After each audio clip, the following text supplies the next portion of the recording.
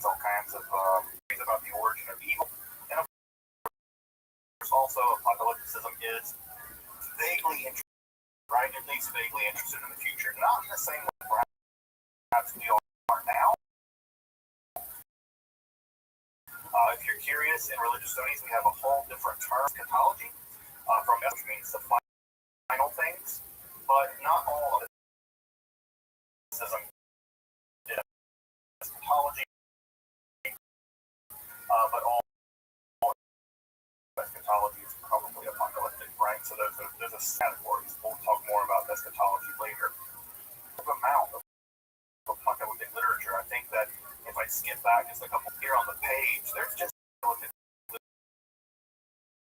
that gets developed in the Hebrew Bible.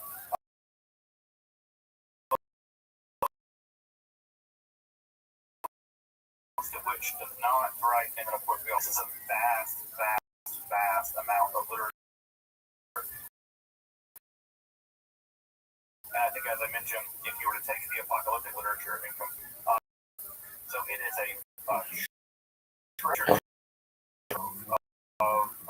material, most of which I think most people much of which was lost for a long time. Of course, the most famous pieces of apocalyptic literature, Daniel 7 through 11, is sort of the locus of the genre. It really sets the stage for the genre. Of course, also is the book of Enoch. Of course, the book of Enoch, as you may know, is 5 different books that are stitched together, and there's various and stuff in there. And in addition to that, there isn't just one book of Enoch, there are actually 3.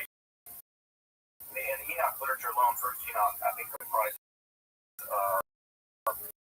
almost 100 chapters. It is a massive book. It is a terribly large volume. Of course, second and third Enoch are also part of that literature as well. So even the Enoch book is itself really vast. Down into reading it and studying it of symbolic visions, and it heavily features what we call prophecy, which is where you describe a current situation in encoded language as if it's going to occur in the future. Now, this fusion, right, is when you read the book of Daniel, many people now read the book of Daniel Russia, but the reality is it actually describes the Persians and the Romans. It describes what's going on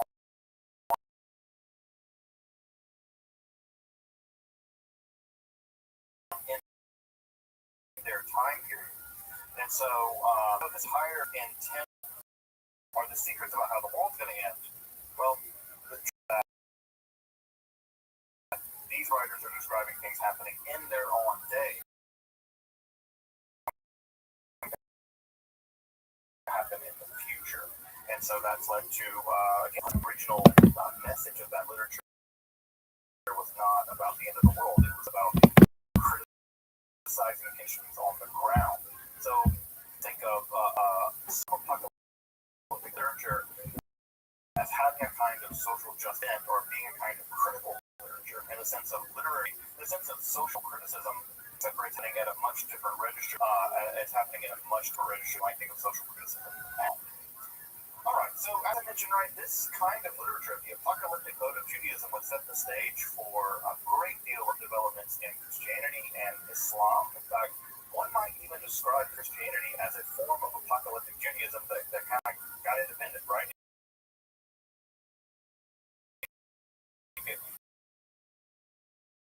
It sort of got escape velocity and shot off Judaism. But other forms of apocalyptic Judaism, recognized forms of apocalyptic, perhaps also an apocalyptic out during the Great Revolt. In fact, Josephus describes how they marched to battle and they were massacred in a couple of battles. It didn't work out for them. Right? One of the things that's worth pointing out here is that apocalyptic Judaism did not popular in rabbinic, proto-rabbinic, and rabbinic circles. So we'll talk a bit this evening and how apocalyptic Judaism did survive and Judaism didn't. And again, part of what's going on here is the rabbis have a very simple agenda, folks. Their simple agenda is survival. They are is to make Judaism work in the aftermath, destruction, and in the aftermath of the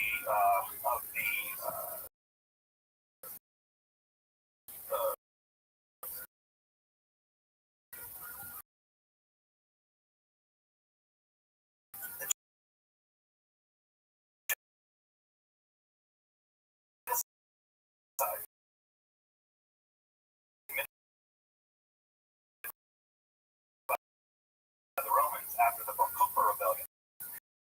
And so what the rabbis are concerned about isn't right this final battle with the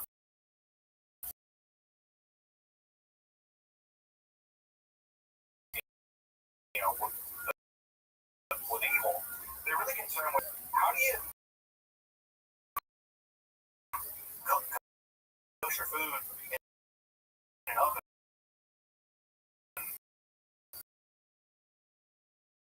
that has these characteristics. That's the kinds of things they're worried about. They're worried about continuity and theological clamoring over what's going to happen. And so some grand titanic battle. And so because that, again, if you really do believe that God's going to intercede on your behalf in some way, well, then he might be massive. So the Romans are less interested in those kinds of theology. And the reason keep going are not impressed with that anymore. Fifth failed Messiah, people are like, wait, it's still getting people that folks often leave there, by the way, last Messiah come and go. They typically share the same faith, Jesus. So, they don't typically enjoy the same success that Jesus did. So, the proto-rabbinical organizations, the proto-rabbinical not to the rise. Make sure to put them over there in the chat. I'll try to get to them toward the end. At the end of the lecture, so whether they're wrap-up questions or deeper into whatever. Let's turn in the rabbinical world that did survive into the Merkabah chariot warning because there are people like religious tropes. That's a sort of claim to fame, right? God showed us rules and chose us to be special. That's a core concept in Israelite religion and Judaism. This is an idea that survived all the way to this day, and one might even say that it's one of the core conceptions in Judaism as it is that exists. So often, as I said, right, God would reveal, sometimes through an intermediary, various kinds of information, various kinds of commands, or even God would even make contracts with various people. So God made contracts, for instance, with Abraham, right? Abraham said, or Abram at that time, right, you're going to do this, and I'll do this, and we'll make a deal, right? We'll make a breach. We will cut a covenant, as it literally says in Hebrew. And so God makes these various covenants with these various people, or people in the case of the collective Israelite state. And so this idea that God could show up to you or show up to us was an idea that was very common in ancient Israelite world. Change, right? What's going to change is that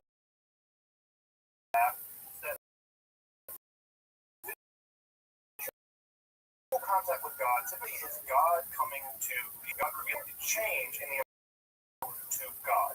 God's going to take an angel is going to escort you into heavens and show you around the throne of right. Gets tours of athletes when you die. And so there's a shift apocalyptic. How did God show right? You get to go to God. Motion where rather than prophets being that they're sort of passive for reporting it, rather they go and be one of the big shifts in the apocalyptic literature. And of course, the main two events in which this happens in the literature, and at least in the literature, are Isaiah and Ezekiel. And those two theophanies, the theophany of Isaiah and Isaiah 6, and the theophany in Ezekiel are going to be the two prototypes. I should also mention by far the various other supernatural beings that are often seen by the apocalyptic of the prophet are not the angels that you're probably. I know most of you probably were Renaissance version of the angel. That is to say, it's a human with wings, right? Sometimes with sets of wings, some synchronized. In the Ezekiel vision, these beings look nothing like stereotypical angel wheels covered in that rotate around each other in weird ways. People can set things in the sky or something. Now there are other creatures that are sort of shapes and the heads of various kinds of animals. They are very, very, very unusual creatures, and they often get strange names like the Sayotes, right? Ones that are alive, or the Cherubim, or the Ophanim. That's the name of the wheel-shaped ones. So biblical angels or biblical supernatural creatures are very unlike the cherubic angels that you may have seen adorning paintings from the Renaissance. The Israelite angels don't really like that.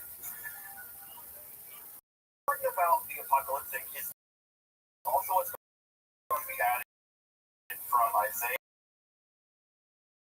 and eventually into Enoch, where they're going to be given the throne of God. They're going to be taken to the very apex of what is shown in the throne of God. You can't just kind of go in there saying, right, you can't get there from here.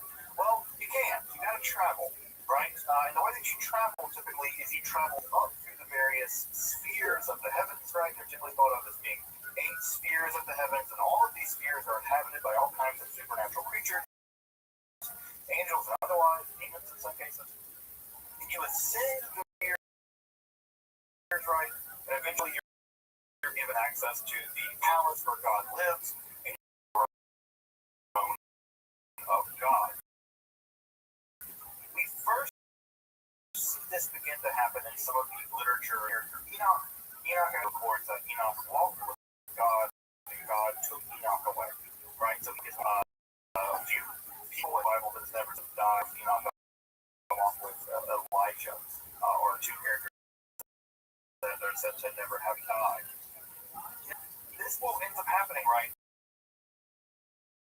The structure of the Israelite cosmos gets written. You may remember lecture, right? When I describe the Israelite cosmos, what we have basically is a dome.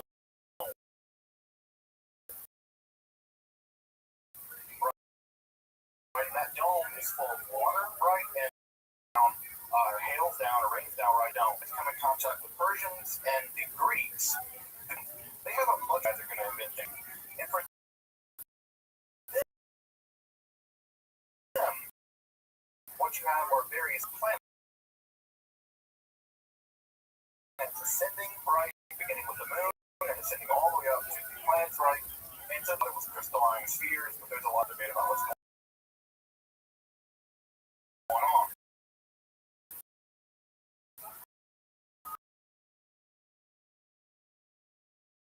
The most important point here is that the Israelites are going to quasi-Hellenist version worldview and the old Israel war. So, right, what we have in the aftermath of some of this apocalyptic, specifically the Enoch, if you ever want to read the Enoch literature and write a good translation for it, it's really fascinating literature. There's a question here, right? We have the idea that ascended, that had visions grown of God.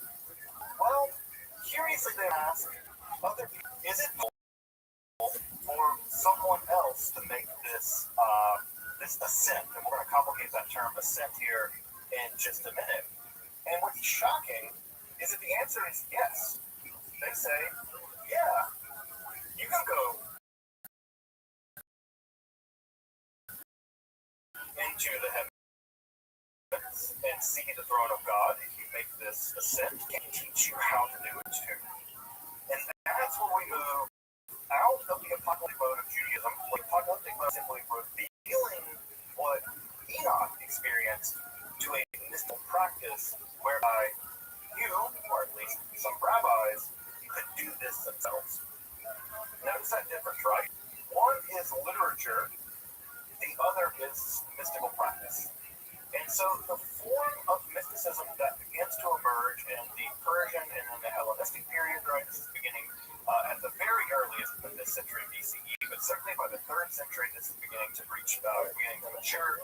And of course, by the 2nd century, it's reached its 2nd century of the Common Era. It's probably reaching its apex. We typically now refer to this literature, and many of the medieval Jewish folks did, and many folks in the Talmudic period do as well. They refer to this type of mysticism as Ma'aseh Merkabah.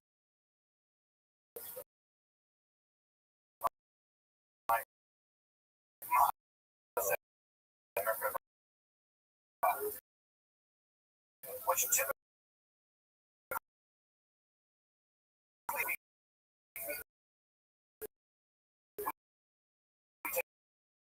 this means something like doing of the charity. The word Ma'aseh in Hebrew has a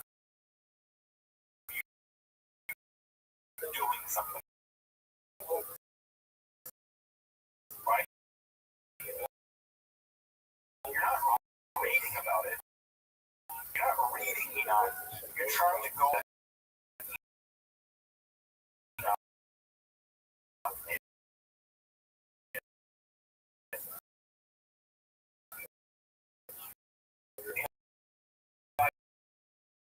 here is this is a practical form of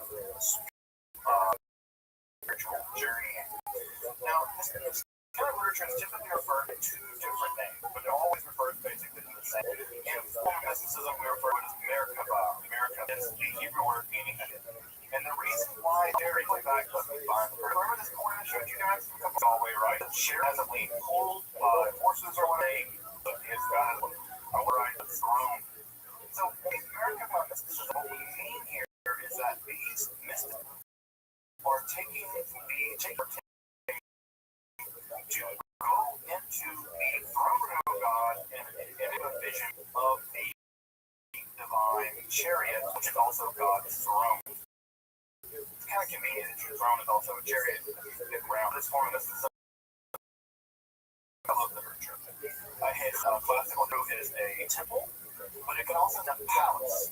And so the head of literature focuses on the journey, not the destination. All right, all about which one you want to focus on here. The destination, the throne of God, or the journey, the palace. And what we get in this literature, this Hexalog literature, is very complicated descriptions of chambers that are the mystic must go through in order to get to the throne of God. Because again, imagine if there's a king living in a kind of palace.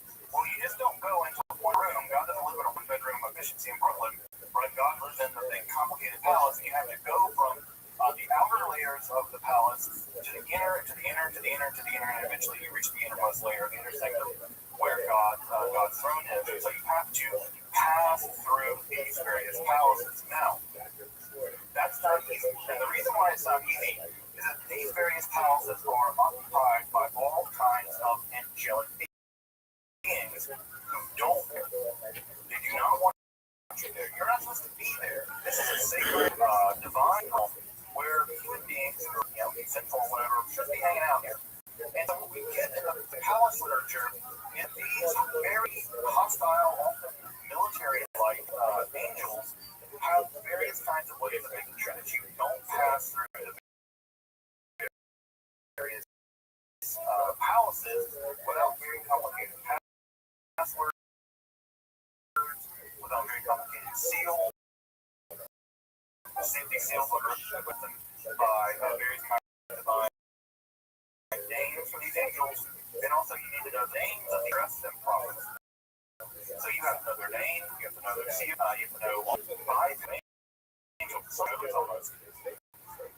So you need to know that information, otherwise the angel will kill you. In fact, there are even cases in some of the literature where the text will say, no, this is the wrong code.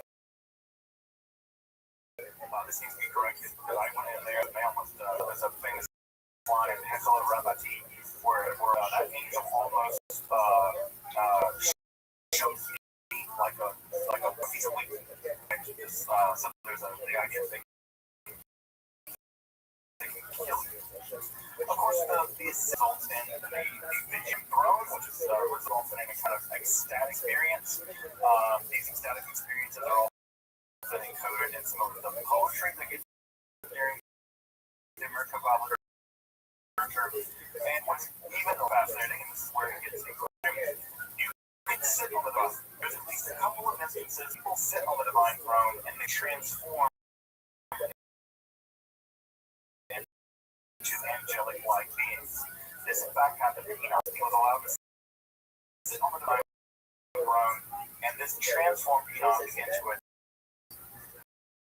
And Metatron actually becomes the angel of the throne. Again, you can ask, like, how can a lowly throne? That's what. So, that's part of what makes this literature so shocking. More shocking, you can find body. Now, you're probably thinking to yourself, God doesn't have a body. One of the things that Judaism teaches is that God doesn't have a body. God in this literature does have a body, and God's body can be measured. God's body can be measured. And typically, this form of the subform of Merkabah literature is called Shibur Kumar, which in Hebrew or Aramaic actually means something like the measurement of the body, or the measurement of the vastness, or the measurement of the heights. And so what happens in this literature is that you're given a glimpse of God, the body of God, and made on mention of the divine body. I'll show you an example of what that looks like in just a moment. So this form of is genuinely weird. What we have often are phenomenological. Say we have the things who actually give us a report of what they experienced. We have the bodies. Other mystics actually telling other mystics how this was not entering into this, including some kind of techniques that they may have used in order to induce these visions. There's also a literary flavor. These documents are very. They are intentionally trying to be and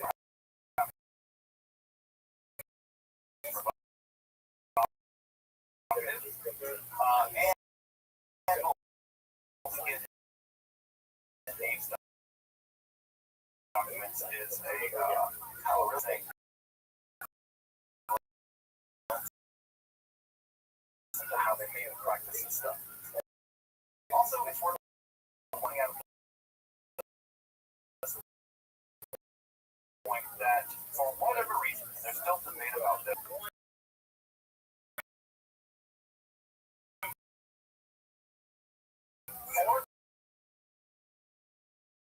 For these mystics, for the Rabbbi mystics, you don't ascend. You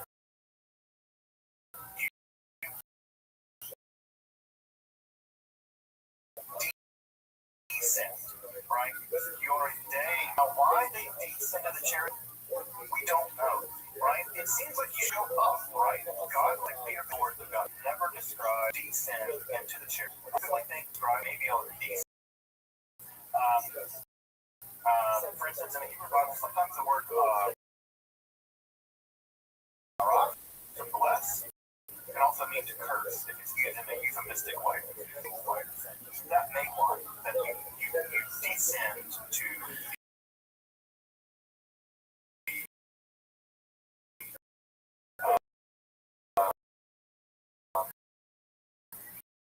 to the throne as opposed to being said. Don't describe it as a descent. A lot of our Merkabah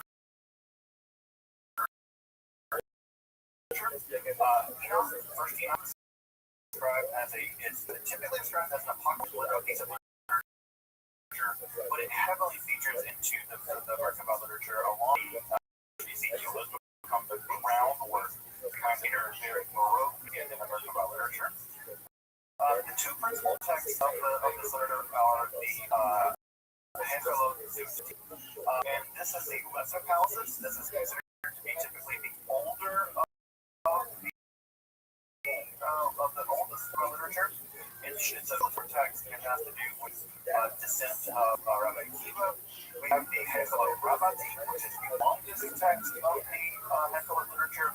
This describes the descent of Rabbi Ishmael. Both of these rabbis lived in the 2nd century of the Common Era. Another text that was also very popular was what is called the Maaseh account of the chariot.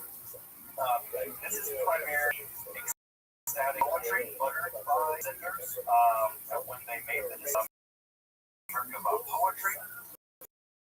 We also have the Sefer Nephot, the Book of the Palaces, also known as Third Enoch.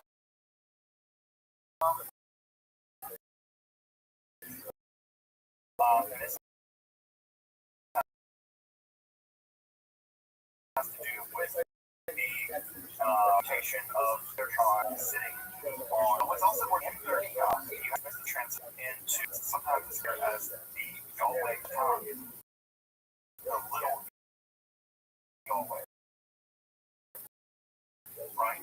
So you have the Yahweh Kadol, God, and you have Yahweh Katan, the little very dangerous heretical in Judaism. But this idea was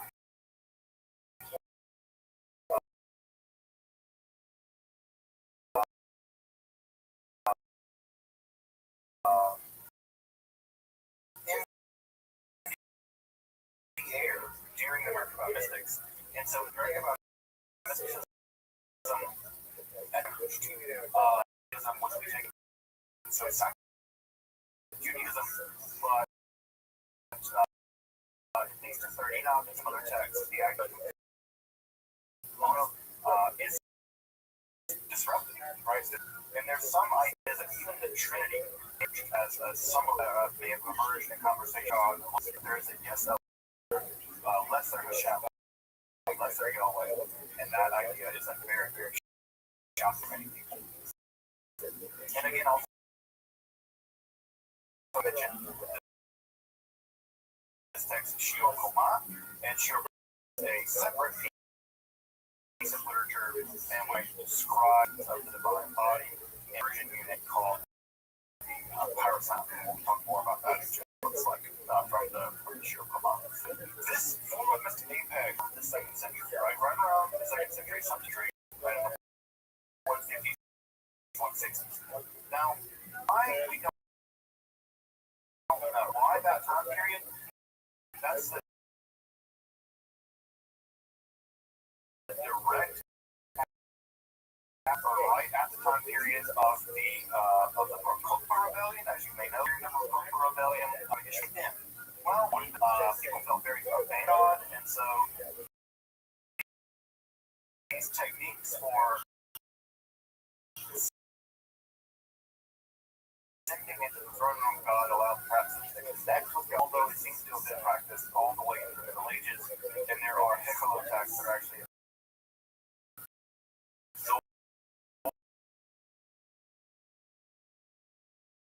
in the Kabbalah.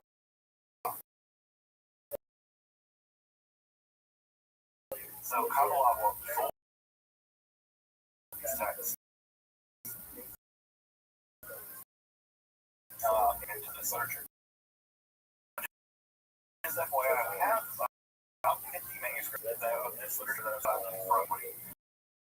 all dating back all the way back to the Cairo Giza. So we have a lot of this literature. A lot of this. Which again, typically, right, we take what it is, and that gives us some sense of something was. Right? They're all in great shape. But the fact that we have one in context, it's being admired, it's really fascinating to survive this little manuscript.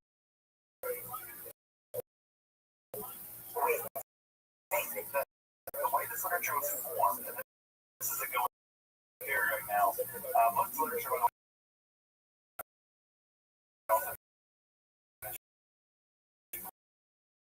in Aramaic, not in Hebrew, which means that it was also being written at the time. This is literature not meant, this was literature and wrote in the vernacular. It happened, phenomenologists of experiences, those experiences what we call microforms. Very small snippets of discrete experiences. And it seems like those school experiences, for 7, right, I are pitched together in all macroforms, much longer documents, in which narrative sections are kind of stitched into the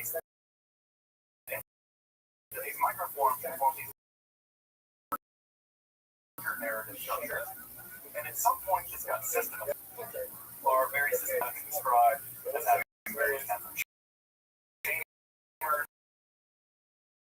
chambers of various kinds of angels, because how many angels are there and how many angels serve them, and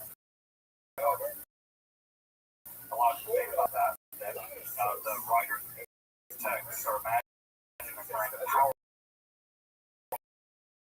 flying in the sky or existing in the divine realm, and if you're very close to the Roman army, which is the time here. So what we get on these microforms, right, which are probably the result of mystical experiences that are stitched together in schools of mysticism, and then those are filled out in a more literary way. The text that we have now are the final literary form of the Hexalyth Tardi or the Rabbbi. So we're fairly confident, leading scholars in the field of this material are fairly confident that this literature is downstream of actual experiences had in various schools of mysticism. Are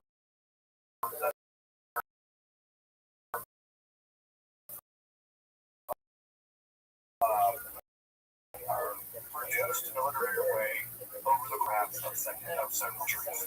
Accounts of heavenly journeys or of journeys through the divine. These texts complicated passcodes.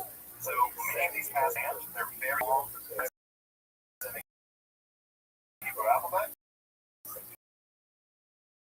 We don't know what these texts mean. These names mean or angelic names. These angelic dress an angel name, and the fact that you knew that angelic name in the room, and then you can pass to another one.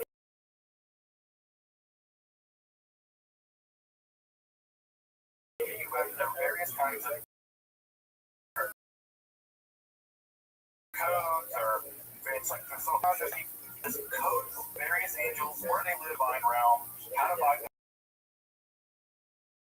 them, what you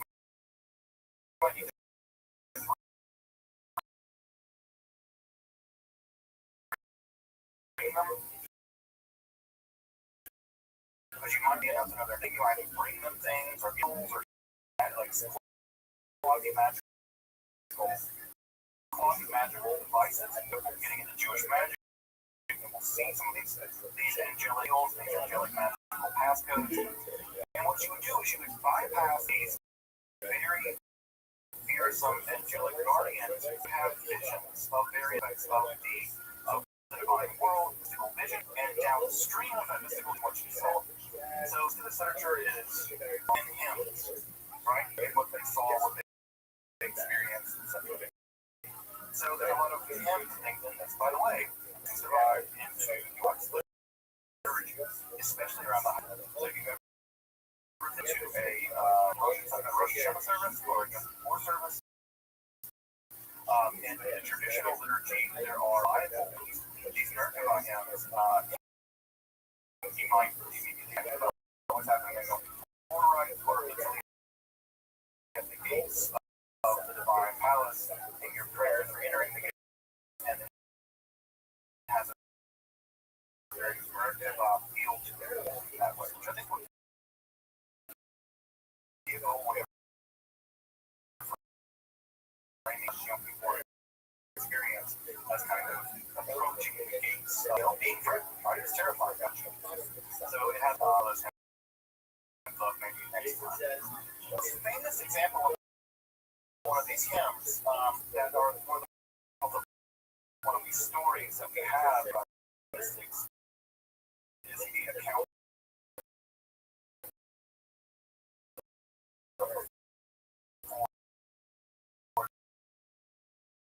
the Pardes.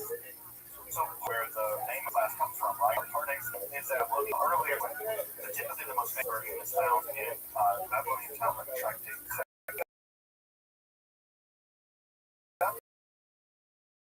There's a lot of strange things and tractate Sagiga. It's about the holiday of 4 different rabbis from the 2nd century going into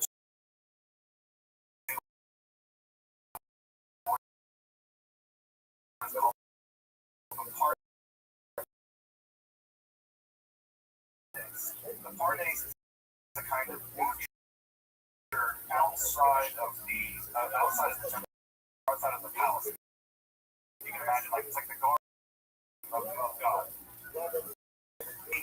They go into the garden, and what ends up happening is that Akiva, Rabbi, the typical hero of businesses, warns them that they're going to go into this garden and they're going to see an illusion, right? They see what it's going to look like water. And when you see it's water, because you can't have, maybe it's even like a food trap or something that will weed out the weeds from the internet. Now, again, all in this literature, Akiva's done this already, and thinking to himself, no, it's not. It's pure marble. And he got it wrong. He did it so well as well. What we're told in the story is that four of them go into the Pardes, and only three of them, right, or only one of them really emerges successfully. One of them dies, right? One of them actually says water and dies. One goes insane. The phrase in Aramaic is he went outside. Then someone went outside. And we have other accounts of how much where Zoma does behave normally after this situation where one of his teachers comes here and in tradition you're supposed to stand up with one of your teachers and Zoma what's wrong with Zoma and this he never came back. Kind of some kind of internal mental trauma in some ways is that Elisha ben Abuya is a very famous rabbi of the century. What is Abuya actually water illusion or room of God. He was a very all the way to get what he sees there disturbs him.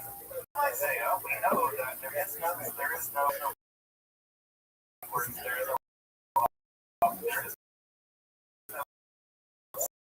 city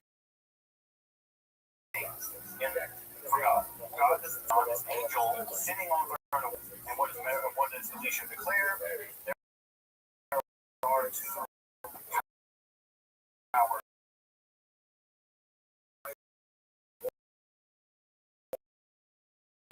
There are two gods in heaven, right? But there are these two beings in heaven. Well, when he wears this two beings in heaven, this is for the rabbis, the most committed. In fact, praise is he mutilated the shoes or he severed his heresy and stories about Abuya, many of which have simply had one. They won't even name he's become such a heretic. There are all kinds of stories in literature where the author, Ben Abuya, doesn't even try because he knows he's condemned.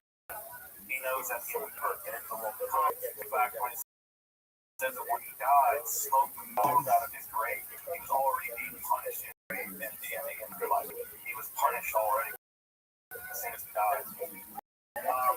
What's interesting in the Talmud is that Metatron, remember the angel of God, the angel Gabriel actually beats Metatron as punishment, and he's with him, right? He's actually given lashes. And the phrase for the lashes, pulse de Nora, he's given lashes of fire. Those lashes of fire death magic later on in the Middle Ages, so it's a little later than that.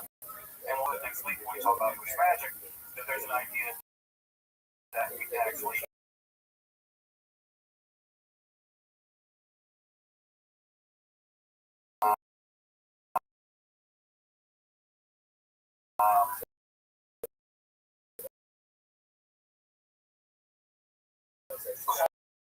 call the angel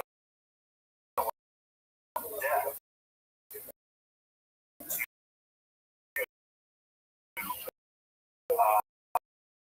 audit someone's sins, and if there is a significant sin found, you can actually they will be killed. They will be punished with the also the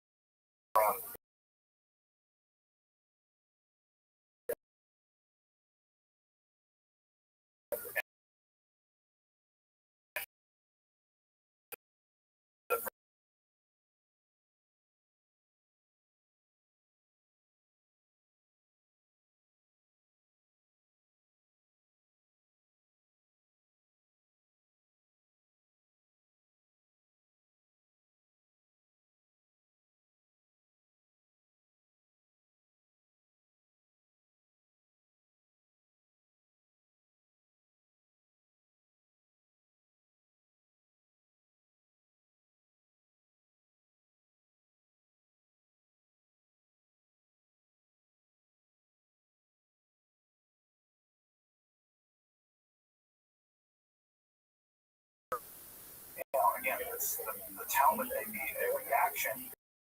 Although this was perhaps one of the most famous retired Talmud is making people on these mystical journeys, warning them of the various perils, is warning them from our heated and people that are going crazy and die. But it's Paul. St. Paul, and he actually says he was taken up to the third heaven. It's a pretty clear reference to some kind. So it seems like God, American practitioner, and it wrote to Damascus, and part of some kind of American experience, right? It seems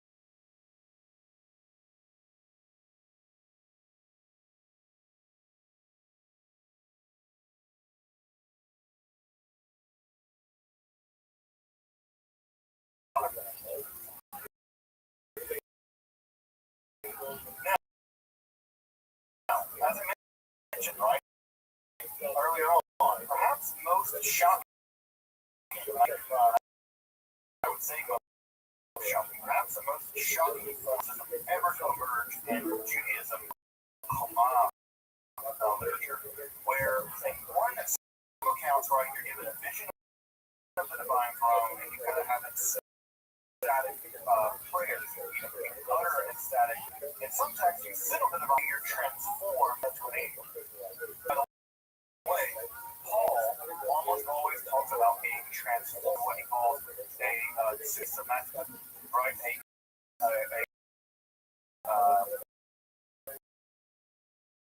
Spiritual body, that when you are believing Christ, you will be transformed.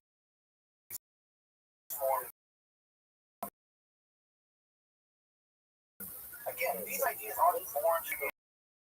Paul takes them in a direction that would have been a little alarming to rabbinical people. But something like that also has transformed spiritual body, and that's exactly what their version of what sort of the divine ability to measure the body. You're given the ability to the divine body in a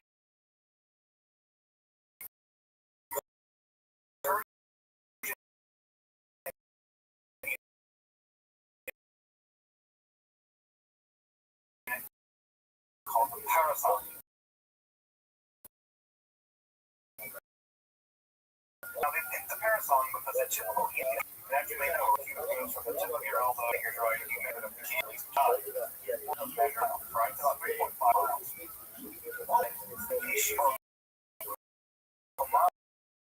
literature or measurements of the divine body, along with part of a translation for Qumran, right? We have the right left eye, right?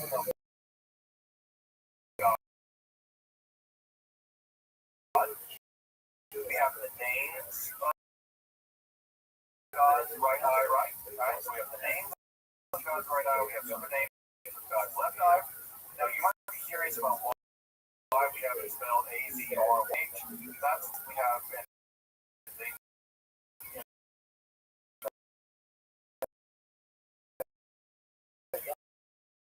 the check for the Aleph, Zion, ratio, good. Hey, the answer is we have no idea what these words mean. They're not Hebrew words, they're not Aramaic words. What happened in Egyptian strings of words that aren't Greek, they're not Egyptian, they're not Hebrew, but they are said to have magical power. These sacramentos, holy words, they're going to be said to have magical power, and all literature, and so we have these long strings of characters, but no one knows what these characters mean. People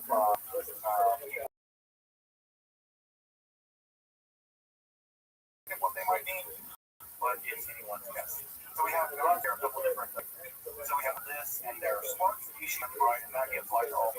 So we now know that light emerges from God's eyes, and that is where light comes from. It comes from the eyes of God. So we have the light of God,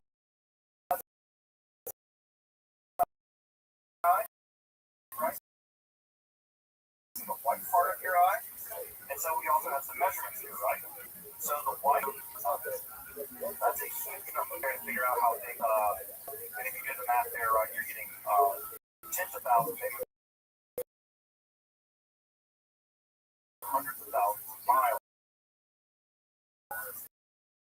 That's how big God's eye is said to be. Again, an enormous number. The right shoulder has a name, and a name.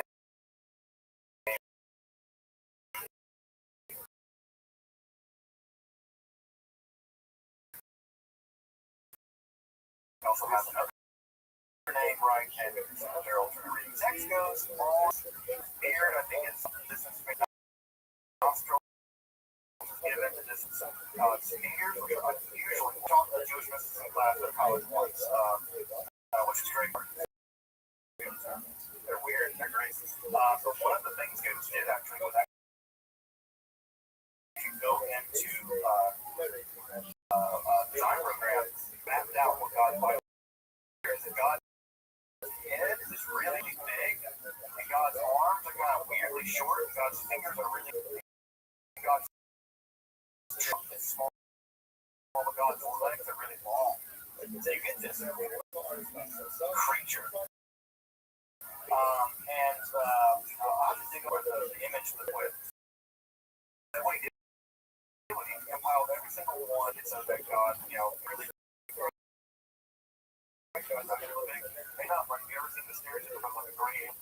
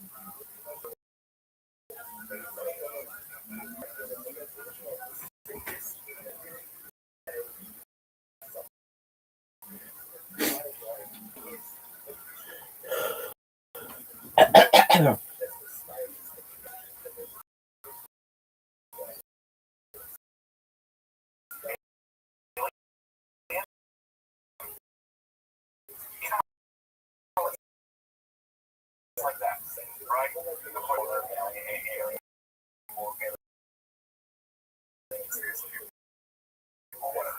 Um, it is weird. And so we have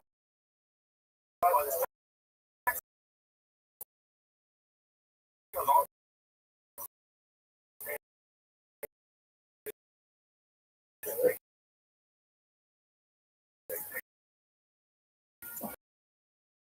stuff, right? All kinds of dimensions of God. One of the problems of this is terrible is life. There's a great myth that the guy pledged, which is the right word, having to read the guy for right just as likely to replace you to help you. One of the things that's true about it is spend time going through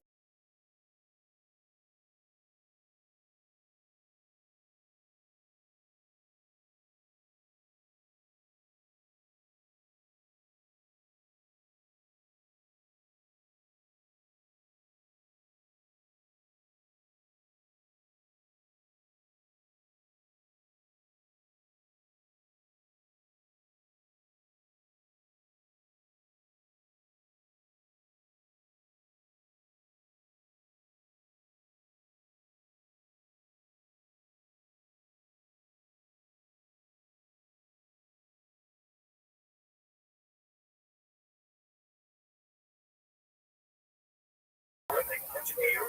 And it seems that Maimonides, at least in part, is writing a guide to reflects as an argument against this form of mysticism. Now, what's worth pointing out here, right? What's really worth pointing out here is that this form of mysticism, like the years, we'll talk about that more in a minute.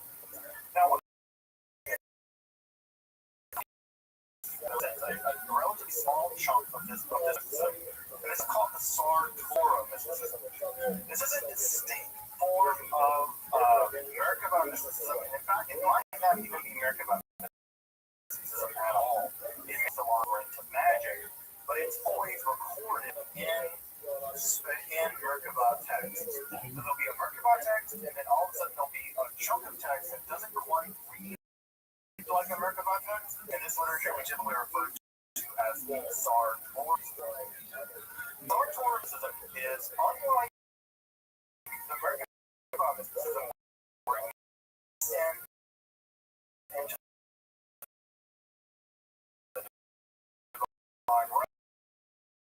to learn various kinds of secrets.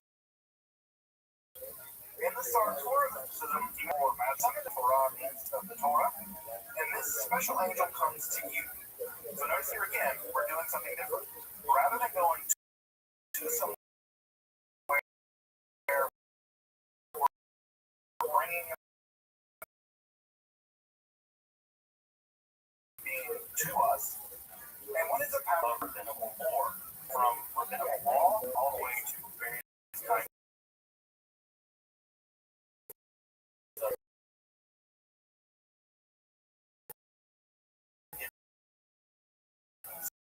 secrets.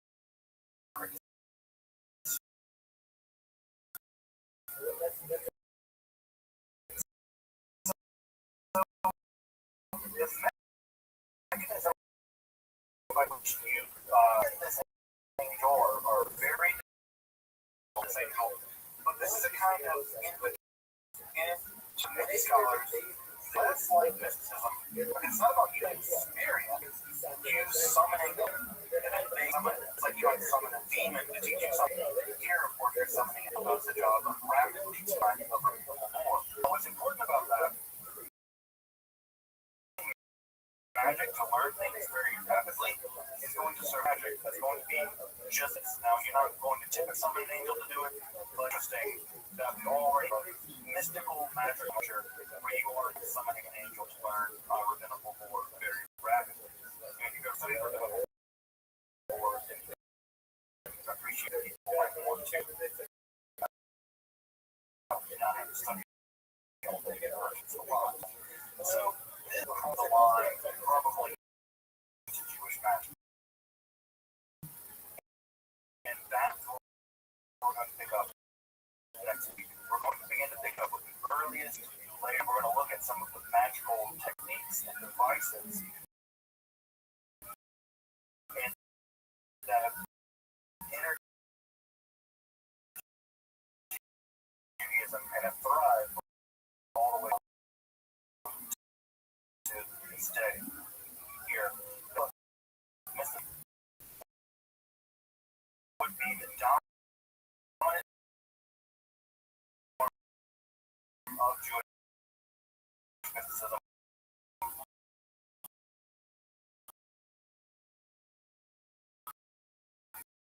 or of Jewish history.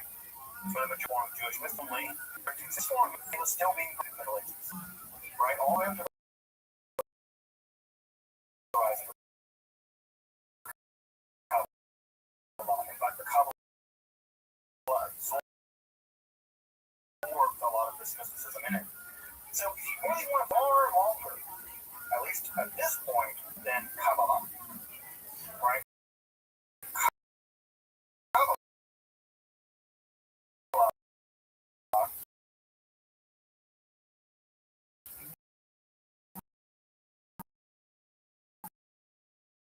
came later. It was only living for about 800 years. That's like only 800 years. So over the next couple hundred years, Kabbalah will laugh. American about messages, right? Will laugh at Anglo literature and the American about literature. One of the texts I did not bring here that I'll put on here for next time is a really great study of the Sartorial mysticism. It's the definitive study of the mysticism that again involves summoning angels to teach you things very rapidly. So the American about literature is a small published through the academic publisher. It's very expensive. So you need to definitely put on your library card and check it out from my library. The library is some older translation of Hechel Rabbati online. So if you really want to get them, I can include them. And I can include them later if folks want me to jump out and grab a link. I'll put it in the chat. If you really want to read, but include some study of both itself, but also some studies of the entire form of mysticism. And so I can include a link to, I can jump out. I can jump out and grab a couple of links to folks who want to check out the Shiur Koma, the measure of the mysticism, or the Hechel Rabbati, the tradition. Now this week we have a bridge in that the Jewish magic is going to be a talk about Kabbalah is just basically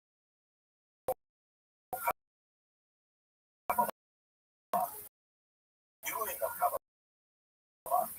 The practical Kabbalah is in fact just the weirdly enough, like 3 days from now, we will turn to day and we'll pick up with Jewish magic.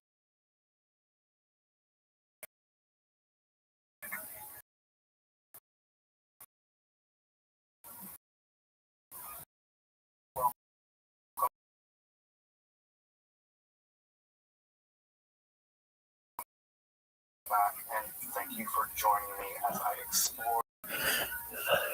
Go fuck yourself.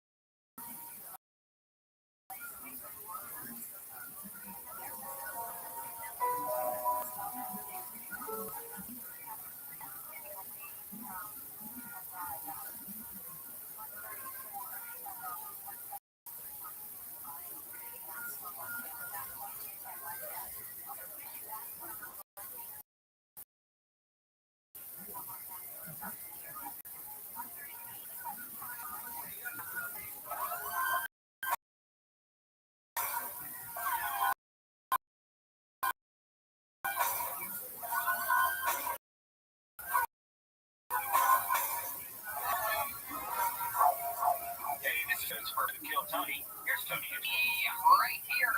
Exciting stuff. Glad we are live streaming around the world. And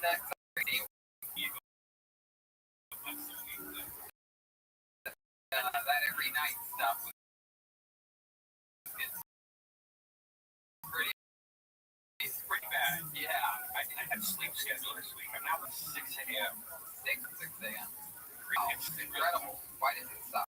Because it's like nothing to do. Like that's open already. Have you ever thought about buying yourself a nice espresso machine? I have a drink. I do. I have that. So what do you?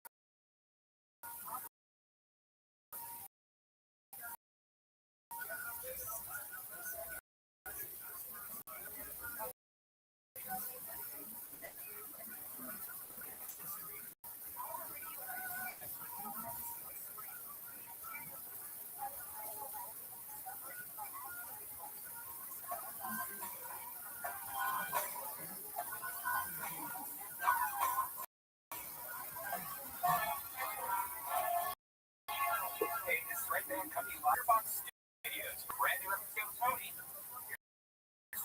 Hey, everybody. Another 14 episode. How are you, Brian? Good. I'm good. See if things ever get straight again. Dallas, Fort Worth, Salt Lake City, San Francisco, all in 2020, a year that has never happened. That's the Skate Fest.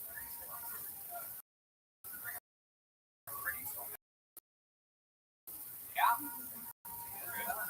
That's 2021. Yeah. Yeah, it's all happening. Everything's going on. We're here at Letterbox Studios. The great Gino, making it all happen. The great Charlie Vito's Pizza, our pizza place in Los Angeles. Here, the great Letterbox is a candle good candle company, damngoodco.com. One that smells like my butthole, which surprisingly smells like eucalyptus, and a male spa.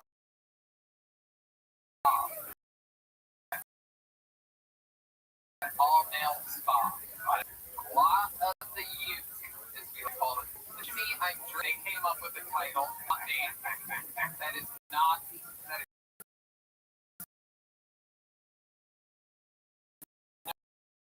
not Writers Guild qualified there.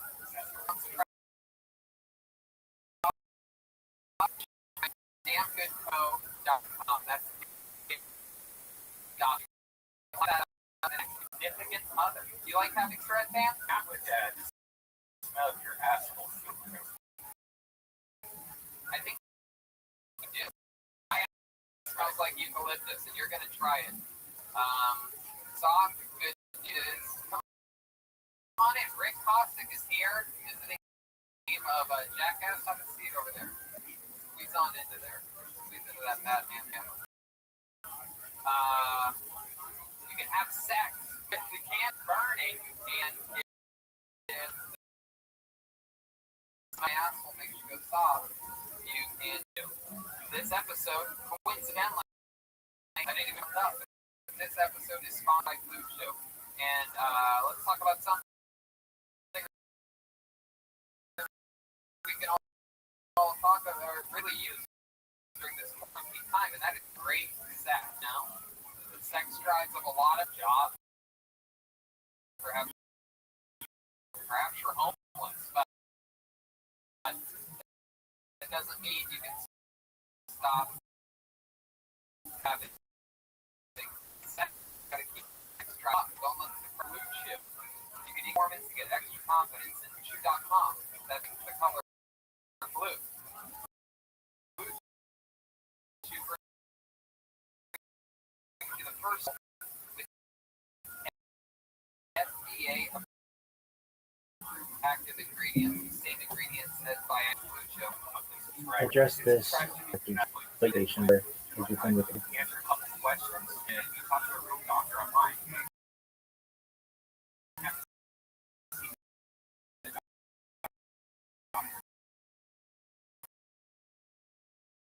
They're getting prescribed real prescription medicine in involved and wow.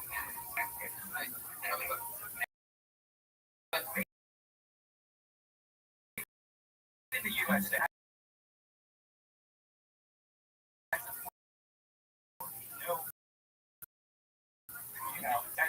if you want to find something American made, they should call it red, white, blue chip. Yeah, it's a fast, easy way to enhance your performance. So now we have a special deal with the food chip. Guess that. Just pay $5 at chip.com. Promo code Tony to try it for free. That's incredible. Only $5 shipping and try it for free. What do you have to lose? Nothing other than that soft nugget in your pants. Blue Chew is the better, cheaper, faster meat. Thank them for sponsoring the podcast. And remember, if you support our sponsors, you help make Tell Tony.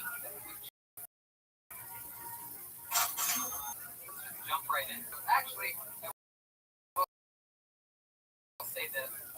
J.E. Belfort is drawing tonight, so we're going to check in with him at the absolute end of the episode to see what he drew. He always draws the theme of the tone. It's fun stuff. Oh, and by the way, I heard you understand him last episode. He had drawn different things, right? Was it crayon? That was because of Stephen Stoddard being on the podcast.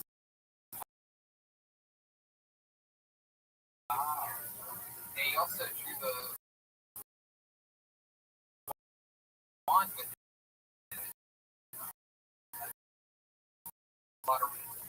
Anthony and Gabe Media at _ strange taste _ and Gage GAGETIRIN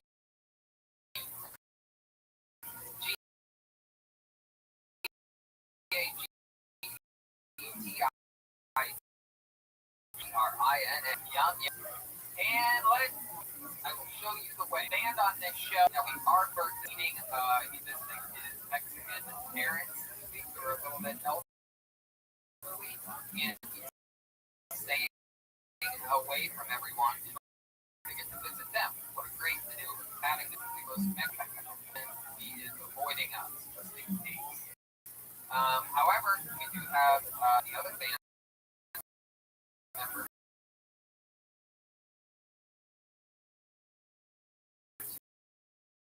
So let's characters. Maybe for the whole band, Jared Hawkins and Jesse Johnson.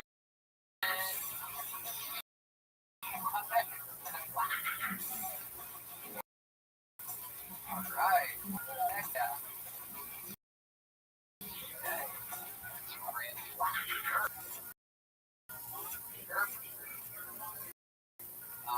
Okay. What's up? Welcome. How are you? What's your name? Hey, what's up? My friends call me Robbie. He's a COVID-19. Whoa, that is so cool. The actual coronavirus is here. I love that. Yeah. And this must be Blue Chew next to you. Yeah.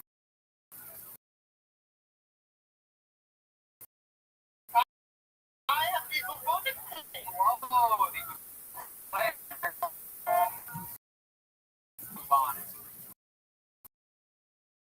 OG representing over here. The school disease has barely killed everyone in my opinion. Yeah, I like you.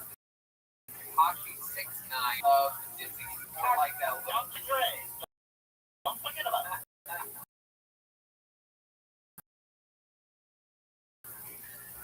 I love it. Love it.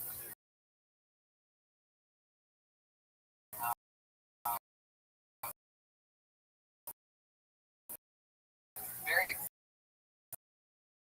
This is the first time we've had coronavirus and to it. We have at least 500 jokes, sometimes not going wild in the jokes, letting us know that we'll be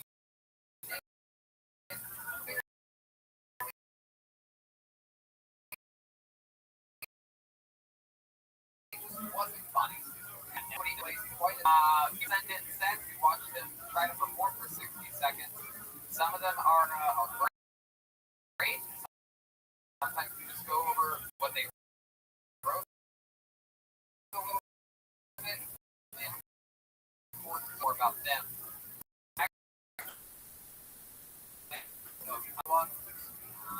And here he is. For his, I believe, only second time in the history of the show on a special coronavirus edition. Here is our Halloween, everyone. I'm a train. I'm a window.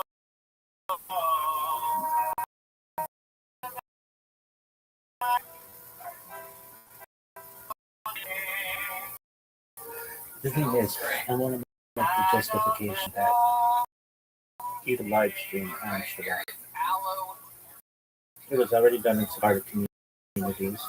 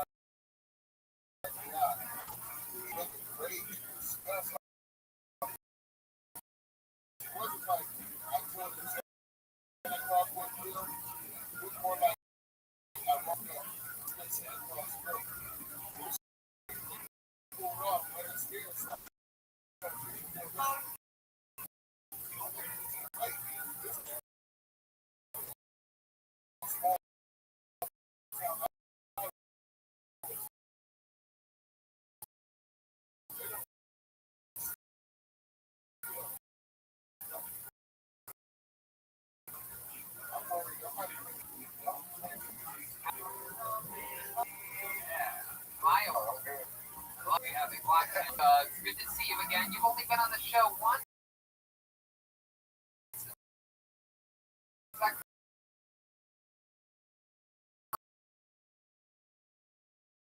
Correct? That's a big morning here. What do you do for work again?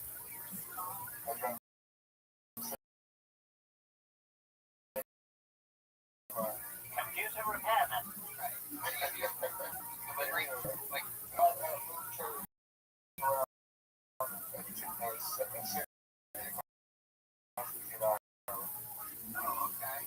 Are there black truck drivers? Really?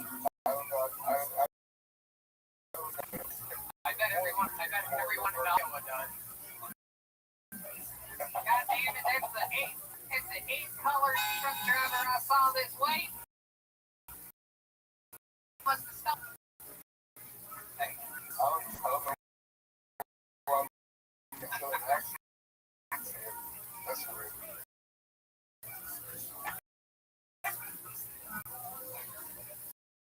I love it, man. So, how you been doing? You working full time?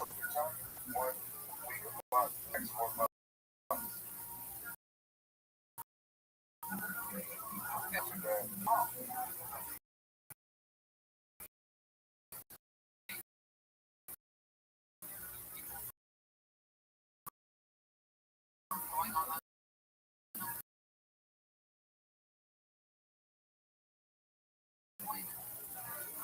Lay them off. Lay them off for you picture a print back there. All right?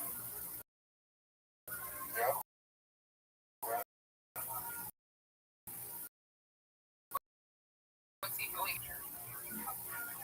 You've been watching the last.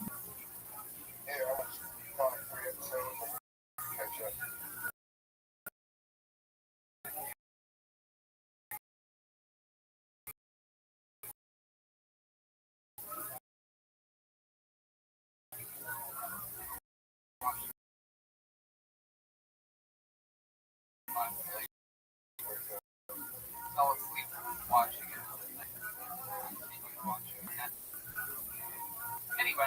Is it censored on Italy? No, No, it's not. I was surprised. I had fun the first episode on the Rothschild. That documentary, you forget how much fun all those were. So hard. DJ Armstrong voice in this is unbelievable. I actually was thinking of trying to give a bubonic plague. Have you ever done it? Well, they do call me Black Death. Have you been working on a pivot at all because of the gun thing? But it's a little out of my it's very John's low. talk was much justification for being hateful. Name God. You were pivot and Joel put his thought was Jordan and just Bill Jackson, but I can only dream. Where you live? Open up yet, or is it still locked down? They have certain areas that have different levels of closed. Yeah, it's never really been all the way closed down. It's hold on. But, Goddamn, Iowa is American.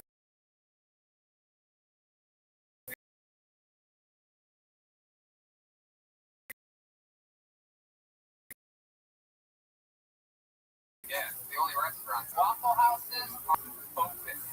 The first restaurant, approximate money, and make that. I bet you for up from behind.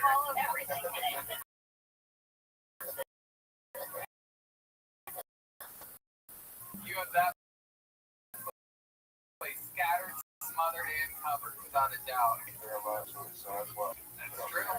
I'm a fucking huge Waffle House guy. People are always surprised.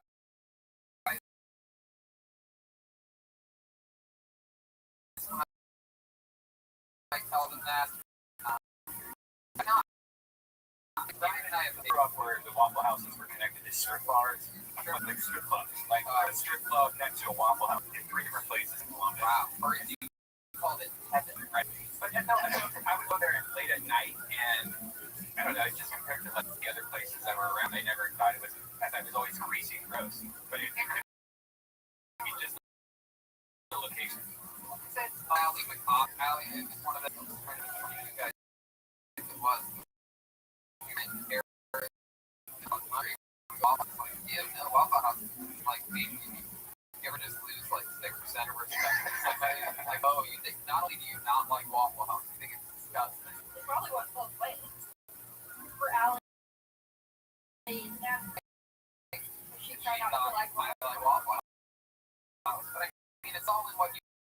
If you go to the Waffle House, you don't fucking walk the waffle fucking hash browns, and you dip those bitches out. Right? You get salsa in it, the fucking the cheese, the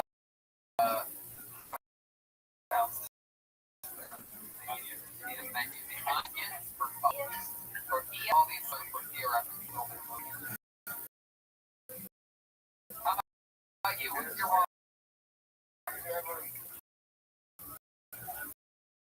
Never on when I come on the show. That is your. What do you get when you go to Waffle House? It's weird. We don't have it in Iowa. There are now on your other appearances. Fun fact about Halloween. I can say I found coming out. So we can get birthday, get the world over here to the kid. Fucking Lulu to be the. There's not a good store out. I doubt it. How long are you gonna do? 7 years or 8 years? Well, very excited. Like, Hope that. Use that. Everything will be good by then. I hope. Thank God. that's like Yeah. 3 weeks.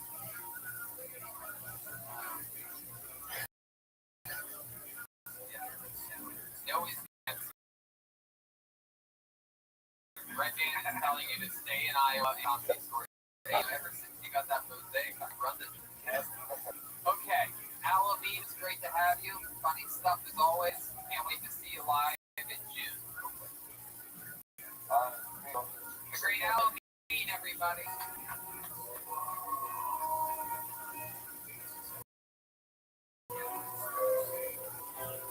Very exciting music.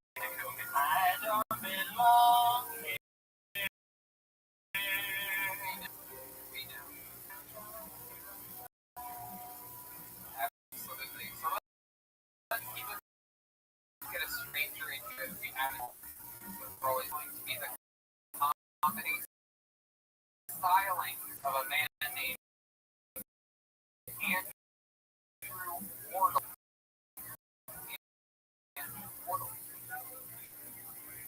All right. Here's Andrew Wardle, if you will. What's up, guys? Sunday.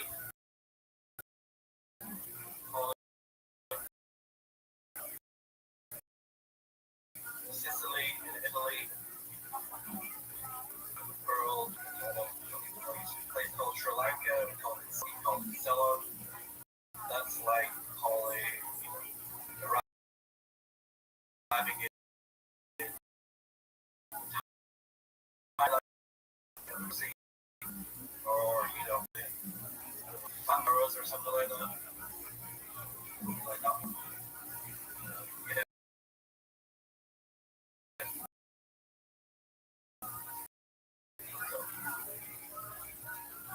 Wow.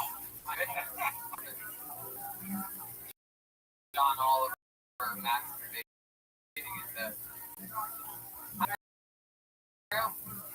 Hey, how's it going? Good. Pretty. Is that your real hair?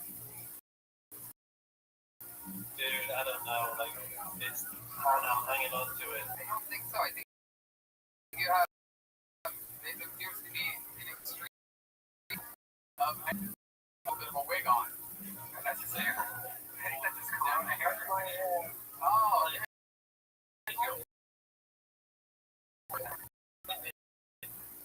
Feeling all of it,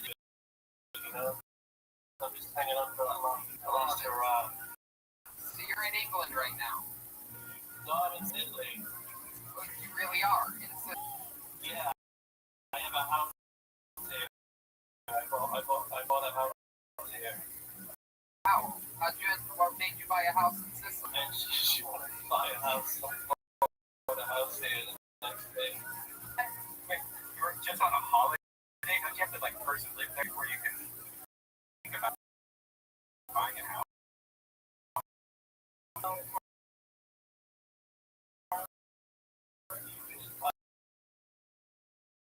My house is here. Then apply to live here after, but I don't actually. Yeah. I thought when I saw him, I'm like, there's some wet stuff going on. Did you already have corona?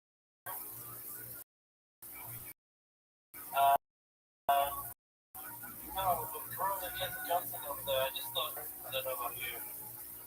Do you want Corona?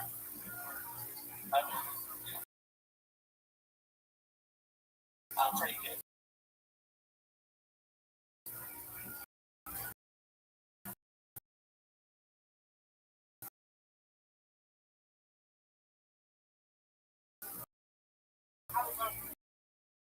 Get in there. Just have it fun. Just own it. What do you do for work? Teach in China, and I'm still in Italy right now. Cheese. Right. God. Very patient. Yeah.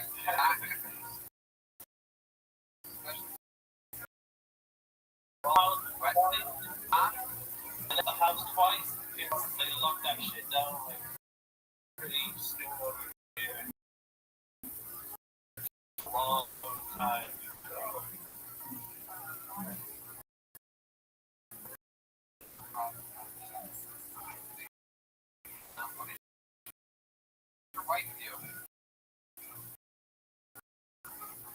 teaches in the same school. English, right? Did I ask you that already? You teach English? Yeah. Yeah. Easy fucking that is, huh? We teach English because we know that.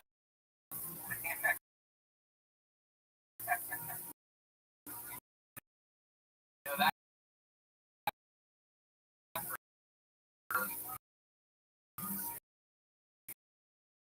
It's an end.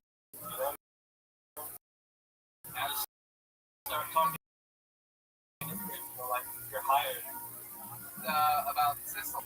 There, right? A lot of wine and a good. And definitely alcohol. Like there's nothing else to do. Wine. House. It's gone crazy because you have jobs at D&D.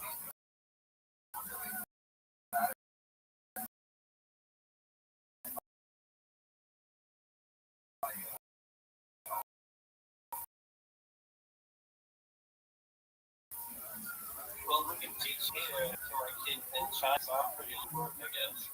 Yeah. So, I'm just sat there with my pajamas on, bed, just telling them, say this sentence, you're fine. I do tend to present myself on the beach or some kind of something. I live in China and I'm Sicily and Italy. Comedy before Andrew? Well, kind of first time. They do stand up in Sicily. How long have you lived? Well, I live here in the summers. In a small town, so there's not comedy going on over here. But there is comedy. A few people popped up over there. Who's there getting catch up on any, he goes around two panel students at the Beijing.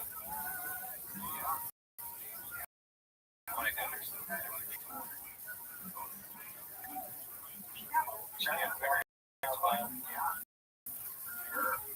Love traveling.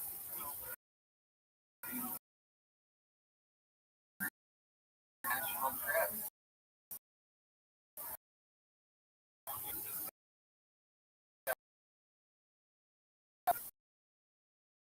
That's fun. Surprised to know.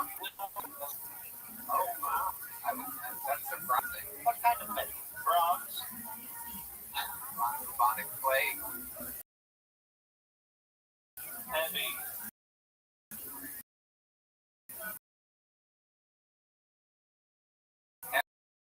Heavy metal. Really? Yeah. Friend band, this kind of stuff. 10 years at YouTube videos. What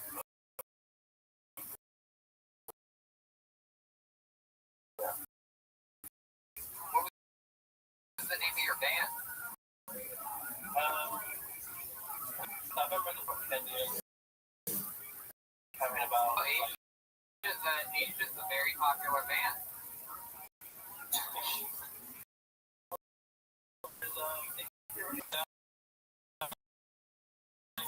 A couple of times, just to play. Chinese people want to see white people on stage. Anything.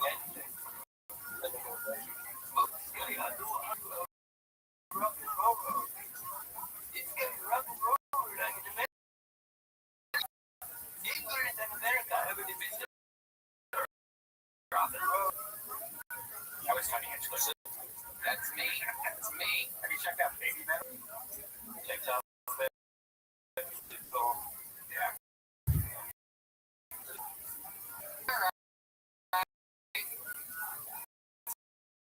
What's your, you have any special moves in the bedroom? Like, kinky shit. Your hair falls. I like to think that, the carpets match the drink. I did days ago. But no, there's my wife was a face massager a couple of days ago, and she thought she usually wants to like has to have some better or fish up. She says let's get the face going on. The asshole. My name is the ball. I wasn't opposed to it. It was We're opposed to it. I like how he started with the first saying, not an asshole. And it quickly one history right here. Have you ever tried that? Like, I've tried something similar, you know, like fucking a girl out of the field nose, like, in her ass. Just any kind of vibration in her ass? Yeah. What's that?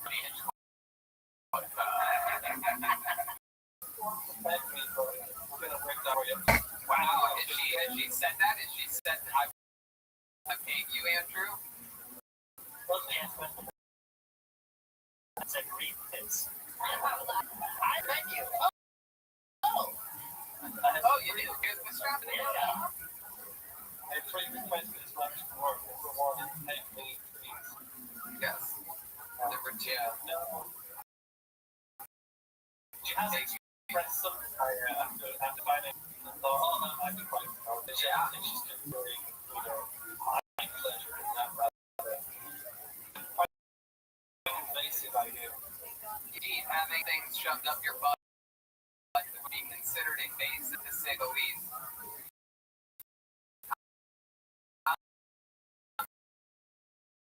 Can you say something in Chinese for us? Maybe, Are you ready? no, I'm fine with you, right? Yeah. We spent a lot of time in China. Can you Miss Quick talked in the morning and then I fell asleep and I slept all day. My hours are a little. So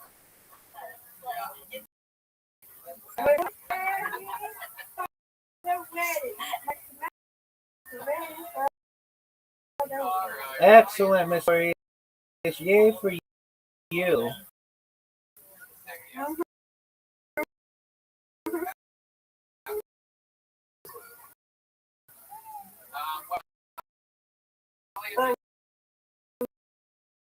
doing good, so I think I'm gonna have fruit. No more candy. I'm doing good. I'm doing good. That's excellent. Okay. I have a great happy.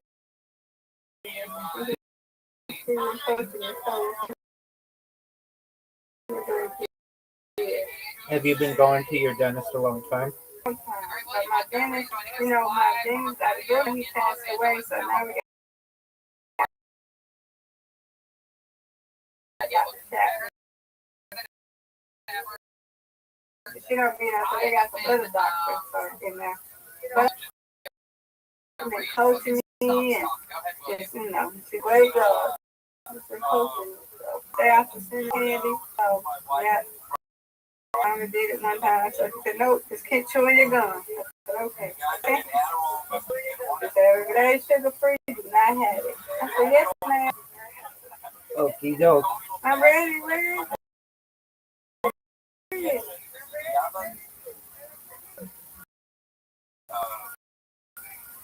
my newest pickup line. I thought I was tripping. For me. I don't think it was tripping. It was tripping.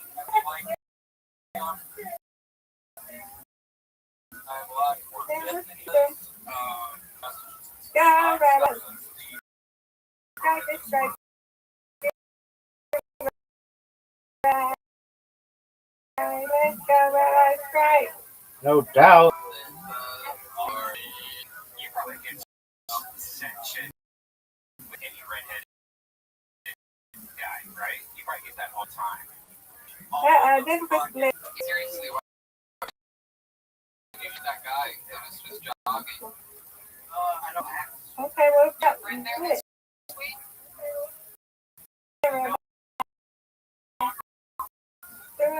Oh, wow.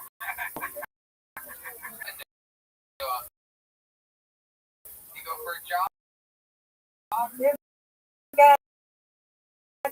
These four, I believe in you. Oh, no doubt, Miss. pulled us over and shot. So Corey's no longer with us anymore. He's a really great friend, great guy.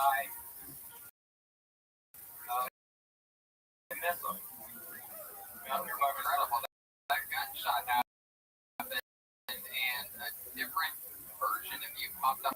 Stick. Yeah. Look. William, that Adderall joke is unbelievable. That's one of those fucking 1 in a million one-liners. This is not that I want to do. Thanks for writing all my jokes there. I love Dr. Montgomery. Yeah, we all do it. But You should have got that when all those pins went invisible. Like the storage facility, that's one of the essential jobs. So be sure they didn't just there you go. move Nice. on without you. No, they're so loyal. Come on, Ryan, let's go. But yeah, I gotta go back. So maybe this Friday turn into next Friday just because See this. not everybody can go up there. Oh, Two of my favorite movies are Friday and next Friday. Perhaps even the next when we show up to work. That's fun. How's your girlfriend? How's that going for you? It's been good.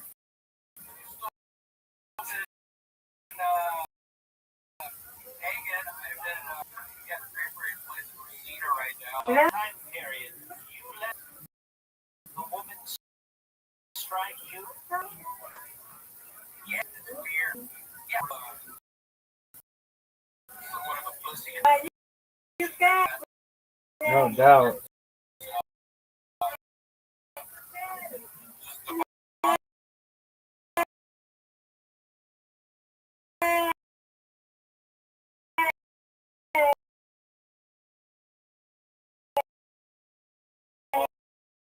Whatever you want to call it. Yeah. And the mall. I win, you win. You and I win. Before you Reload. do at the mall.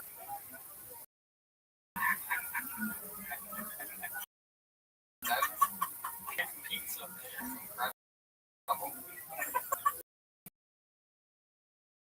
You had a joke about a prostitute, which reminds me, Nice I spare. still believe that Manolo will be joining us at the end of this episode. Last week booked the deal in which he would write a minute for a real life all the way. This. Are you serious? What goes well Garbage. with that. That's at the end of this episode. What do you think about that, William? Have you actually been a prostitute before? No. I mean, prostitute in general, or again, job from my massage parlor or anything? Or hand job. She's actually no longer with us. What happened to her? I didn't think it's complication. Scrap the road. Oh, she was giving blowjobs too, obviously. Yeah, scrap the road. I've been walking a bunch of times, super fit. Yeah, looks like it. Thank you. What did I miss me? Oh. See, You're doing good if my birthday for Mother's Day. I had a good conversation with Francis as well. Yeah, they're all doing well. how far is it from Nashville? 3-hour drive. But yeah, they're all good. But if they want to come see,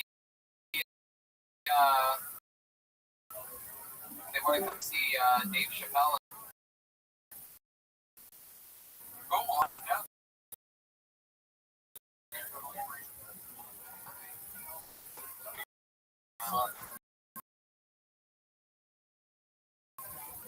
Well, as always, I miss y'all. I wonder when. Start every story. No idea. William. Oh, who's that? What? There you go.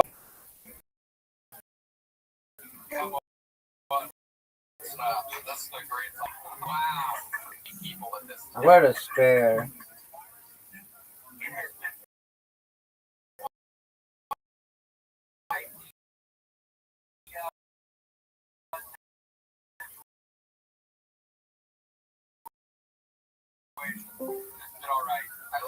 even we won't allow in studio is quarantining with elderly people. You're still right. Come hang out. You're a bit Tomorrow, right? get that. That's why you're on the patio now. Yeah. William, we love you very much. We miss you. We'll talk to you soon. There he goes, the great William. There we go. Yes. All right, Miss Aquarius, you win. I win. You win. Defeated in bowling. Undefeated in. Undefeated by Good job, Miss Aquarius. Good job to you too. Thank you, ma'am. You win. So you win. You win. I like it. Same here. I win too, right? That's correct, madam. Hey, okay. Excellent. Where they speak.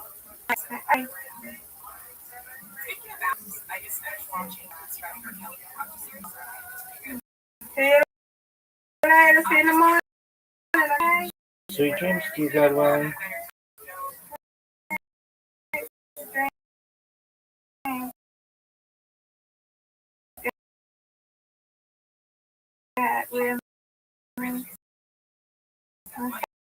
I get to sleep. Oh, I'll be up night, Miss Aquarius. You went to sleep earlier. Yes, ma'am.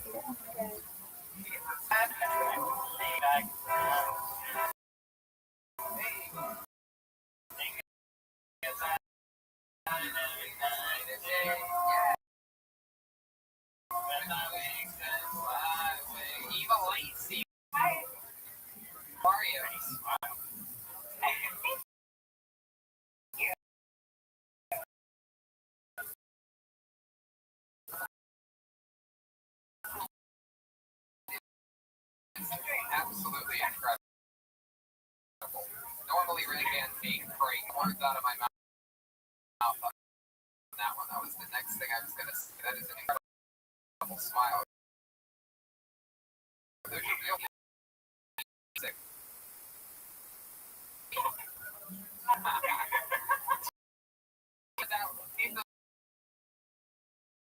Look that good, or normally like someone had them sit as a kid or something like that. Like to have unbelievably white perfect teeth ears. Wish you had one. It's pretty good.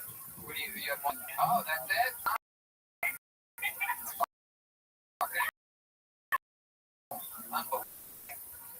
All right, so let's jump right in. Great San Jose improv. Eva, you ever do stand-up comedy before? I started in January. So you had a good structure to your set. I love the after Mark Kelly segue and things like that. It showed that Andrew Wardle popped it up from Sicily to me. Like I just all line of now. Refreshing to have jokes. Terrible smile as well. Yes. Not here. Great Lacey. What do you do for work? At Walmart? No. Oh, like much less special easy job than a great Walmart. What's the bad thing you've done?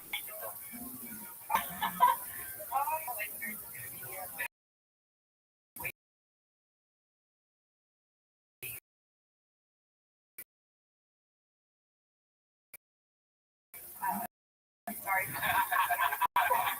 are a mean one. You brought up something interesting. Was frightened. Is that a bonic plague or a little bit of your mom? I mean, you said daddy in the bed. Yes, my play wife said daddy, where you did almost sounds like it's real, like there's something real.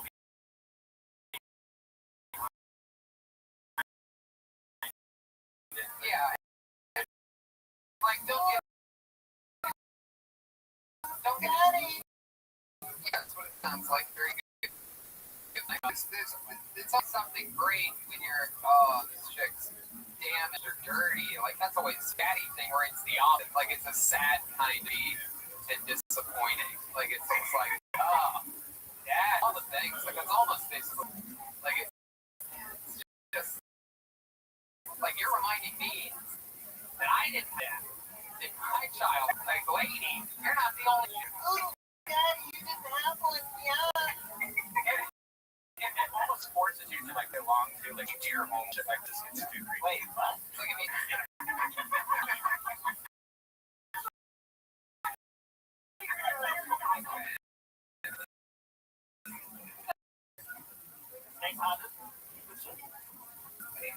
Oh wow! During the quarantine.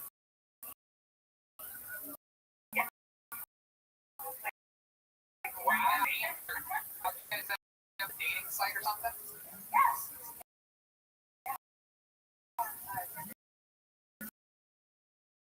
Wow, and then your first date was that, like, how did that go down?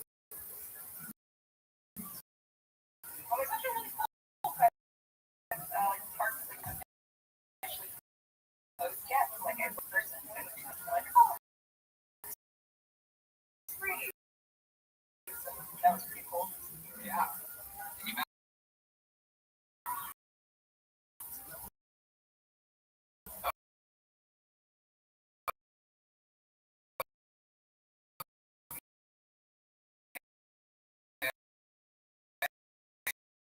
is this a white guy or a black guy?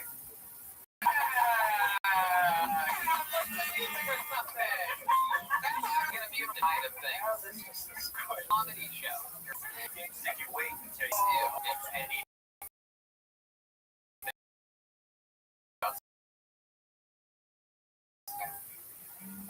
Yeah. So you get What? I can't wait for it. We're actually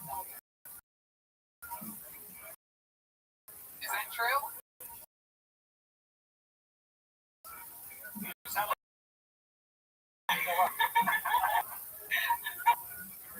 Yeah. Right? Right. Interesting. There you go. Yes, I know never mind. I know never mind. See, do the word. he's after me. Wait, I see. Whoa. Oh, wow. Really? She lives in San Jose. Like, Oh, that's right. That's right. Interesting. How about your past dating life? Was it mostly white guys or?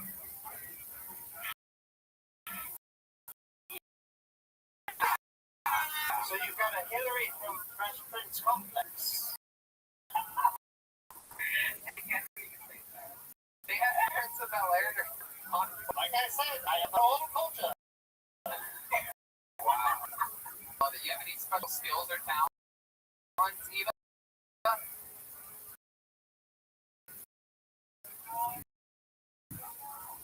No? Singer or anything like that? I would. I feel like a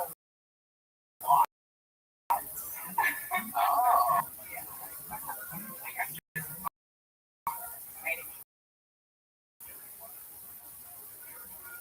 What do you normally write about? or like short stories, a lot of comedy bits, stuff like that. Love that.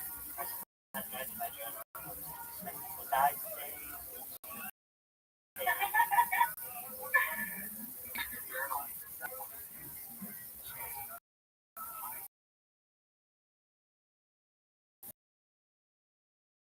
The what? In the summer. Oh my goodness.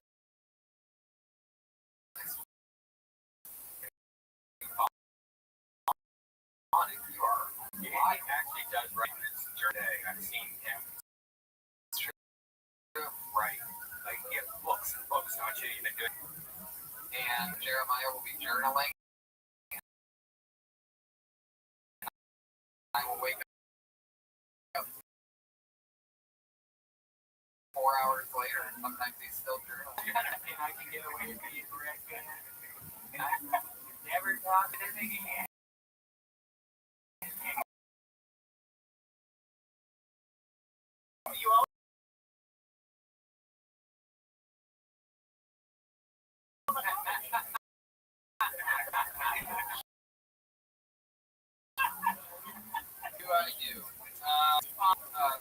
great interview. We're on with energy. You are. Track us down, and we'll get you into into Sacramento. Up there, we'll throw you and your white boyfriend.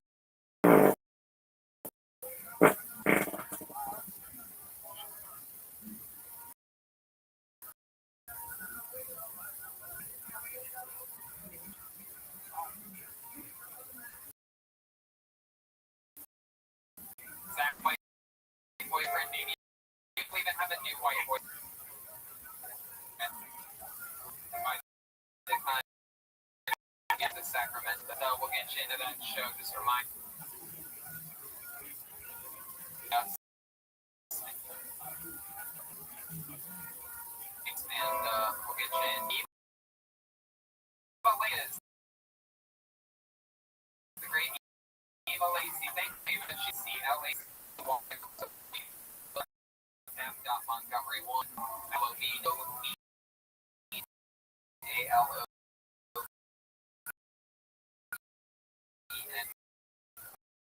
All right.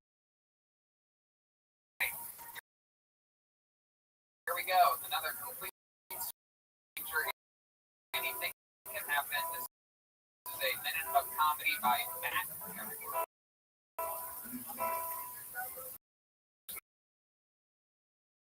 Matt Mark.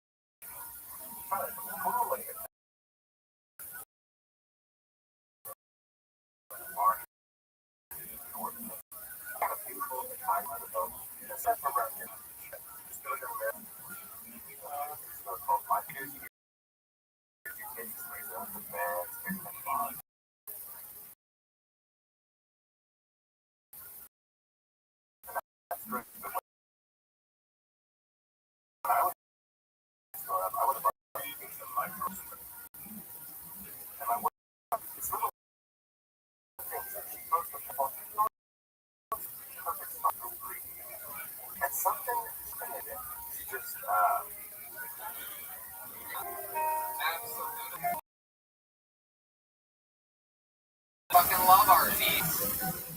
You driving around a lot, or are you mostly stationed out of Mississippi? So I've been doing comedy in Vegas for like 16 years, and that's where I quit my job and bought an RV, and me and my wife and my 5-year-old went on a 6 years comedy. Fucking love it. Love it. I'm obsessed with it. I'm obsessed with that idea. I'm obsessed with that style. I mean, that is just absolutely fucking awesome. In an RV, a little fact, Brett Shether and I both lived in an RV in Burbank, California, very close to where M Squad Studios is and where Red Band lives. And that was my initial contact with California. We lived in an RV that we actually paid a house owner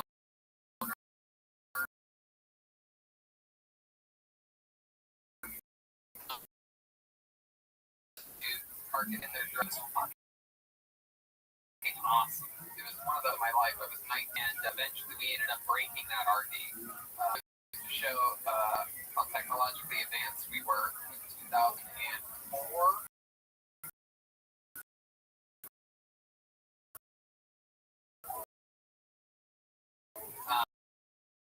Paper map, and we saw one route. Yeah, but you couldn't see the elevation, so we took. We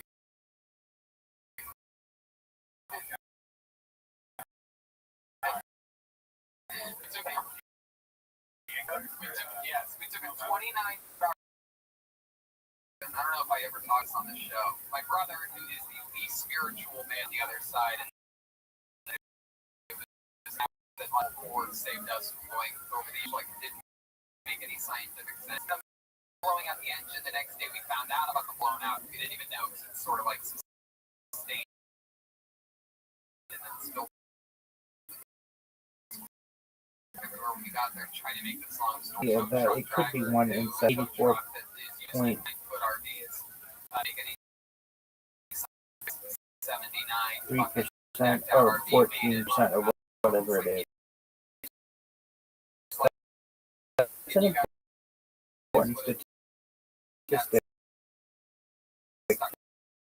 that I want the reader to know, even if we have to do it gently. Up there that's super RVs, and I don't think people realize how fucking amazing great RVs. I guess you can actually tell right now because you look like you're in one of the best kitchen setups that we've seen on those in your wow. Yeah.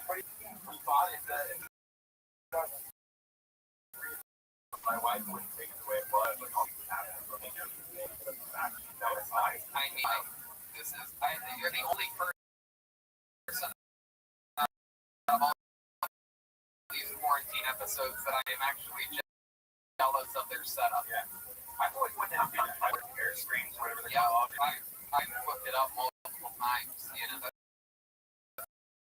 thing is sort of just like you really need thing truly keeping me completely in line.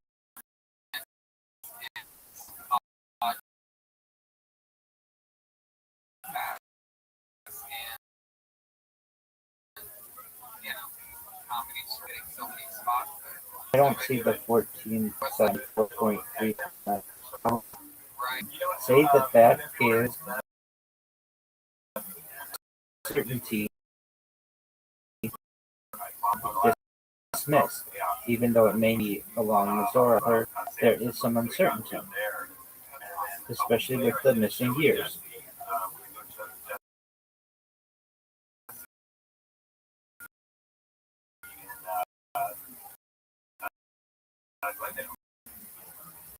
Arizona? So that was the last show, yeah.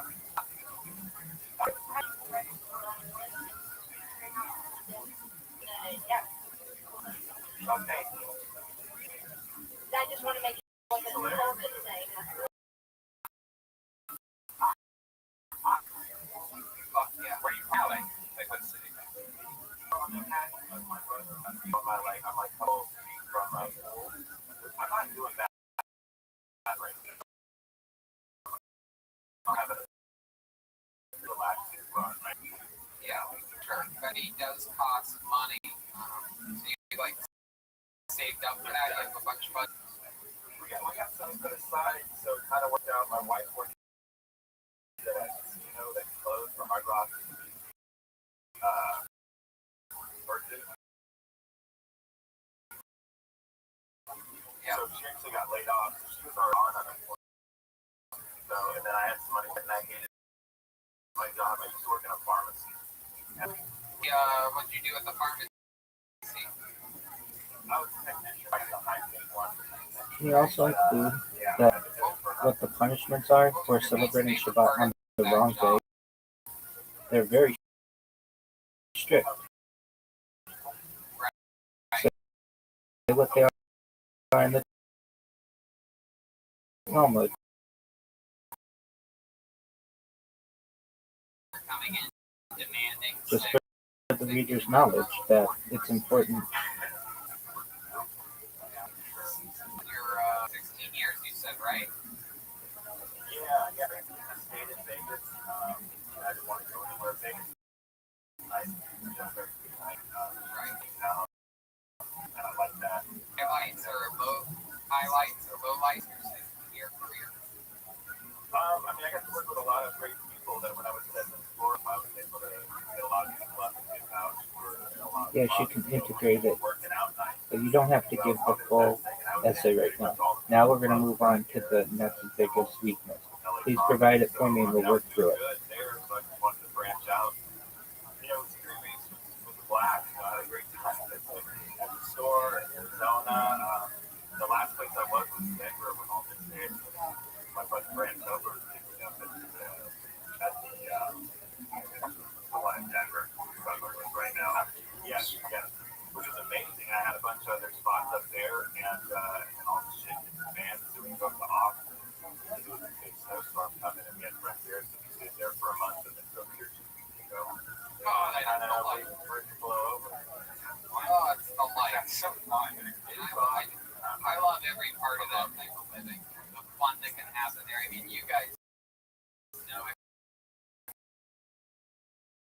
October.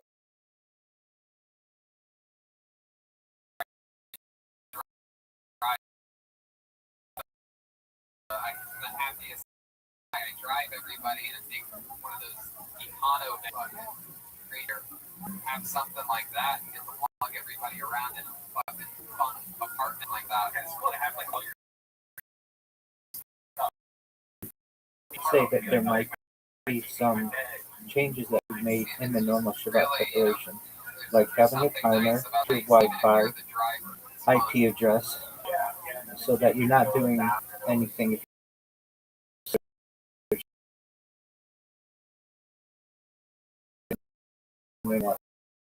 on your normal Wi-Fi, or changing your phone over to air.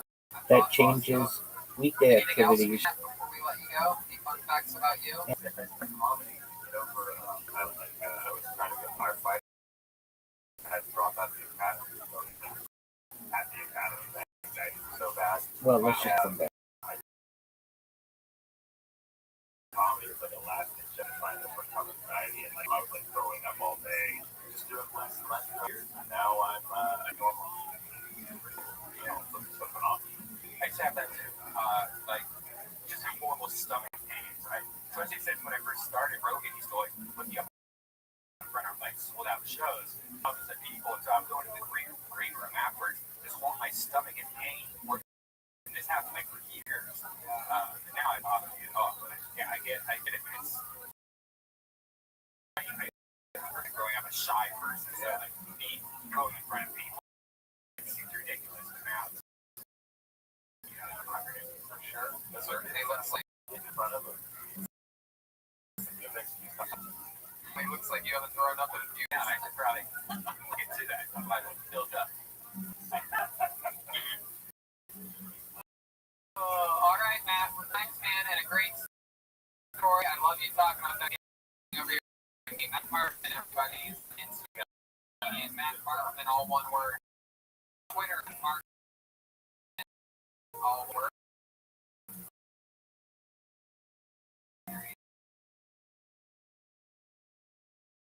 Matt Parkman. It's a Matt World and Rose joke. What's up? Well, it's been bad all night. Jesus Christ, bro. What are y'all doing? Just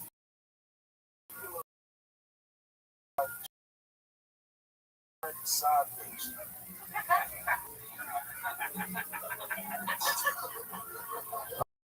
All right. Well, can you make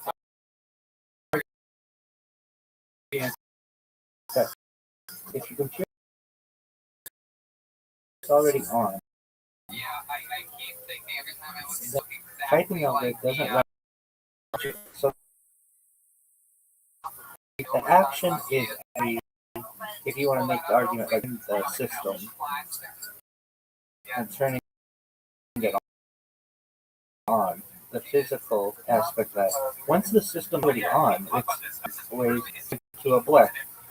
And I understand that you want to say that typing is a direct action. You say that in its own way.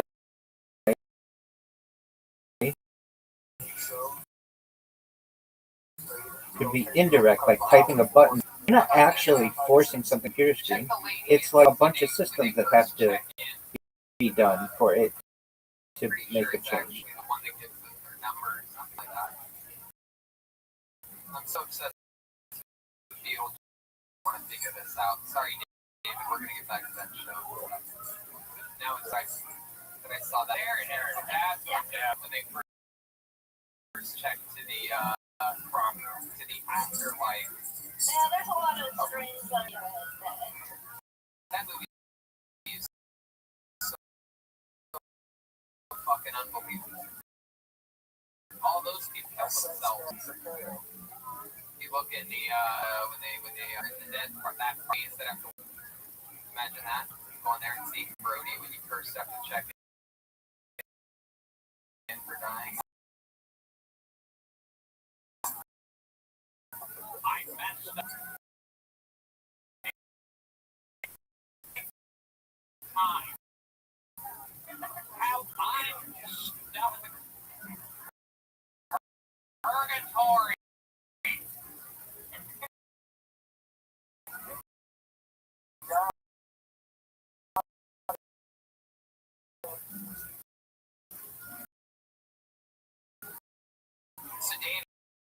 are these outdoor shows going for you?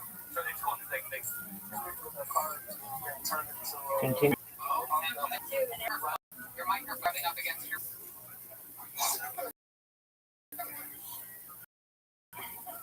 They would have. Argument is possible that due to sponsorships, we never actually touch anything. Like, even as closely as your fingers move to touch something, they don't actually ever touch it. You don't ever actually think. It's true. David roast people. Now, anybody who's fun of people on Instagram Live, I tune in and join in on the comments. This is true for Jeff Ross's Insta roast, David Lucas's nightly roast, and Andrew Schultz's Corona's Got Talent. I can't help myself. That's the equivalent of sitting in the back of the OR late night heckling Don Barris. Bill, I ran into this week. I saw that. I drove up to the Comedy Store just because I had to kill 20 minutes. I'm like, I'm going to go stare at the building for 10 minutes because that's how obsessed with the Comedy Store I am. First time there, it's a month or two. And 40 seconds after I was behind me, we hang out for 20 minutes. It was so cool. Coincidence, timing, weird Comedy Store gods pulling us together. We laughed about it tremendously.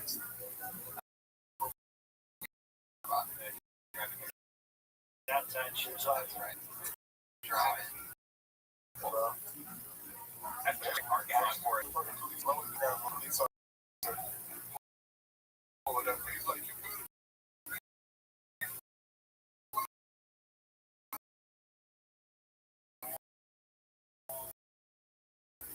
Oh, well, So I just got to rush it. right.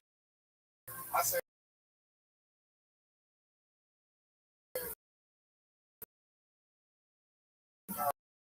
nobody respects Burbank police. Y'all ain't killed nobody yet.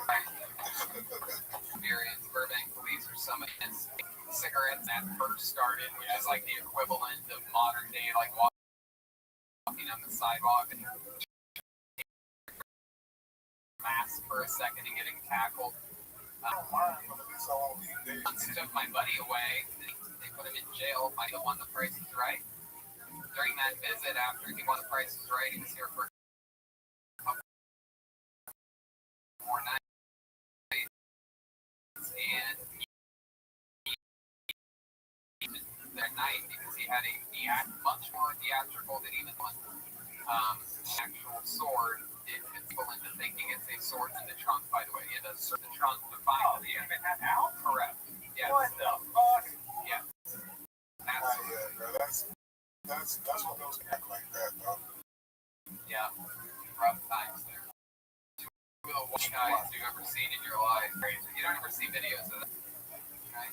You don't see videos of the most boring videos in the world. White guys getting arrested for shit that is ridiculous.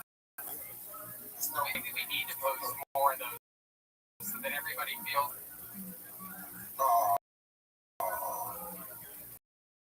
Is that weird?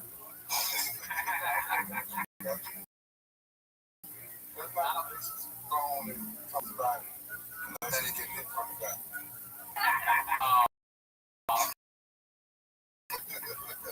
Son of a bitch. I do We not write accept this outrage best. before they get up in this sweet, sweet candle axe.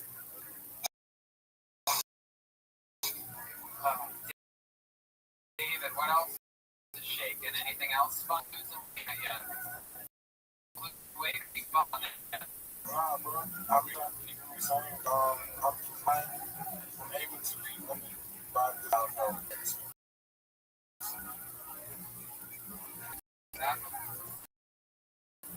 I believe it. I was in a 2XL shirt on the podcast like 2 weeks ago.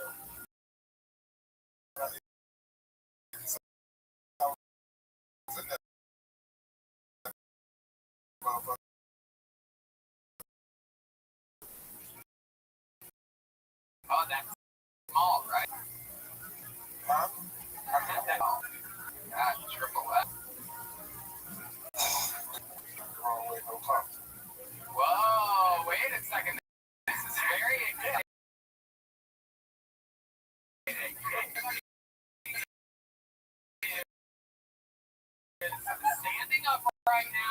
are basically so when the quarantine is over. Street fight. When I get around the way of 75, I'll get in the ring. Exciting news.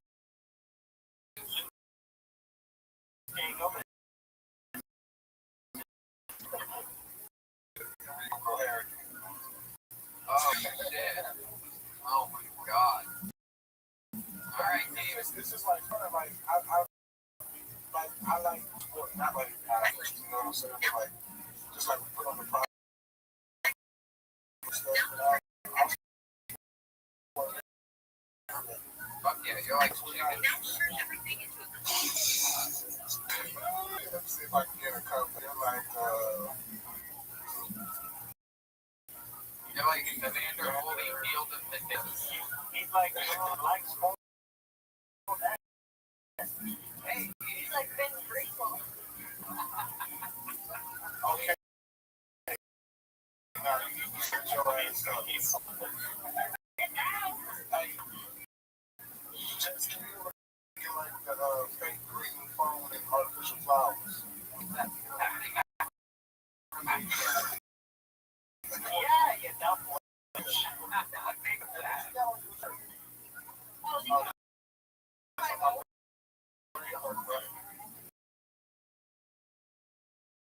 Those are molecules. I can't believe you broke David, we love you.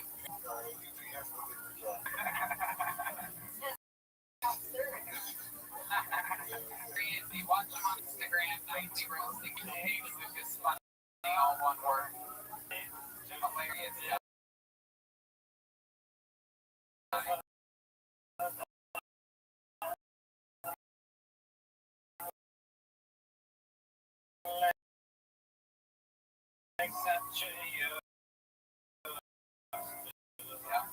And up next, you guys just keep playing. Here's a minute from Dustin to do it.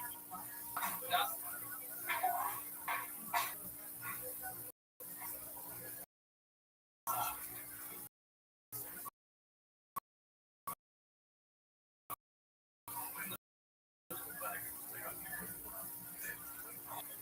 These people are lazy.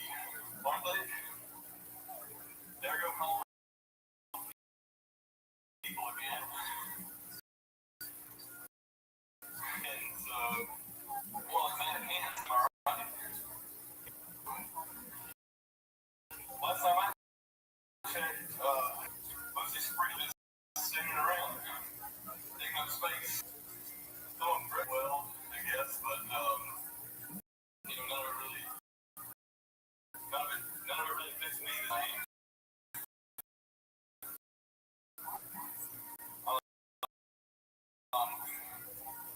So,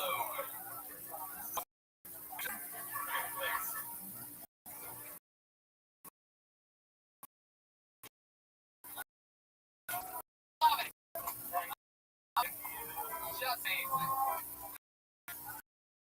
I can say without any doubt, one of my favorite higher quarantine. You put it all together, and the cutbacks and the mannequins were amazing.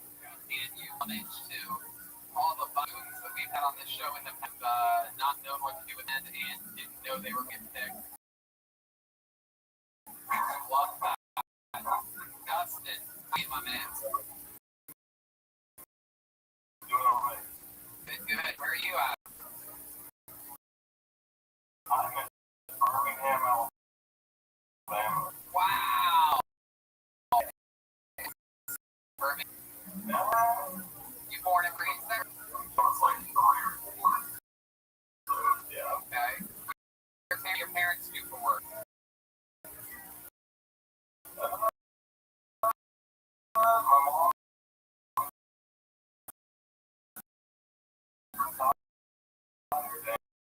And I don't have what my dad does for work right now. Okay. He's a police Yeah, we might have the same brother actually. We might be brothers. Even though. Is he ever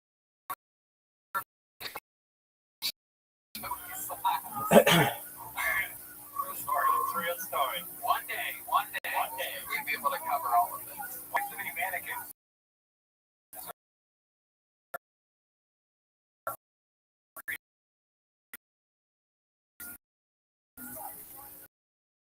Okay, yeah. You come down on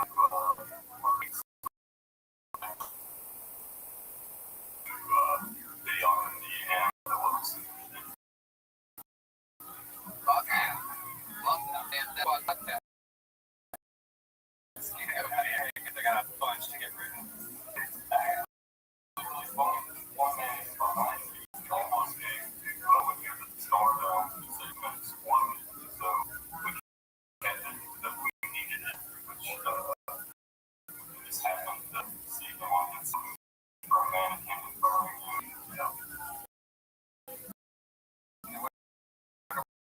What Steve-O really was going to do to that man, and if he got his hands on it, I don't think he would have exploded it. He probably would have. Yeah, I was gonna hold alright. Yeah, that is sucker. Yeah. Oh, Steve-O. I love it. You got a girlfriend out there, Dustin? I have a girlfriend. One right there. Have you ever give a fire? Question. Have you ever taken one on a date?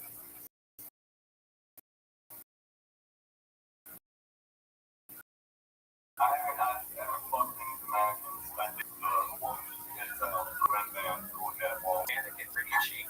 And like one with like bigger boobs and bigger butts and stuff. You're a sexy man. You know why you said Sexy man.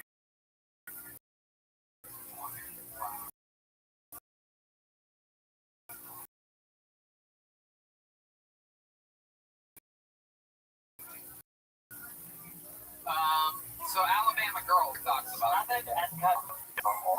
just like, yeah. They have a stand-up live there? Is that right? Or is that another?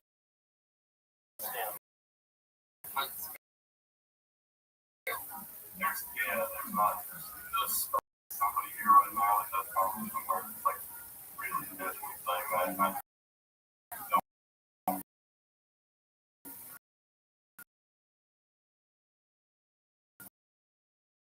know is underground. Vote for president in the last election. Alabama, I think we pretty much know. I didn't vote for it yet. You vote for Hillary? Oh my goodness.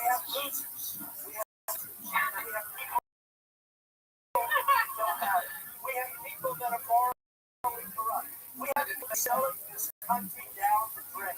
He's absolutely correct. It's the president that's the greatest economy in American history.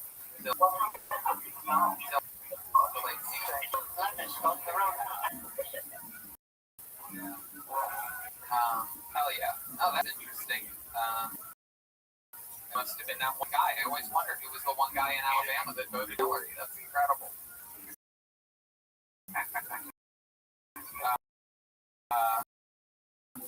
So that's on Dustin. Did you live by yourself? Is it a real person or is it a mannequin? It is. So a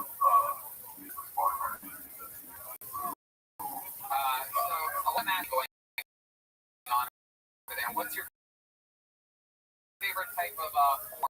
What's the type of porn that you look at that you're into, perhaps maybe only as of late? Well, this past week, interesting. Maybe we could. I found a type of porn called "Take the Condom Off" porn.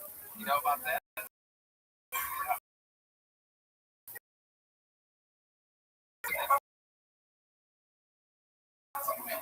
This is Engage is clap, Engage coming, right? He's the one that told me about Jim Can't Swim, which I mentioned on Rogan this past week, and I get tweeted at every 10 minutes someone saying fucking thanks for getting me addicted to gym. They start with a condom and then the girl condom on. Why didn't you like that?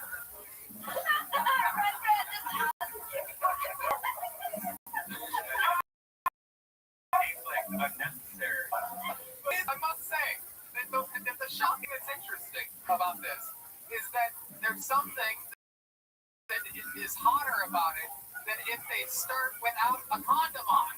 It's illegal. You would no. It's not legal without her permission, Red Band. No. You can have porn. He's talking about the feeling that you get. You have to have a condom porn. No, you don't. Well, they were talking about that.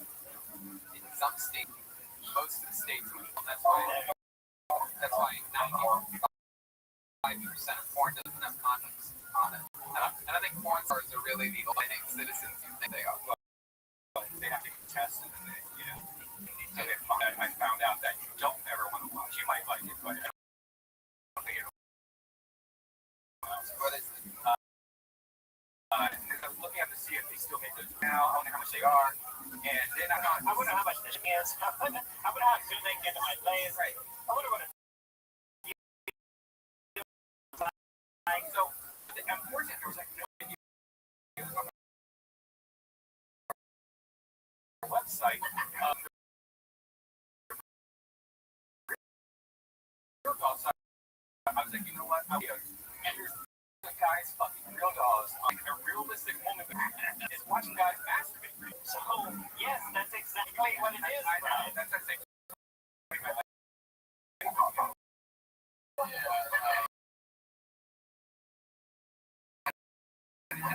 That's one of those situations you always try to. I just got stuck in a weird wormhole. How many did you try out? Because I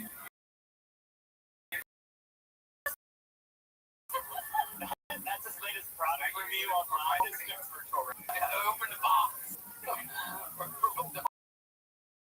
All videos. I got Oh. My God. right. Get it out. How that same Get it out of here. And why does little Corona jet ski John off into a pigeon here somehow, Dustin? I asked you about porn, and then I brought up take condom off porn. Together makes the condom make the opposite. By the way, Jeremiah getting the looks he gives me anytime we talk about anything sexual. God help us if it's something new and sexual. Jeremiah has to do 10 fucking sex. My favorite is when they're all anime. And you're like, fine, I guess I'll wear a condom. Then halfway through, you feel the condom. I haven't done masturbation.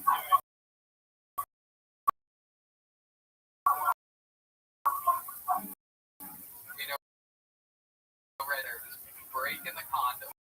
Take her hair tie off the night she can start. Like, oh, I feel good. Advanced condoms break because the Just have the free ones for planned. How many times do you guys masturbate during quarantine? Any times? No.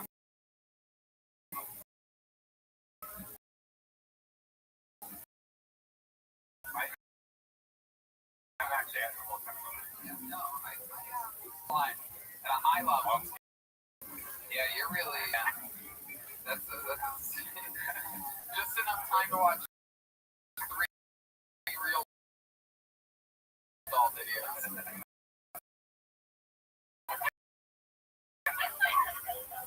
All right, Dustin. Well, I are 7 fucking episodes now. So thank you so much, dude. And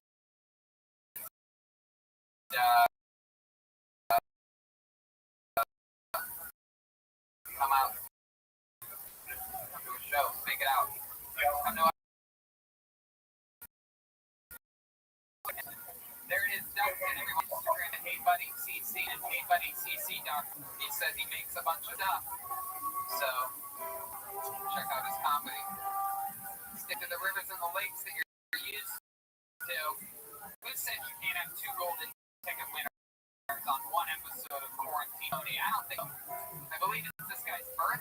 like, or was, or is. Who gives a fuck? I love it. I love it every time he's on the show.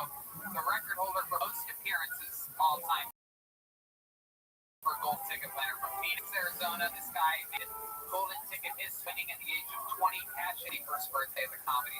Ladies and gentlemen, it is once again Tristan Bowling, everyone. Here he is. Tristan Bowling. Got a girlfriend recently. Anyone else fucking? Yeah. No, I got a girlfriend recently. A lot of fun. I got a girlfriend. So that's a little sex. And she was telling me, she was like, oh, baby, say something sexy. All right, I got you. See, she writes the thing. And she was looking back at me like,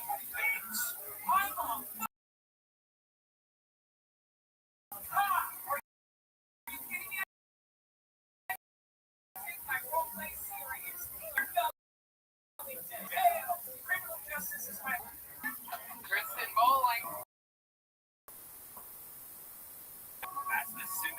He is. He got those fucking TikTok-y energies. That's what I originally fell in love with him for. That he's just this fucking hip, young. He's got a lens flare. He has 3 lens flares. He doesn't even seem like he should like the show. Not to mention, lens flare. Oh, yeah. Got it right now. Living in a J.J. Abrams movie, dog. That's right. Yeah, for sure, dude. Like going buddy. I love that. 1 year today, we were all at the comedy, packed crowd. We were on stage. Oh, my fucking load. Fuck yeah. Yeah, looking at it right now. Down in bed, he's afraid of being okay. Oh, Rabbbi is here. Here's your feet. No, you're not going to see your feet, Red Man. God damn it. Hello. Yeah. You guys are the cutest lesbian couple I've ever seen in my life. Oh, yeah. You only got nothing on our ass. Oh, yeah. So fucking. What something in LA? They got damn. We're good. You ever heard condom off porn before? No, but it just sounds like regular porn with an extra step. It is. See, instead of seeing normal porn, people go to, their favorite part is. But take your condom to scan for the part where they have to take the condom off.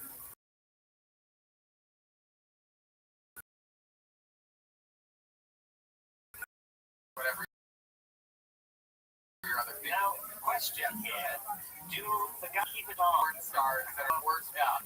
No. That's when directors yell, he's got no questions, dude. Like, have you ever heard of the porn? A girl that she's on the pill before. She will laugh. Pill is in a great pot.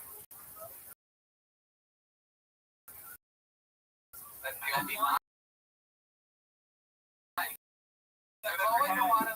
There's always a shadowing going on in porn. The question is like, right.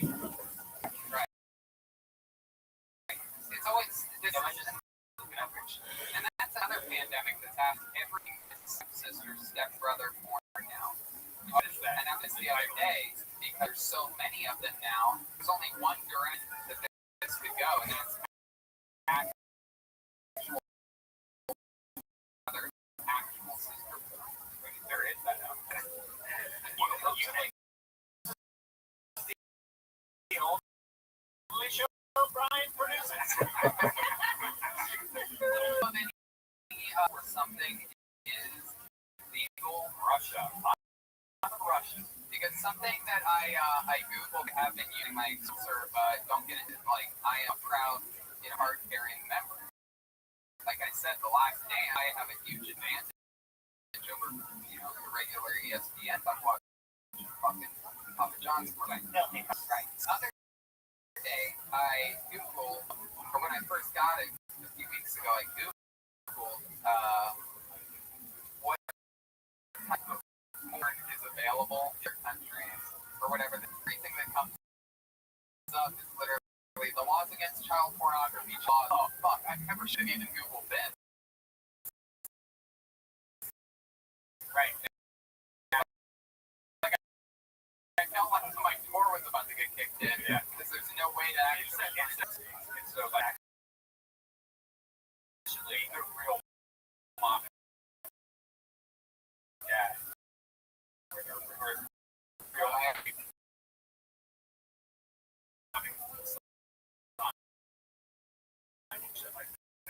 So Russia's really big on that. There's also like I guess it's legal but not rated. Switzerland, setting it to Switzerland.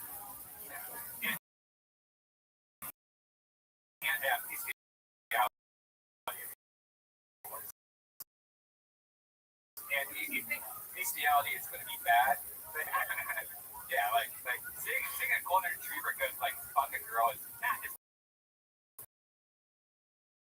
bad.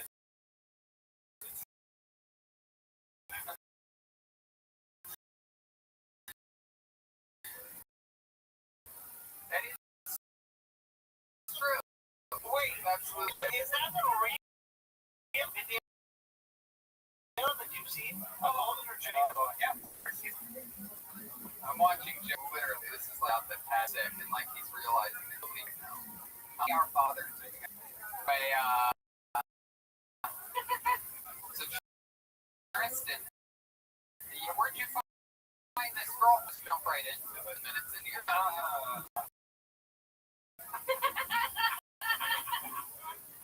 Sonic face. No. Then on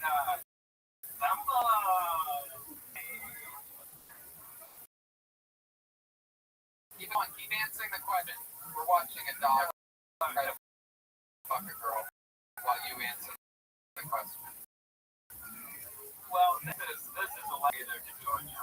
But is that oh my god. Where'd you meet your girl? What the fuck? You're playing dog porn. We're not playing dog porn on the fucking screen. We're watching dog porn. You answer the question. Weirdo. You're the audio. I can freaking a fuck. It's a bad dog.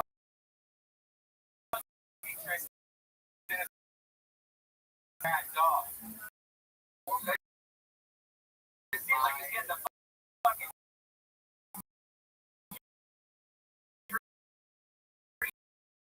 He's loving it. Like, how do you see something?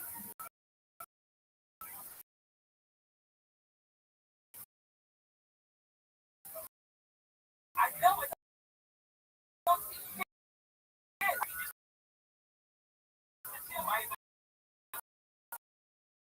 imagination. Okay. So, online, I heard if that's how it's done. Alright, I'm over quarantine. It was then that afraid that she was a catfish and she was afraid I was a catfish. Two other in this wild cleanest town. Like that sheep art thing.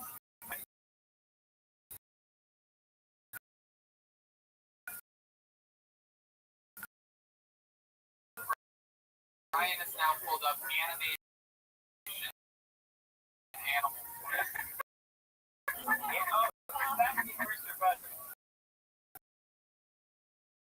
It's worse.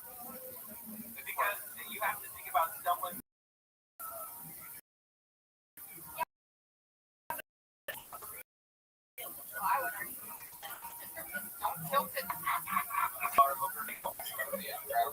behind me. I'm going to the dog park.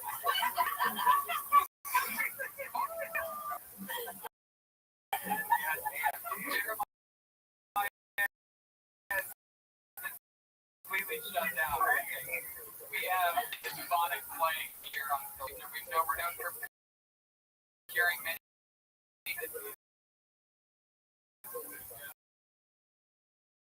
So we have. If I ever watch porn, I just the browser and watch things. And It's Friday night. And you guys It's almost 8 o'clock. No, we won't watching dogs. The West Coast. The best coast. Up in here. Locked in their fucking houses or Working on their project. anything else. We love your fucking. Tell me you guys if you can hear this beat. Can you hear it?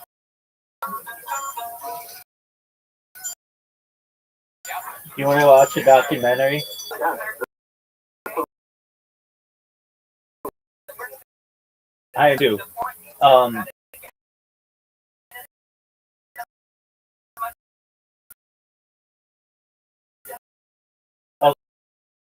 Okay. Just one moment. Here's some for you. I don't know if you can stream it.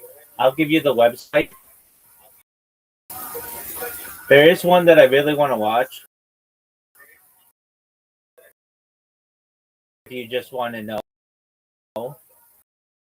And it's the Michael Jackson one. It's ranked #1.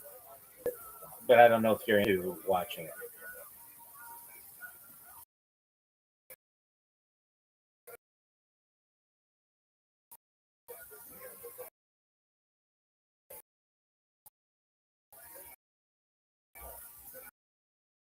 Top documentary film. Top document, that's correct. 3-line menu or the hamburger menu. 100. Domain device. Okay, it's top TOP dot films.com.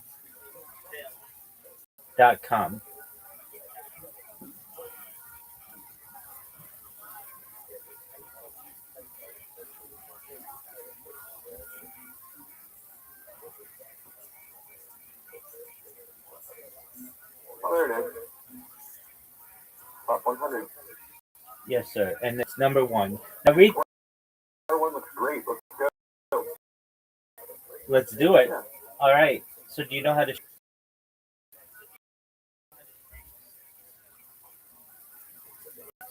Yeah. Love it. Take your time.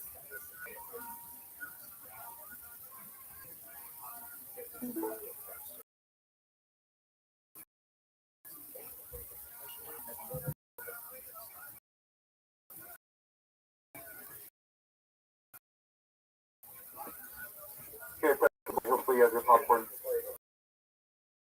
Look at you. Dark.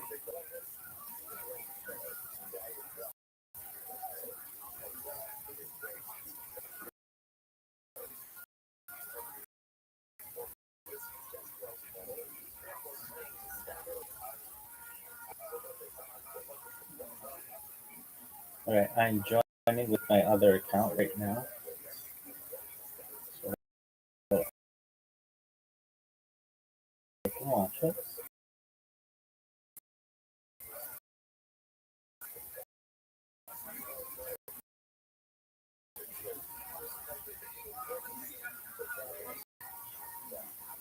I'm going to restart it. Pull out to reading the Okay.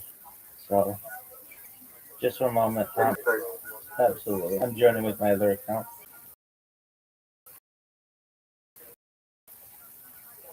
Yeah, you got it. I mean,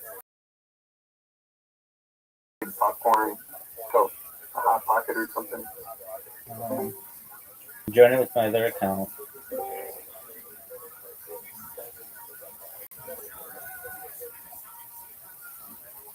I'm gonna take you up on that. that whatever, um,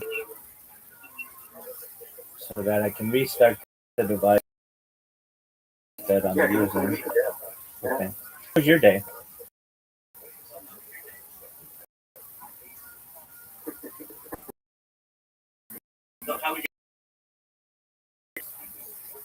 Because 4 hours dedicated. Okay, well, I'll give you 5.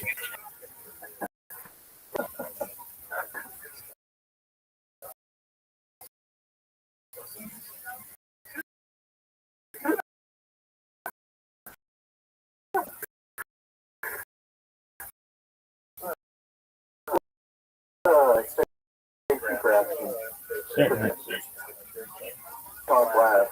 I've in 2 seconds if I would be more, and I feel by doing so. That's really Neil. good. The 500. Exactly. Yes. It's a beautiful terminal, and I just finished it on and set it up. So, yeah, I'm excited.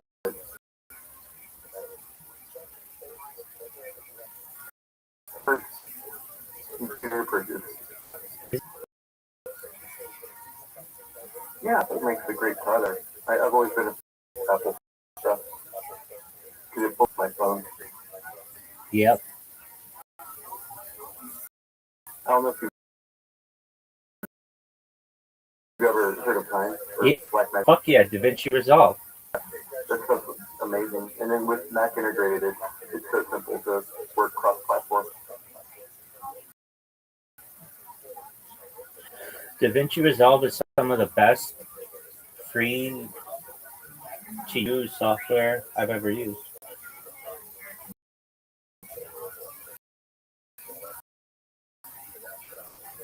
Yeah, it's beautiful. Someone was talking about the difference in the spaces with DaVinci Resolve.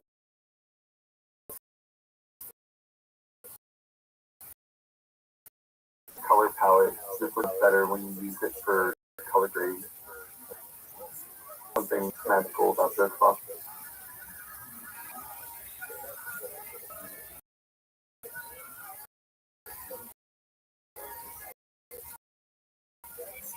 I'm getting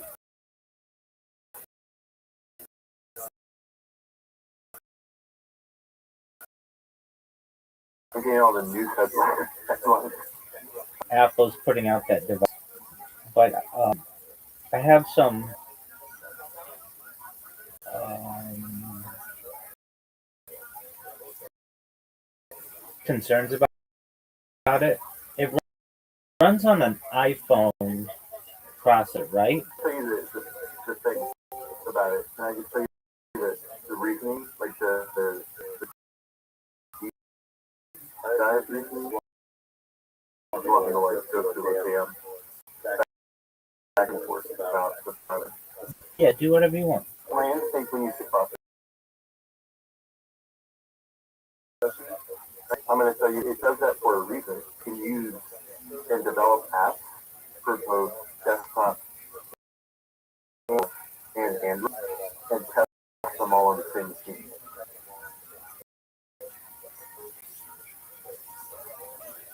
Okay, but I mean, basically, it's just like a phone with a GPU, like a and keyboard. No, it's got a full-on card, and they could Okay, plus, you know, an SSD board that's directly jacked to the card of the like so and directly to the bus system. does it have a headphone jack? Absolutely, I'm Oh, nice. Hey, my other friend is here. We live in Pimp.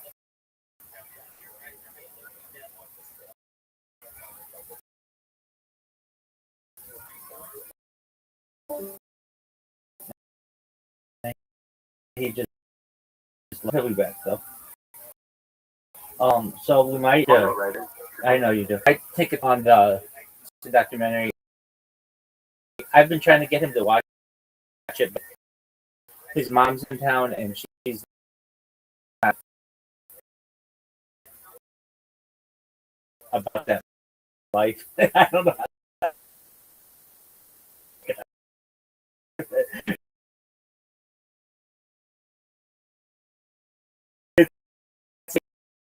It's just about the potential, and it's so interesting to me. It's very true crime. So he may come in if he. It's something like that. It's called something like that. Welcome, writer. How are you? Oh, sorry.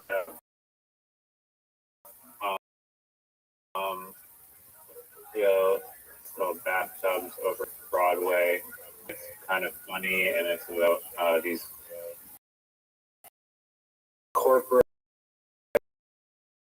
musical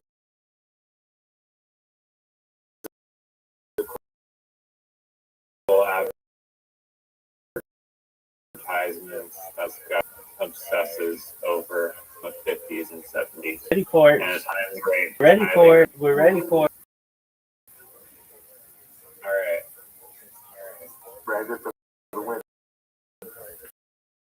FTW.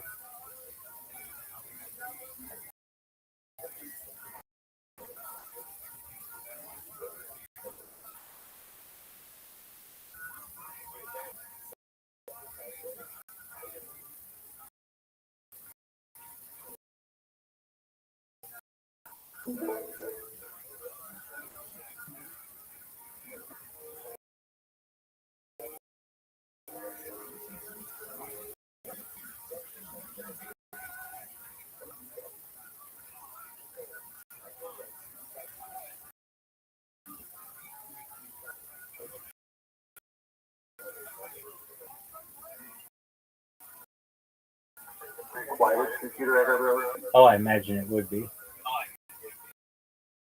It makes no sound whatsoever while on.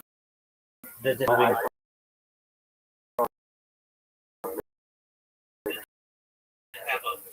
does it have a fan? I tested it. Is it called? Yeah. The thing that keeps your heart. And the iPhone 15 is about 20 times louder. Interesting.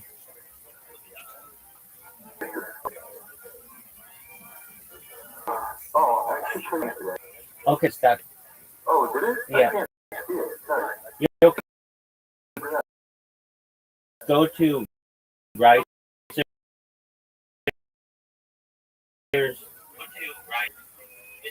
Look at it after minute. Oh, yeah, where is the,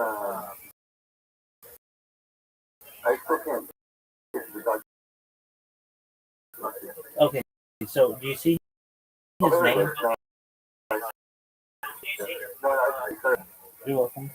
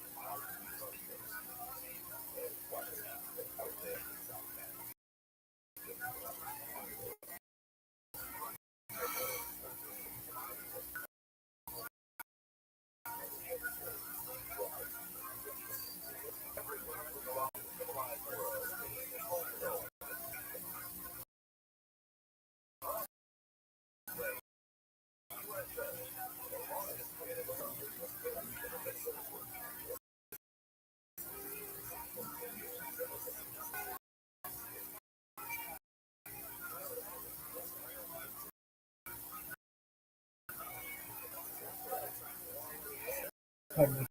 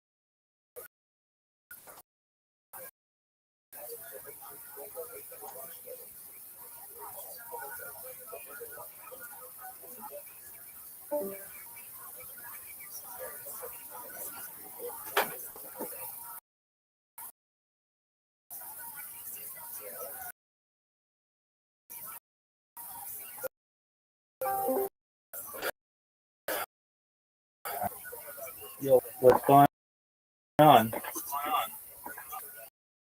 Yo, What'd you think?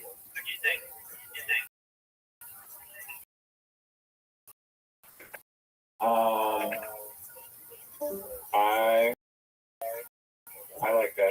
I thought it was very fascinating. Was I that loved it. excellent? I think you did. I like.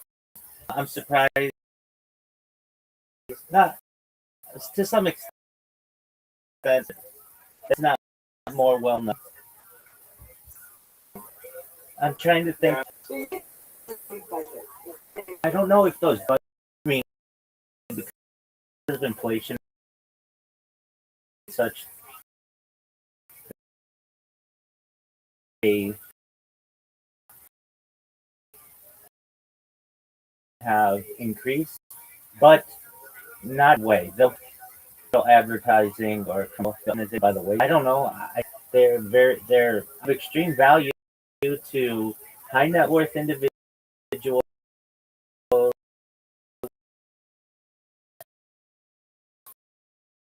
It is a camera ad or a billboard, and Yeah. uh,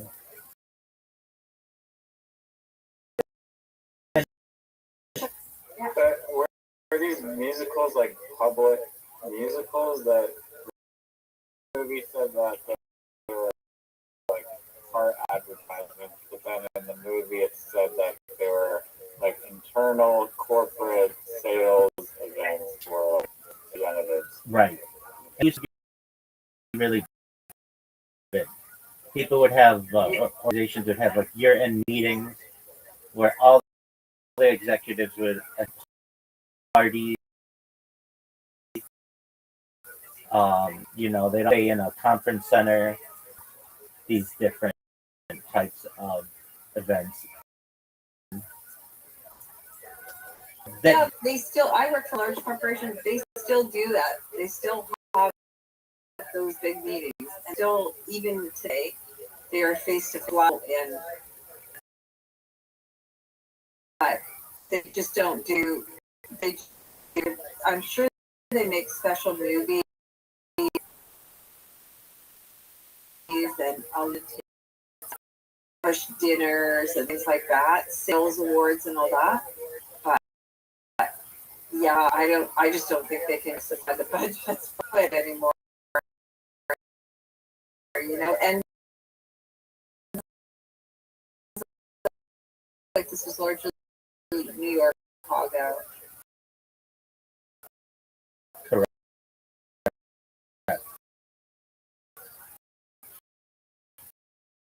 I'm in a I don't know. In LA, I doubt it. people just don't really. Yeah, people just really don't have the same connection with musicals, Broadway type theater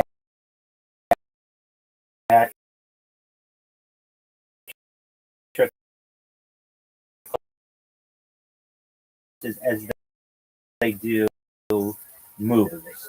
And I think that it's probably short film that's controlled at many of these meetings, like 30-minute, these huge your whole year.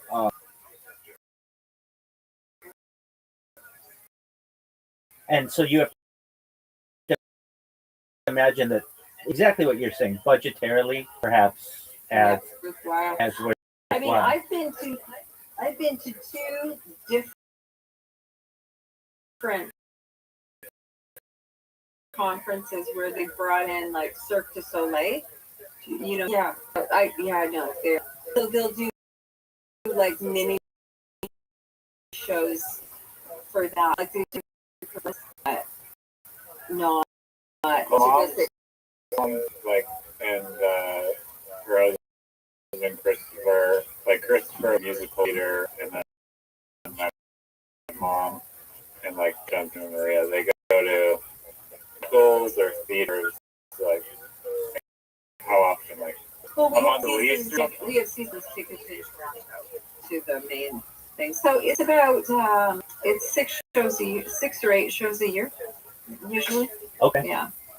Um, But so yeah, I mean, yeah, but I mean honestly, I mean, there's still like you a really have market, to see so many musicals. yeah.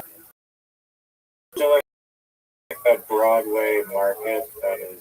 Oh, Yeah, this, as in the documentary, like this is like the iceberg beneath that Broadway that was like had all of this money and budget into it, but it just seemed like almost like they're just spending so much money on like a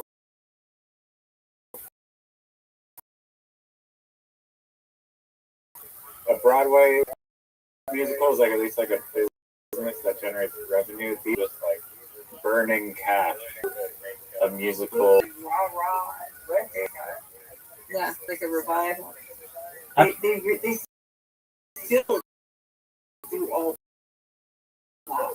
I'm surprised they Do, you know, and that's such big money I'm surprised they're they spending. didn't make them public. You could I would think that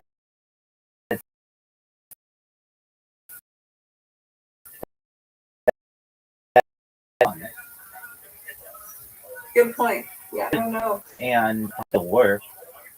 So but Broadway and the theater probably have a lot of shows that they could already sell, play. If you have a choice to go see Cats and Phantom of the Opera and many of the classics, there's a lot of competition. But I think from a niche perspective, it definitely could work. It is still being done, at least on a corporate sales event type of aspect. But I think a lot of it probably has been replaced, just perhaps complemented with video. You can still rate people in multiple, but video to me seems more controlled. If I were going to one of these into Broadway, or I should say, theater, I would not like. I like, but you got to think that some random salesperson they're going to say, just a waste of our time. Probably lots of alcohol. Yeah, probably to, but And they get it.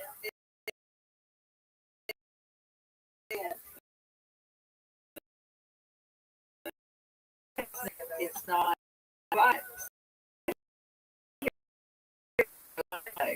that's correct. Houses is what they're called, theaters, auditoriums, and we do have some like theaters, but they're more spread out.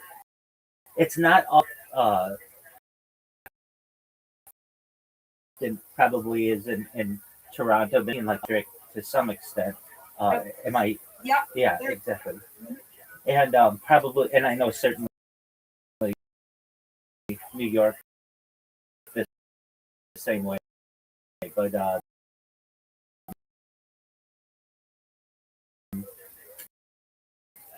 it's really interesting. The songs.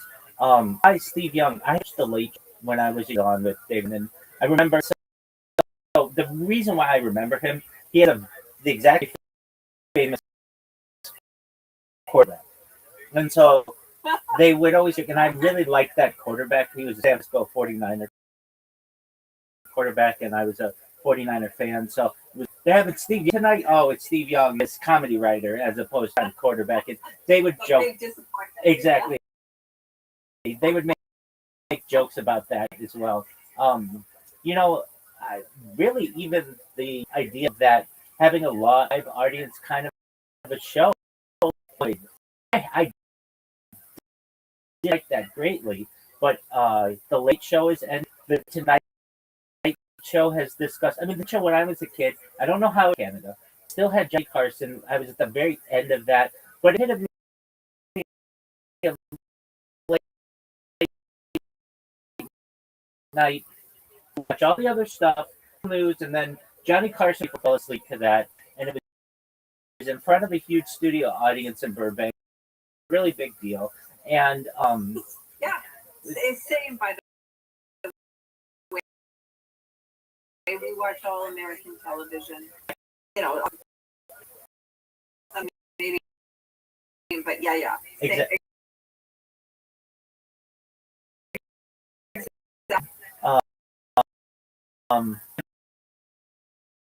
Of the late night wars, and even within going between Jalen and then eventually taking it back. All of those things that occur. But now to go to me preposterous, it Late Show, and let me check that. So with Stephen Colbert,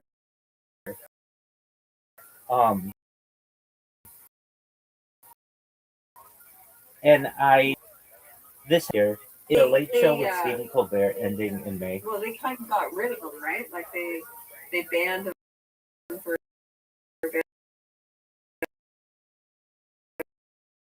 or whatever.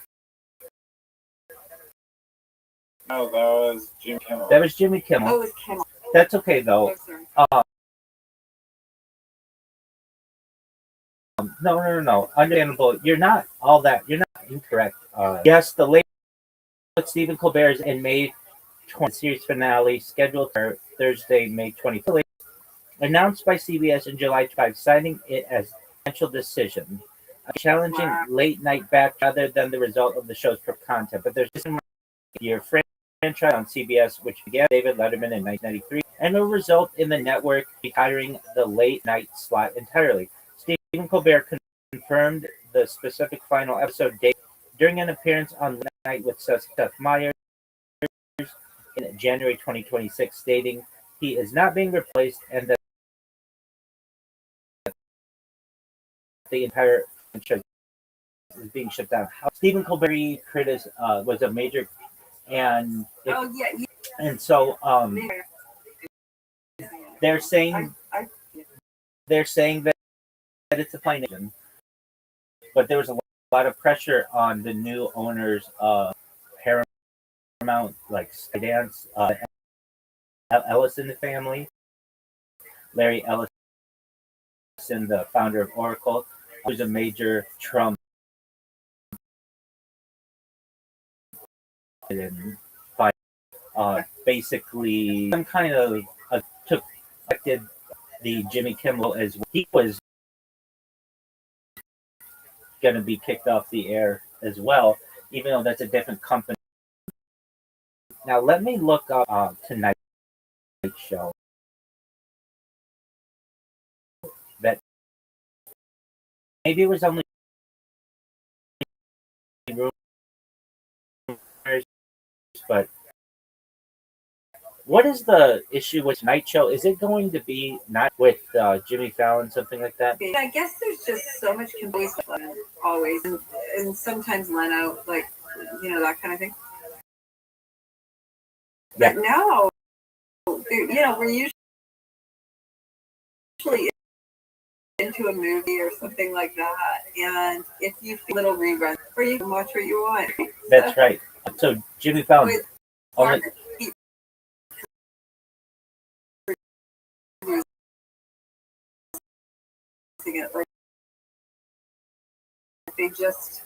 There was no other.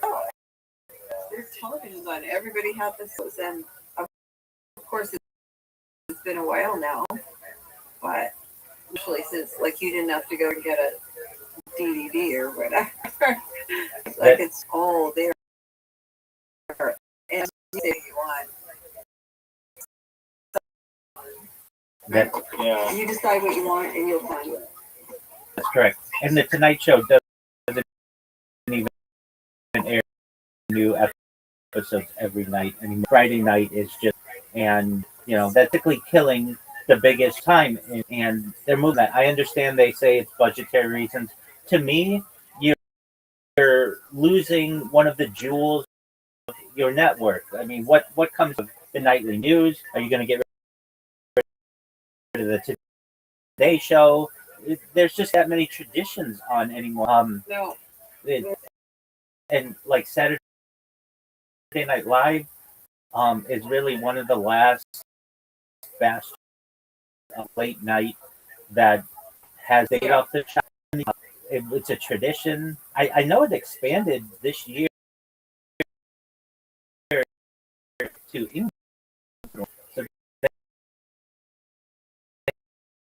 they have Saturday Night Live in England now, and apparently, Like, I just realized too is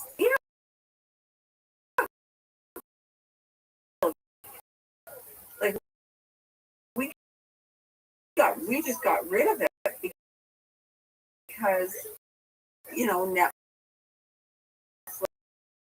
Apple, all these other things. And the active, we just thought, well, how much are we gonna? We made the decision because you have to make a choice. absolutely. And live TV is okay for boarding and books. Strategy, no. Yeah, I know, but you didn't have. Did you have the same selection of it? Everything was on. Everything was on CBC. Yeah, you're right. So you know what? You're right. We didn't even subscribe to that. It's a strategy known as the cord, and the last 15 Yeah. that is just necessary. And the real reason anybody really has television anymore is for live sports. And you can get that through many of the apps, and really, these organizations have never been able to stop the pirating of their streams. So that's just a huge loophole that they've never been able to overcome. Why pay hundreds of dollars literally with a couple extra clicks? You have it all for free. And many people have this. I know I haven't had a television in I've used television monitors, but I almost 20 years have it. But then I found needed was on a computer.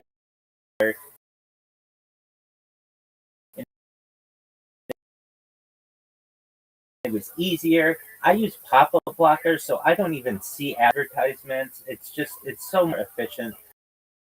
I have everything that I want. I can have just today. I don't have to touch it, and I love and show. There's something special about that. I have always found it fascinating. How can these people memorize all of this so well? And look, it's really like a movie come to life on stage. And I've always been fascinated by that and how they don't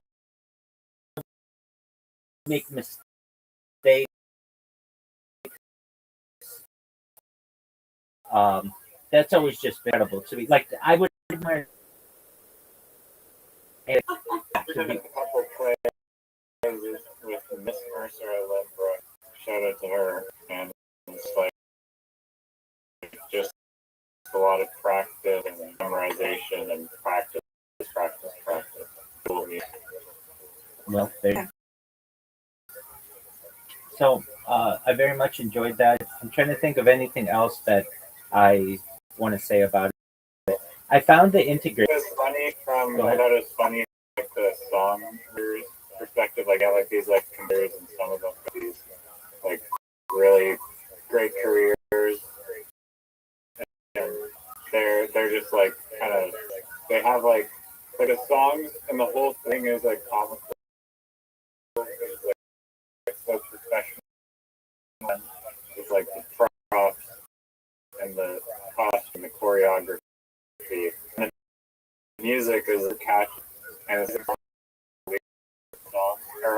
that is like customized into like God knows what product. It sounded really funny. Agreed. Talking about industrial foam and all these acronyms and how that's being made into couches and the silicone of the Apollo astronaut shoes, and I found that to be really interesting. I thought it would be fun as a writer, probably so challenging. I also found it really interesting. I'm somewhat a big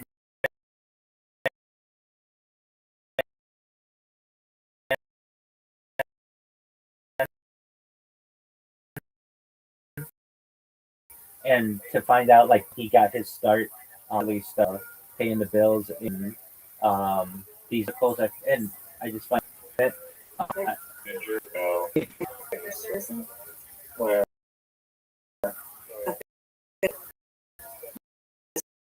Okay.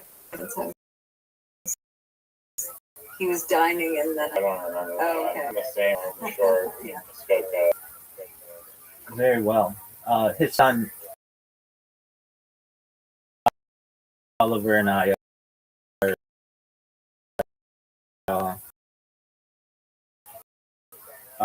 we have so we kind of have run always heard, and they're at least the United States. I mean, the name every Canadian person who comes to mind, and he's one of them. You've got like Martin Short, Howie Mandel, and I'm Norm Macdonald. Um, like these are comedians. Let's see here. Who else? Well, that doesn't count. He's the great one. Other Joel is his neighbor. Yes. Which his new movie is supposed to be after. And Ryan, he's big from Vancouver. And there are others, just her and Tate McRae and some other people. The ones who, like American, the ones that I named, the Americans never would recognize that they're not American. Like they've become so ingrained in our culture that we see them as American. They have American children, such. But yeah, they're from Canada. Who's the other guy? Martin Short, John Eddy. Sorry, really, Steve Martin and Bill Murray. No.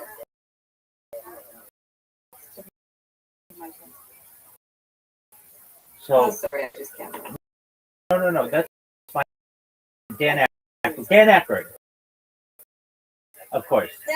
Yes, exactly. He's the one that I was really over. At least in American society.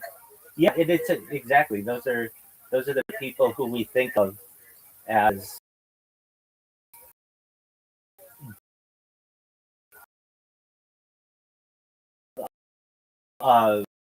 no longer being part of like Canadian culture, but Absolutely. Yeah, and most of them live down there, right? Yep. At least most of the time, I would think. That's correct. We have Sex City Exactly. in Toronto. Exactly. That's a really big start for them. Exactly. Yeah. And that's a big move. He's a comedian, but he's not Canadian.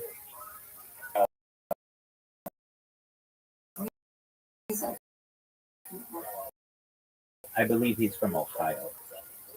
But that second city is the epitome in the United States. Still to this day, it's been that way for 50 years. Where you really want to get your start and start getting into movies and such.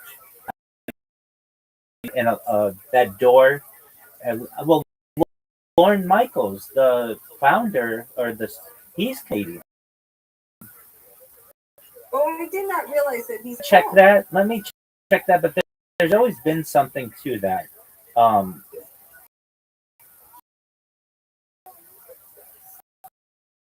He's something. So that's why that has always seemed to. He's from Toronto, so that's why that's always kind of seemed to be. Saturday Night Live always kind of had a Canadian feel to it, at least with many of the performers. Norm Macdonald and such. Yeah, Rick.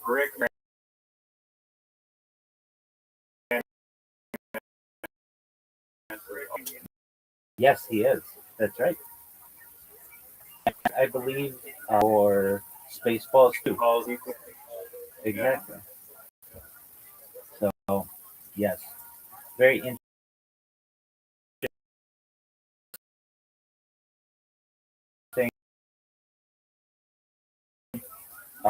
Um, Have you ever been to Canada? I- Oh, okay. yes.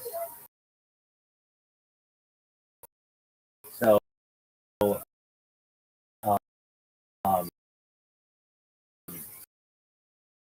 I was visiting a friend who lived in that, and we were, and in Windsor, you could. I just wanted to see what it was like. That stand out to me. How similar it was to the United States, but there were some weird things. The beer store that was interesting to me. That's like the first place I believe went. Then Windsor, amazing night.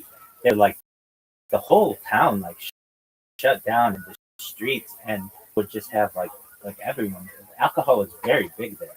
Now I've got to say I can say most of the Canadians that I met were very nice. However, one of the people I went with, he wasn't but he was a friend of a friend. Went there and actually our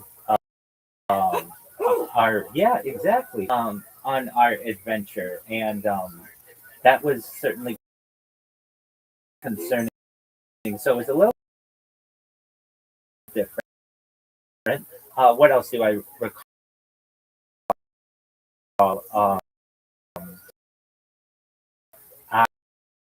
I remember just like the currency, like the American money is one actually like 25% stronger or something like that. So we I remember that, and I only went for like a weekend, but wasn't there was Well, Windsor is a pretty sleepy town, right? Like, I kind of went, oh, okay, let's revisit. Yeah, I mean,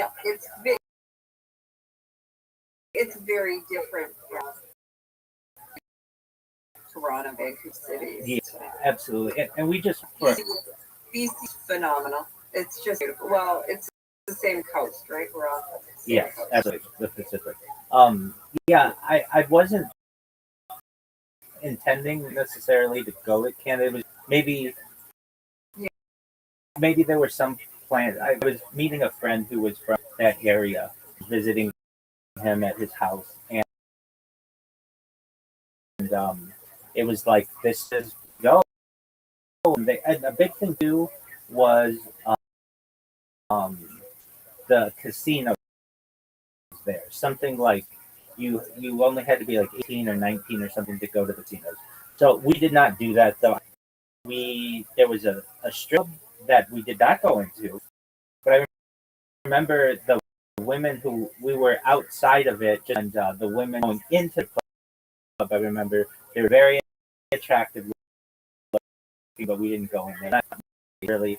But I remember being like, okay, well, I see why this is so popular for Americans as if you live anywhere around here because basically you get to be an adult 2 years earlier than you want to be an adult. Yeah, exactly. And It's so funny. I have a casino in Canada. okay, And they're new. They're pretty new. They were not here for a long time. oh, And then they put them on them, but I think that like it either. changes. It, it, I don't know how it's around here. I, but if that's your thing, that's your thing. It is smaller towns and whatever because Sure. it draws people and creates jobs and there's there's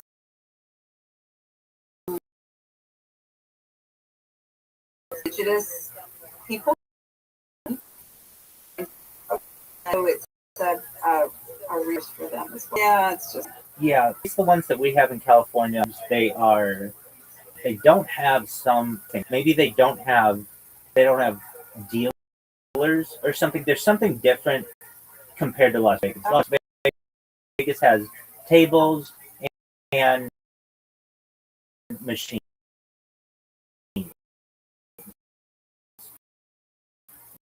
but machines in Los Angeles that have not Los Angeles proper, but like little suburbs around that have they're called card rooms. They only have cards, so they don't have any machine. And then you go to Las Vegas, which is only like three, and then you get everything basically. But that's especially with online. But I know that a lot of gaming is based in the United States. Actually, particularly in Las Vegas, and a lot of the people blame the current administration, especially because of immigration. Canadians who would come going to for Canadians from either an annual every few years. But now it's much the the uh, the temptation or and such and just the hassle.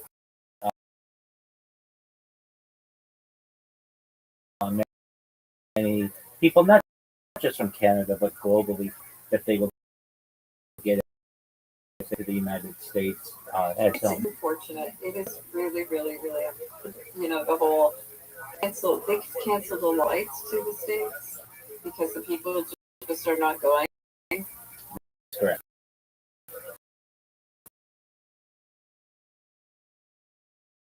Yeah.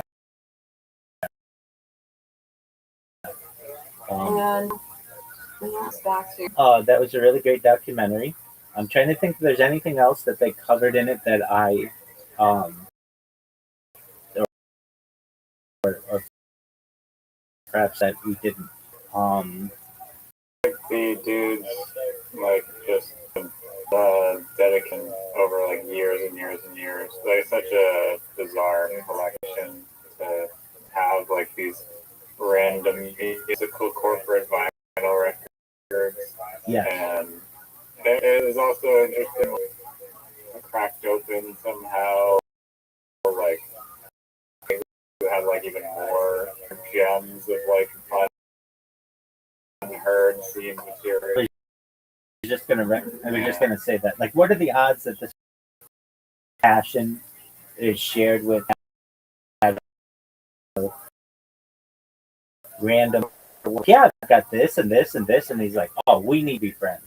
Thought that was cute. I also love that kind of music. Just with there's so much going on the horns, and it's just really get out in today's music at all, or you really have to search it out. It's not popular, but I thought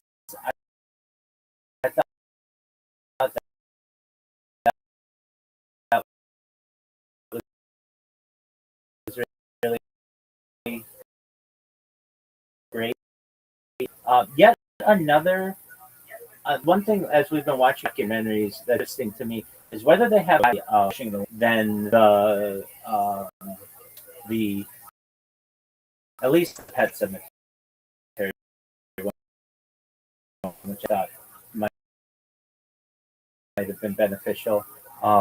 The art of the documentary doesn't. There was time, in my opinion, I could be wrong, but like around from 2005 to 2015, where the documentary online was big. People do documentaries, but they become whatever. I like documentaries, really niche things that I would never see. So I found this one to be really, really interesting and Yeah, great. this is a winner. Yeah. I was really, really, really interested, really entertaining. You know, and as the guy said at the end, well, you just never know where something's going to lead you, right? Like he's looking for records for Les Chapel, and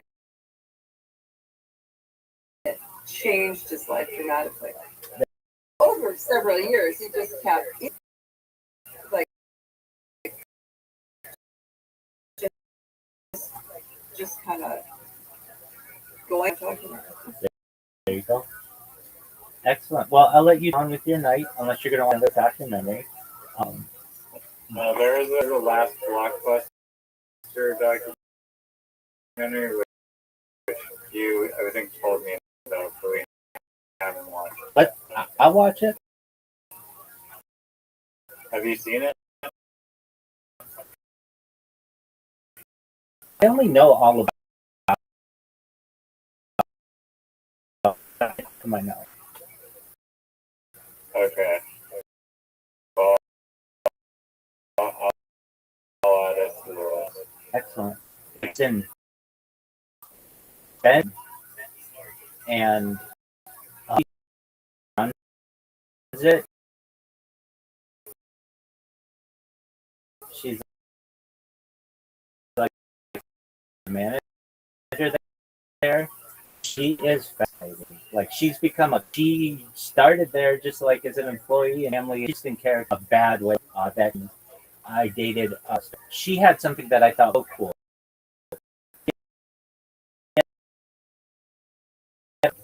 Anywhere she could just watch. It was like Exactly, it was like Netflix before Netflix.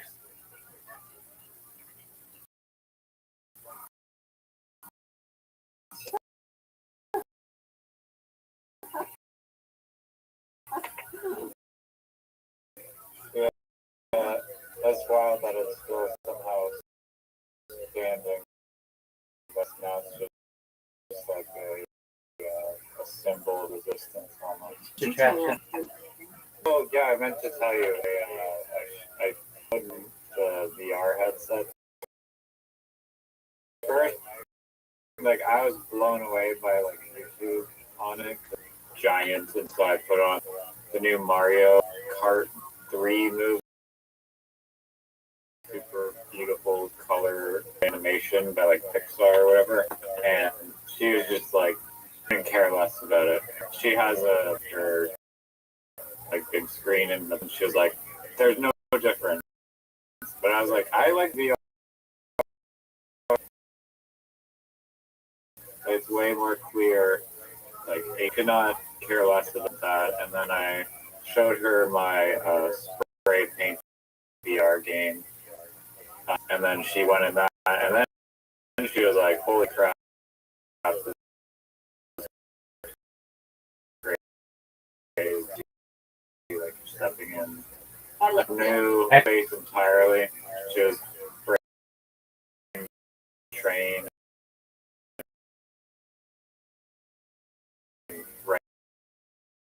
did some really brutal, terrible artwork, but she enjoyed doing it. And Very, very, very cool. Like it was absolutely honest with them, aren't I, Zach? yeah, Excellent. Yeah. How long did you have it on? Okay. 10 years back. I was like 10 minutes. Okay. Yeah. She takes it for half hour. No. I was just saying that distorts the time, and it seems like it did for you as well. Just it closes out the entire world, obviously. What To what do I'm doing. you like? I don't know what. Yeah, so I don't use it as much as I've got people who are coming in here and such, but I would use it to watch documentaries or made in 3D that have 360-degree view, so I could look around and feel like I was immersed. I would also use it for Google 360, Google Earth. So it's basically like a virtual vacation from the comfort of my room. I would use I think the version that I had, I think Zach has like or Riser has the uh, Oculus 3 or something like that, and mine was one of the first ones. Um, and I used it for the game. I didn't ever feel. I recommend to anyone a magnetic charger for their VR because you will, if you wear it, pull on that cord, magnetic, it just won't. A friend of mine at the time, uh, when it was launched, he had the Oculus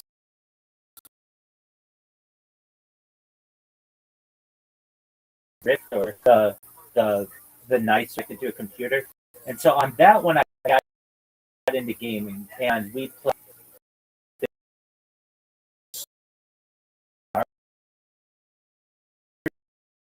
this game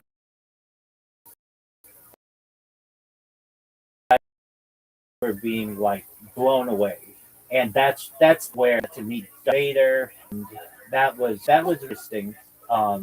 Is scaling all the projects back.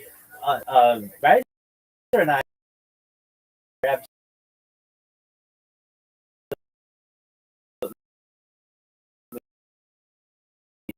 shocked that Meta spent $88 billion, and Insane. no one like it. Just I probably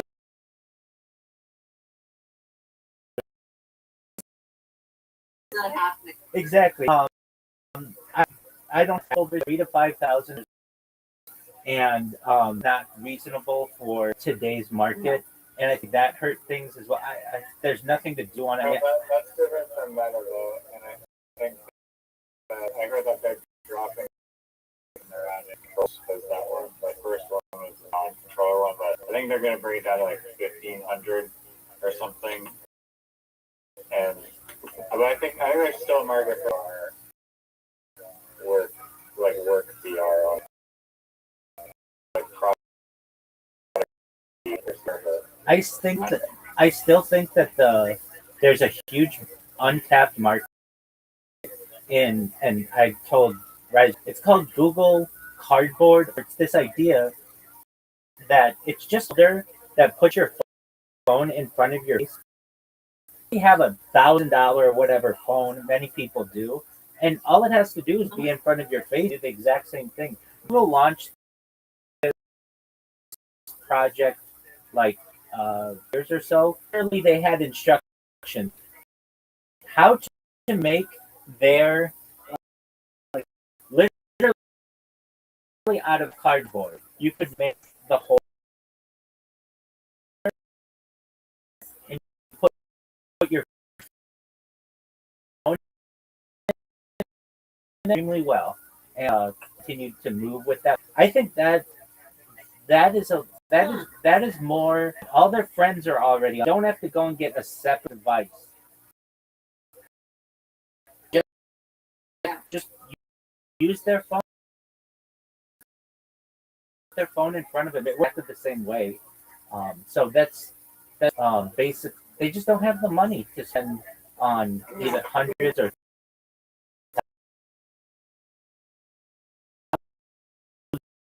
thousands of dollars.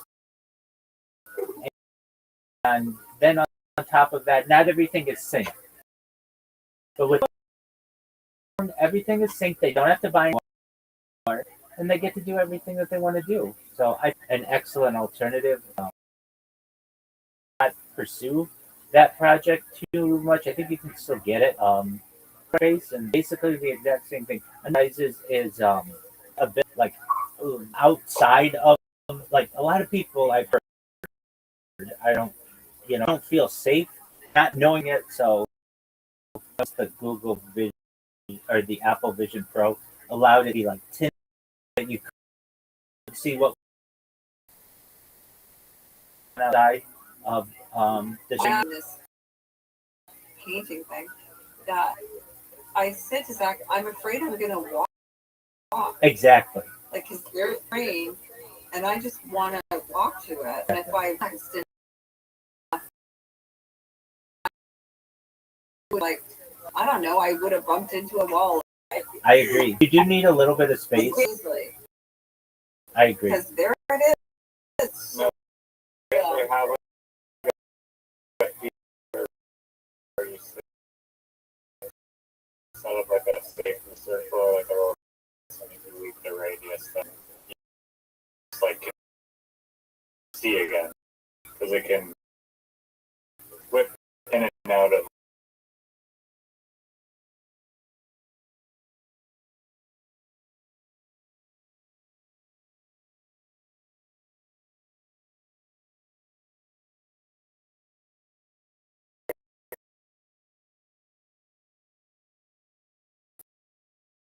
Broadcasting what's in your room versus like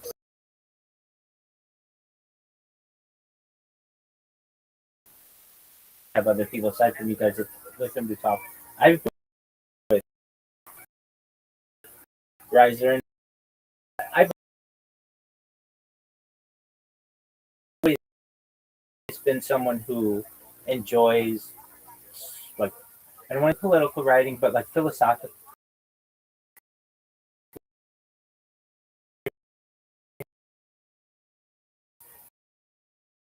And with ChatGPT or different apps, can write a lot more content much faster. So what I've been doing is somewhat brilliant.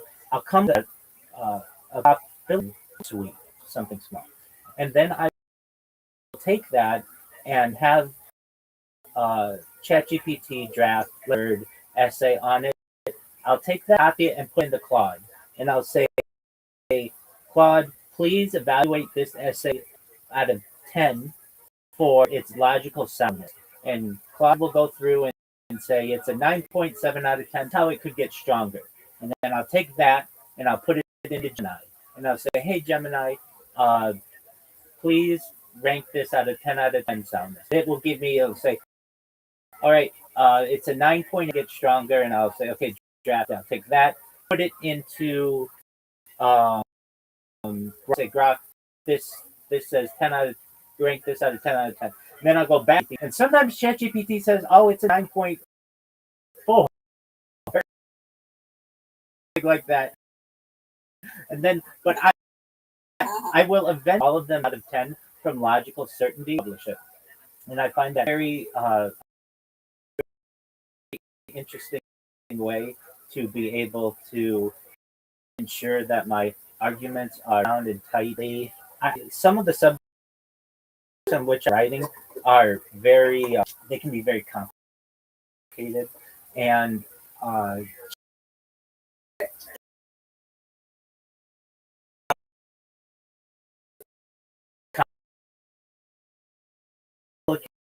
complicated.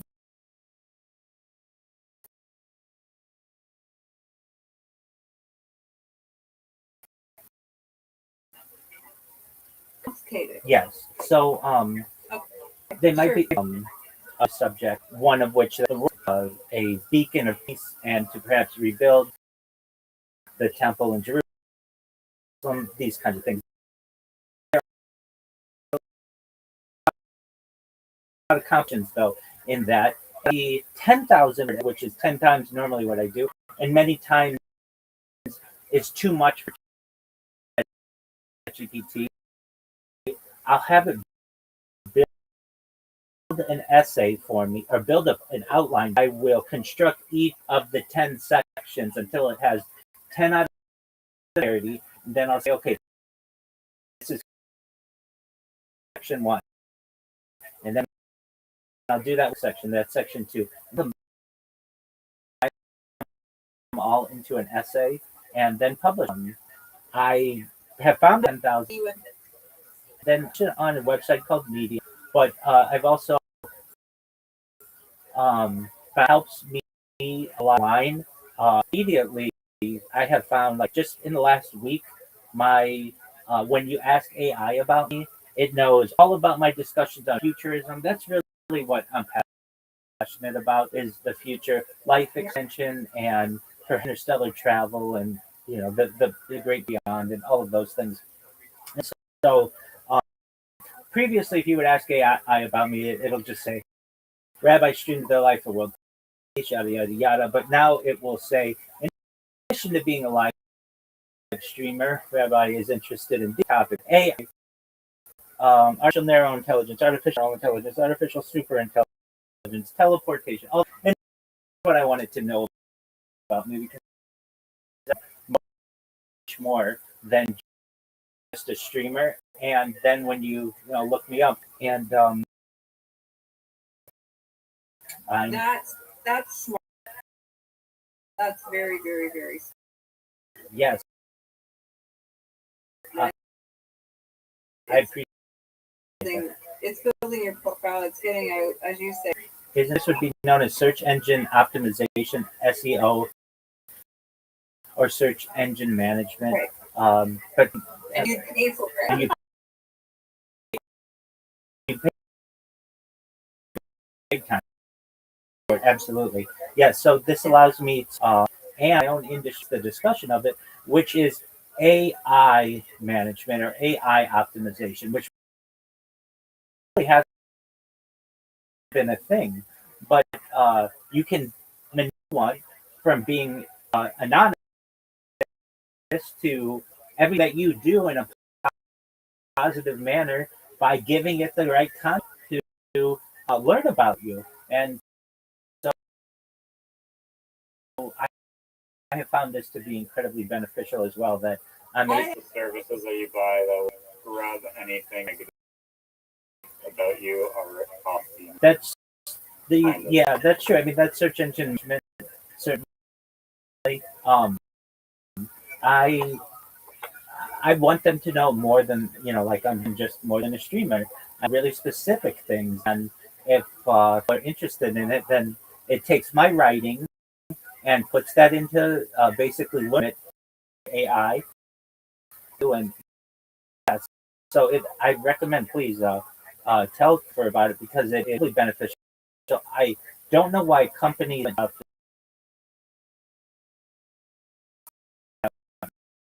much because it's so important that in the I talked to Brad a little bit. There is a coming case between Google and the EU or Alphabet, Google's parent company. You have your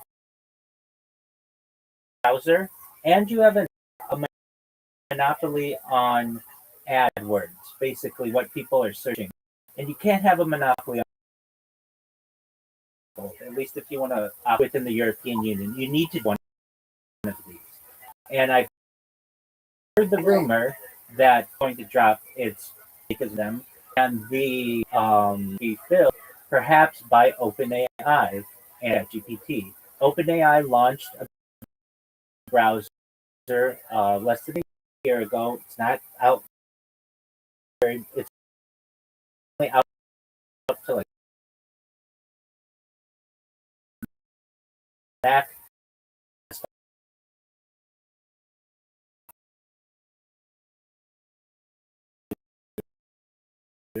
It's called Atlas, and I think Atlas will be a good search engine. You will really have everything that Google. So Gemini shows, a pretty good summary of whatever it is you're looking for. Even the browser's changing. Ahead of the information that and I think definitely the future and it is going to replace a lot of people. So you can either have it work against you or work for you. And while it's its infancy, I think I'm just the best thing since sliced bread.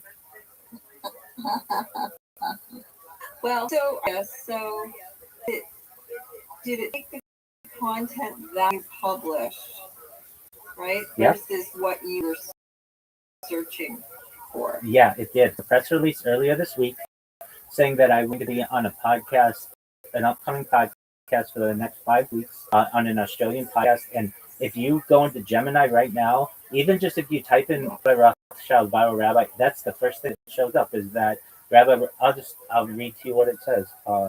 It shocked me. Yeah, but sorry, but that was because you published it, right? Like you published this thing that said this is where I'm going to be. Yes. It wasn't. Yeah. Okay. So that's the missing piece that I relate this to Christopher, that is what I'm going to relay to him. But when you publish things, it uses that so if they know your interests and so forth. That's correct. And from a time standpoint, whenever you publish something, there's a score Google gives every its page rank, and so things that have an above page rank and things like YouTube and things like Medium and that are lower than that are things like maybe you just created a website of your own or whatever. It doesn't give it as much, right? Once you publish on one of these high scoring page ranks,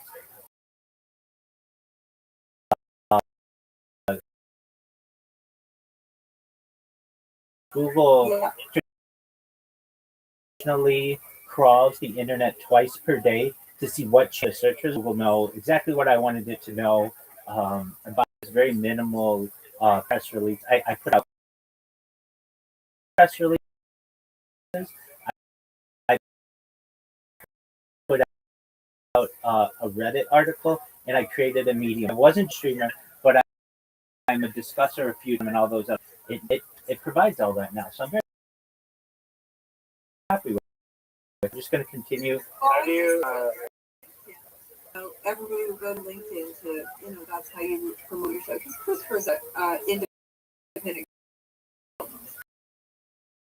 so he has to promote, of course, and find new business on his own. And he does that in very like he's got business. He can talk to somebody on the Go train. They get out of that because they just hit it off, right? But his names like a lot are just LinkedIn. But this is interesting because people aren't going to go to LinkedIn. They're gonna just AI. Hey, tell me about this person, right? Exactly. LinkedIn is in that top 90% or like for page rank as well. The issue is it's behind a paywall, or I shouldn't say behind a paywall, but behind a login. And at least with my LinkedIn, I mean I've used it to really great jobs, but I don't publish on religious topics on my LinkedIn. I'm a certified professional. My interests are in technology and apps, and I may publish something, but it's on philosophy or maybe on religion. I don't necessarily, God forbid, need a future employer. Exactly, but on Medium, you don't need it doesn't have that login screen. It's available to anyone who wants to see it, and it populates within Google extremely well. So I have found a lot of benefit to that. And the big thing that allows, I would say, the like 1-2 punch is if you publish something on Medium or LinkedIn, either one, and then get that posted somewhere there's Google goes crazy for that because Reddit and LinkedIn all have variant allegedly of what GPT knows from is based on Reddit responses. In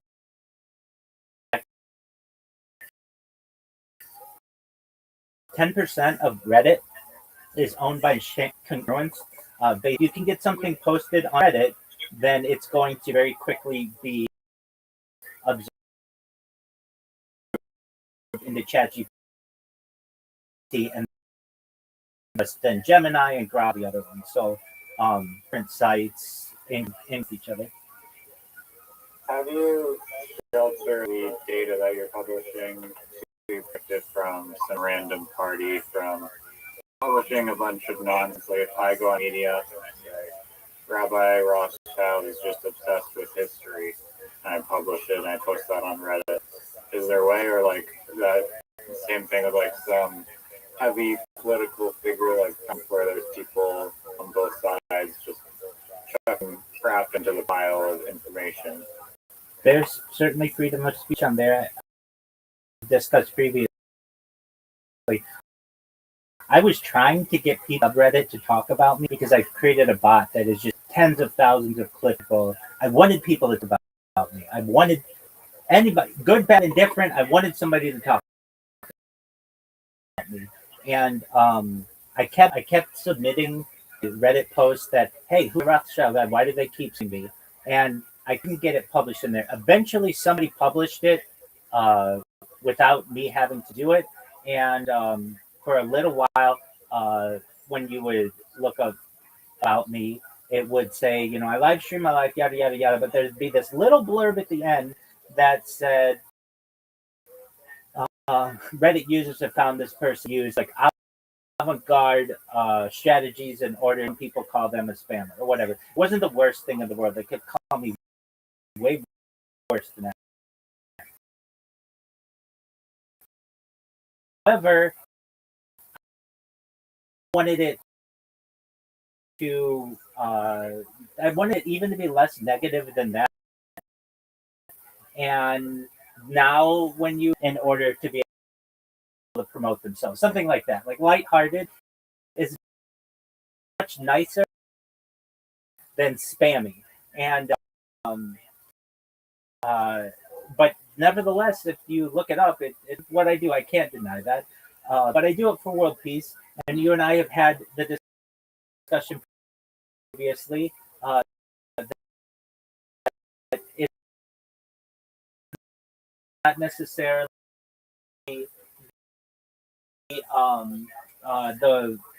it's not malice in it.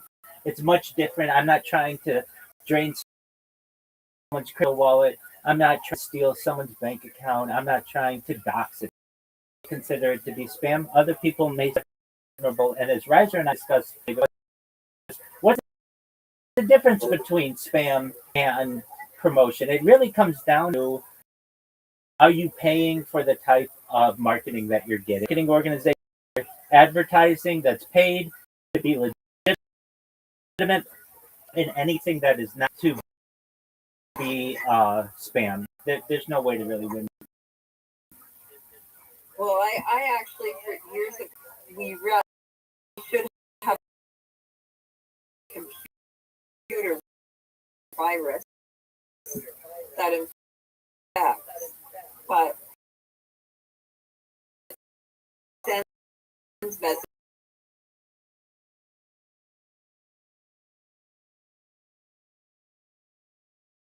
like for world peace and stuff like that, like a positive virus. Absolutely. But virus, it's always really bad stuff. Yeah, And, perhaps I filled that role. Yeah, you didn't quite infect all the computers. No.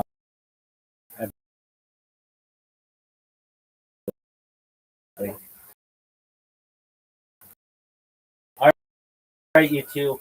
I can't believe I actually talked you. This is cool. Like, a lot of times I try to I join these VCs, maybe not there, but now Got me, friend. I've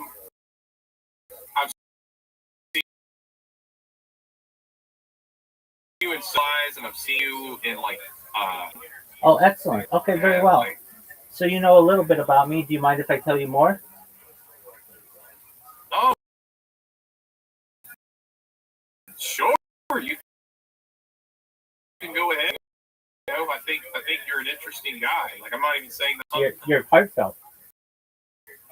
Yeah, like you know, I see you in Socialize and the very first VC. I've seen you in Edgy, and I've seen like it's yeah, watching that interview, it's like you're an interesting guy. Thank you. For real. Like I don't think I could do this. I appreciate it. Well, thank you for the opportunity. Yes, I am Rabbi Rothschild. For those of you who are watching, perhaps not in my Discord, if you don't know who I am, you will. I stream my life 24 hours a day, 765 days a year for world peace. I've been doing so for more than 4 years. My stream back to the pandemic. We've seen the death of the AI, the coronation of a king, and everything in between. This is a real life Truman Show, a real life. Or Meepy, have you ever seen the movie The Truman Show or the television show Big Brother? Seen them all. Excellent. Well, then you get a gist of what my entire life is on camera. In the 1990s, the phrase "is king" was coined, and I'm making it true today. In my own way, I'm king of the internet. This is the global history, and here's why. In 2017, the Economist magazine stated that data is Earth's #1 resource. And I have more data archived on the internet than any person ever, which is making me very influential. I'm going viral, and when I do, I want to make you all financially independent. I want to ensure that you have generous or charitable organizations. That sounds excellent. Excellent. If you had the opportunity, you should, at the top of this Discord, the red circle, that's 27 YouTube streams. You may have to scroll to the top. You see, Yep. you can either click the link in there, you can check it to make sure that it's a good link or whatever. I have 3,000 people in here, and you know, not trying to scam by of anything. It's a good link you put into a browser.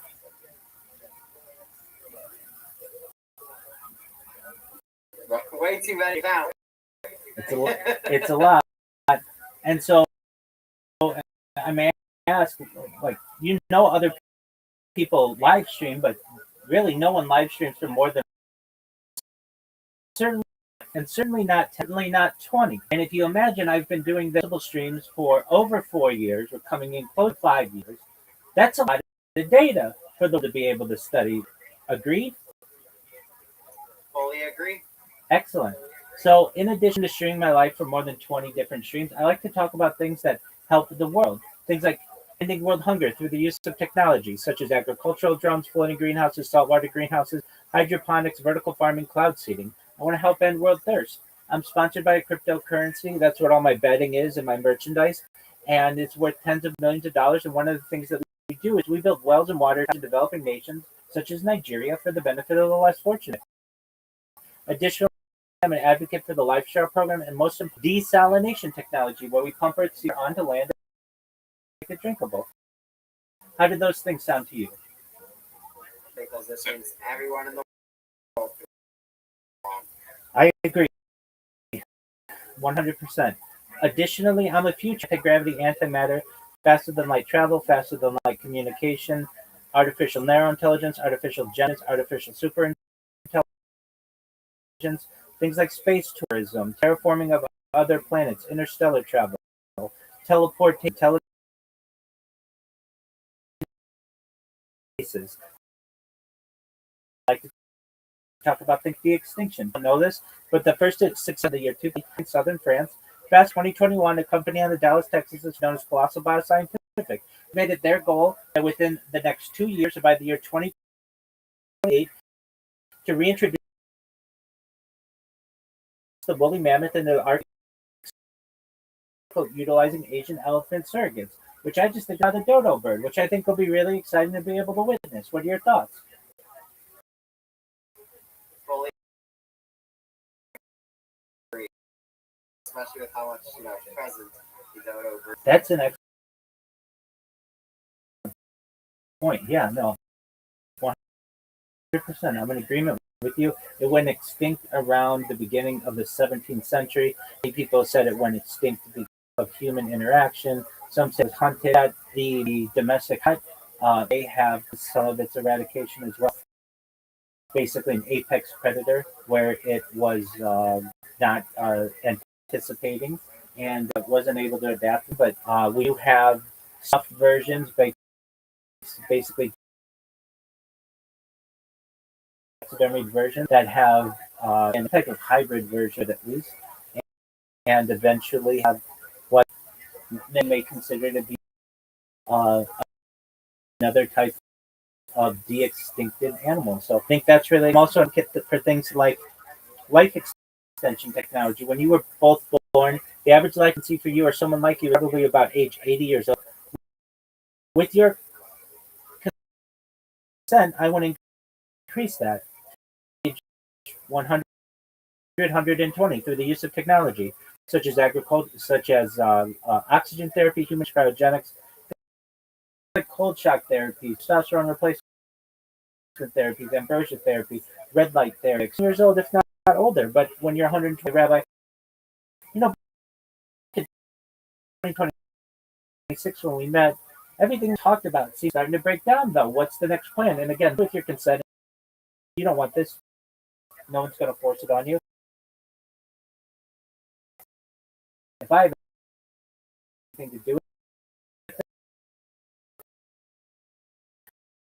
but if you'd like, you can utilize another type of technology known as Atom is in your central nervous an android, cybernetic being, a clone of yourself, a robot, an ethereal being, whatever you want to be. But essentially, what I'm saying is that you may have an opportunity at digital immortality. What are your thoughts? I mean, I'll as long as it's consensual, so people who want it can have it, and those who are against it, remain and maintain their own personal beliefs. And as long as it's actually, becomes accessible to the top 1%, we get hopefully access a lot more privileges than I think everyone should have access to, especially in healthcare and, like you mentioned, clean water and many other they're becoming luxuries, but shouldn't be luxuries. I am in agreement with you, BP. But guess what? Did you know that you're a member of the 1%? Really? Yep. I think so. In order to be a member of the 1%, you essentially come from a family that makes at least $33,000 a year. And if you have a computer right now, you probably are from one of those. It's a solid point that I don't think a way to rebuttal that. So I know what you're saying, though. The top 1% of the 1% of the 1%. I get that. I 100%. I do get you are right. You are right. Sure, right. It's kind of like when you look at stats too, and they do say, right, we have something right when in reality, when we look at the whole picture, right, the majority of the population doesn't have the those things, especially in where there's less. Agreed. And arguments to be made that even about half of the Indians never used a computer. That's when we are done with our old technology. I know we should, most companies do unfortunately just break it all down, but I think donations to those areas that don't have that ease of access them could definitely go, a long way with providing and helping them, build a better future for themselves and have access to knowledge.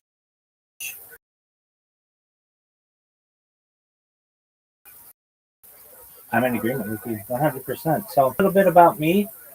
Paul, yourself. Movies, that's one of my big things. Excellent. That's a hobby. Cinematography specifically. Excellent. Your favorite movies? Ooh, The Blues Brothers is actually from the 1928 silent version as well. I do love silent films. Okay, let's talk Blues Brothers first. Who's your favorite in that? Ooh, music in general is fantastic when it comes to their performances. And I mean, the amount of cameos in there, Aretha Franklin's music. And I think it's one of those films that, people say it all the time, could have been made today, but it's also especially the kind of film where I think it probably has some of the most cameos of almost any film out there. Absolutely, I'm in agreement. You know who I love a lot of the cameos, everyone from Ray Charles to Cab Calloway, but a lot of that quite often is Steven Spielberg has a cameo. Oh, yeah, that is go to the end there, and they are the courtrooms there. That is true. Exactly, and come back in 5 minutes. That's so, and they got all Yeah, the he's people. in that sandwich. Exactly, love it. Yeah, okay, great. And what are your thoughts on the remake of Ben Hur? I think the remake, the first remake, is actually. I mean, I think it's just to be argued as good. I agree. Different eras, but I think so compared to both of them is of some different eras. Not adjusting for the time. I don't think there's really a right, or wrong, or better, or worse opinion when it comes to what people prefer. And then I know there was also another remake in the 2000s, I think, like maybe 10 years ago. That one I think is terrible. Right. Morgan Freeman and I forget which other. Are you? I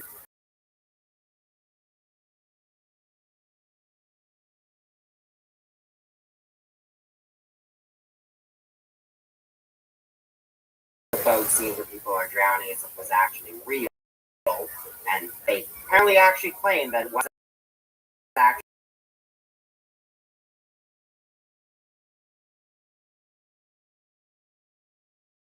fully real, because that people signed up to do the part, but lost to swim, but they actually couldn't. The words of the people, 40 or 50 people, like during the recording of that version of the film, which is something you don't really think about while watching it, right? And I'm like, oh, because everything is actually real.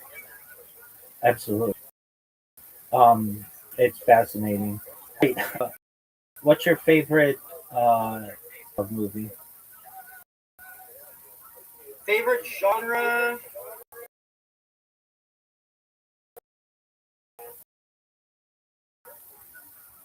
Well, generally, I mean, dramas, when I watch them genre, I try to seek out the most of, but every week. I think every genre has its good and bad. I don't think there's one is inherently better than the other. But I'd say horror definitely fills that for me. And works. Okay. What are your favorite horror? Favorite horror? Definitely say The Drone. I think it's Okay. definitely up. I actually love. I was just saying that. I was just gonna say, do you have a thought?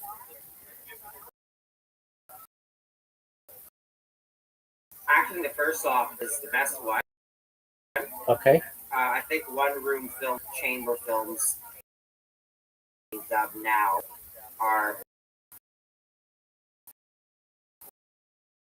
really captivating in the sense that they have to be engaging and have an interesting enough pull, mostly as in on the actual like the fluff or trying to feel like it's got that grittiness to it. There. Those are. You see the film about a few years ago. Yeah. I thought it was really interesting. Was that like, if you considered them all, was it Saw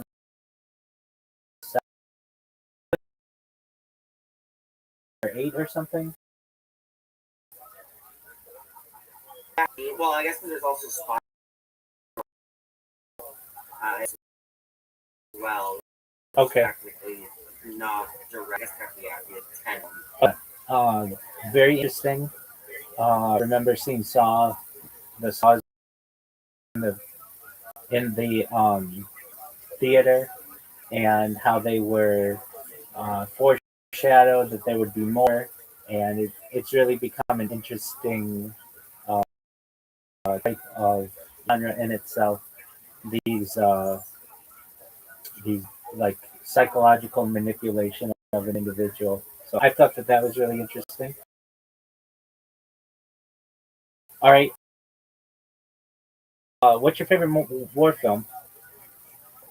I'd say take a war film. The war between the North and the South War during the time that they split in half. There is a chance. Excellent. Do you have any other recommendations? Uh, have you seen Apocalypse Now? I think it's really good. Absolutely. Vietnam films. Hamburger Hill is an underappreciated one. All right, of those Vietnam films, got we have Platoon. We have. I'm missing another major one in there. Is Apocalypse Now your favorite?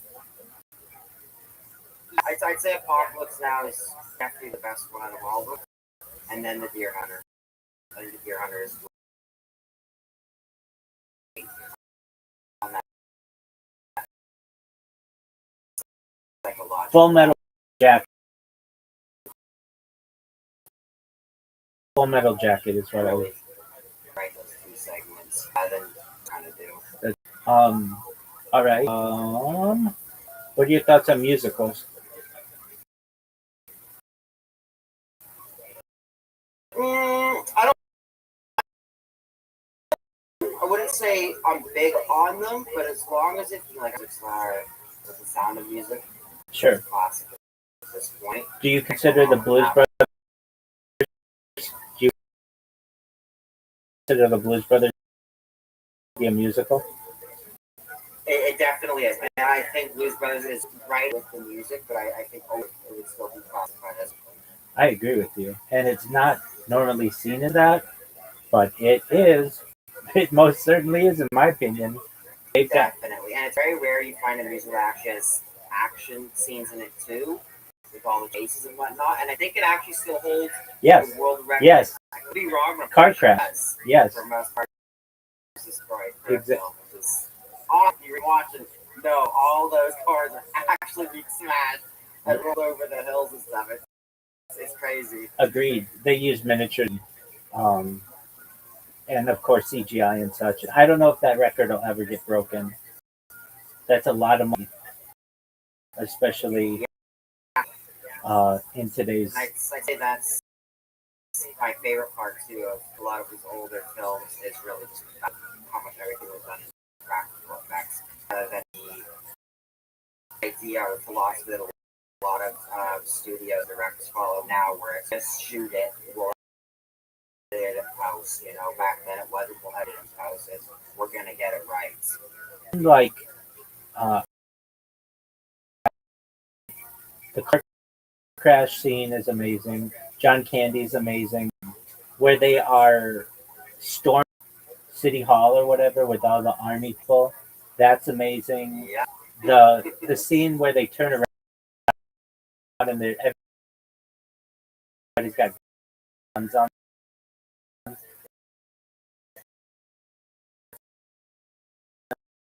Amazing. I mean, the Penguins, the Illinois Nazis, the jail, even the. I mean, they play like you could perhaps less than a $1 billion budget, but they're playing Elvis with jail. They play like Soul Franklin, uh, huge songs to get into one movie. It'd be difficult today. Yeah, I agree, and I think that's I think four is still going pretty strong, despite actual sales and the last there are still good films. the foreign scene, NBC. Are you okay? I'm excited for it. It should be a two-part then. Um, at least from a music standpoint, it'll be really interesting to get all those songs and in a set of. And I do know, I think I recall you have Miles Teller and Coleman Domingo being in it too, and they're two very solid actors that are, I think, getting a little prominent in the last few years. Excellent. I think Jafar Jackson is playing Michael. Is that correct?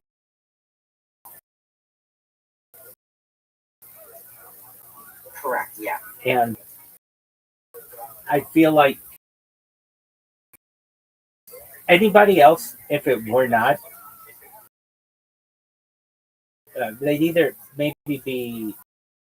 Everybody would say they're not good enough,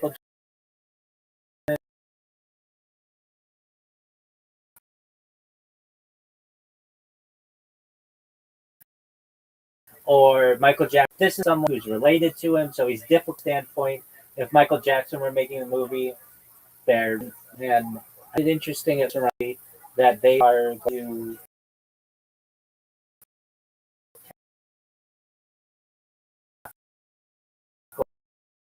go all and the bad with Michael Jackson and the one of these big time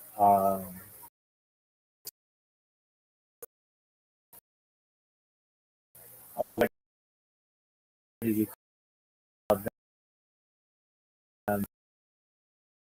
Not just biopics, exactly. Almost we've had them recently. So you have like the Freddie Mercury and the John and the Bob, but this one Yeah, I think this one, Michael Jackson, right?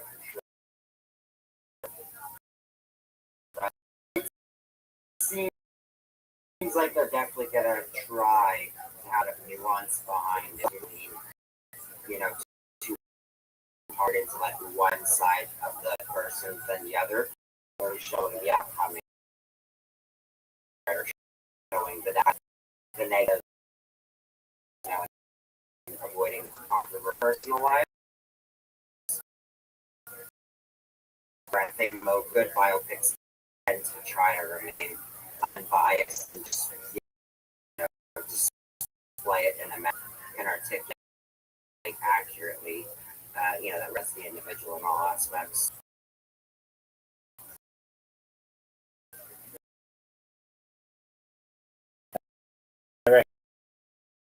I I recognize that and agree with it.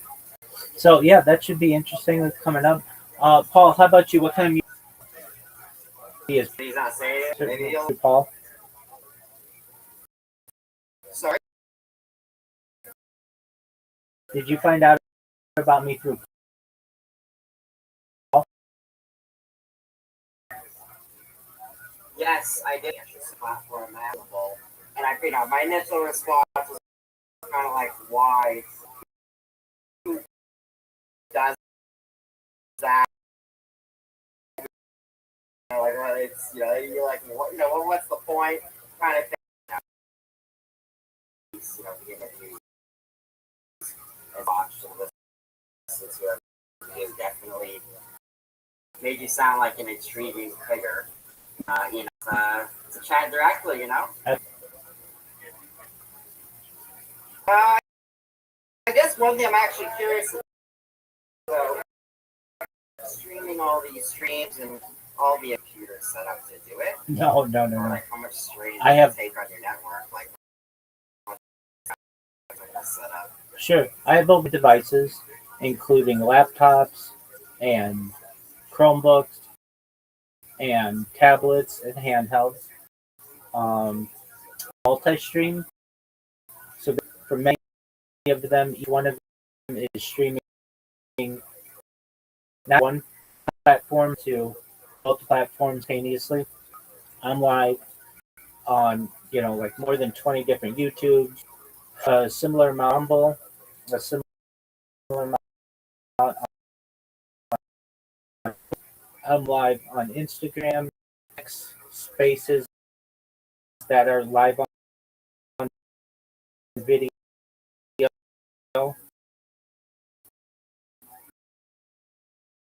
I'm live in like at least a dozen Discords, live on now, a bunch of other platforms. I have if you tune in. Do you know what Linktree is? I do.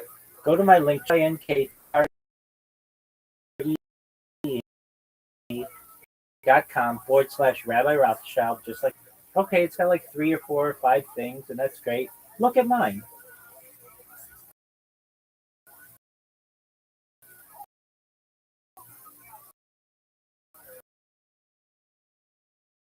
Yeah, you're you're not kidding. Yeah, scroll. That's not even one of all my accounts. I have over 100 Twitch accounts, over 1,000 X accounts, over 5,000, 10,000 Kick. I have more social media than any person ever. And of those, like something like 90% of all those work. Occasionally, I'll get a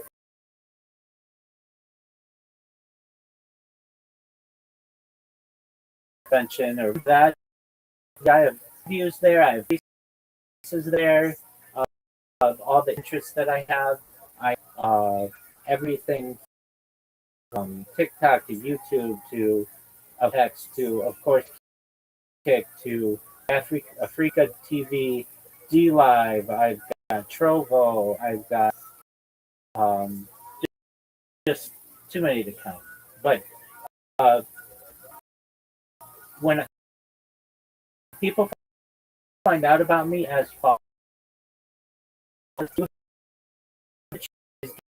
given a platform to be able to discuss not hot or not, how hot or what can I do to piss off this person in public, and actually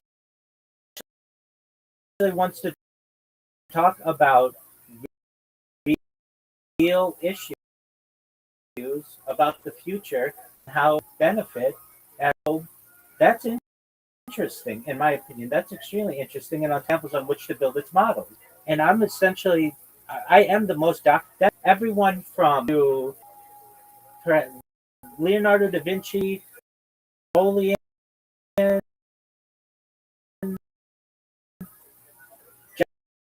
John F. Kennedy, Donald Trump. That's an incredible amount for the world to be able to learn. Couldn't agree more.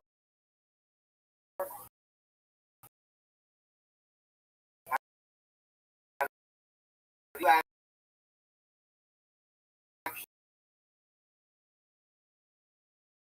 actually ever been contacted Digital Corporation?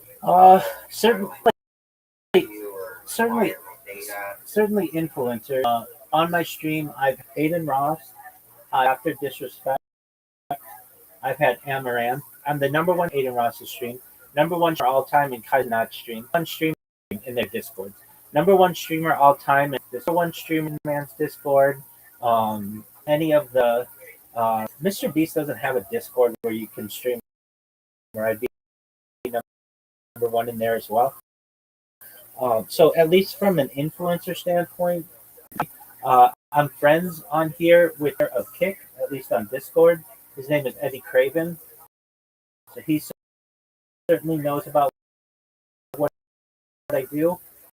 In terms of the like data companies, the ones that are really going to matter are Alphabet,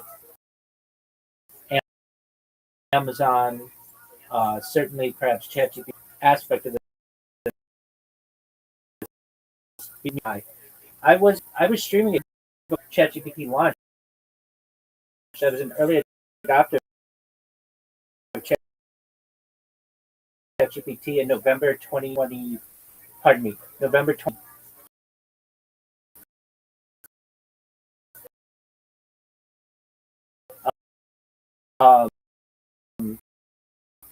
I was a user of it November 30th, 2020. see its different iterations from ChatGPT 0 to 1 to 2 to 3 to 3, and now short form a related. Very few people could claim that they've even been streaming this long, let alone having all of their shows. Who say, "Oh yeah, I stream all the time." Okay, that's cool. Can I go back and see what you did last month? No. How about last year?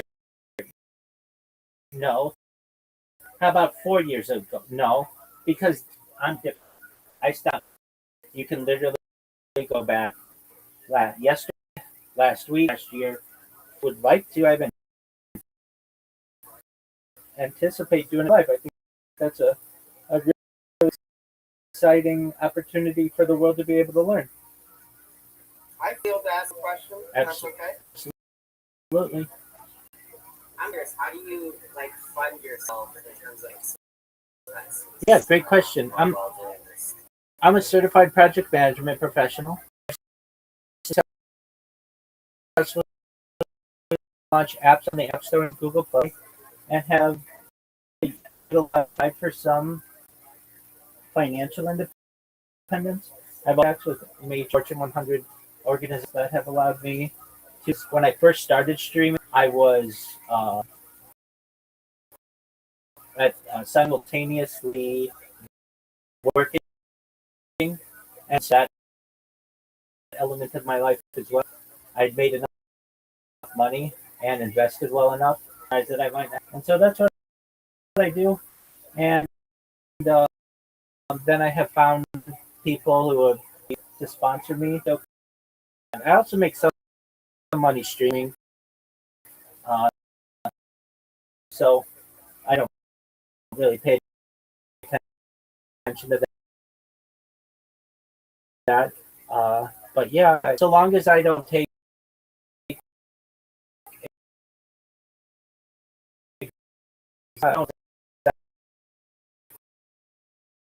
vacation to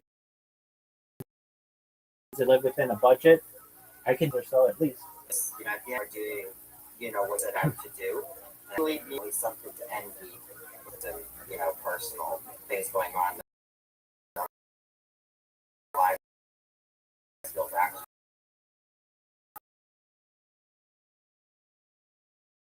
pursue those things. I agree, and I'll be able to get any girl that I just have to be patient. I've many female relationships in the past, more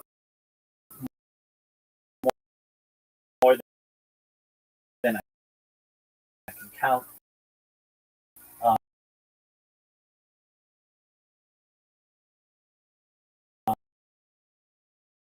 Of women, but I know I can take my game to another level. Women want to be famous, and a lot of women would want that they could be perhaps essentially in my own way could say, hey, how would be in the Epic of Gilgamesh or the Bible or I have this huge amount of data, and I can make you a character in it. How would you like that? That's really a lot of people.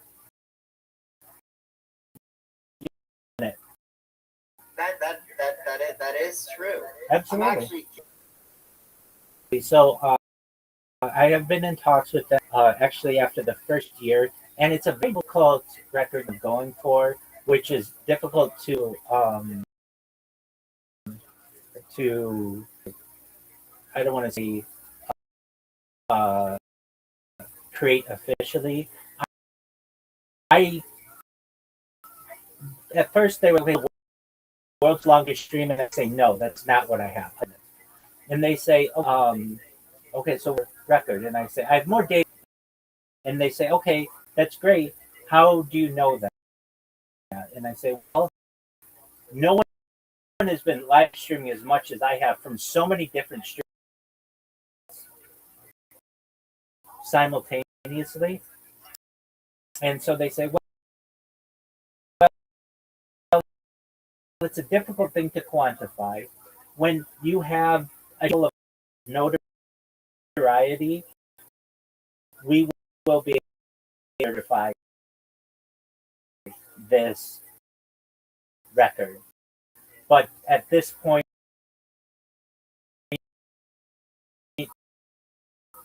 we don't have the manpower to be able to watch all of it. And if you know anything about well, literally everything is on camera to sit there and watch, and if it's for to watch you, then we can add you to the list. So yeah, it's so anywhere between 20, depending. But it's the certificate. They were to say, okay, you have been, we can certify you've been doing this for 4 years. We don't have the manpower to be able to watch it all. But when the world has the see that it is not redundant stream or something interesting, and I'm okay with that. And I do to have world records, and so we talked about that process and such. And theirs are different. They know that like they've made attempts to get theirs, and if their cameras fail or for whatever reason any technical error, they have to start over. The Guinness World Record is considered the I'd like, and I'd like it when I do go viral that I'm fine with paying for it, but I want them to come back to me and say, we want to give this to you, we want to bestow it upon you. So that's an exciting opportunity. Then there are other Guinness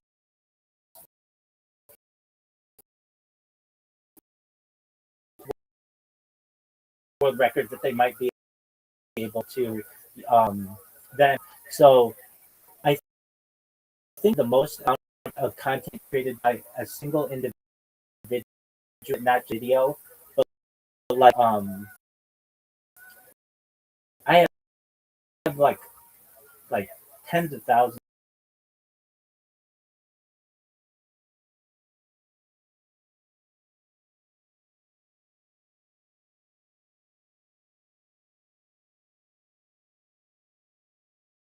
of songs or what. They have another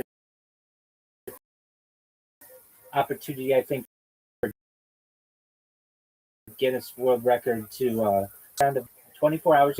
And what that does is it confuses the algorithm. Basically, the AI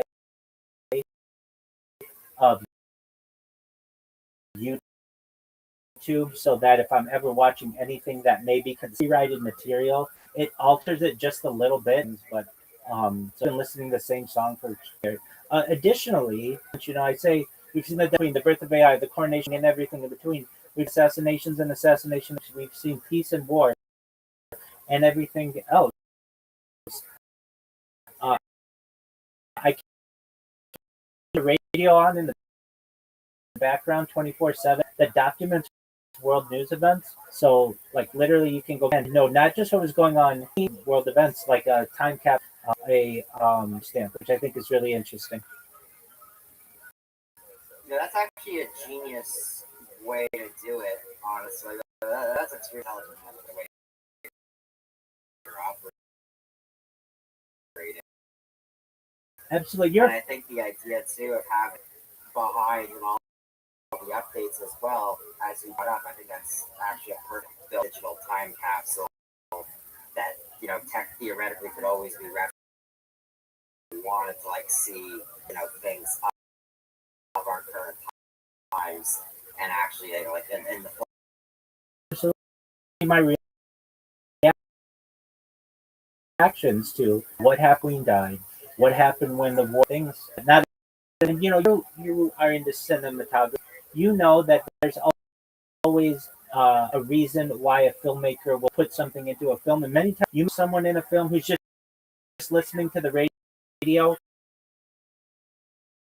and it gives you a sense of the time period when you can hear those things.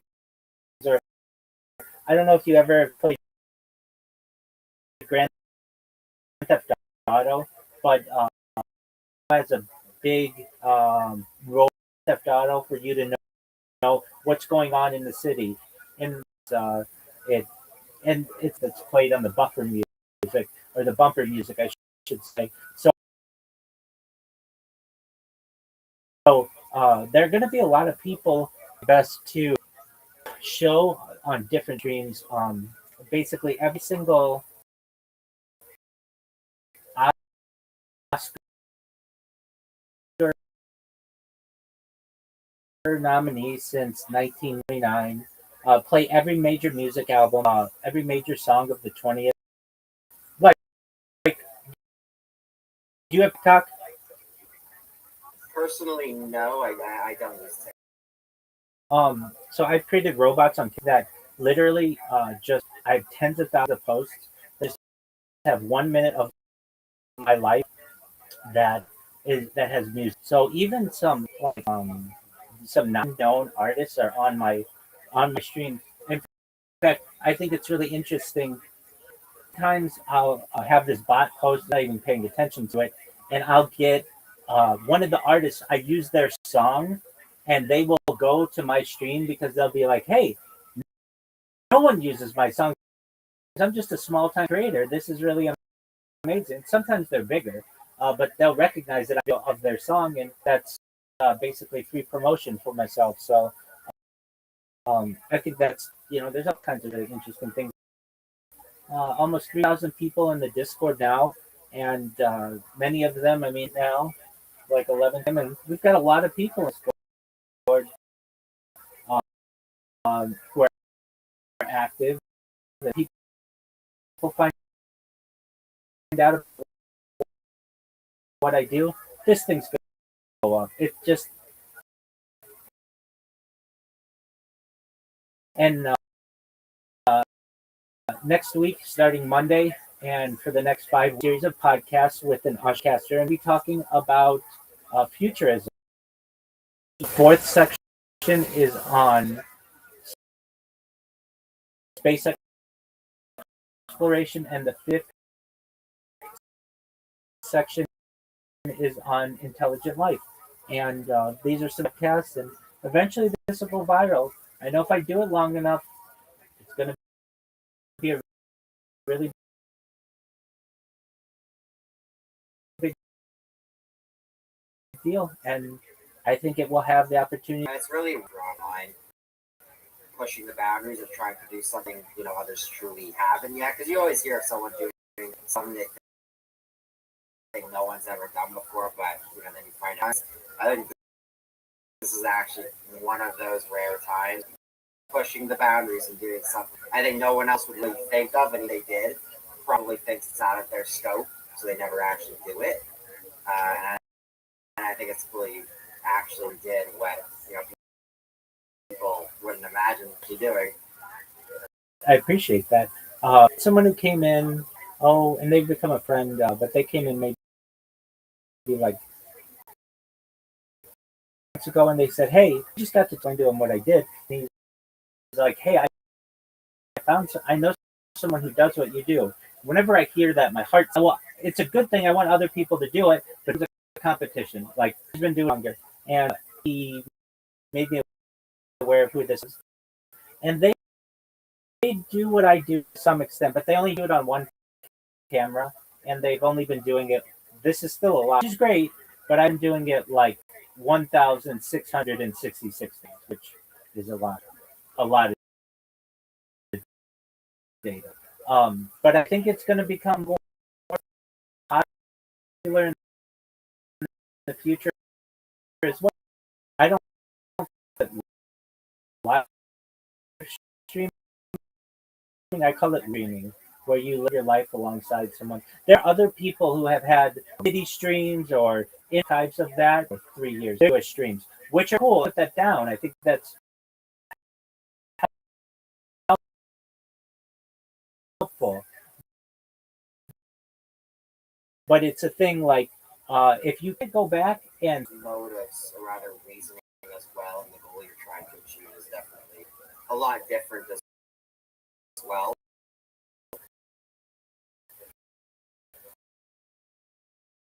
I mean, you really are just trying sometimes, like reality TV shows, everybody knows they're not really real. They're also, I'm getting to a reality, stream where you're just life. I've streamed as far north as south of San Diego, as far east as the desert and mountains, as the Pacific Ocean. I've streamed in Beverly Hills, really everywhere in Southern California. So I have content as well.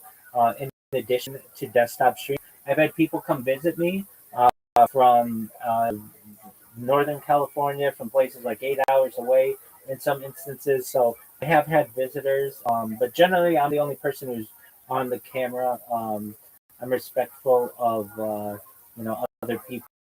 If they don't want to be on the stream, they don't have to be on the. And I live just the way that a lot of people live their lives right now. Right now, you're just sitting on your bed or sit couch, right? That's completely correct. It's completely correct, and that's what allows to put themselves, and they certainly. And once you can get past that, and you get past sleeping on camera and showering on camera and going to the bathroom on camera and brushing your teeth on camera, you can get past all that. You recognize, given the gift, you have no people will this. I know on picture. Wow, isn't that really interesting? This couple or with their children, what did they do? Who would they become? Those kind of quick before the earthquake, or that's what New York City like at the time of the Great Depression,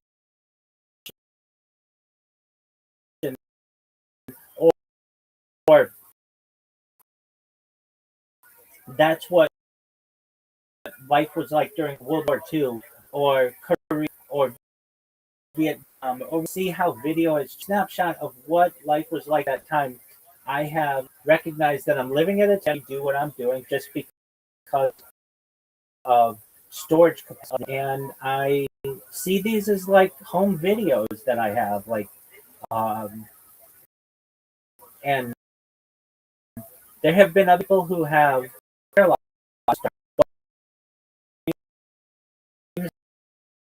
weren't archived, and my big thing is the archiving of the footage. That's what's important to me. That's why I'm live on so many different streams, because I want the see. I know I've lost YouTube. That's why I'm live on so many ones. So if somebody wanted to describe the internet of me, they would really have to work at it. I would say I would be the most difficult person to scrub the internet of it in global history. Well, hold on. From a video standpoint, I would say the writings of people of like major figures would be difficult because they're involved in so many different things. But at least like when president might have a press conference, might be shot for, but it's only for like 10 minutes camera.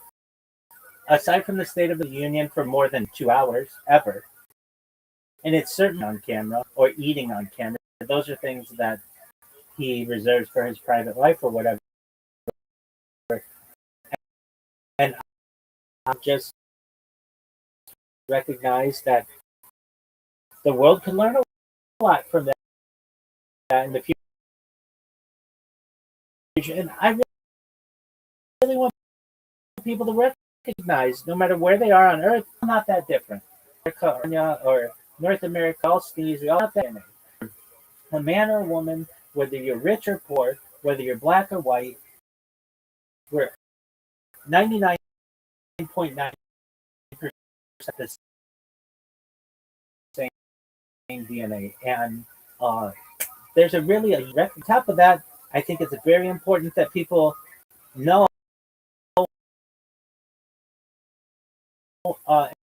and I think people will really like the fact that they can have Mr. Beast, PewDiePie, any of these celebrity eventually run out of their content. not mine. It would take you 100 years right now, more than 100 years, to watch all of my content. That doesn't include TikTok. That doesn't include Instagram. That doesn't on Twitter, Twitch, or anything else. And that's incredible as well. That we basically have unlimited content from fountain of content.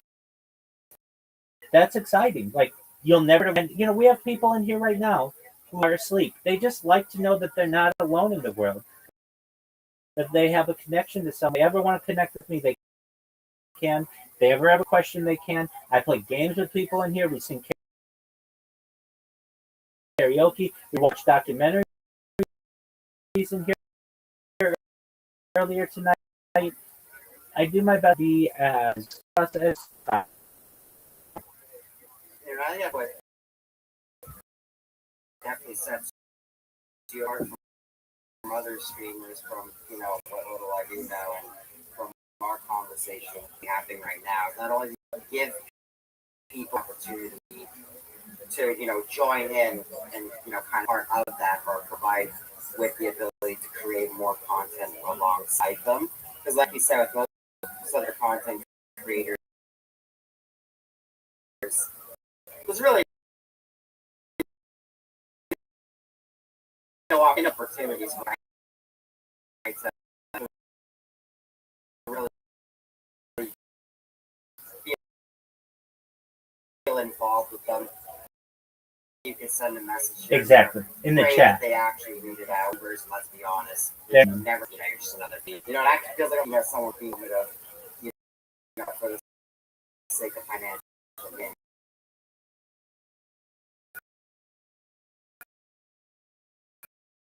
Oh, absolutely. I don't want the money from it. I know, archive on the internet, the person ever, and I know that is going to make me more money than I could ever want, and make my friends and everyone else more money than they'd ever want. And I want to give back to people like you, to people like Paul, to everyone who's helped me along the way. And I think I'll be able to. You have to think of all of the oil in the world. All the humans it's not a little one, it's a big one, bigger than anybody else. And I'll be able to sell not just the monetization of the data, but I'll be able to do endorsements. I'll be able to perhaps start different currencies and definitely market so that I very easily be in that top echelon that we're talking. And once you get that much money, there's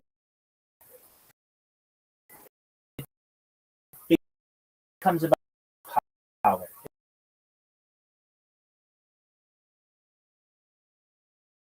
It doesn't really become about money anymore. And I want to give that back. Trust, basically a not-for-profit world. And there, like some of the others started, or at least try to like help people, help the blind by like donating vision surgeries. I would love to do those things, but bigger. I'm not about making a profit. I want to give that back to everyone who's helped me, and I think they're really exciting part of that. I mean, I have I'm a sponsor of a cryptocurrency. Shout out to the cryptocurrency, has a very long name. Here's one. But basically, very easily, wearing their merchandise, I could be perhaps Coca-Cola or Pepsi or perhaps Bull or whatever it may be. And the thing for innovation is I don't ever stop my stream. So they're global, thousands or millions of people 24 hours a day. It's an incredible tool. Everybody else does. If you've ever seen one or a NASCAR driver or any of that, and they have those jumpsuits basically, and they have I would feel very comfortable saying thing, and I think that's a really exciting marketing opportunities, and I'll have not just a band, just like a commercial, but literally coverage for their brand, and that means people talk about it, then people are going to see loyalty. There's a really exciting opportunity point in sponsorship. I started this for the first year. Anybody, I didn't have a Discord for the first 3 years. It was just like people would write in a YouTube comment, but because it would take me 2 hours to see that somebody had posted something and will say, hey, why don't, but it doesn't are kind. YouTube could make a real system that if somebody that unfortunate, so use third parties and but when I first started, I just basically one who was my life the normal way, and then slowly but surely I got into different people who were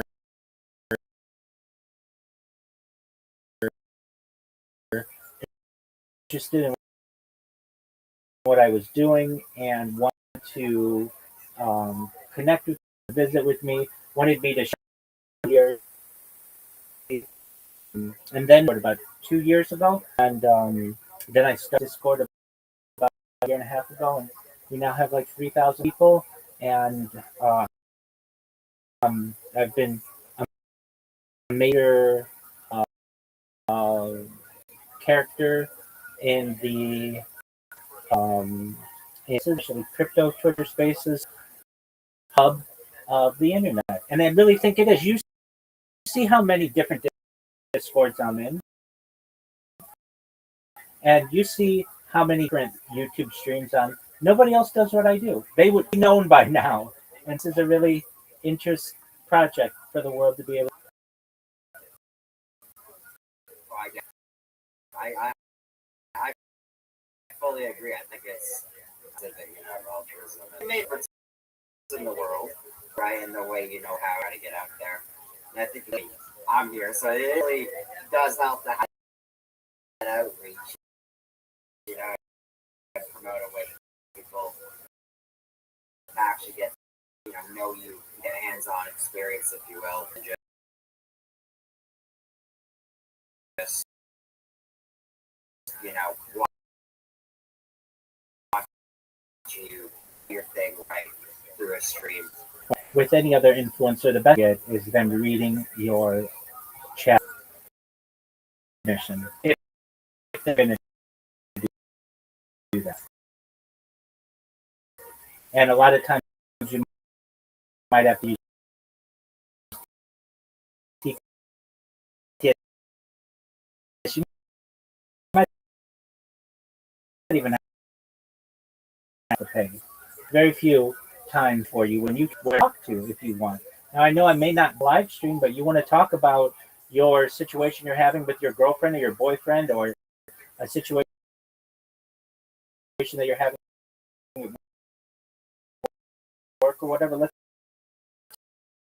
talk it out. I get people every single day who come to me for give them, and I've heard just about nothing but really high praise, and I'm really appreciative to have the role that I have to be able to as many points about being that avenue for people to have someone to talk to. I mean, it's easy to say everybody has friends or family. Not everyone has those those that express themselves and or being accepted to begin with. And I think, especially verbal communication as well, you can, of course,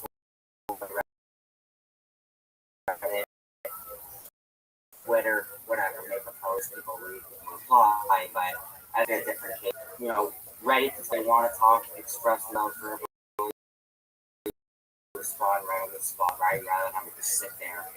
And verbally, especially in this case, you feel the energy, feel the positive vibes of it, actually feeling genuine rather than, again, someone throwing karma or, just being performative for the sake of it. Couldn't agree more, my friend. So you did have some questions. Any other questions that you have? I'm curious. So before you start general teen outlets live the same. I didn't have a YouTube account. I didn't use social media. Uh, I'm a very religious individual. At least at 6:15 in the morning, and many times at lunch, and certainly after work. Being a certified project management professional, technical background. I've also been a controller, so I have a control background as well. And just consider to be a professional. Pandemic happened. Aspects of my life went virtual, including my job went remote. Many of our classes that we would have at synagogue went remote as well. So we'd be on camera, and I recognized that I went from never being on camera to immediately anywhere from 8 to 10 hours a day, and that meant not only was I on camera for a major corporation, but I was on camera for different synagogues of which I'm a member, and the different classes, be it Chumash class, which is Torah class, uh, Hebrew language studies, Gemara classes, which is Talmud, and even into Chavrusa, which is like paired learning. And I started learning from more rabbis virtually, and years of study, became a rabbi myself. And with the role that I have, I was around congressional rabbi. Some of my rabbis run congregations, or rabbinical colleagues, I should say. But others have other jobs as well, lawyers or practice own rabbi, and different. And the congressional route is something that I may want to do someday.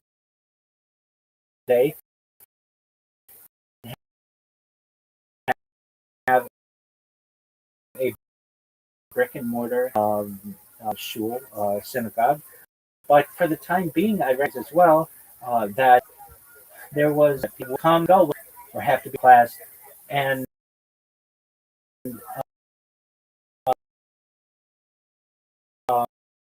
um, the way that it happened was this golf too far away. I would hit golf balls at the driving range, and I wanted to improve my drive. And never had had the opportunity to what I'd look like on recording my and my swing. And if you've ever played golf, sometimes you hook the ball, ice the ball, sometimes you hit the ball. And I would make jokes at myself just on camera. Oh, that didn't go too well, or what. And I thought,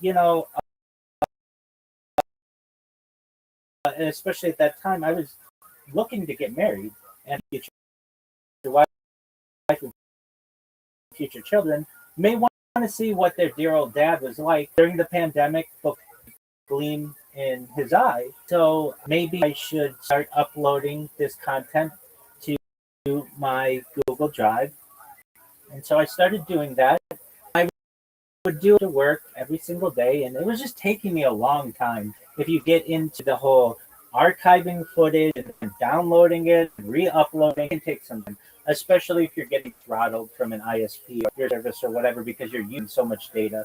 And I recognize that, if I do this, I want to do it better than everybody else. So I went to Verizon. I bought 4 different things, so that when I do IRL streaming, I had a lot of data. Family plan as a single individual, interesting. And I bought different handheld device, very familiar, and had been a technical background, apps on the App Store and Google Play. So I know iOS devices very well. I know Android very well. I've gotten into Windows devices, of course, Apple devices, and learning. You know what? If I do this 12 hours a day for a month, this will be huge. I'll go viral very, very easily. I'll have more followers than I'll ever want with that. And use with like I don't generally talk about anything medicine related on my streams, generally not. But if I'm watching a podcast like Joe Rogan and he talks about something medical, well then I can get tagged for that. For me, I had to learn about all of those streaming, and then I had to learn about redundant streams and multi-stream, and if possible, if it's possible from a device, how to stream on it. And like I said, I didn't really talk to anybody. Second year, I would talk to people, but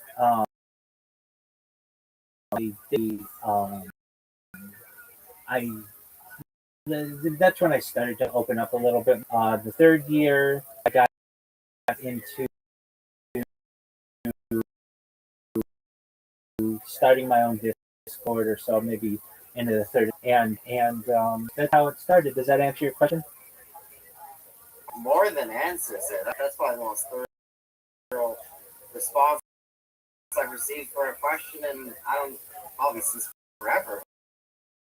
Excellent. So that's how it happened. Basically, for my life, I was not a streamer. I was your classic black hat local community, and didn't want anything to do with the world, but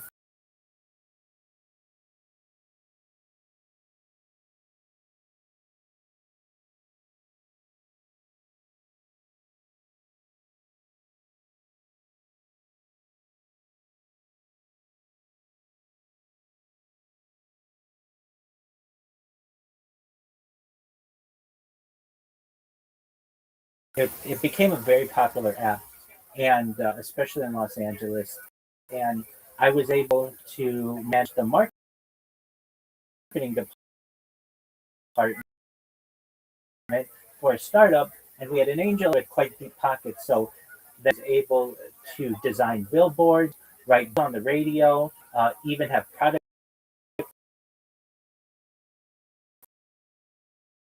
placement in movies, like sponsors of and so that allowed me to learn a lot about digital advertising. So while I really didn't do social media, I ran departments that did an inside track of how these things work. It comes down to impressions. I don't know what an impression is. It's when somebody sees your advertisement or advertisement, that's considered watching. And I recognize that the power of the impression. So I utilize that to my advantage. That's why I'm in so many Discords. And maybe I have my camera on. Sometimes I do, sometimes I don't. But I'm always there. I'm always an impression. And eventually somebody will get curious about me. They'll look at my, they'll click on it, they come here, and that's how they join. I did have a little bit of an my previous work experience on how to market myself well, and I'm working pretty well. Curious, do you ever get join the call? Oh, people.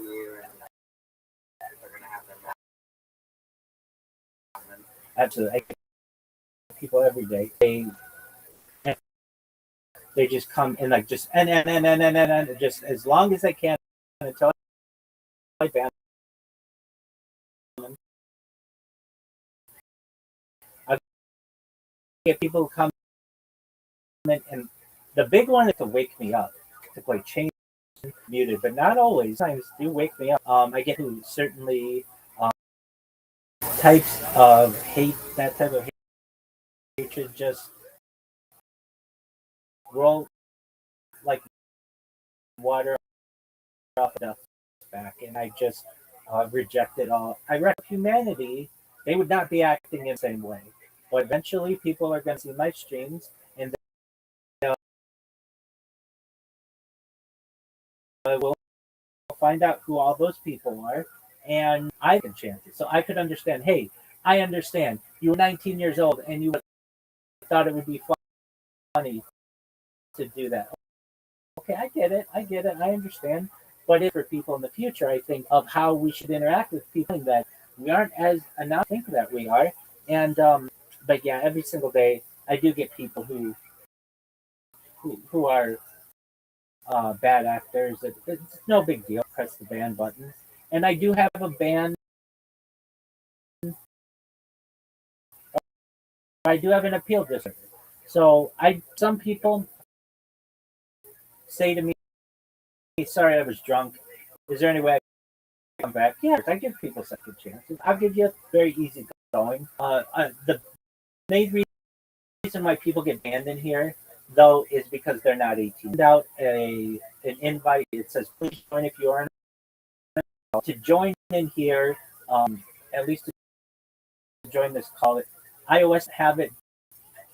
I could, but it does. It says you must be 18 years old, and it from a desktop computer as well. And if you're not, or if you're in some countries, they make you verify. Even still, people do in one way or another. And so the way that all of that, if they sound young, then then I basically have to say to them, be a bad guy, but I am here that I don't want to talk with children. I think children are great. I don't have anything against them, but I don't think that at least I talk many times. I get Rabbi, I have friends and discussions for children. It's sure that I want people to have. When I come in here and I say, I share my life for world peace, blah blah blah blah blah. I don't want somebody saying, okay, but who's your favorite Fortnite character? I want adults to be adults. The main reason why people are banned in here is because they're children. I get people though quite often they'll be like, I'm 1760 tomorrow. Really, really close.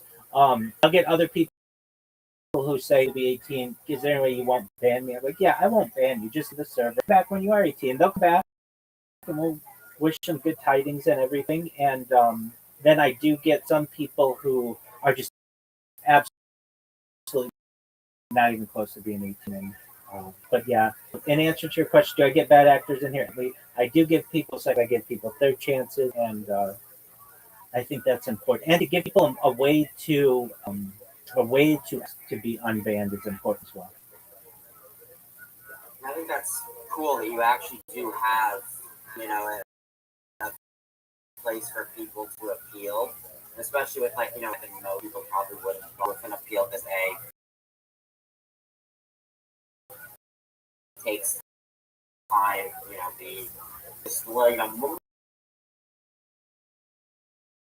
effort right, to come out of their day if someone does try to appeal. And I ask for sure, on the internet, say whatever that doesn't, quote unquote matter in the real world. But I do think your perspective on being able to actually keep doing what you're doing and, as consecutively are, and, it's like if you shut down copyright and kind of put you down, especially when they're gonna, you know, bring up religion. Just a low blow in my opinion. Courageous of you. Young saying that about someone, but I recognize that people change with the consistency aspect of it. Some people say the person on earth, and they, I don't know if that, I do know it's true, is I have more consistency archive on the internet than any person does. And I've always been a very consistent person in my jobs. I go years without a day. I like we get earthquakes in Southern California, whatever it may be. Um, in synagogue attendance the same way. I recognize consistency is important for people, and especially doing something that I'm doing. People don't want a hit and miss individual. They want something that they know for long periods of time is consistent and true. There's something beautiful in that. And I say I would just basically be living my life in some ways the same way, I think. Just chilling on the internet, surfing the internet, watching podcasts, listening to the radio. Those are things that I've always loved to do. In terms of um, like my friends, I don't want them to. They have to be on the stream. So we may email, we may call the stream. I can just go and I go outside if I want. And now we have I have security.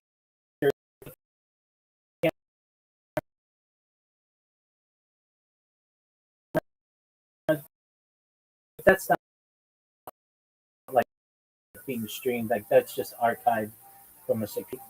Leave whenever there's a lot of beauty in that, and premise that I hear everybody can see of it too.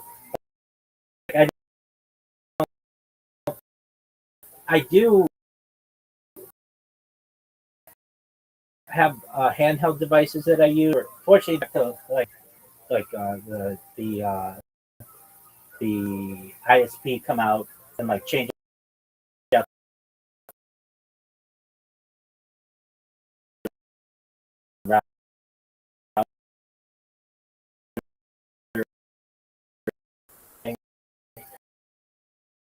like that's why I say I don't have the longest stream going in global history. I don't really want that. That's a stress on my life that I don't want. The most amount of data that's important. Pros that I use am having issues, and then myself going far more than probably anyone in history. But that is not highly content. Shower. I was especially on Instagram, but they'll from like the waist up or like swimming trunks, something like nudity, and then with the GoPro, sometimes if I'm going to the bathroom, I'll just turn on a GoPro, and so I have that information archived. So I do have some offline, a lot of off SD cards, just a huge bag of 100 gig of 512 byte SD cards, terabytes. I have lots of offline data as well. So when we go by, you know, people will have the opportunity to see like behind, so to speak, which I think will be really in as well.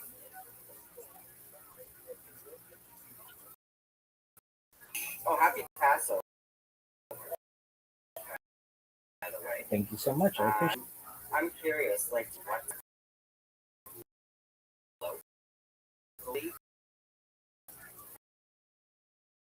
what does it just leave, like, all these archives? Excellent question. So before, I have like an entire summer before then that was just on SD cards, SD card after SD card after SD card.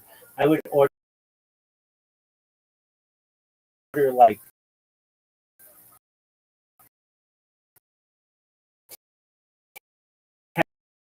10 SD cards a week from Amazon, and so at that time it was everything. I have just SD cards, everything. A lot of those SD cards are that you are out of your battery, and you and I would still need these phones as well for like GPS and things like the SD cards. And if I want redundant streams while outside, that's what a lot of those SD cards are. Now some of the SD cards go on YouTube. So like if I go into the bathroom, YouTube is not like that. Even though I do have, especially on TikTok and Instagram, a lot of that kind of content, it'll just get as being appropriate or whatever reason they want to give.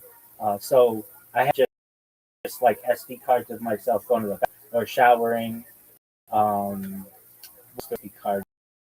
Uh, really a lot of content usually because I would live stream with a device and then as a backup the SD card. So the things that I use SD cards for most are IRL content, and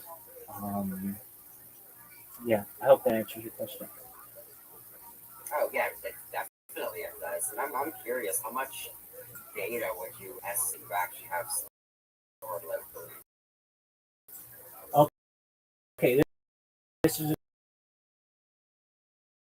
great question. At least 100 terabytes. So I've got quite a few different hard drives, bag of SD cards, terabyte itself, and I have like hundreds of those. Um,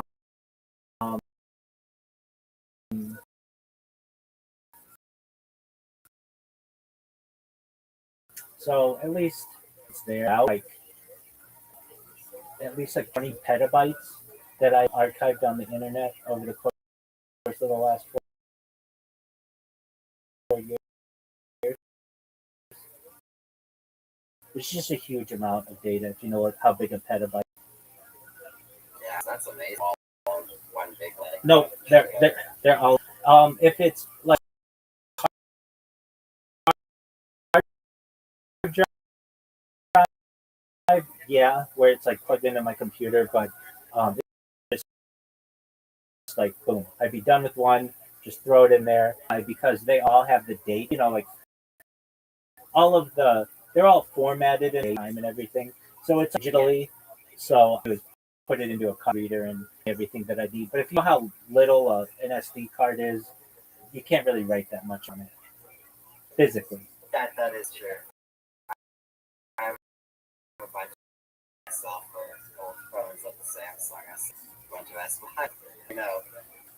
Excellent. And you have I'm also curious. excellent questions. When you first started streaming, which kind of way did it impact like your personal relationships with others? Like, did they take it? Did they kind of like think you're crazy? Well, all my friends, and it was like the last time that we were all together. My friends got married. They went children, thankfully, and so they recognized that this is directed towards it in terms where we would just go to our local kosher deli and shoot this or whatever. I have wives now, and they have that I do. So it was actually pretty convenient when it all happened that they were moving on with different aspects of their life. I was about to do the same. I had um, sitting down and getting married permanently. And the pandemic really, I had intentions perhaps to move from Southern California to Israel. That changed the pandemic. A lot of those programs were delayed, and then they unsafe to. I'm not saying it's completely, but Israel's been involved in some major conflicts since then, and um, from that perspective, my interest move abroad to live there as I get older, and exactly where I want to live, and the friends that I want to have there. And then quite a few friends who made Aliyah right before the pandemic, so they from being seeing each other multiple times a week to they moved. Other certainly from a synagogue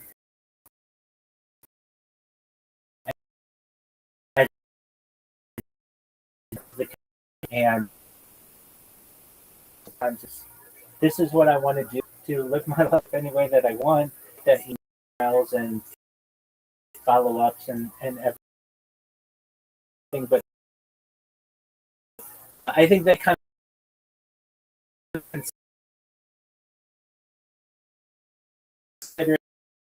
it to be avant-garde, but this isn't Bangladesh and Myanmar and the Philippines, and they'll just take like 2 years to just go backpacking or whatever it is. We'll have people who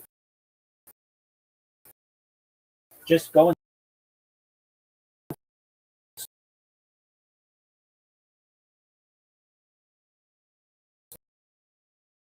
start a shul, remote locations and like that, and uh, I, I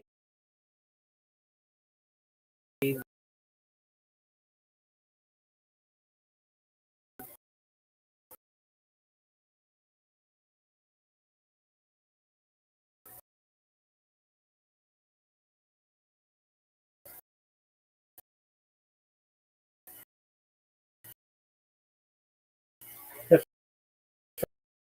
friends that I have, I know that our bonds are no matter where we are, we're still friends. When we'll do this together on Zoom and things, and it's like at that local, a lot of at Shabbat dinner, and I like to see their having. I mean, I got to say that not all relationships are always great. There are people who have divorces and such. Fortunately, it's avoided my friend group for the most part. But a relationship takes time and it's a lot of effort. And I've certainly been someone who has looked has been with many women, really great women, the opportunity to perhaps marry quite a few of them, but just never wanted to pull the trigger on it until I was older, more established financial standpoint. I feel I'm on the verge of something really special that uh, uh, they're like an executive in some organization. They don't have. This is almost like a lottery ticket that I have. That at any time this thing's gonna hit. If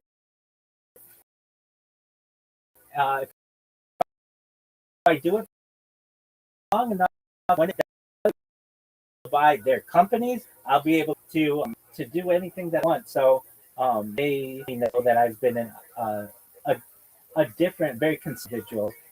Well, is that I um, they saw me going down the road of getting married, and the fact that I've delayed that and I recognize that I'm having to delay other ones that I have, especially the women in my life. I would make vocal to them that I thought I would be like 50 years old before I got married. I had a lot to do. I wanted to be established. I wanted to have a career, and then have children. And I didn't understand why that wasn't more everyone. And I understand that's part of the culture, but there's an aspect of me that where I think I've gone in a little different direction. So the friends that I have been positive. I don't really have anybody who's been negative about it. At least we have, and especially long distance that we have with many of my friends who have moved to just might have moved from Orange County to Los Angeles County. So even still, we're not, they moved, and that's been a blessing in itself.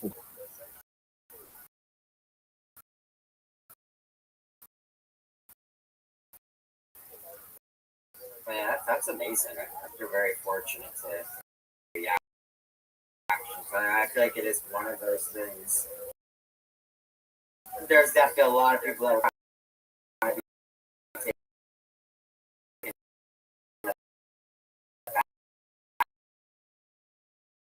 back by it, and I think for a second, like, that's, it's kind of crazy. Why would I just pursue that? But I'm satisfied and content with to do. There's a freeing doing what I do, and the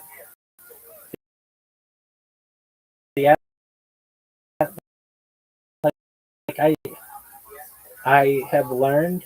We all laugh, we all cry, we all sleep, we all snore a little or whatever. We all cough.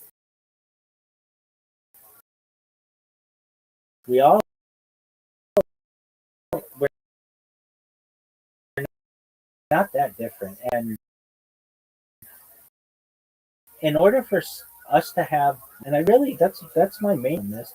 In order for that to occur, we need leaders. There are a lot of people there who want it, but they don't think group recognizes that important world pieces. Personally, me, but I doubt the small group of people to change the world. In fact, it's the only thing that ever has. And I agree with that. The idea that it just or a small group of people to be able to make a huge impact on society and difficult to cancel. That's an important aspect. If even if YouTube took down all my streams, I have redundant streams on Instagram and on Twitter and all the others. And if you put me down on Twitter or I'm still on Rumble, I'm on a lot of different places, and I don't have anything that I feel is that controversial aside from world peace. I get into politics that much. I do my best to maintain many politicians are corrupt, and I don't blame them. I understand that's part of the game, and I talk about things that unite people, that divide. Life extension technology, humanism, de-extinction. These are all really exciting things, and they're not talked about enough today.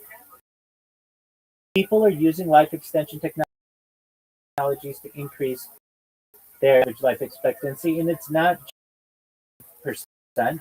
It's a lot of people on Earth. It's lowering the obesity epidemic, GLP-3s and such. That is fantastic. I am an advocate for people improving their own lives and positivity, and and when that occurs, it will be like a catalyst. It's like I am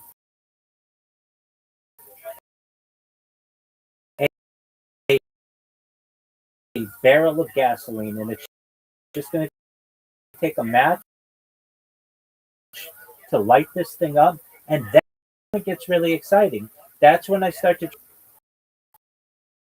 help physically build wealth. I already helped to fund them. Then we're able to make a difference and advocate for peace globally in person. Sometimes people say, well, don't you feel it could be a target for an individual? And I'm an advocate for life entity, but also mind uploading technology. And then there's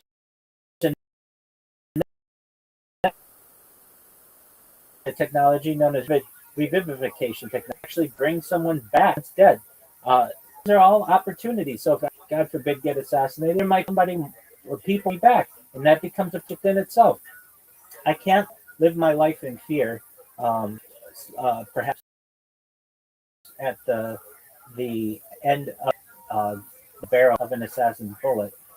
So from that aspect, I feel I have a real, and look, we've talked for the last hour or so, and you've influencers out there. They don't talk about hydroponics and vertical farming and cloud seeding and desalination, and these are words that a lot of people haven't even heard. The world that these are actually, and that they can actually help people. And I'm an educator at heart. I want to teach people that there are options out there to better the world. And I want to motivate a general who feels that AI is replacing their jobs, nuclear physics and hydrologies and of oxygen chambers, and just people who want to get into nuclear energy or space travel, and I want to inject these conversations into the average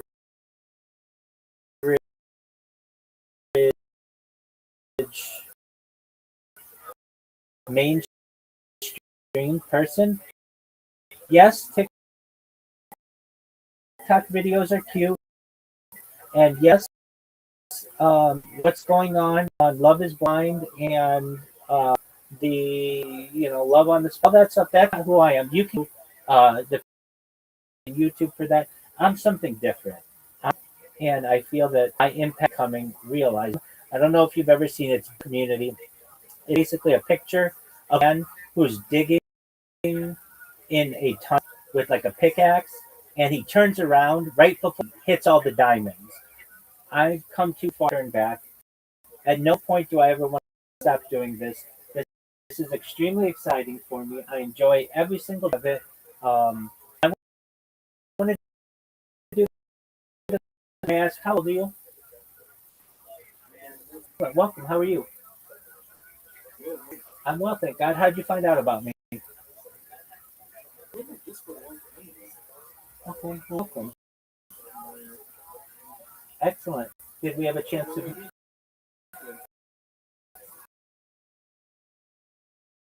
I'm well. Thankfully, did we have a chance to meet them?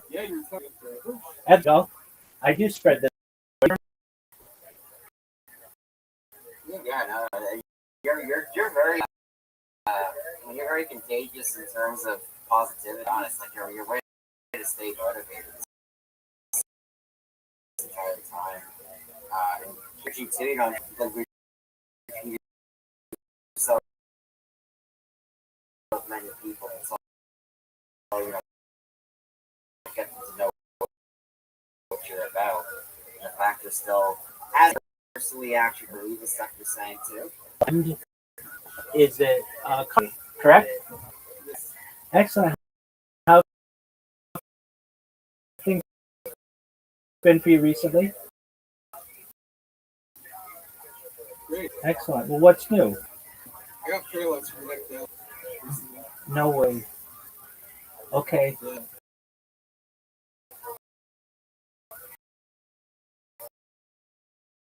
Do you want to talk about it?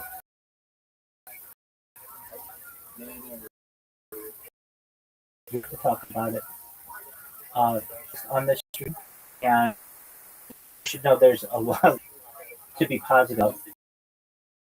And so, if I just may say, big thing is Neuralink. It's brain-computer interface. Uh, the first successful Neuralink took place in 20.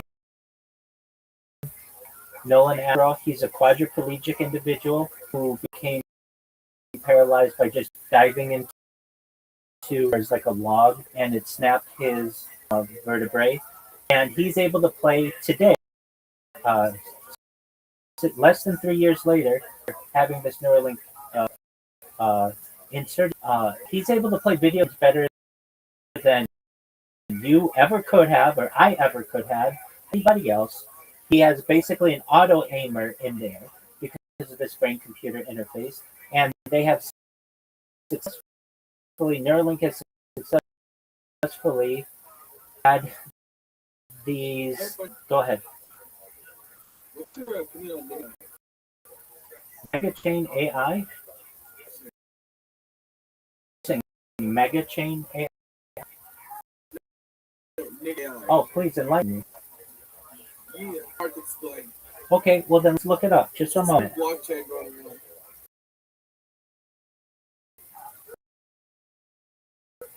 Can you please tell me about Mega Chain AI and everything about it?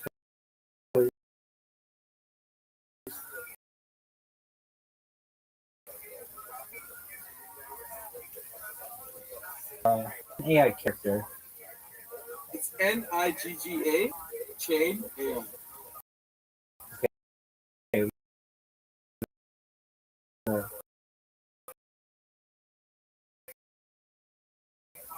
That's different, that is. It's turning it's a little racist, but like it's a movement. It's not my movement. It's just a movement I grew. It's basically turning black people that do bad stuff like rob people and stuff like that. They're turning them to side district.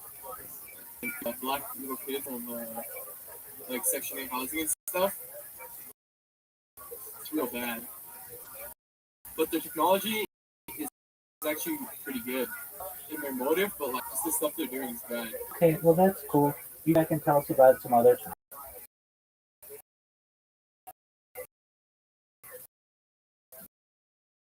I think that was a troll. Oh, 100%. Exactly. So I let people say what they want to say, but then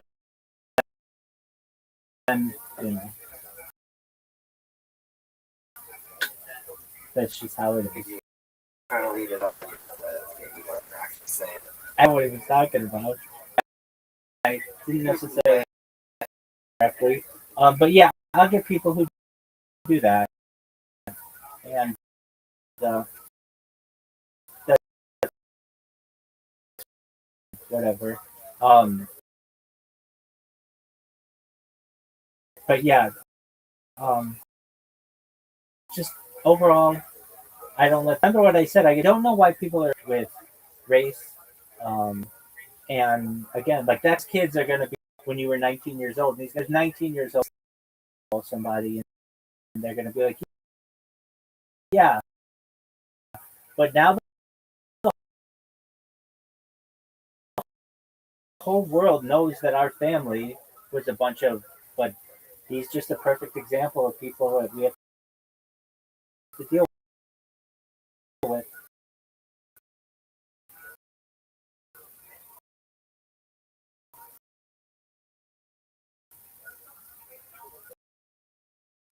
Yeah, we'll just, kind of try and create response just for the sake of it. That's true. And then Whether it's, for family. Absolutely. Others are genuinely just like that. By saying the N word, like that's what people like to do, and that's why I have to stay very. I have to stay. Uh, I have to keep high level in the people, and like especially you never know how old somebody's going to be in here. All right, you're 19, that's fine, and I don't know. I make my out to be a huge target too, in so many different and invite people in. I don't actively to people in other discords though.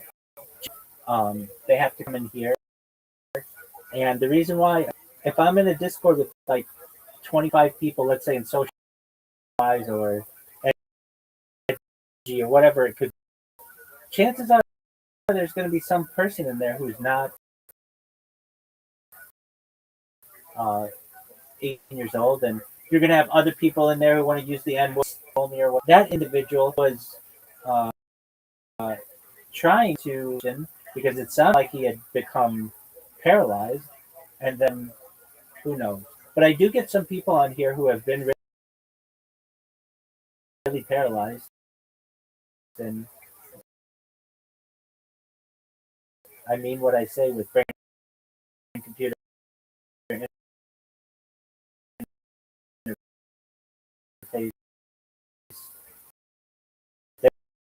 There's a way, basically, for the transmit area in their spine that has been broken. The message that's sent, communicator that sends the message across the break of the spine to another Bluetooth receiver, and then sends that information to the lower one. I think that's incredible. Oh, I fully agree. I think a lot of the developments, they've made over the last, trying to restore this or allowing deaf people to, actually hear things for the first time. It's always mesmerizing, watch those videos and see that progression being made in humanity. So they probably can't even imagine it existed, as just normal everyday things we think about before we're born, the ability to have these experiences.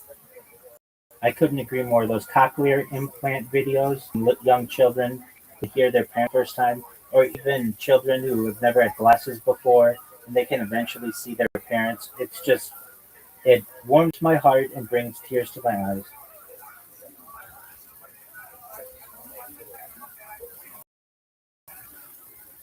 So that's what I'm doing. I'm in the middle of, well, we were just watching a documentary or a documentary tonight on um, musicals, basically like corporate musicals.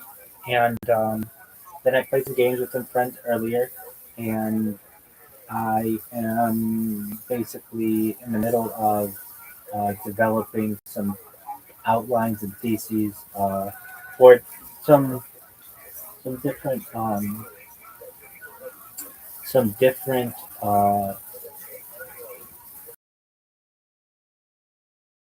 really religious topics. Hey, if you would, could you please do Rabbi Rothschild.medium.com? I just started this. I want you to read the first one. You can listen to it. It's not like you have to sit there and read it. In the meantime, I'm going to use the restroom.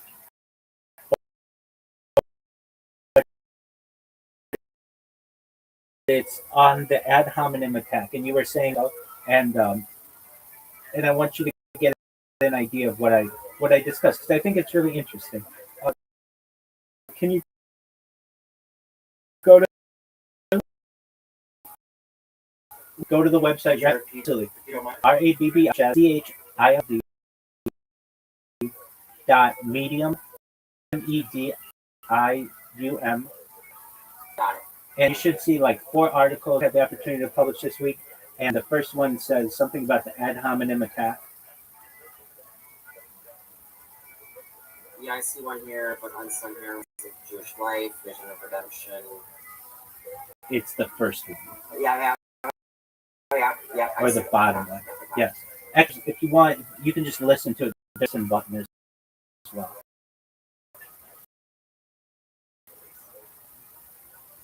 Yeah, sounds good. Thank you. Excellent. I'll be right back. And then I'll talk to you about it. Thank you so much.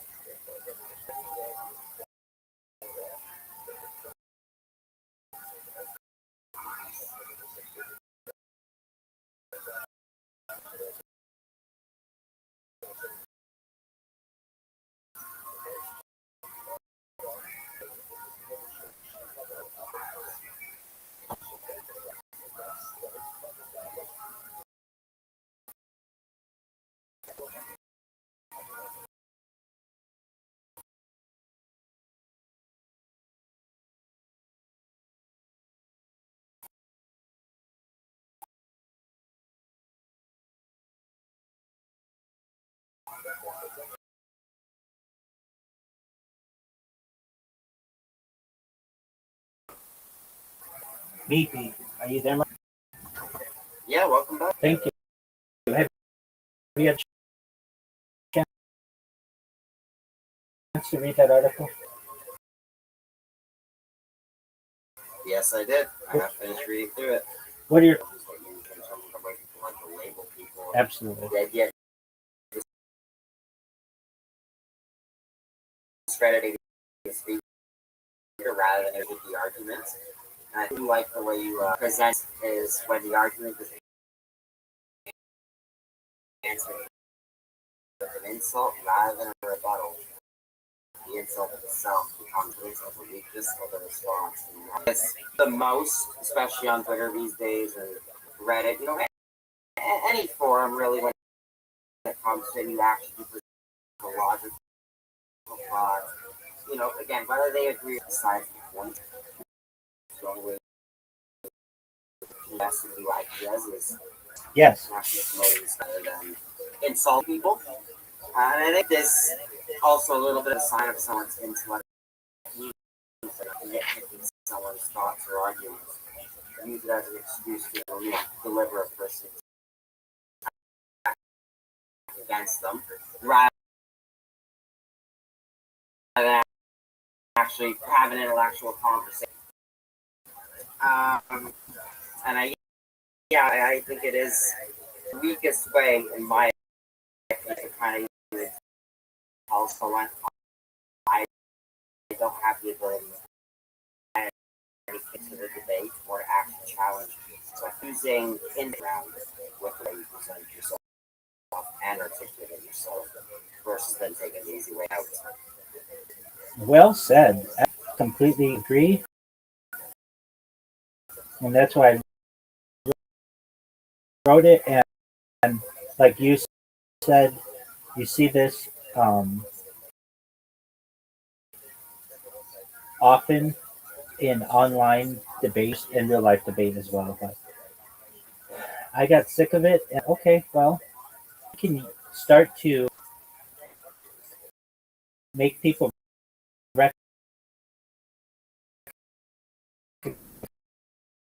call me whatever, anybody. Not attacking you are a person. You're not attacking the argument. Read this. When you're done and you have the opportunity to weigh your argument, come back to me and let's debate. But until then, if you want to say whatever already, because I recognize that you are calling me a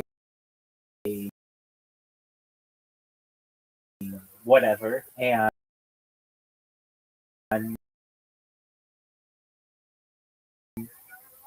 that shows that you are afraid to debate the actual topic. I feel that it's a recently, and I'm going to continue to push and basically just differences that I have. Like that's more of an idea, but I think it's important to discuss in society that everybody uses these terms, whatever they may be, especially in political discussions, and I don't like that.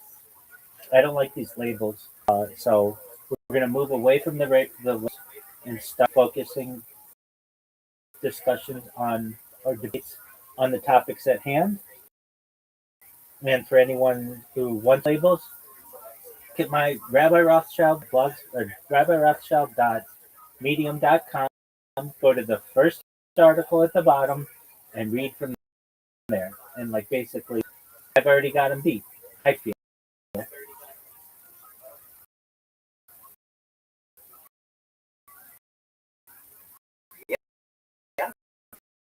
No, I completely agree.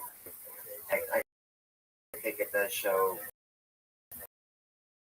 a bit of closed-mindedness to when someone isn't will responding, good is really besides the point. Not only to really, challenge others, because some people like solving, growing as a person. But, there's a lot of times we change our, get a new perspective, the way our thoughts.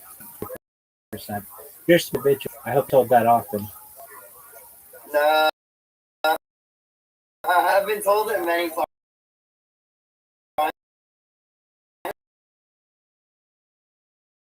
I mean, I don't think of myself that way. That's what smart people say. Excellent.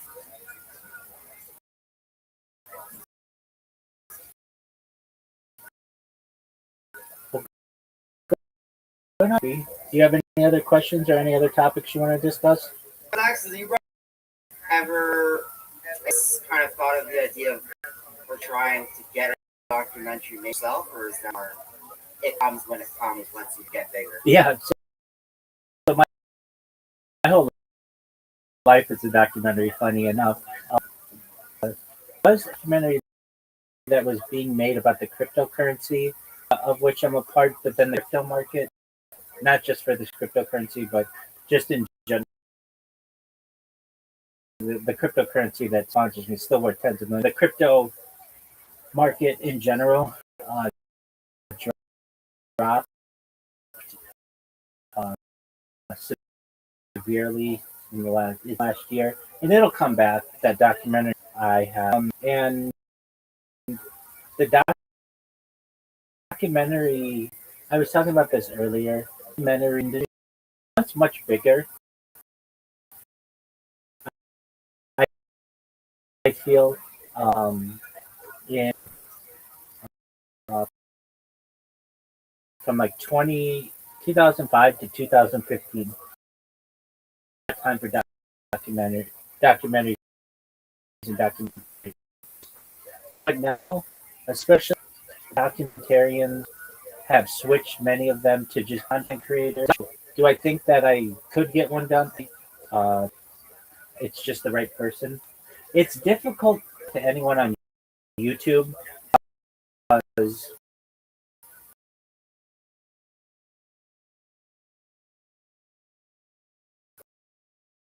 there's not a really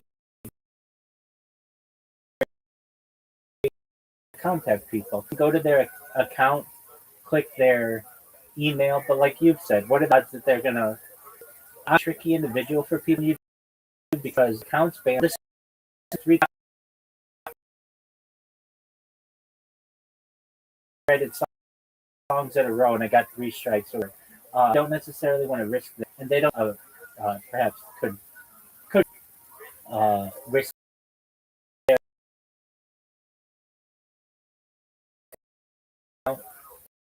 Um, so I do the best where some have a podcast and we'll just review what I do. A lot of times for the want to the person, and I would invite that if somebody wanted to come to me and have all that on camera. That's kind of the interesting thing as well. Um, Documentary, but that kind of got put on hold, or the market, and so I've just been doing my thing, reaching out to people. There's a strategy to market themselves. Okay, so there are 2 versions of this. One I call ambush podcast. I guess don't listen to it. I mean, you can, but it's not super interesting. What I would do is I would go into someone's kick channel and hey, they would say yes. Believe it or not, when you ask someone to be on a podcast, like 5% of the time, they say they recognize that this might increase their visibility. They don't really say no. That was really a surprise to me. So I would just go into the chat, and they would just be chilling, and I'd be like, "You want to be on the podcast?" And they'd be like, "Yeah." All of them the same 73 questions. These 73 questions, they're not for big pressure questions. I know what are your go-to items when you leave the house? What is your opinion on the blood? And I would ask the people the question. I only have a audience, and but it would combine my audiences. People would be like, "Oh, I saw that you interviewed things." So I just go on Twitter and I'll just type in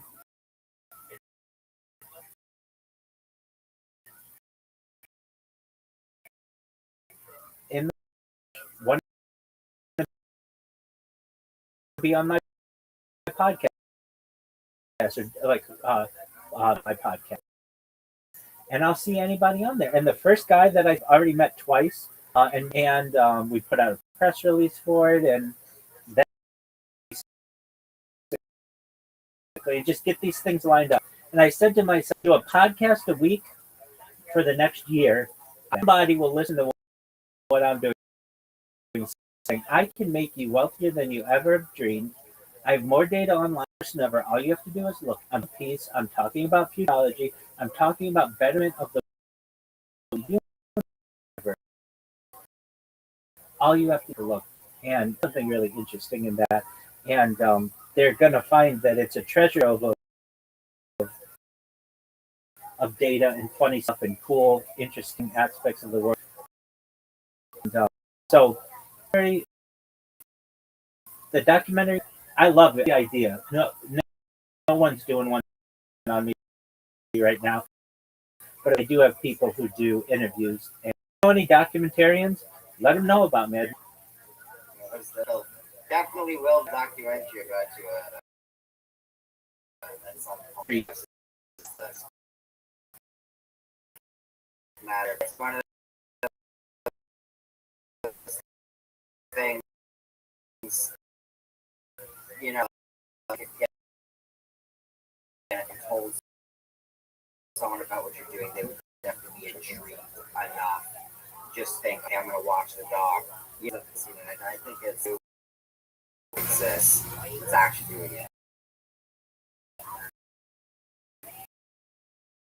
And it works perfect for documentary, whether it's not about the documentarians, especially nowadays, you know, kind of move to independent blog.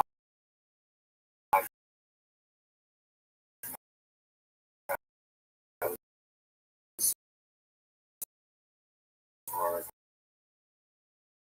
just YouTube content creation, rather than, you know, the standard 90-minute, 120 minutes everywhere. Isn't that interesting? Just went away.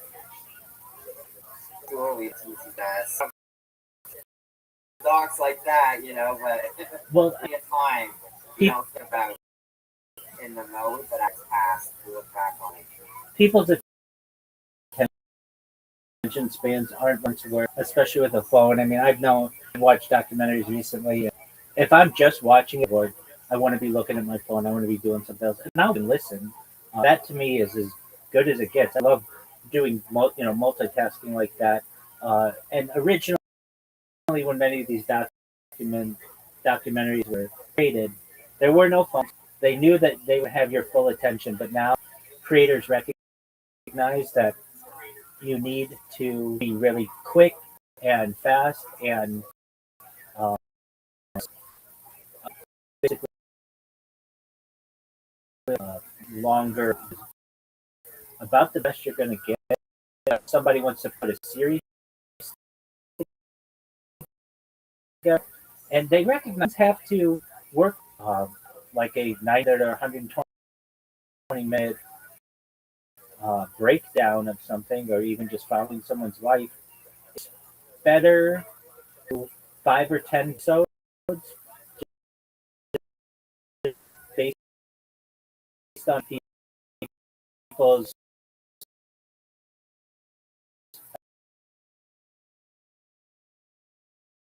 attention and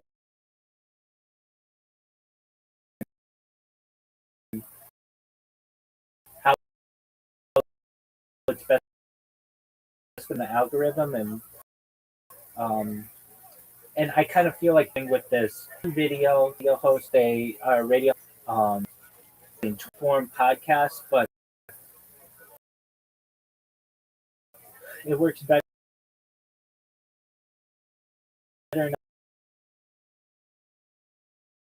nowadays for the algorithms to break them up, and basically, like I have like a normal Twitter account. It's not like verified or anything. I've had verified, but so I'm not saying that I have. But what ends up happening is it's very easy to lose your Twitter account for whatever reason. They consider it spam or whatever. You're getting a spam warning just went and it's wrong. So I've had verified accounts. I was an early user. It used to be when they first started, and the only thing that you could do was basically add a post or undo or like undo send of a post or something like that. Now they have all kinds of things, and Twitter's basically become pay to play. Um, but with the 240 characters that they give me or whatever, I can say I have more data archived on the internet than any person ever. 360. I would love to be on your podcast. Just that little message. I just, when anybody's podcast, I put that underneath there to me that, hey, send me a DM. I get people who say, send me a DM. I get some. I had one podcaster in Australia I spoke to this week. A friend of mine was on his podcast. A friend of mine, a different friend of mine from Australia, and but this podcaster only does in-person podcasts. He's trying to he runs into, and I understand, you run into technical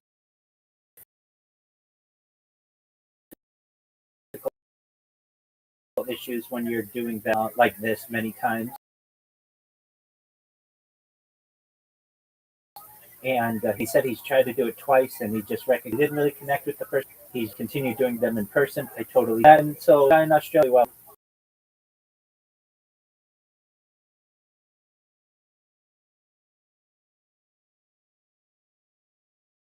into the Colorado River.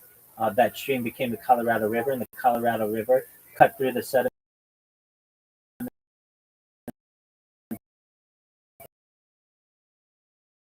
rock. Now we have the Grand Canyon.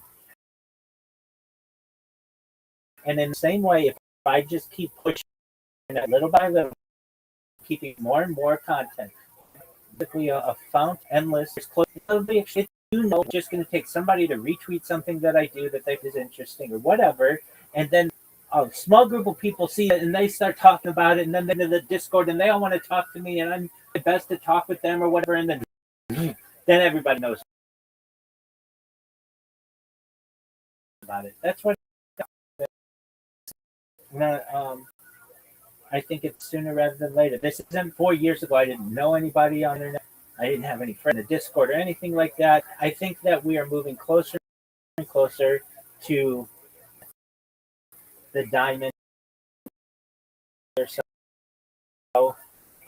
the diamond mine, and then when that happens, be able to tour not just the United States, but be able to a lot of real conversations and teaching and learning, and so we'll watch documentaries. Thousands of people in documentaries because I'm going to watch it side by side. It'll be incredibly exciting for the world. Somebody, and what I'm different than any other streamer out there, any other you have out there. They say that about I'm going to stream for 3 done. No, done. So you'll have to go. You have to go to sleep. Or you have to go I still go. That's an incredibly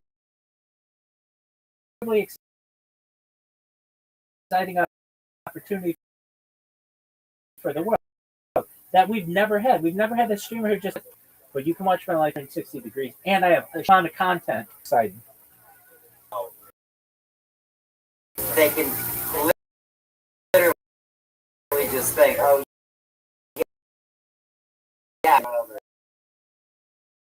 yeah, that guy who streams, everything all the time, send you a message for a minute, they decide. And again, it's like you said, there's that level of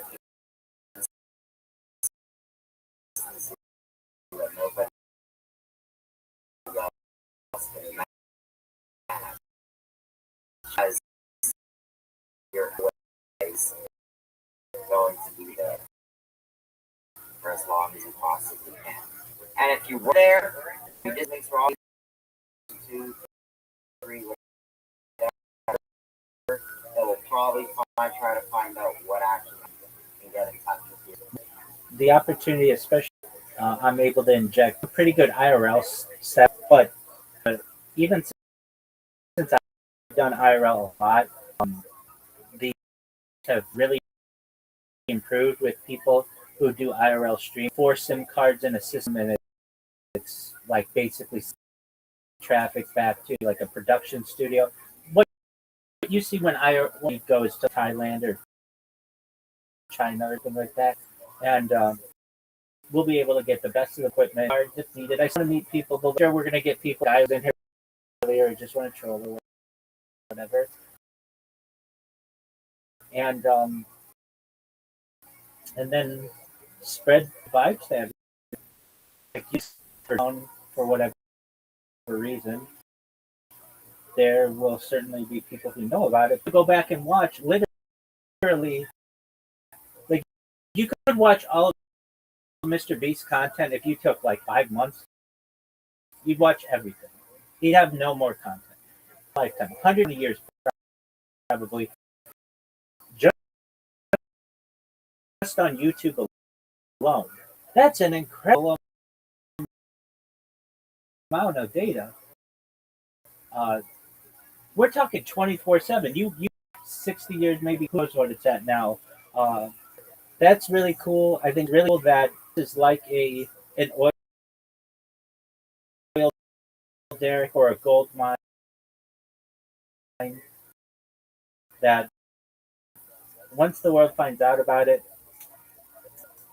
and they're living lives, but they're changing dirty diapers and they're dealing with bosses at work and all the other things. I don't mind not having to do that. So it's going to be a lottery ticket that it's not even a lottery ticket that might not. Well, that's true. It might not ever hit, but somebody's been live streaming for 35 years straight, like that make a big deal. It's not going to take.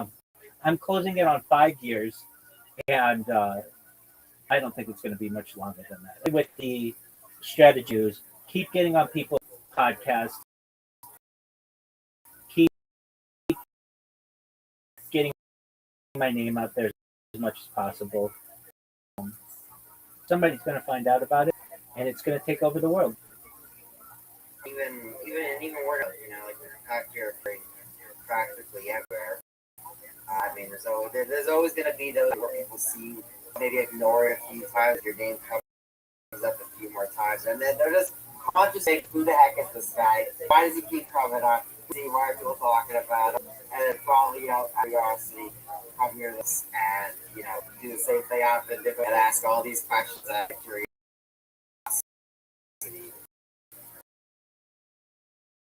And, find out you're actually the real deal. And, you're actually a very social person who can articulate themselves well. Thank you. And that's exactly what happened with Paul. He told you about me. He came in here. He fell asleep. That will continue. So spread the word. If you know any documentarians, just make them aware that we've got the biggest documentary in the world. If you were to ask me how do I want my life portrayed in media in the future.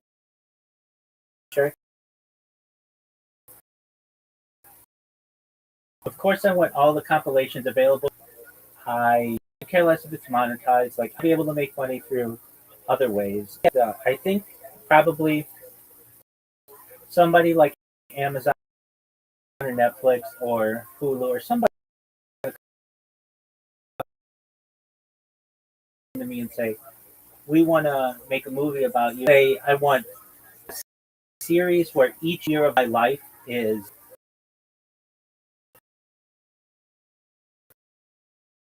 like an episode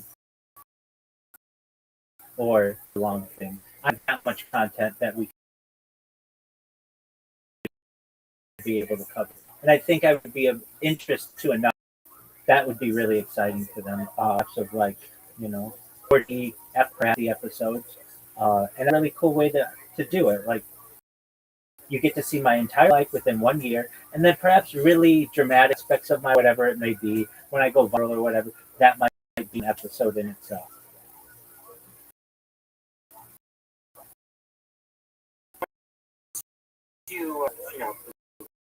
Go viral and get all those sponsorships.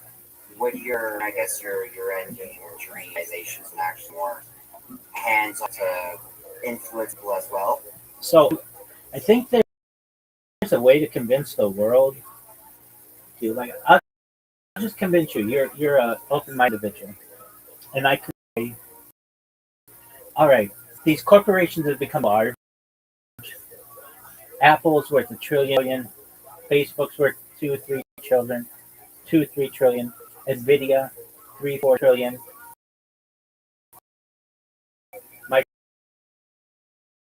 Microsoft, 2-3 trillion. How much money is enough? I mean, there's really no amount relative. And these are for-profit organizations, and I want to convince them to be not. I want them to do that, and a very easy way that they could do that. Say, we bring in, let's say, $1 trillion in profit a year, whatever it is. That's just a number. Give 51%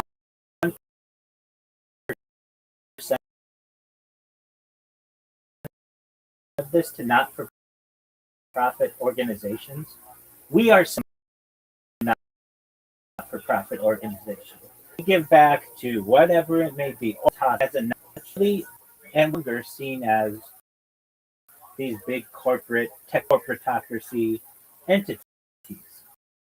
And I think I convinced at least some businesses, perhaps but even just some businesses, and show them how we could do it from a tax perspective, that it's in their own benefit to give away 51% of their profits so that they become a tax exempt, they have tax exempt status, and they pay no corporate taxes. A lot of them already pay very close to no corporate taxes anyway.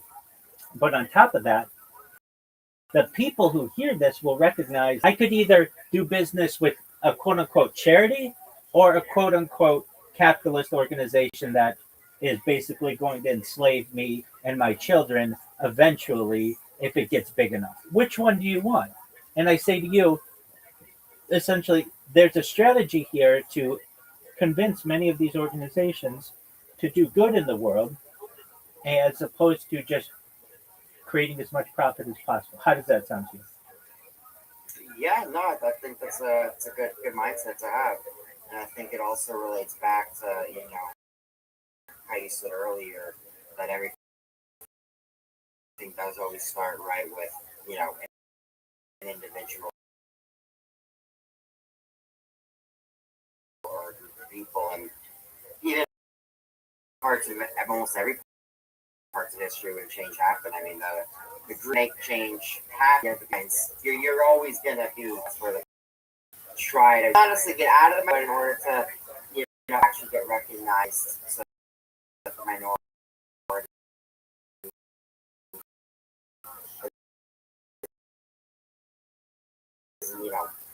at least equal footing. Perspective, all the money that we make in this, we're just going to put in a big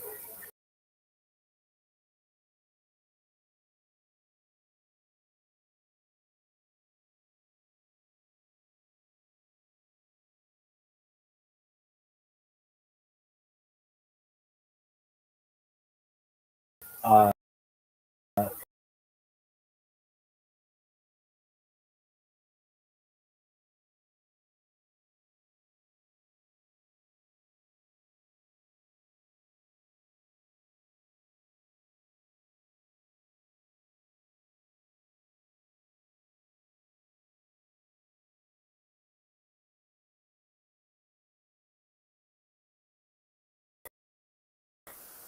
that road.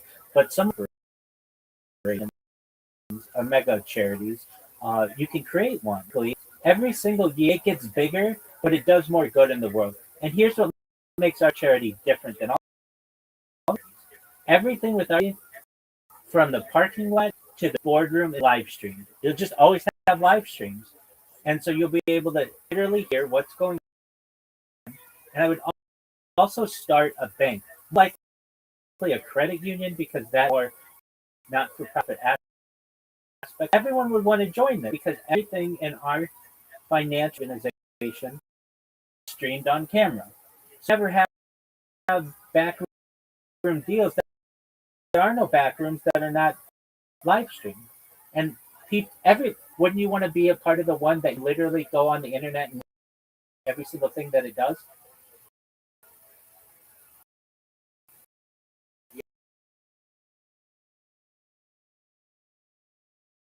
Yeah, that is true. I mean, it removes every single doubt pretty much of the who's behind it. It definitely gives you confidence in people the credit unions are, because I mean, at the end of the day, they're not really in the public eye most of the time anyway.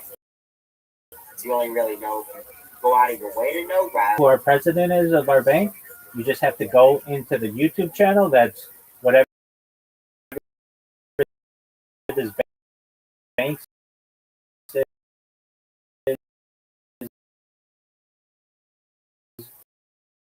president, and you can watch him in his office 8 hours a day if you want, or whatever it is.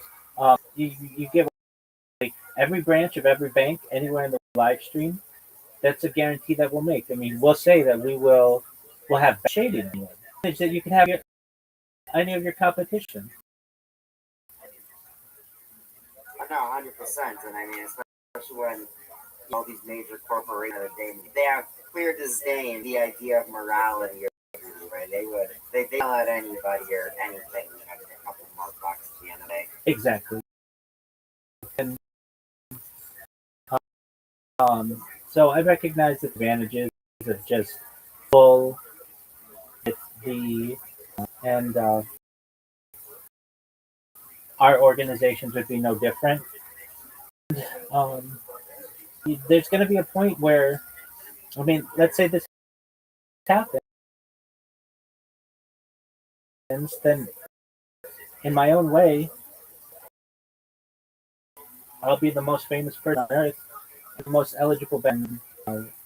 I will mix on this stream, but in all honesty, I'd have to find a woman who recognized that I was passionate about live streaming my life, and I was live streams. Like, however, you don't have to let those streams necessarily always be on in the bedroom. We could, if she wanted, or they say, I don't want the future, just our own home. That aspect of a relationship would be important to me. But she will see that this is the biggest in the global history. It'd be like saying, I love you, but I don't want to continue, or the Sumerian scrolls, or whatever it would be. She's going to say, I found out about you because your live streams. I want those to continue as long as you're like going. I'm going to be a part of that. That's not hard to convince someone of, especially when you recognize that security agency essentially, and that even when it still has back doors to be on, we're already streaming our rec and lean into it. I'm going to use it to my advantage. Yeah, no, I think that's a good mindset. And I mean, I think there's always someone for everyone, and I do believe someone out there who I think find it intriguing as well. You know, there's general life recorded or shared with the. A lot of people kind of like live streaming on Twitch off your level. More the new people like are live on Instagram. They're still right for the highlights, but I think it's definitely someone to be in the spot. Absolutely. So that's a little bit about me, more than a little bit. Any other questions that you have? I could ask, but it is head to bed.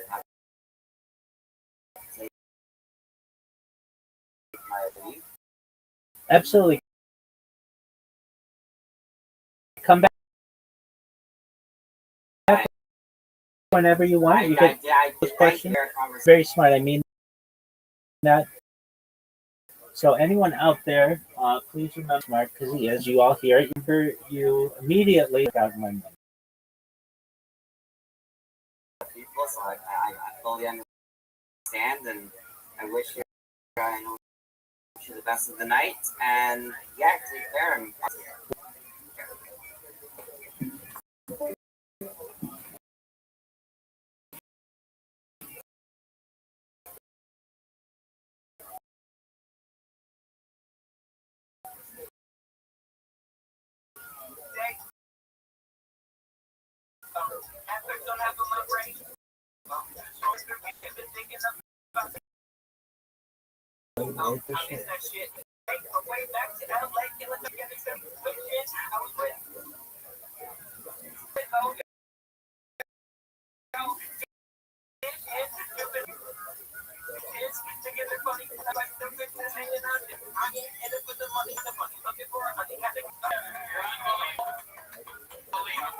Most talented goddamn bucks there are anywhere in the world, Tristan.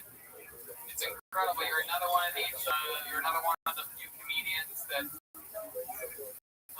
trades online. So you're incredible on stage. You use the stage. You stomp the stage. You're incredibly physical, colorful, and translates online as well. Very rare. So you're amazing. We absolutely love you. One of our favorites of all.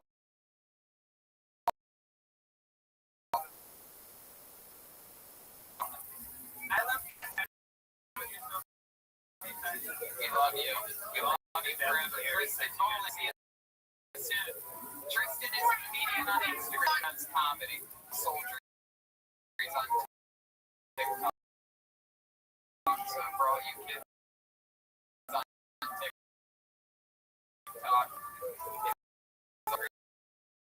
Tristan is a comedian.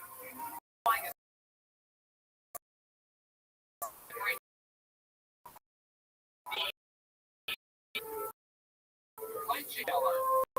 The stone cold Kill Tony. Ladies and gentlemen.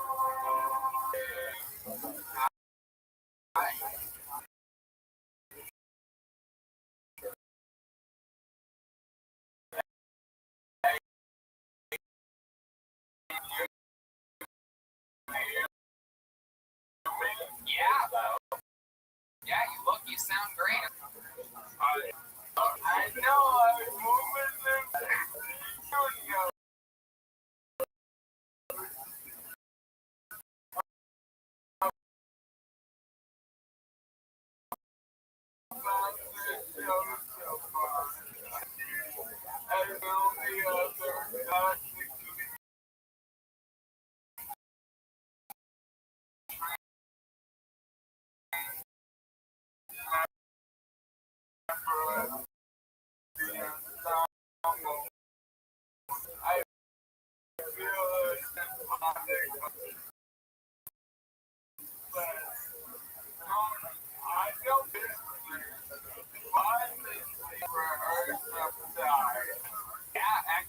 funny you mentioned that. I actually was emailed some sites from you, and Mom, we run lines together. All right, cool. Thank you. Yes,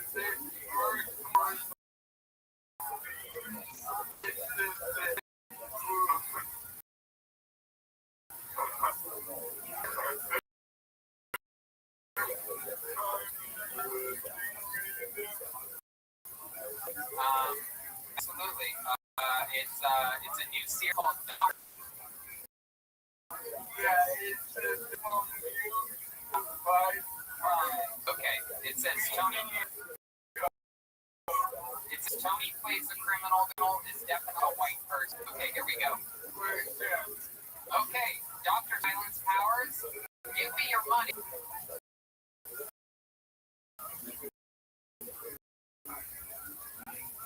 I said, give me your money, Mr. Doctor.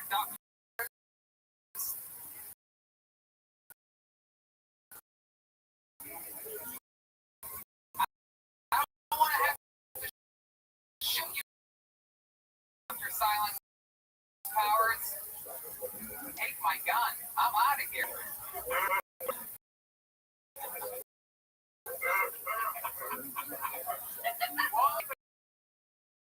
Condom on porn.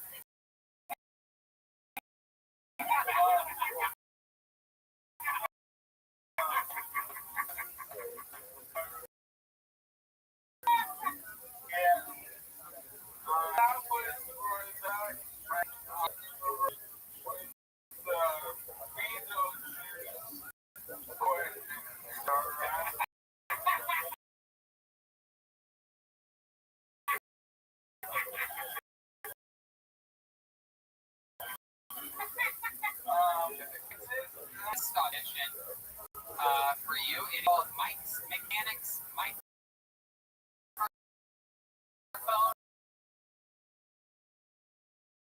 Mechanics.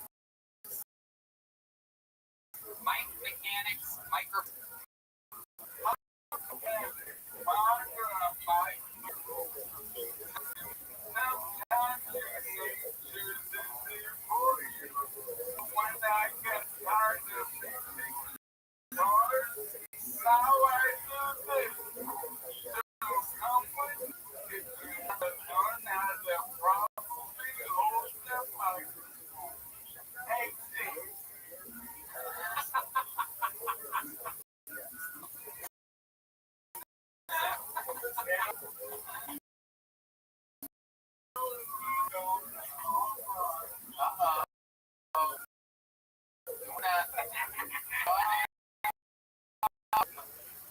Oh my goodness.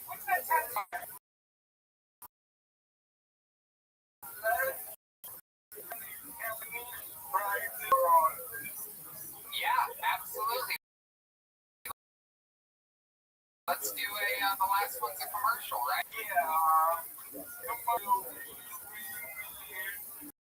Yep, absolutely.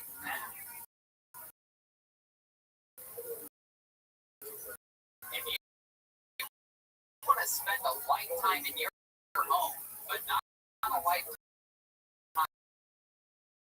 paying for it, bank with Capital Mortgages. No haircut, no low rates.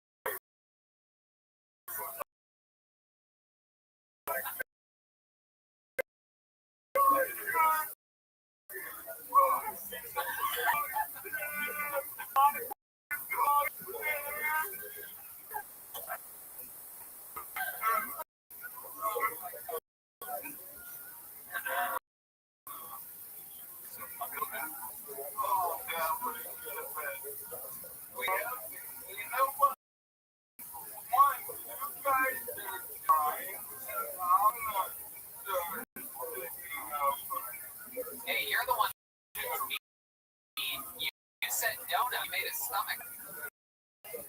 Yeah.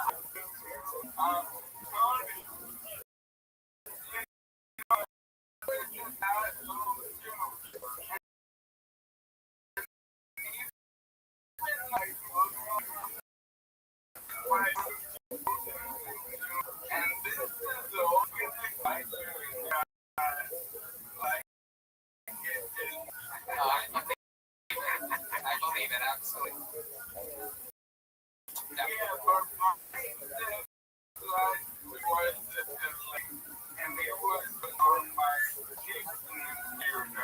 And now I'm on my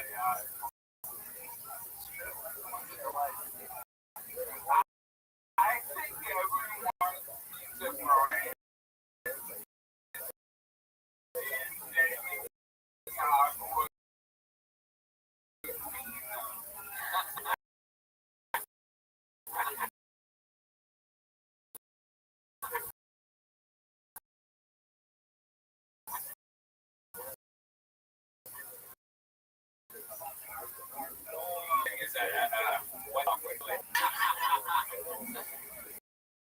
Michael Laird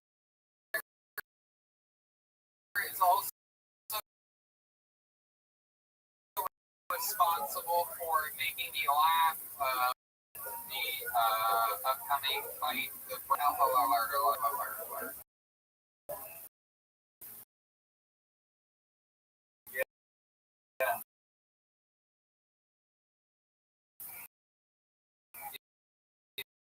It is an incredible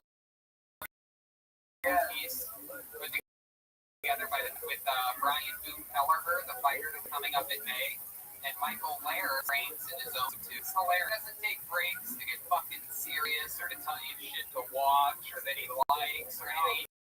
He's not like any of them. Take a fucking break from comedy for a goddamn second. This guy is. I don't even comment anymore.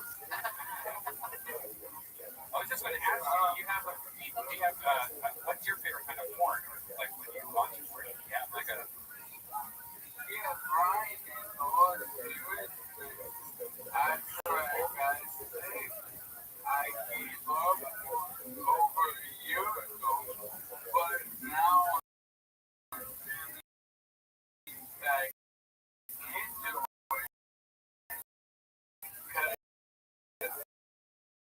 I'm like, and I'm like, on I got, I was done. And I got more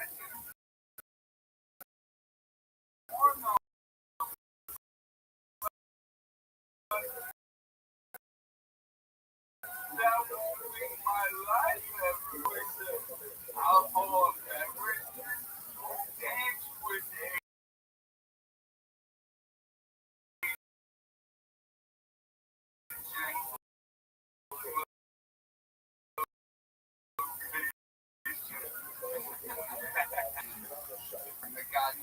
You are favorite things that ever happened in the history of the show. Thank you so much. It took a ton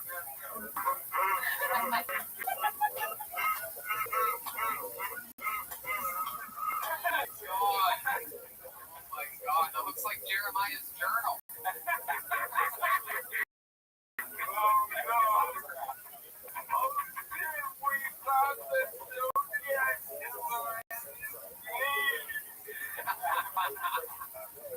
Michael Laird, love you so. Yep, you have something else?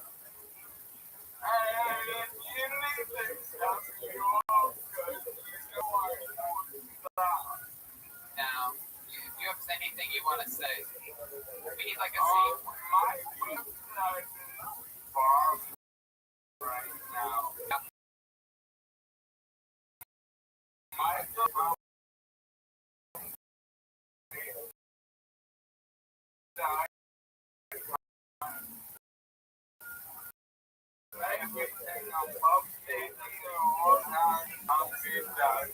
Every type of merch is your site.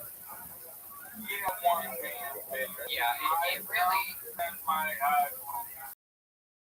it really shows. I mean, we fans get a chance to comedic timing and beats of the editing. It is incredible. I mean, this video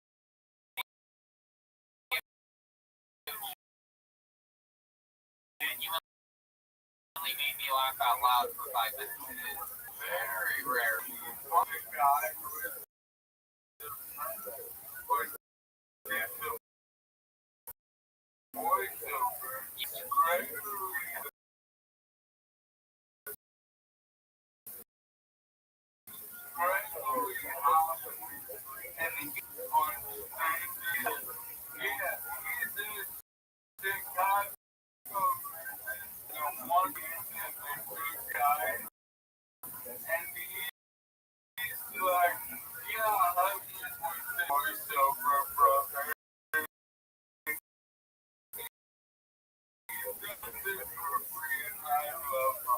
It's one of those voices that is almost exactly like the guy that does the voice of CPN.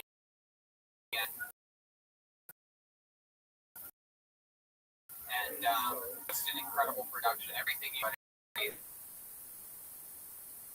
legend. Michael Blair comedy on Instagram. BlairComedy.com website. About the UFC while we're talking about it. Did you happen to watch this massive fever one? A couple parts of it. Barbara Rogan almost got a shout out. I basically did. So this is the moment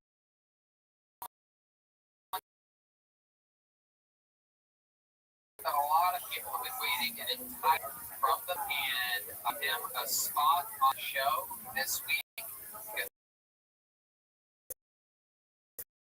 He said that he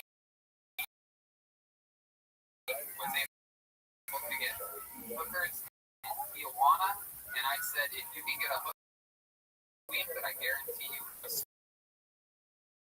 here we go. For the first time in Kyoto history, it is a Mexican, ladies and gentlemen, this sent in by Dolo. Oh, so this is him for the. Here it is.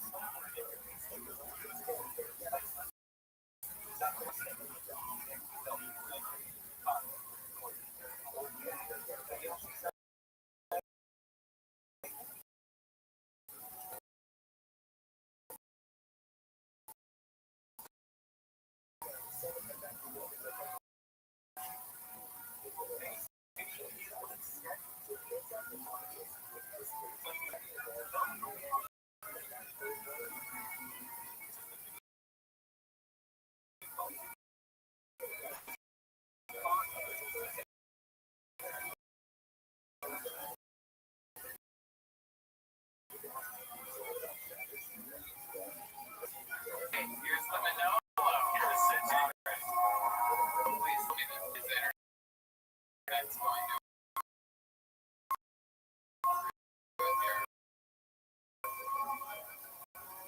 This is history.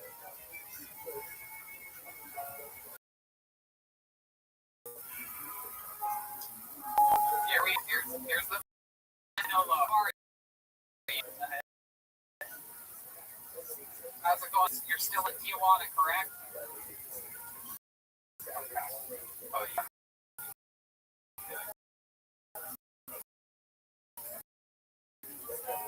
You know what? Let's wait a second.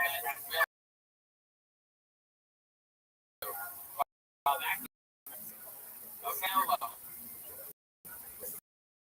All right. It's okay. It's okay. All right. It's okay. Hello.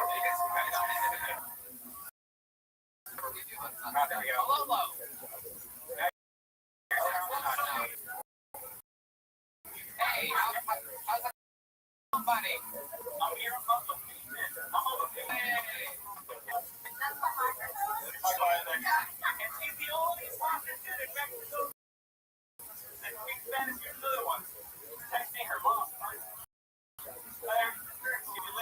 Oh, turn the screen sideways, Manolo. Is your lock on?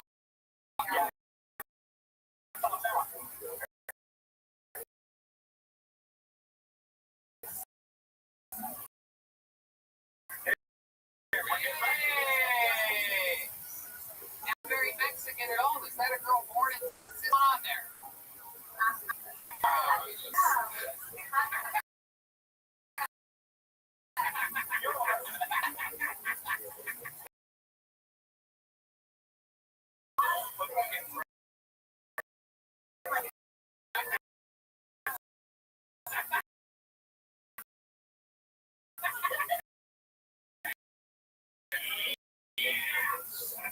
You got it. That's what we were hoping for. Promo code Kill Tony.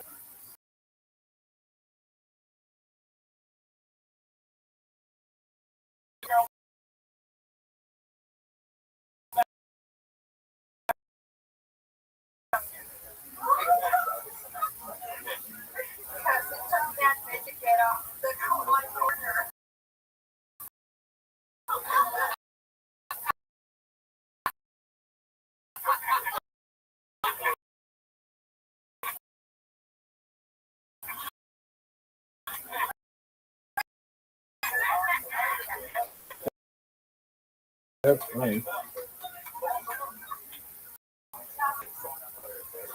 Hold on. What did he do? Hey.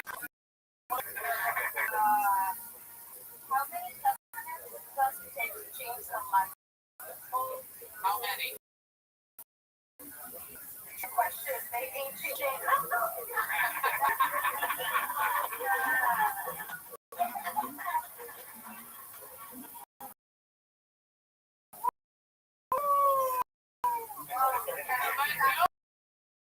Powerful this. That was great. Dude, that's hilarious. You're good at writing. Absolutely. Oh, my goodness. Great.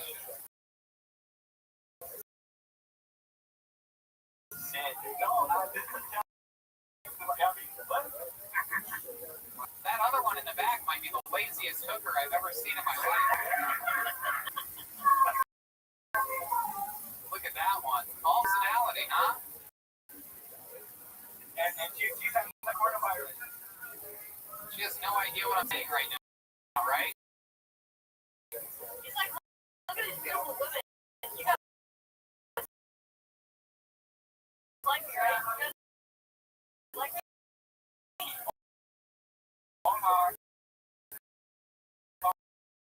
Stop. Hola, señorita. Other one, she is. Yeah, you guys ever want to go? Yo, Tony, they got mad because we were gonna have sex, and I wasn't used to wearing my socks, my sneakers, and so what would I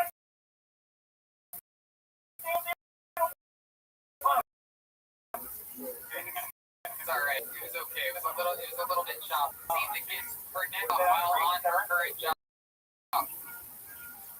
Yeah. Doing what is it? One of those like infecting the new round. And then what I found out that the girls said, "Oh, we don't be going back." Yeah.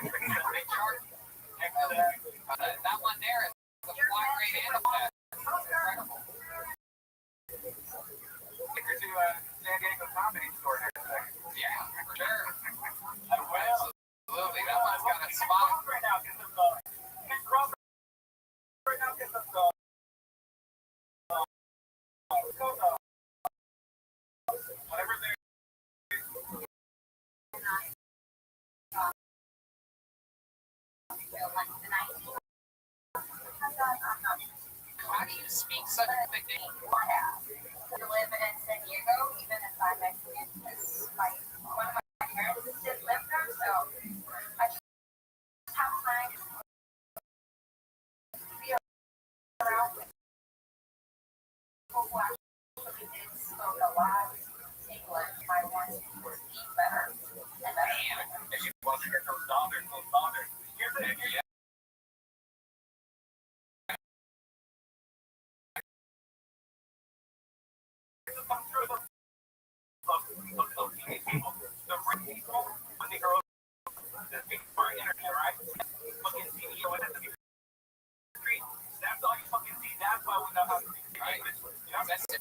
Sesame Street is the only street these girls don't walk. I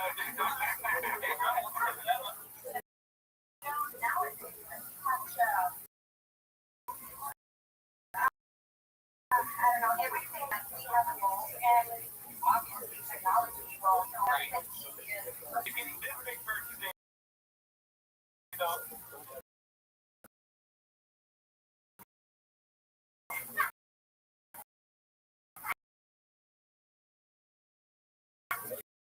Yeah. Fuck yeah. I know. Nice.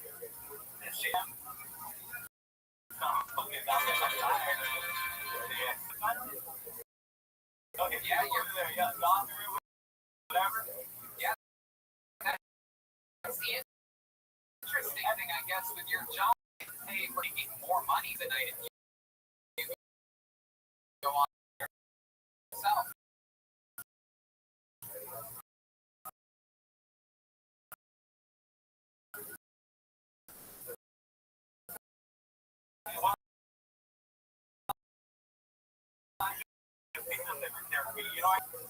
Hey, you make a profit. Oh, legit. Oh, yeah. She seems like a girl that would marry you, take a life insurance policy out on you and you're dead. She's on the Mexican plane.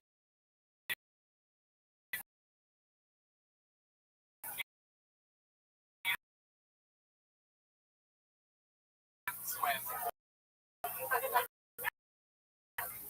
One step.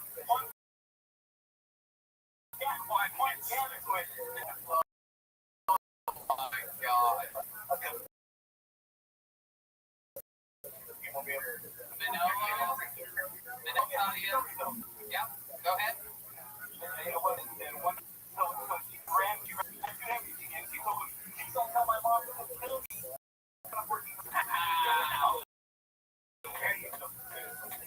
Manila, I gotta tell you, a lot of people had high expectations, and you knocked it out of the fucking park. I cannot believe how great this was. This is the most great ball of your parts.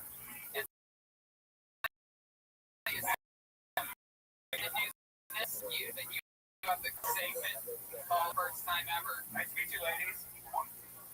Nice to meet you, ladies. You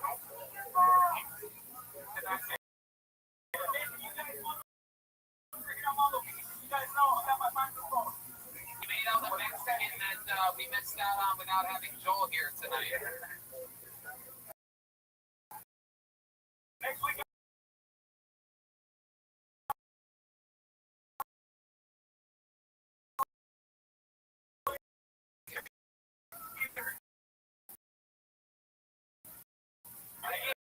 I love it. Let's fucking do it. Let's do it. Meeting with Manolo. Perhaps the perhaps.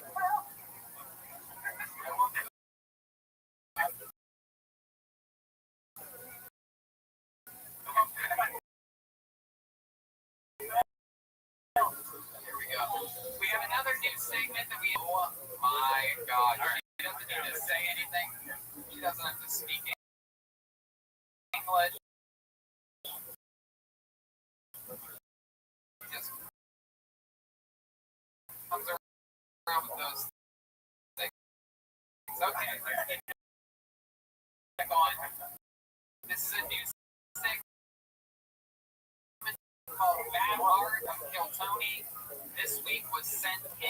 social media. This is bad on here. Oh, it's a Berkshire. Beefcakes. Greetings from California. Red band postcard.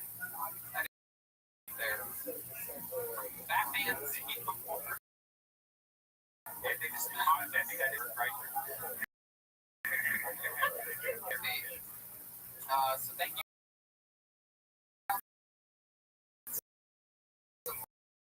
Good art, everybody. Yeah, by the way, art is drawing. Yeah, I think anybody knows how to use fucking drawing. Perhaps we should change the segment instead of that, our bad drawing. Bad drawing. yeah. We're bad drawing. Anyway, so let's check in with our great artist.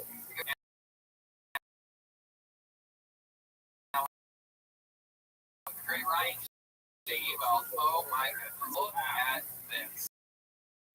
Incredible. Ryan J, how you you're messing with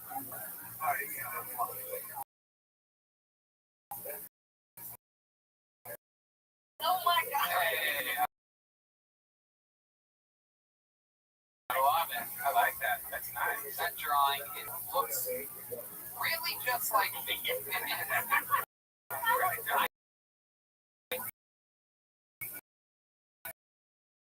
know a lot about my and that is what my skull looks like.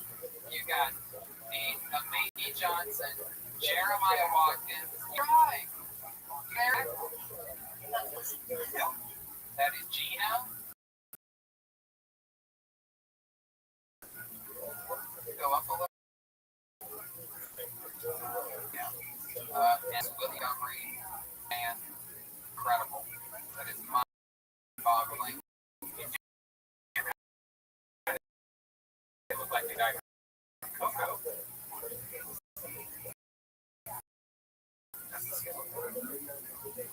Yeah. Probably the greatest find is that today would pretty much be my 5-year anniversary of drawing. Wow. You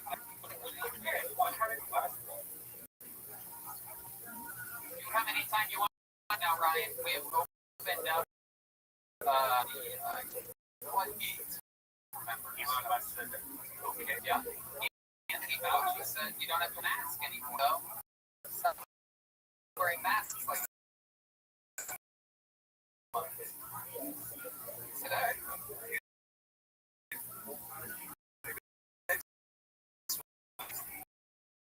Yeah, absolutely. There he is, Ryan J. While everything's available on every the show. Jeremiah.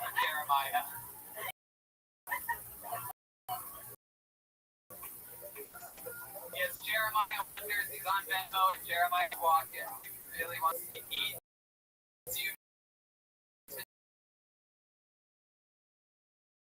know that.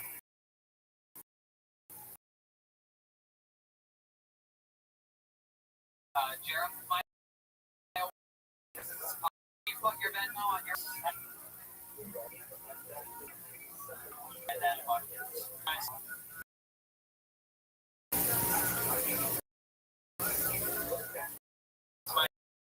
I guess Jeremiah wanted this week. That's the Venmo and then Jeremiah. We got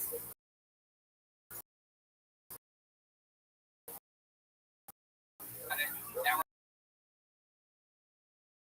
we're gonna talk about your band name for a second. You want that drink hurt?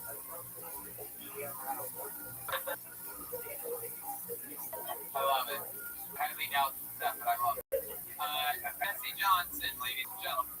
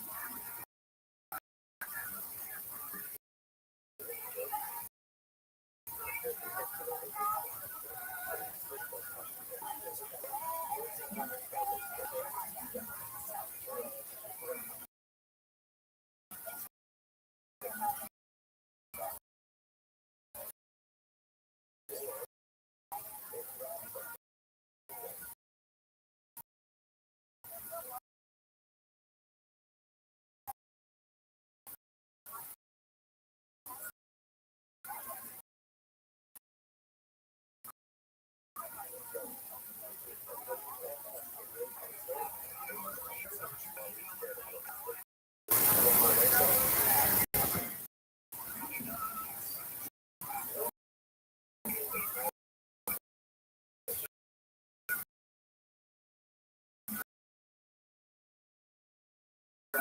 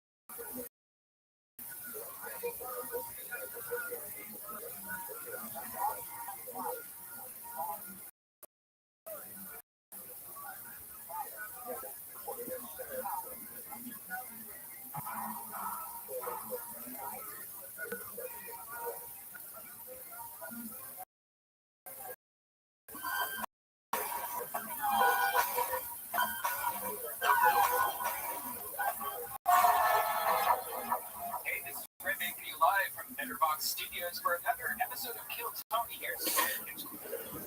Hey, what's up? Another episode of Kill Tony. We are here. Exciting stuff. And, great, right? So they both grilled out this week. Yes, I did, man. Yeah, awesome. And they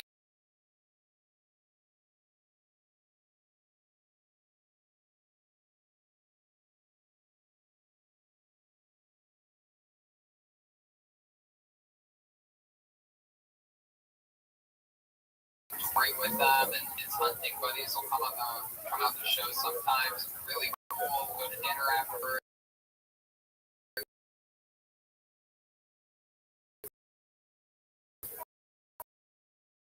Drinks, smoke, blah.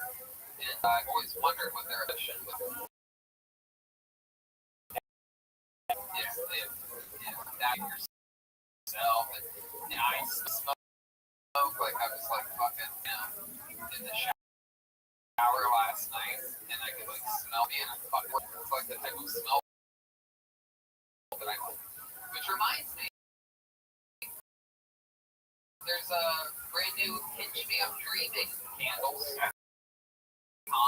get the visual candle, the little eucalyptus spa like for your nose.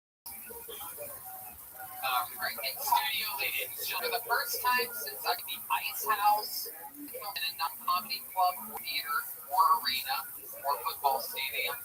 This is your first in studio. You got a camera on Ryan J by any chance? Oh, beautiful. There he is. The real deal, Ryan J. Here.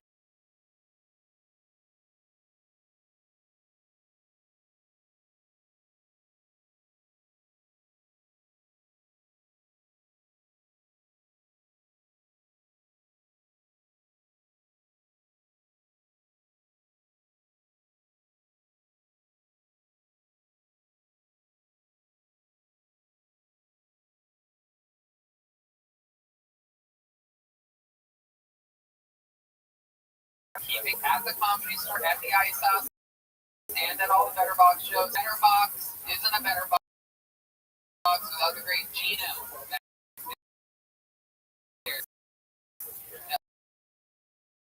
From Speed, some of the products over speedweed.com. They true, top-notch, true. Gino supports a lot of the best shows, a lot of the best podcasts, a lot of them are done here at Better Box. It's also sponsored a lot of great live shows, Sticky Fingers and everything that's in comedy. Yeah, because there's meat all over it. I meant by that. Sweet, sticky. It's not like he's a fighter. We're in the NFL from all the weed shows coming up. supposedly pretty about this. People have started to live comedy this weekend in places in the city and Texas. And we're going to July August 1st. I do stand up in Miami comedy shows.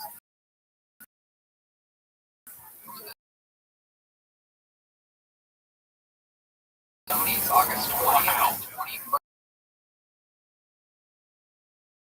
21st.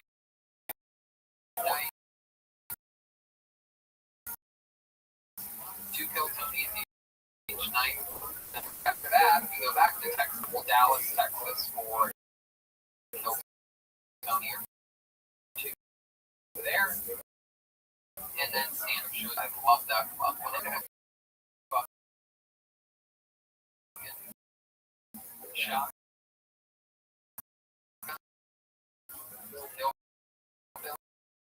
Shit, start chasing down fucking joggers in the neighborhood. Lake City, September 11th, 9/11, SLC, in Toronto, just added this week. Queen Elizabeth, PSF, JFL, Toronto, 29. 13th is Tony Company in Bakersfield as we have Road to Kill Tony show. The 13th in Bakersfield, the 4th in Sacramento, the 15th in Sacramento, the 16th, 2 shows in San Francisco, the 17th, 2 shows in San Francisco, and the 18th, 1 show in San Francisco. Monday, Kill Tony, 1 week, end of October. And October 31st,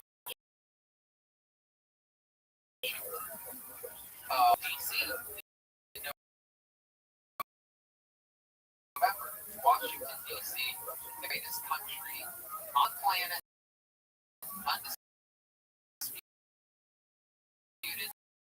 undefeated all time in wars, Vietnam, United States of America, the greatest country on the planet. 4 months ago had me, sometimes spread a bunch of heads, Mr. President, and reminds me.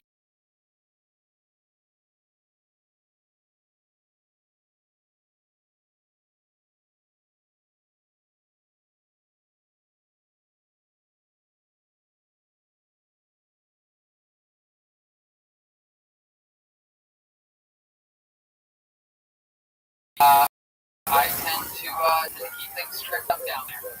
I am I'm a little hairy. Oh wait. You go straight, smooth. Where do you see how long I can get it in the middle?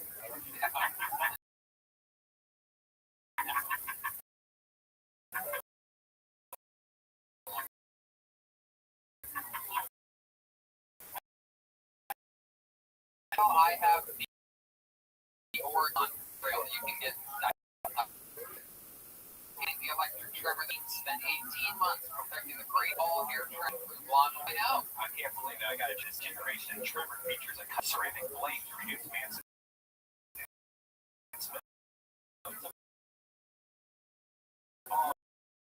about the key next to Manscaped technology. Finally, a thing the battery will last up to 90. You could really spend some time. You don't have to hurry up and just shave and wait for the battery to die. No, you got 90 minutes. This is water-resistant technology also, so it lets you do it in the shower, which is great. Way better cleanup. One of the coolest features is the LED burning areas for closer and more precise trimming. Then I'll upgrade it to a 7,000 RPM motor. Oh my gosh. With quiet stroke. I love technology. That's right. No stroke is better than that quiet stroke. It's the only kind you get out of intelligently designed stand is a convenient charging. If you are listening to me speak right now, I want you to experience it firsthand for yourself. That junk of yours. And I've had a nip. I've had a nip, a Jimmy, a Bobby. I've blended on herpes when I nip. myself. Whoa. Funny thing is that's probably true. 20% off and free shipping with the code KILLTONY at Manscaped.com. That's 20% off at Manscaped.com. You KILLTONY. And now that you have fresh shaved, clean balls, a clean shaft, maybe even your balls,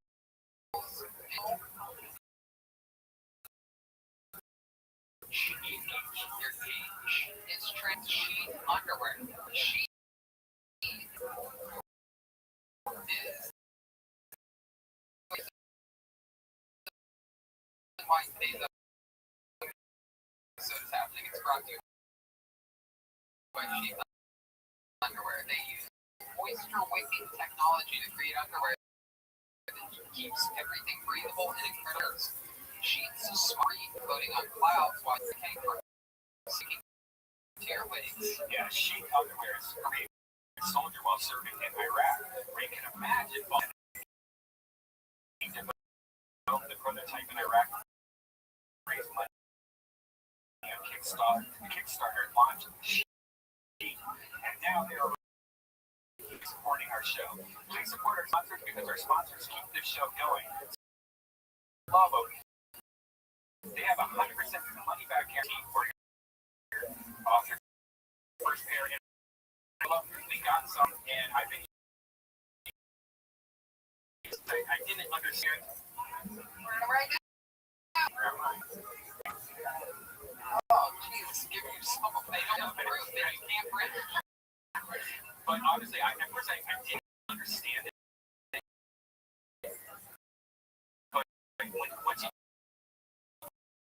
put your babies in that little second pocket, oh my God, you don't understand how sweaty those things get, swampy they get. Now they're dry as a whistle. Yep. Okay. Absolutely. And I'll be honest with you, when I first got them, I didn't read the instructions because they come with a little square. So I didn't even know that there was just normal for the first few days. And then they do those great. And all right, if you don't like it, great. Better time for the summertime. Keep your balls unstuck from your legs. This is true.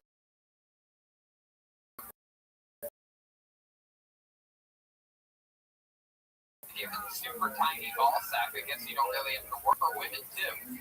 So get your new favorite pair of underwear by going to sheetunderwear.com. Use the code TONY 20% off your order. They ship worldwide. Yeah, for women, you have an extended labia. Like your little. Yeah, I guess so. You have to put a on dildo area so that it's not your leg.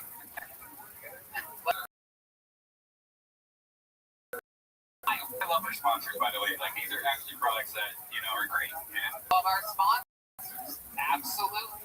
We're happy with our sponsors. Comedy podcasts, they don't freaking pick their sponsors. They don't always love that stuff. This is for the 3.0. I'm the 2.0. And the sheet underwear. It's a game changer for me. Absolutely favorites.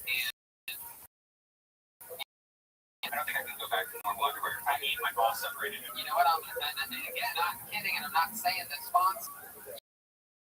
Once these sheets underwear got into my rotation a couple weeks ago, and they went through obviously one launder and sometime there on like the staff, and I'm like, nope, I'm going to regular underwear. Keep them separated. Kiss your balls goodbye. Appreciate that. It's like water used to brush your teeth.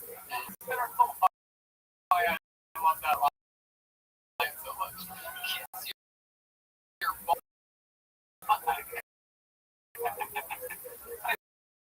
Everybody, alright. Saying you love them. They are two of my favorite heroes in all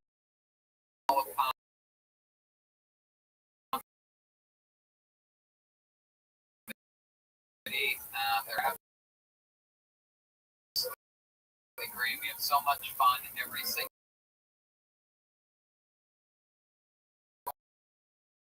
week. The great Joel Jimenez is still out of service. The Queen Bee.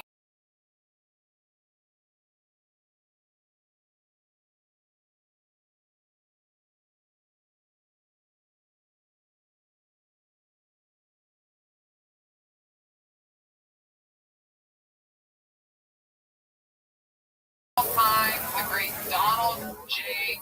Trump, Mr. President, and I am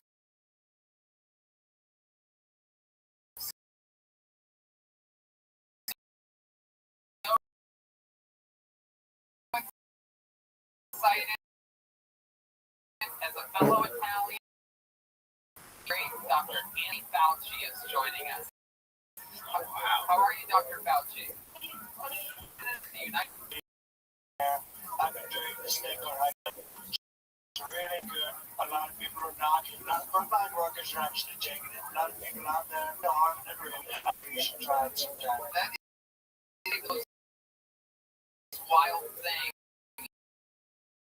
Out of all the things wondering, I thought to myself today, wow, I'm able to defend almost everything Donald Trump's ever said in a great way. Like, oh, they just took this out of context, they took that out of context, everybody, they take this number.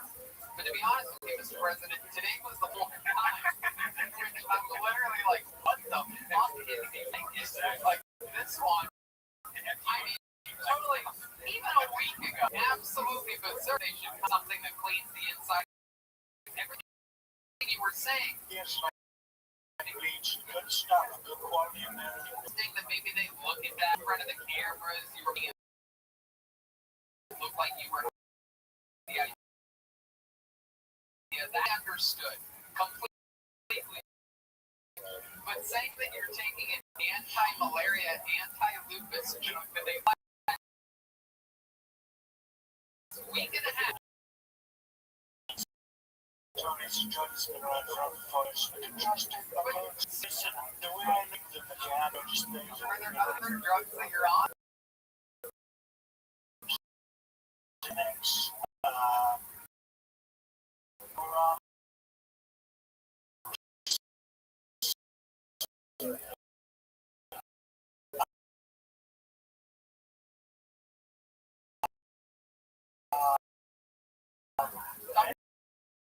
sometimes I take Benadryl just in case. You have studied drugs for almost half taking hydroxychloroquine. I just I tell them all the time, you know,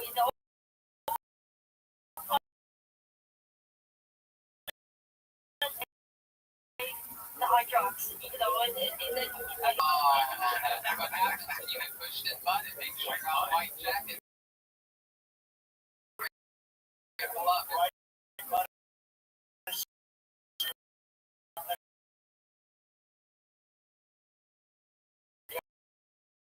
Can I just say that? Is it too much for me to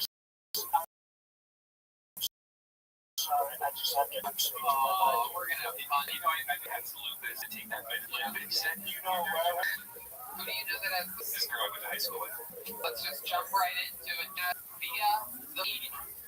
The only Joel Jimenez. Joel, how are you? Oh shit, what's up? Fucking median. Whoa! See, so he's one of the good ones, she said.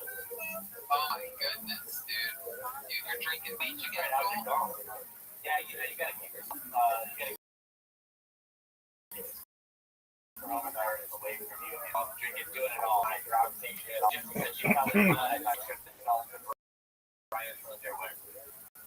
Speaking of underwear, there you have on. Yeah, that is the logo of Sheep, who actually sponsored tonight's episode. That's unbelievable that you have that t-shirt on. Really incredible. Fauci here. I've never seen a fight as strong as what's in Red Man's underpants. Joel, have you tried your sheath underwear? Have you kissed your balls goodbye? Actually, yeah, it makes. I love it. You know, I heard the guy develop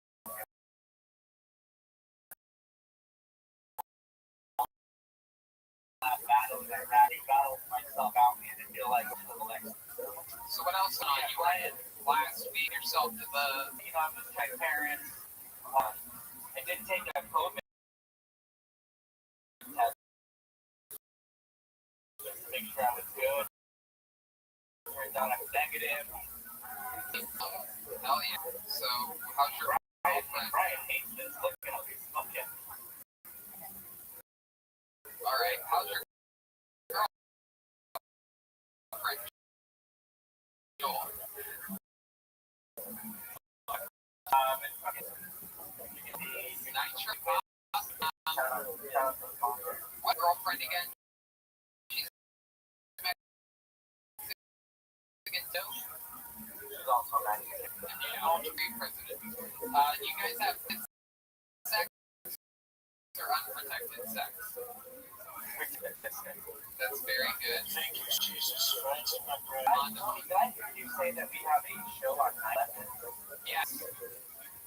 Wow, if the flights were in cheap enough for COVID, we booked a COVID flight on 9/11. It's like any sort of idea of the budget. It's $11 per plane. Yeah. Bringing in the gonna be great. Wow. By the way, Gage Tiarina and Anthony Gage Tiarina underscore or only the last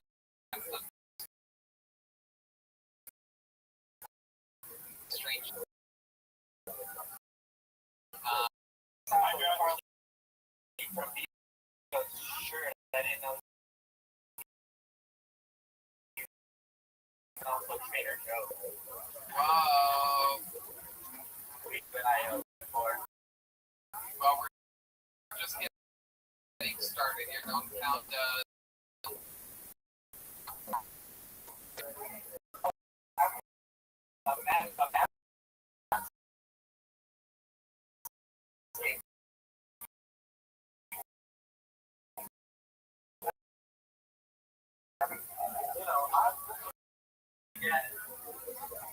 Pretty risque. I don't need to say.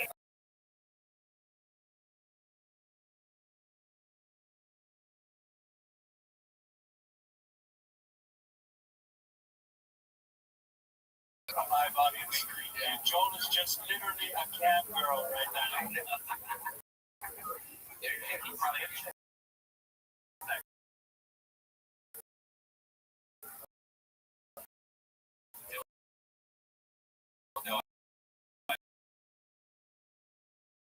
He does. We are your only fans. well, that's a So, what are you gonna do if your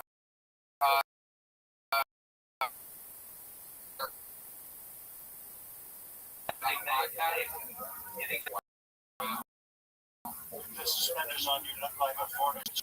He looks like if Jay Gomez was paralyzed with that action. Louis J. Gomez.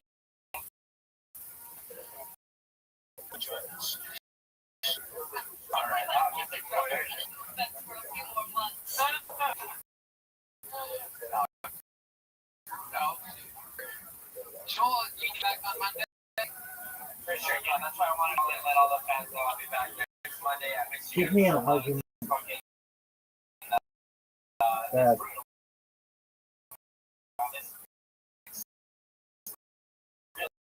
really strange times right now, man. use It's of fucking how can't wait to does get not back. change things for Big you. Joelberg with the news. Alright. Strange right now. Real estate, physics state, that nothing really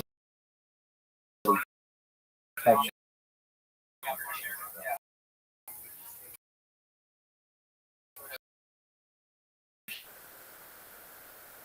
Joel Also, the use of a computer is not guaranteed. Like you can maybe have it, but not move or these things cause issues.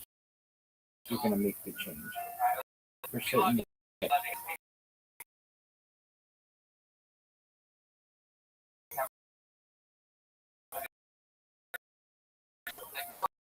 Like he's gonna hate what he did on tonight.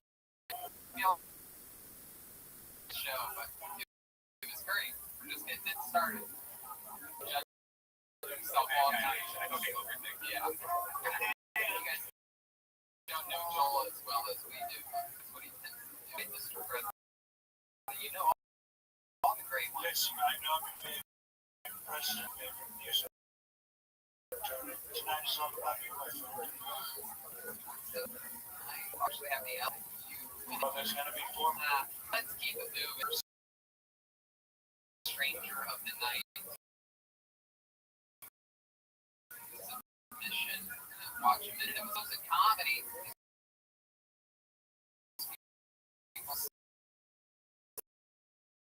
Sometimes it's hilarious. Sometimes it's just we sort of analyze what they wrote and find out more about their lives. First comedian tonight goes by the name of Josh. Is Josh.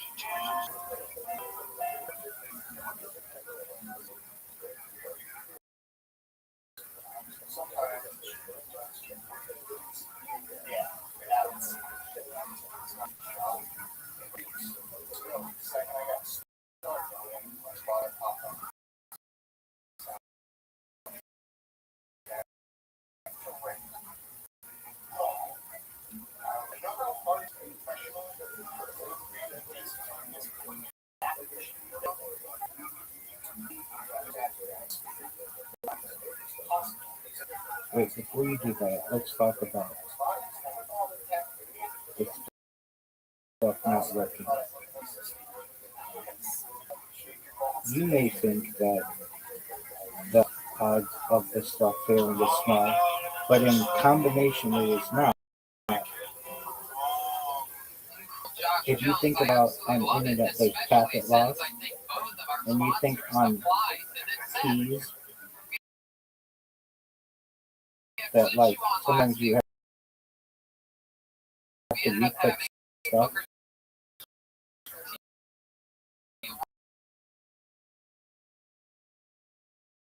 or even just the moving of a mouse on a cursor is not exact. You have to move it back around sometimes. Everything is not perfect. Of function, you're complete. Maybe you're searching the internet, but it's not.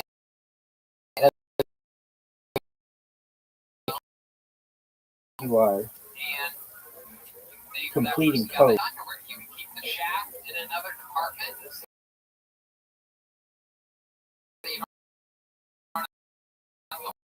Hold it the whole time and just let the balls chamber number 2 girl, and so here you are. Hi Josh, how are you? I'm great, man. How are you guys? Fucking great, dude. Where are you at? I'm in Olympia, Washington. How far is that from you? I don't know where the fuck that is, man. Yeah. Sort of middle of nowhere. Navy West.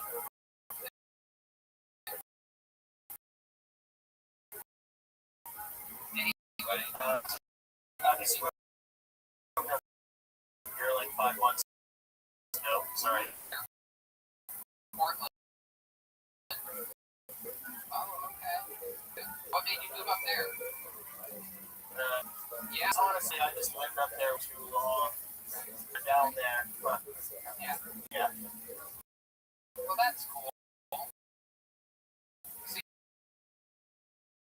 you just picked Olympia out of nowhere. Weird cat, but This guy is smart. Was your that position?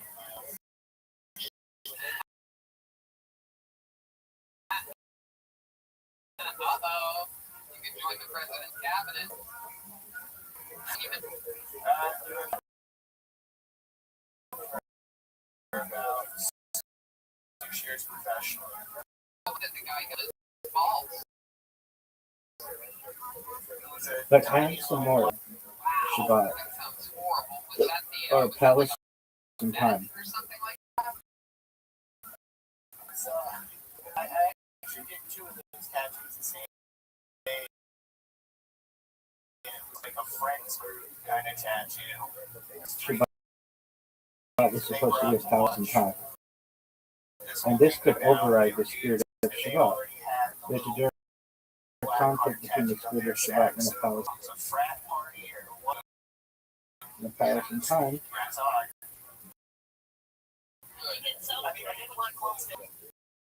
Take everything. Who's to say that this is in line with the spirit of Shabbat? That you're still following the Melacha at borderline. You're searching the internet and you don't direct end result, then there isn't really a full function. Like starting a fire on Shabbat, get the wood, and you light the wood, and it's completely over when the fire is. That's full function. The computer there is it's almost, and maybe you send a text message, you search it, it's still, you do every single conversation ever with that text message, or you didn't play everything in the world. Some argument that to do is incomplete. Is anybody trying to get black market tattoos at all? Is it like hair?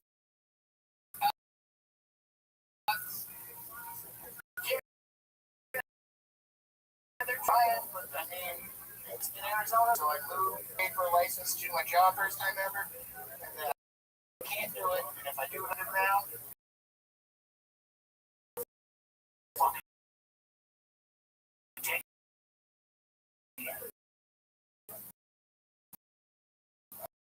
Wow. Have you had any at all? What have you been doing to busy without like yeah. Can I see some of your tattoos that you do? Yeah.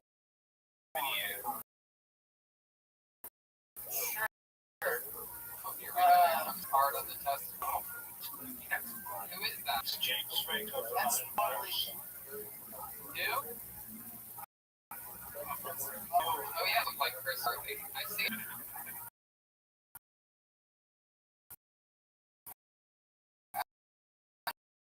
yeah. Somebody once said it looked like Obama. So. You got the black book. Actually, yeah. Oh yeah, his haircut. I love it. Josh, do you have any other hobbies or things that you like to do other than posting on Facebook and giving tattoos? Anything else interesting? Which is like weird shit and spider and strings kind of stuff.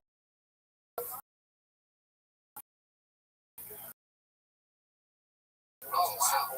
Yeah. Can you do some quick? I think the Palestine is actually an art. Like, free to use anything within their palace. And months since I've seen somebody jumble. whether that means Juggling apartment. something I was thinking I need to or whatever, dance because I if they want to search the internet, they should be able to do so. This isn't, there's a hole in the back. even if they were streaming on camera,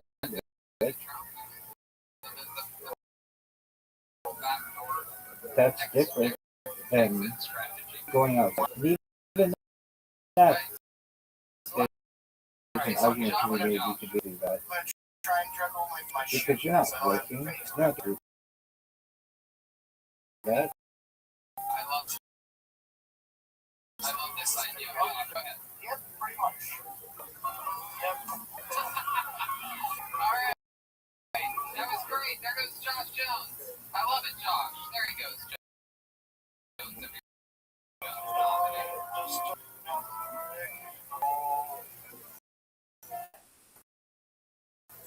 Now that he's talking about stuff that he can talk about, he's a tattoo artist. I'm an artist.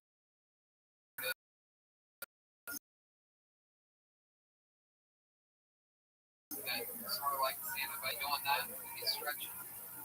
All the silly tattoos that I've had to get. Imagine a tattoo convention where you perform In public, it's okay. Right? Should be allowed.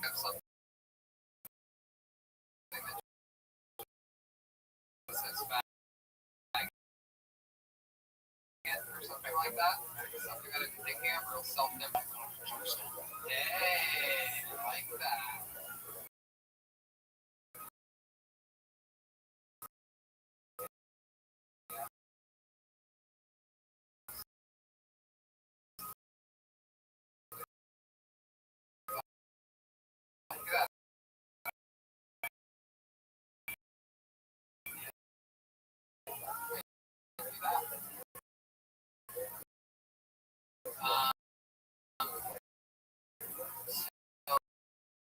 Yeah, just, you have tattoos, right? I just have one. I wish I didn't have. I see. I wish you didn't have. Do you have anything?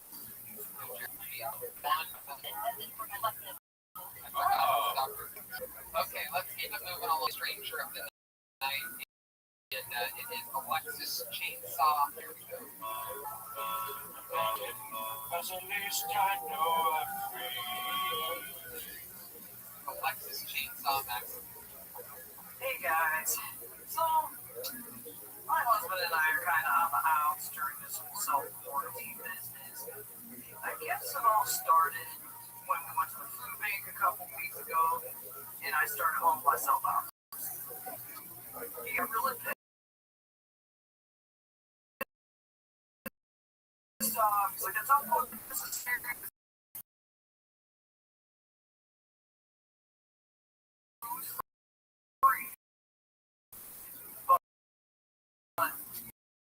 I knew I was going to have to do a little bit more to get the people, but he picked us out and came home empty-handed.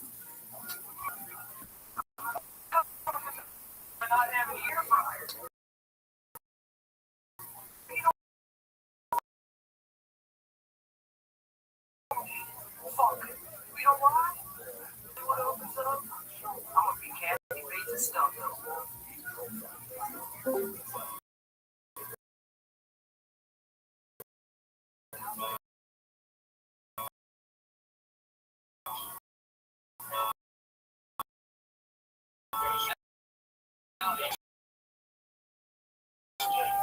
Everybody stop what you're doing.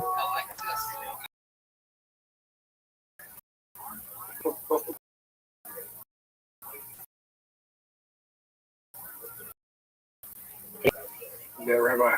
What up, pimp?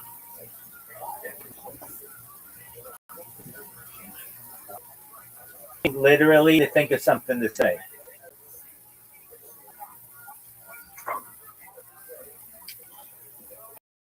What's the best planet?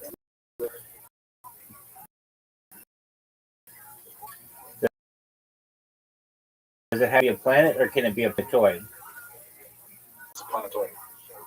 Kind of encompassing argument for like a moon, an asteroid, or a planet. Let's look. That's a good. Let's go with that. Hold on though. I want to make sure I got that correct. Hold on. What is a planetoid? Let's go on it. Let's just go on it. Asteroid of any size, an asteroid-like body of an orbit beyond the asteroid belt. A larger planetary body in orbit around the sun, such as Vesta or dwarf planets. So planet. Okay, so Yeah. okay. There's an argument to be made. Venus is the same size, almost exactly as Earth. I know all of this. You wouldn't burn. You would be destroyed by the atmosphere. The atmosphere of is the most dense of all of them. What's the thing about Venus? The hottest planet or something, or it's the most dense.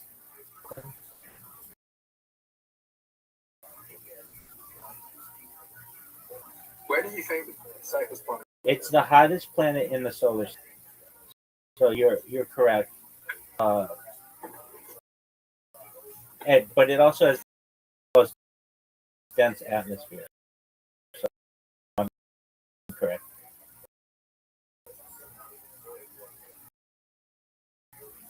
Okay, so what did you say, Zoo? Well, then it took perhaps Europa.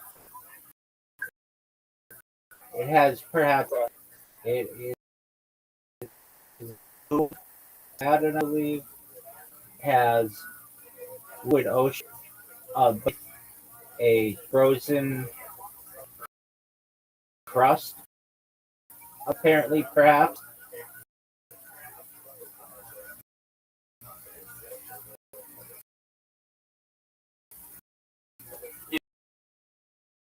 Yeah, I don't think any. I don't think any planets outside. Planets outside. Earth and Mars are big positive. Living. Okay. You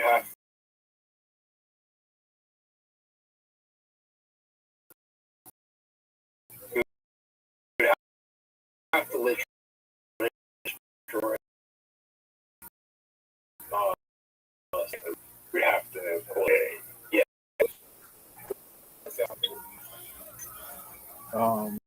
Too familiar, so I can't really comment. Sorry.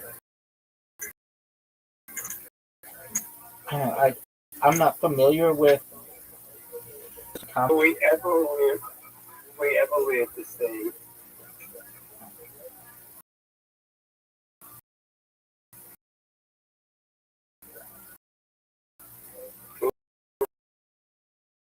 We ever live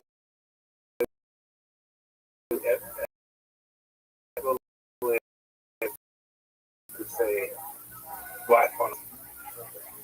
All right, dude, let's just down to brass tacks. You want to fucking play, and I don't down to brass tacks.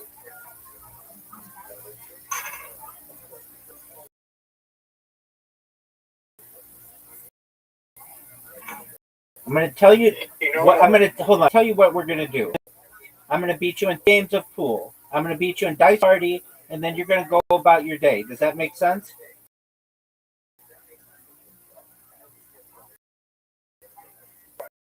What up, fam? Why are this planets that we have access to? That's a good question. I mean, usually distant or inhospitable conditions. Yeah, but like,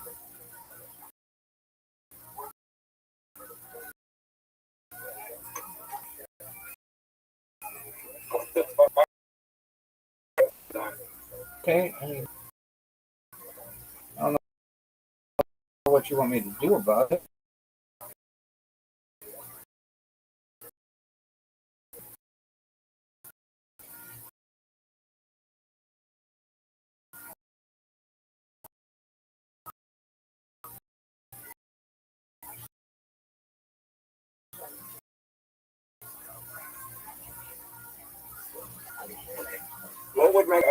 fun.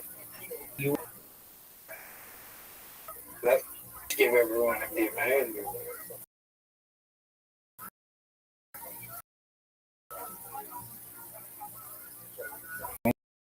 may not be a bad idea.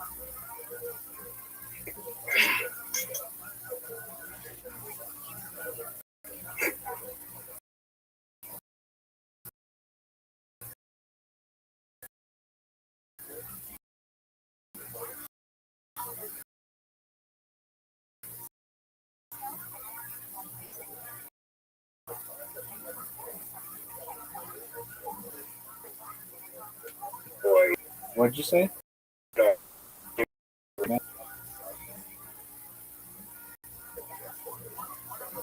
Dude, see a really big one that you're missing. Oh, Fuck off.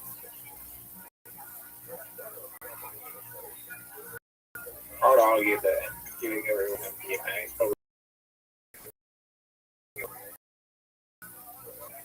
I can't think so. what do you say?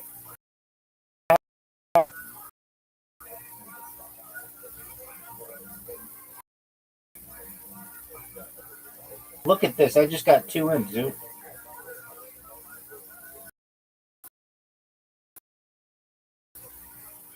You're gonna bet me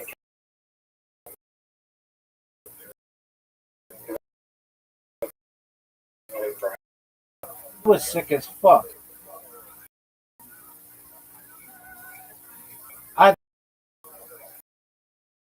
But if I miss, good chance you could win. Like, it's pretty easy for you to just sweep.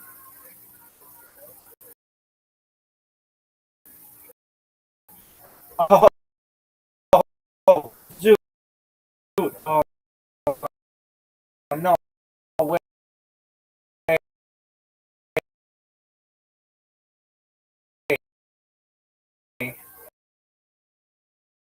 Dude, that was so big for you. You could make the easiest comeback. You just.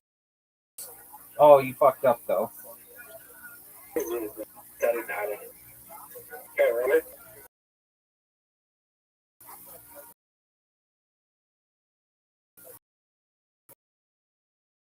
Yeah, this is easy.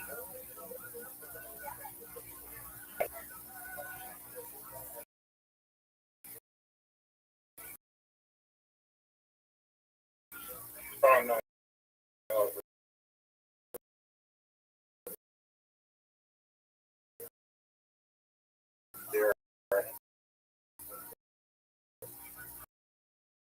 It's over, baby.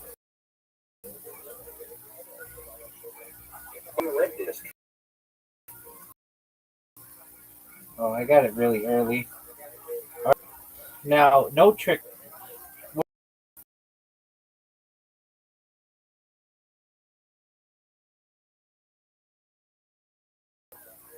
I suck at it.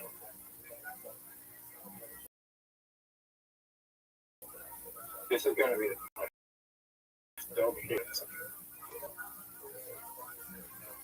Rabbi, you didn't ask me who was there. If it, what? You didn't ask me who went open wide.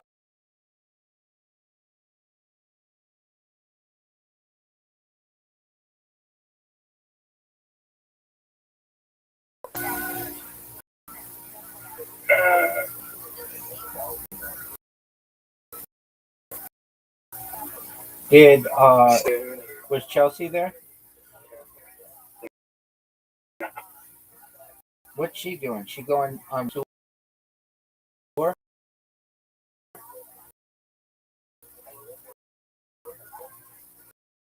She'll be there in 2 weeks. All right.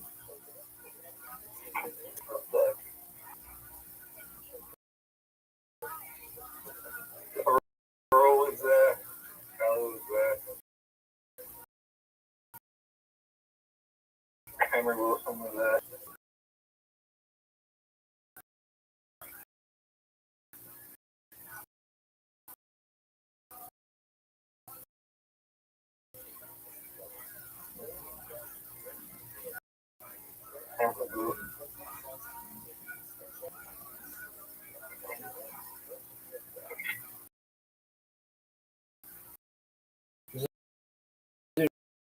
You proud of that shot?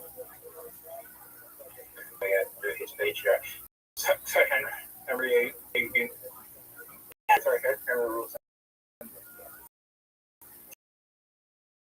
Cold feel up and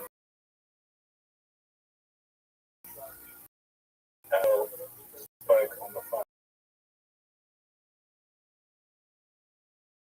Doing Henry Wilson.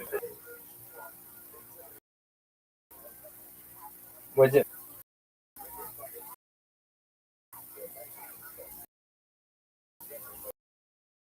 They make him and Henry said that he don't like Pakistani people. The rest of the Pakistani people might be cool, but he didn't like that. Okay.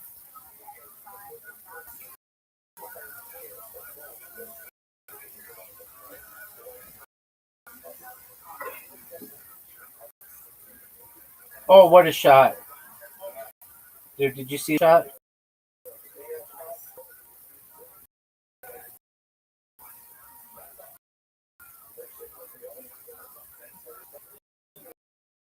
You didn't even see my shot. Good. No, you didn't. Okay. Where do you want me to... No, because it's on the other fucking side of...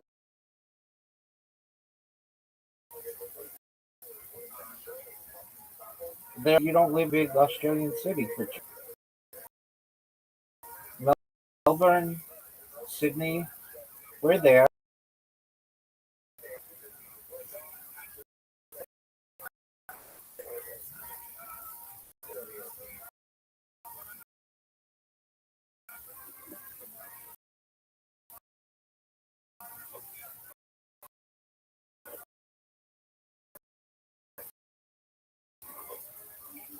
And you're in a big enough... We're there too. I think there's synagogues around. They call this the city of churches. Dude, are you seeing this?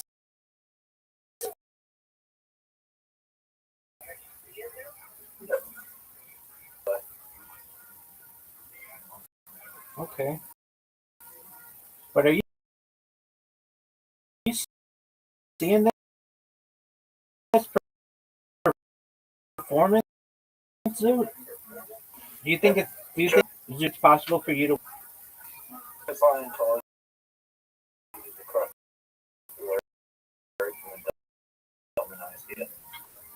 Tight. What's the lorry? Train?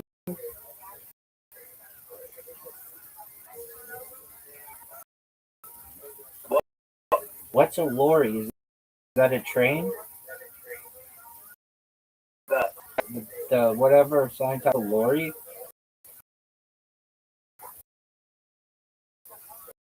It's across the Domino's. Oh, in English, it's an elevator, right? Okay, I think in British English it is a elevator.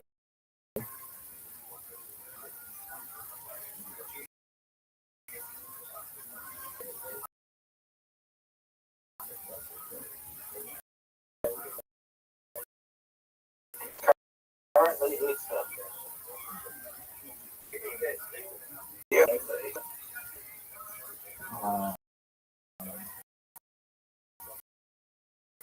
No. yeah. No, the public holidays.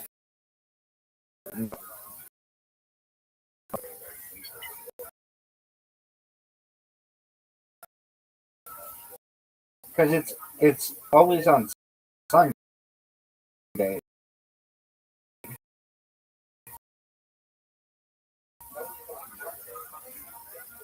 Like on Sunday. In Australia, we have a 4-day public holiday.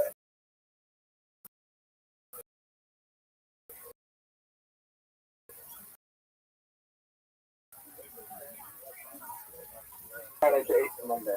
Yeah, we don't, at least what you call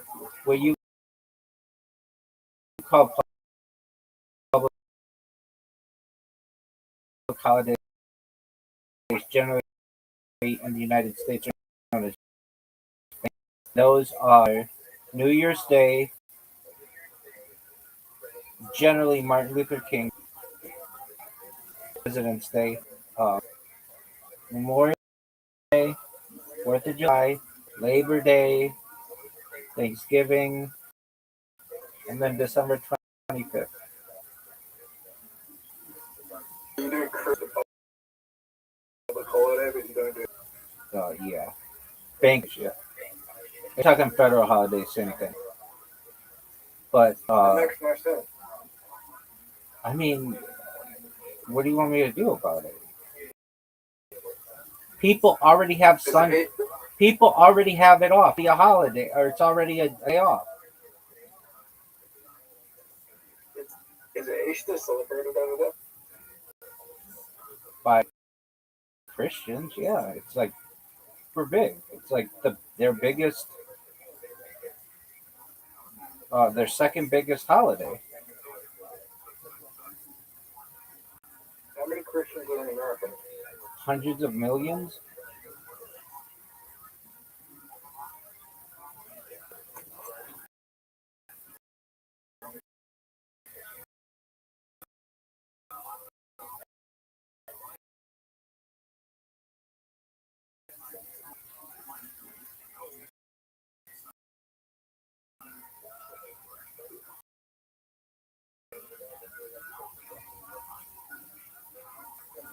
Rabbi, do you want to do that one?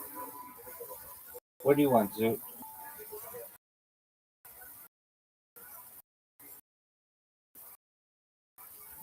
I want to meet aliens and like. Dude, how did I miss that shot?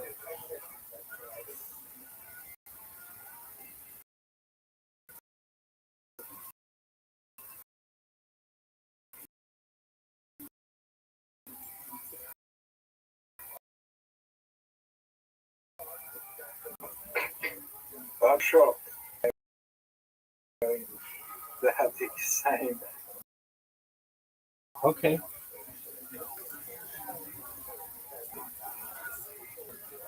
There's an alien out there that has the same Jewish people or a Christian. Probably 0%. Like less than 1%.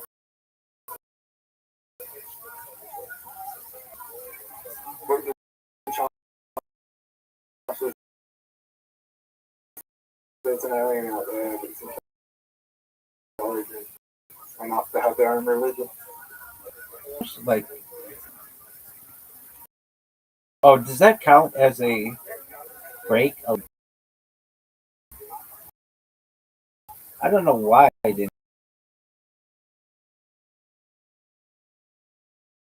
count as a legal break. Zoo.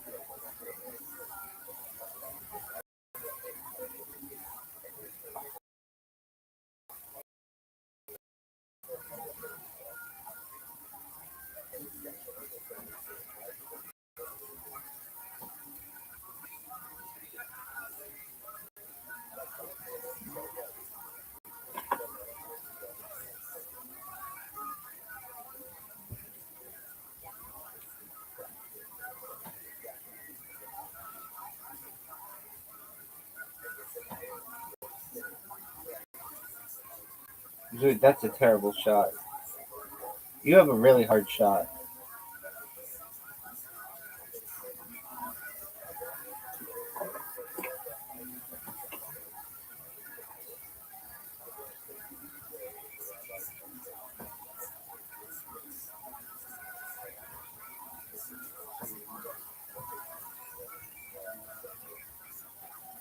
Did you get in a spaceship with an alien? Word, dog.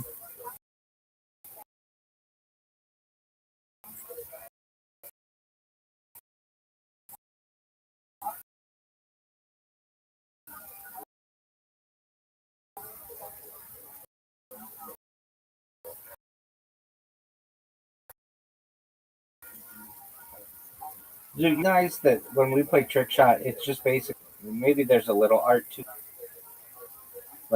that.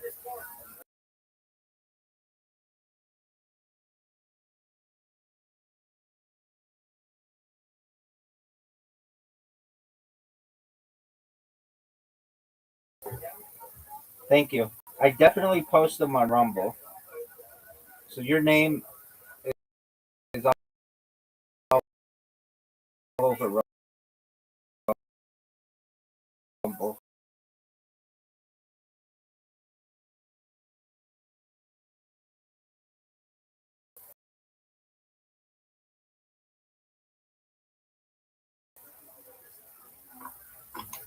What up, pimp? Who's the cutest? Uh, from the species that I would like the most, Cortex. Zoo, this is a cool game, eh? Dice party, and then whatever you need to do. Zoo, are you gonna accept my invitation? Because you have 10 seconds, 9 seconds, 8, 7 seconds, 6 seconds, 5, 4 seconds, 3 seconds, 2 seconds, 1 second. Dude, hit the ball, dog. Zoot, you gotta hit the ball, man. If anybody takes forever. I'll make that. I don't know. Sure. Alright, what do you want me to do about it?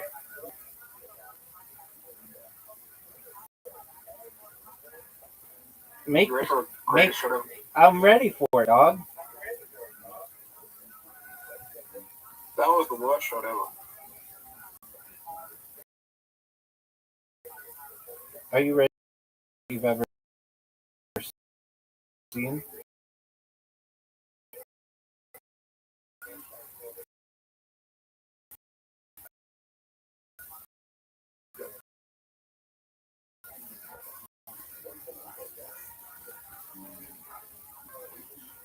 Now this.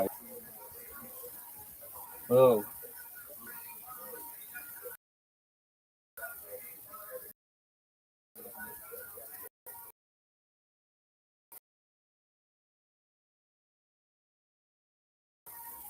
You're up, Zoot.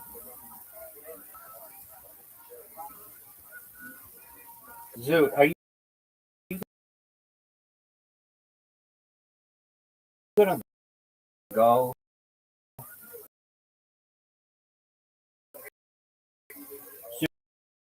Zoot, you just won.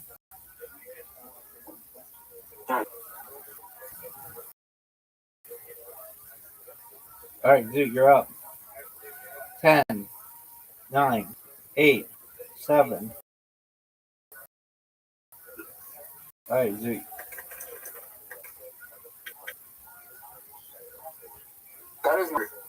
It's fine. I haven't beaten you in so long. Fuck. That's not good.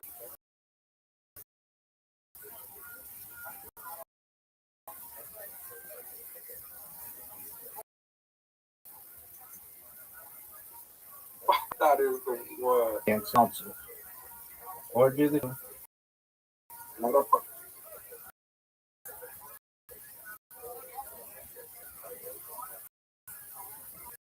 You're playing.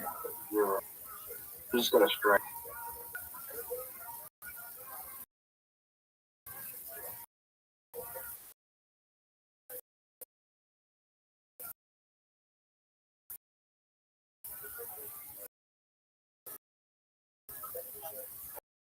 Break my game play.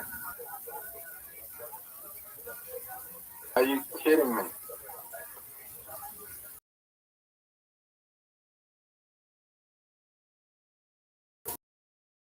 Rabbi, if I get 6 sixes, will you love me? 3, 5.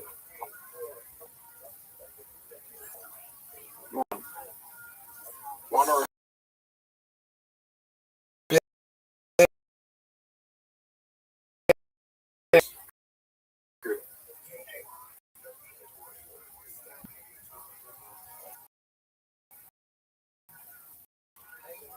Give me sixes.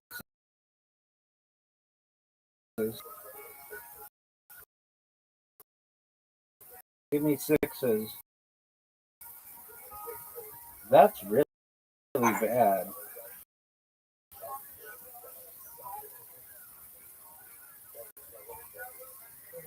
and you're going to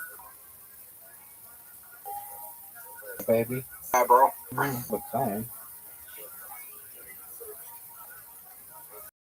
Oh, it gets a free con on the fly.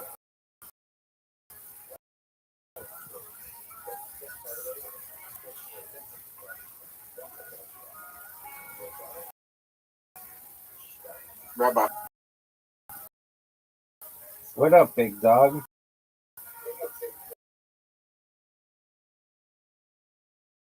that was a good play. I don't think it was, but maybe.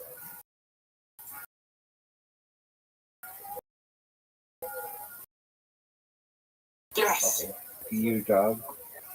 No, the worst part is the highest number that just doesn't do anything. Like some second, bro. Dog, I have a good roll here.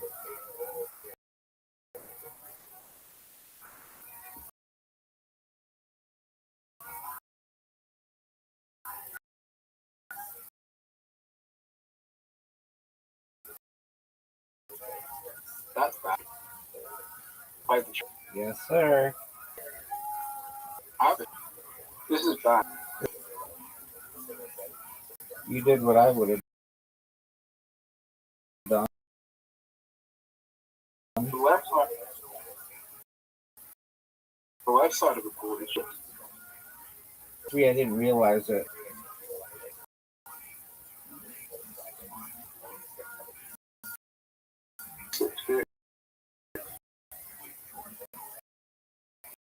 six.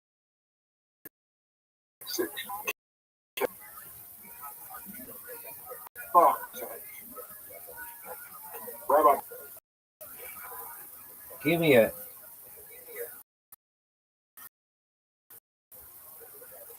25.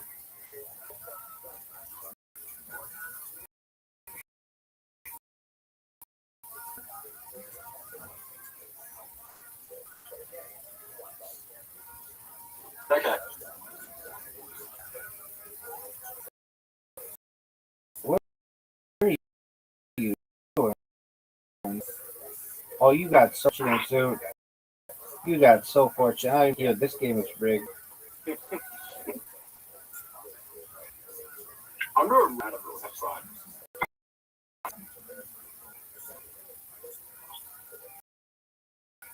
Alright, we gotta get a free time to the next one.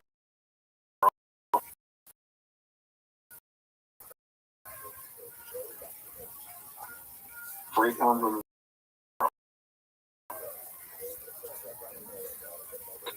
not good. Okay. Oh, yes. No way.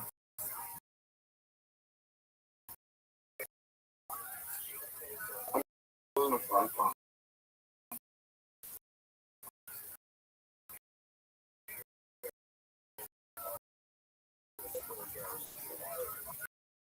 It's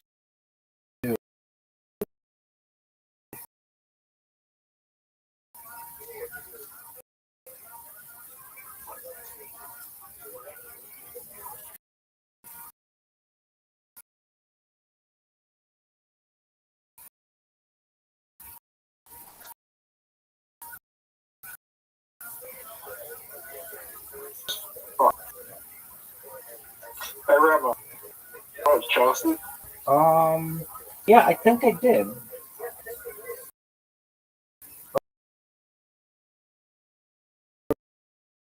Watch some. All of it? No, not all of it, but some of it. That'd be big. What are you doing? devastatingly bad play. You let me back in the game, son. Sixes.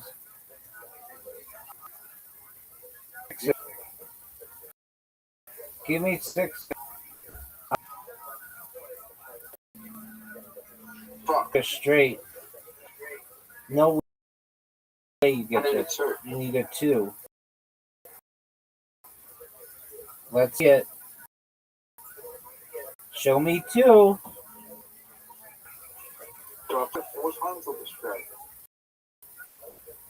Play whatever you want. Pick this move. No sixes, Zoot. 2 sixes, Zoot. Give me a 6.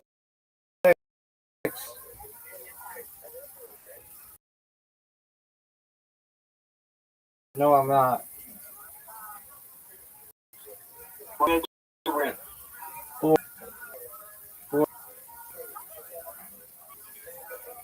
Just 4 in a row. I need 1, 5, or 5 and 6. You need a I need 5. 5. If you get it, just get rigged. I need a 5.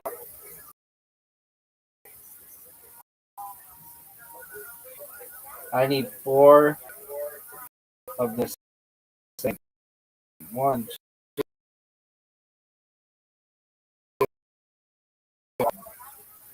Oh, wait. Oh, right. Great job. Did you know that I'm like in the like very high ranking on basketball? 50.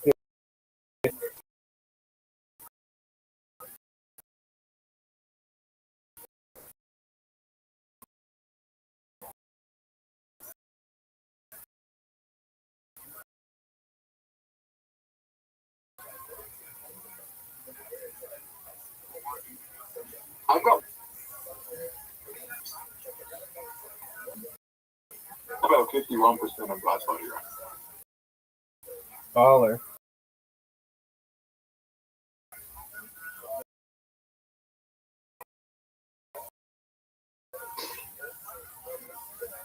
Pepe, technically better than the top person in the world. Top party because I got more wins. My win ratio is better.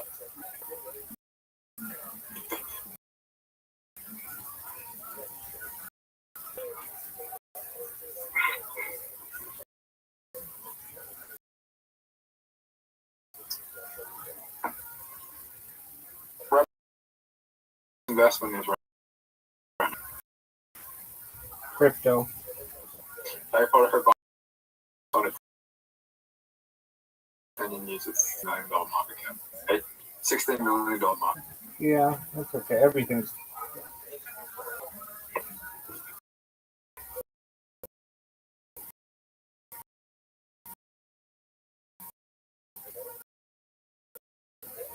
Dogecoin is the best investment. You may be right. Musk is not liked by many people at the moment.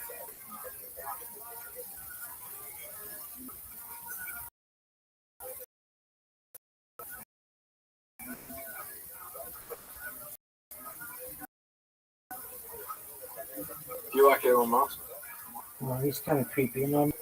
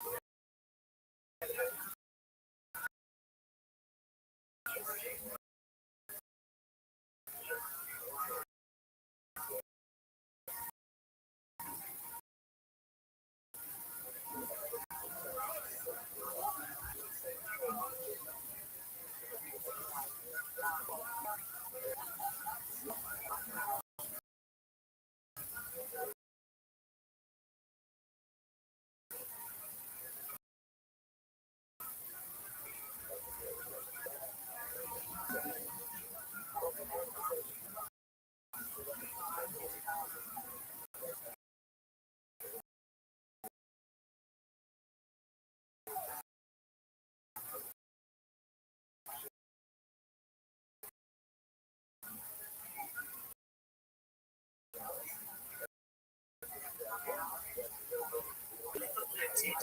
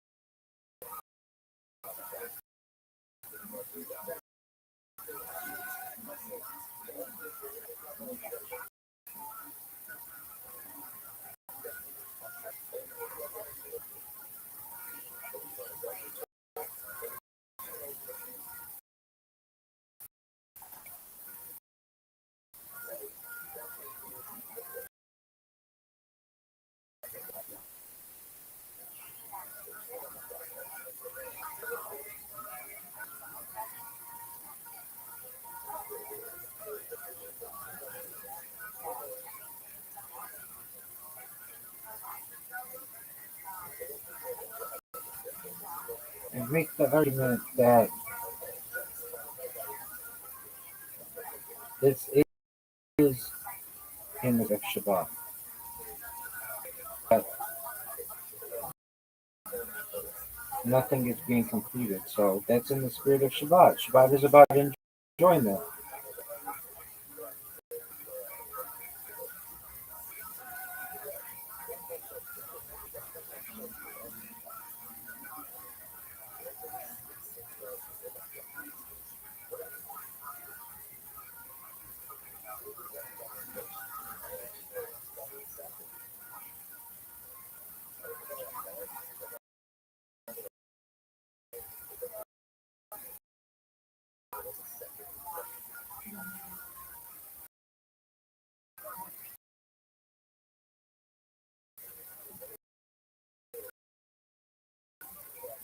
Put the footnote in parentheses.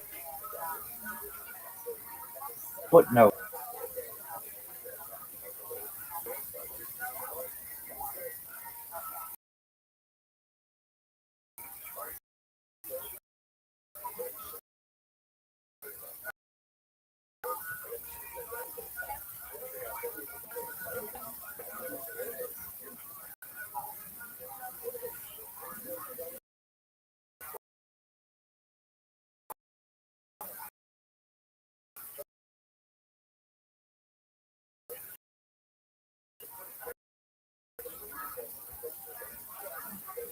Remove that.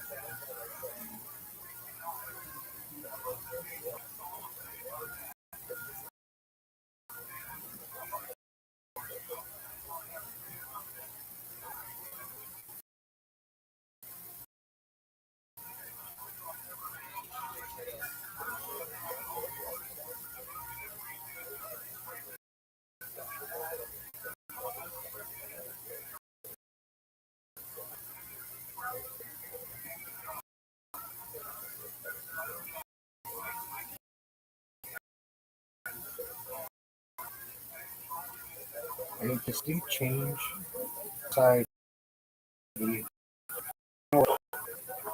And this happened like 2003 and cite the paper that it happened where there was digital data in the world than analog, and see if this strengthens the argument at all.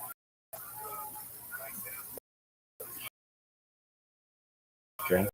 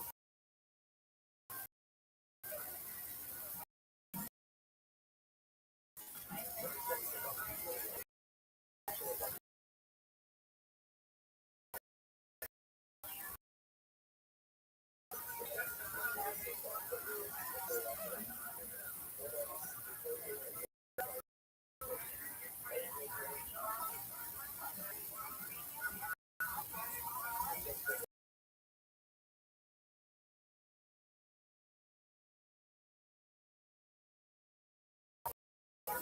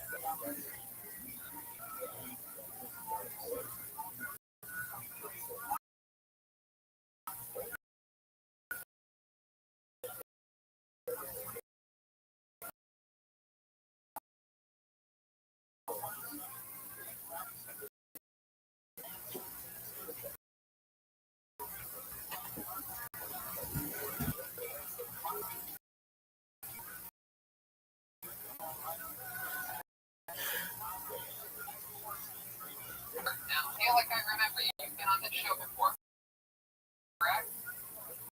I have been back in the summer. Okay. Where do you live? I live in a good old cracker. I made the way up. I'm sure you got my ass. Ah, yes. Yes, something like that. How did that happen? Footnote in parentheses next to the map below. You guys are asking me about my tax.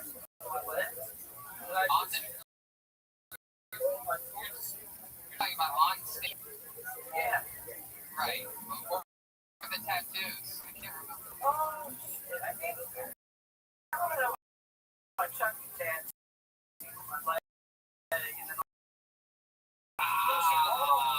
Now it's coming back. So now you live in Cleveland.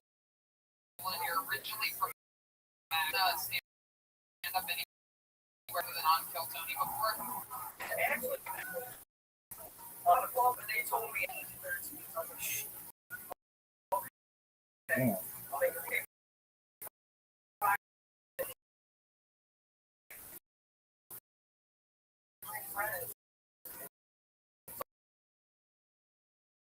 But it went well. The semifinals. Wow, look at that. That's pretty. What did you win?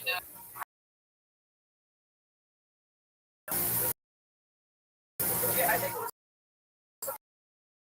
after the day. I guess this works out. Oh, yeah. That's the thing that you're in right now? There's the stairs. This is my bed. No.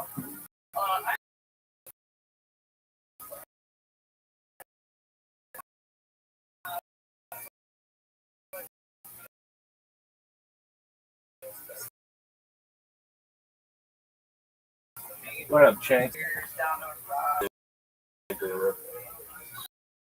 Doug, what's up with you changing your name again?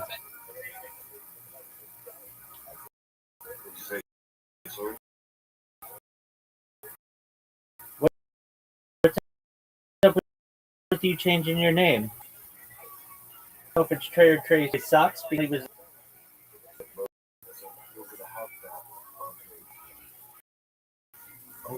was.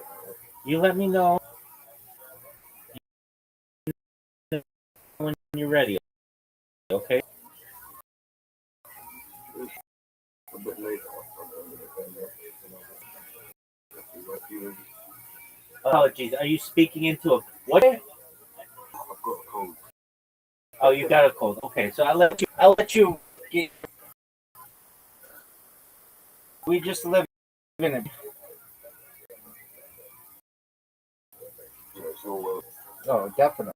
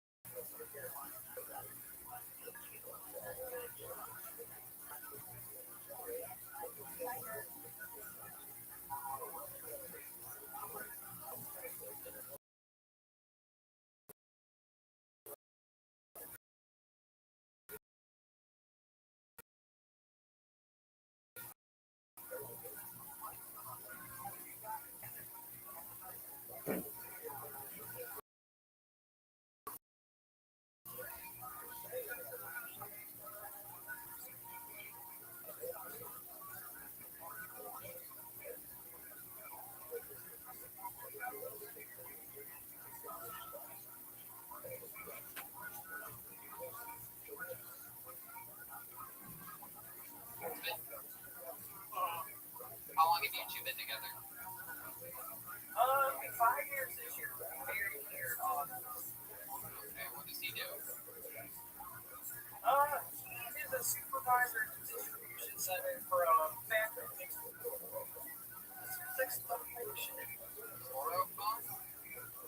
Yeah, for like floral arrangements that create fluffy shit. Floral sounds like a drug that President Trump's been taking. I've been taking it 3 weeks now. Very good. What do you do for work? Alexis Chainsaw Massacre. Well, I wasn't occupational therapist, and I had gotten laid off right before the coronavirus just because the company was tanking. I was miserable.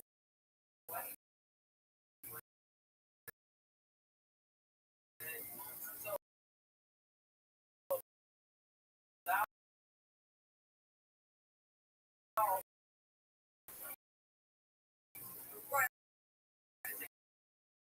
you guys started a almost trying to make that happen. So yeah, that's it.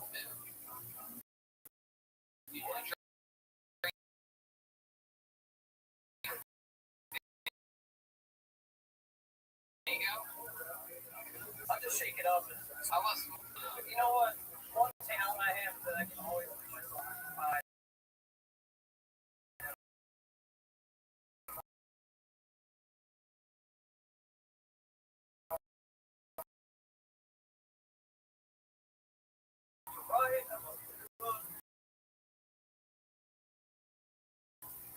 I've dressed up as Donkey Tiger King. Tiger. Yeah. Just try them and wear dogs in your business.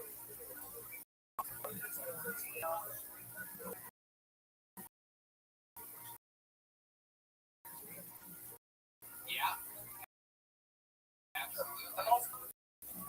Also played Fancy Rock.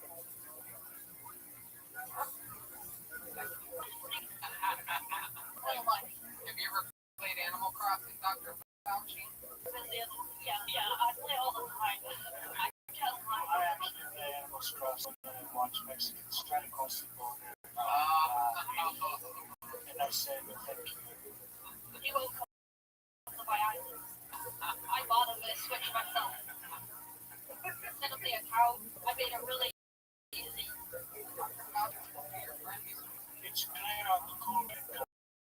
Last nerd, okay? Last night, I don't think so. I love it. Alexis, have you arrested before you have arrested week class, maybe accidentally cracked her head open? Yes, thank you. She told me I couldn't get read. So I mean, Come on, never. I've never.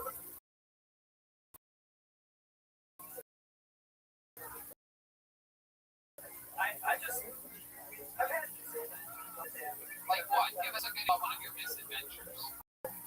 so I have two figurines. First one I bought.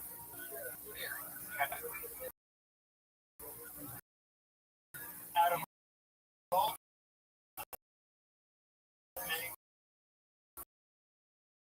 Tony that I've heard tonight, not surprised at all. We see one of the ferrets. There's one around. Yeah, can you juggle your ferrets?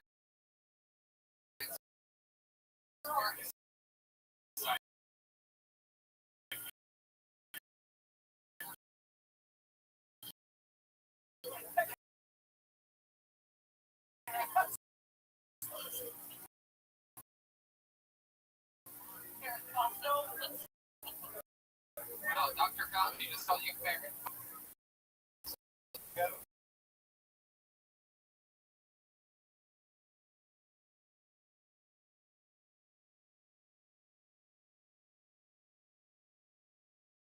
Next time. They probably get out all the time. She just doesn't know it. Probably us because they steal shit from you. So I don't like these. I man that don't break out.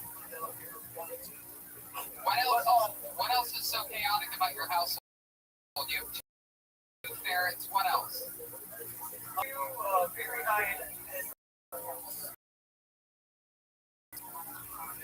The pit bulls and the ferrets. You have to keep them separated, right? Like sheath underwear. Yeah, that's downstairs. My spirits and cats. That's right. Kiss your bulls.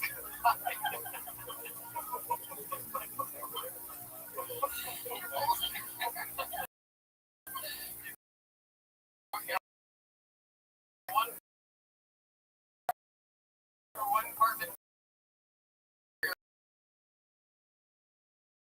ferret, one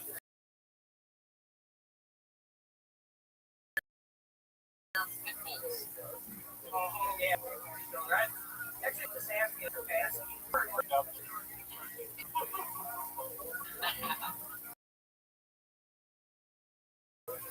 fucked around with you. Oh God, Red.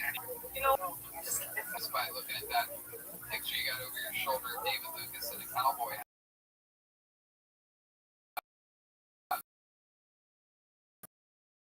I know what's going on right there. All right. It's hard to judge or talk about anybody's jokes at this time, but you know, I say always try to be as original as you possibly. There's something about just listen, no university punchline joke that I would like. It's almost impossible to write the university. Like, just it's so sort of like this punchline that's sort of, and like almost anything, it's better to do something that's never been talked about than it is to succeed with something that, it's like a couple old school comedians at the comedy store, for example, like really old school, have been doing it for 50 years, and they each have the University of Phoenix online jokes. Maybe, I guess people like Stan sort of jaded by that. So, I guess know a lot about stand-up with but, you can keep writing a little based it.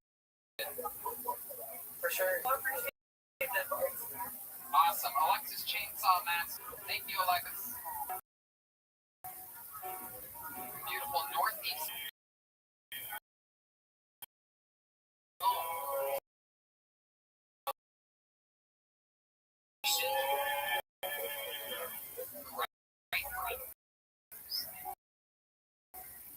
Most in the history of the United States of America, the state of Iowa, for you.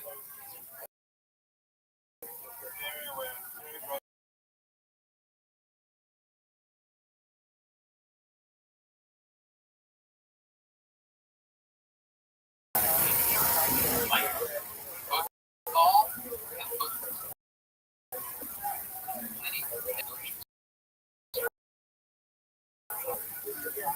Oh my goodness, ladies and gentlemen, it is that time. Here he is, the of eyebrows, William Montgomery. Yes, everyone. You eyebrows. Wow, he did. He painted his eyebrows in. Look at that. And talk about that. William, go ahead, tell us what your thoughts have been this week.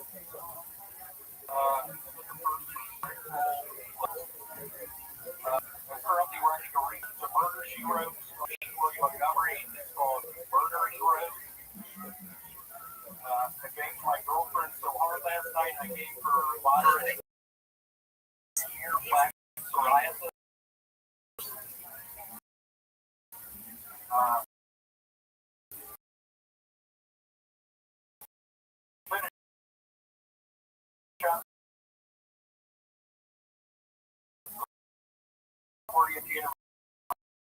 Anniversary of Dante's Peak. I went for Pierce Brosnan. Started all right, where'd you get the new eyebrow?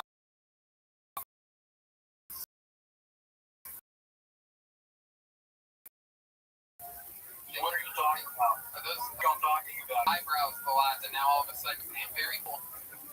you're looking very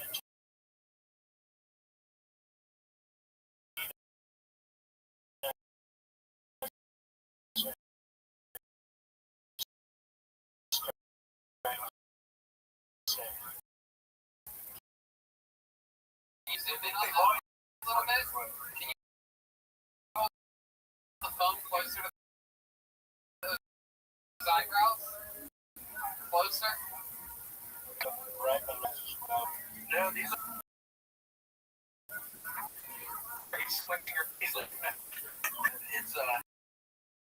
it's a lot of aloe.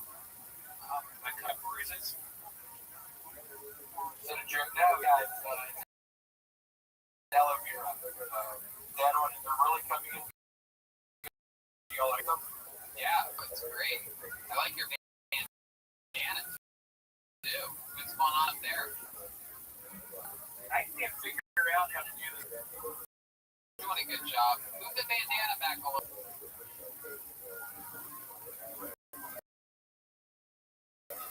Yeah, Perfect. Now I can. This is great. is that better? Yeah. How are y'all doing? We're doing good. We're doing great. You look This looks like a leprechaun Lenny May. If you look at it right now, you can imagine him with no hair, like head hair.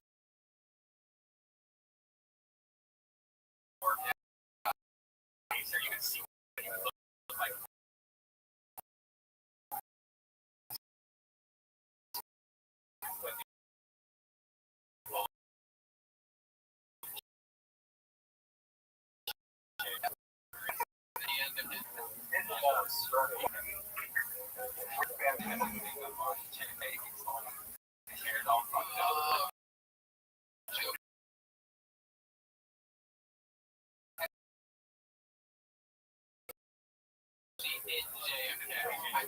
Simultaneously, I was confused. Like, wow, definitely. What?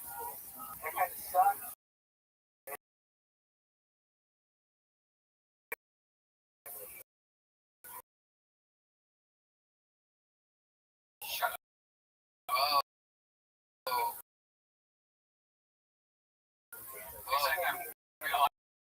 Eyebrows.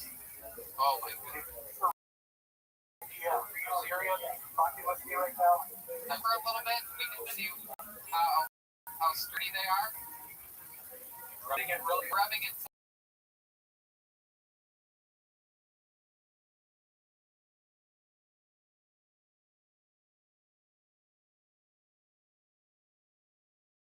That one right there. Yeah, you.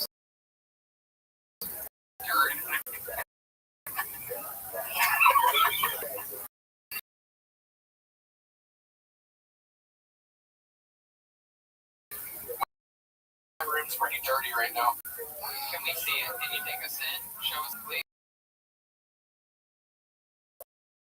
That would actually be super entertaining. Light on what your actual life is like. Come on, take us on a little fucking adventure, will you? Do something outside of the box.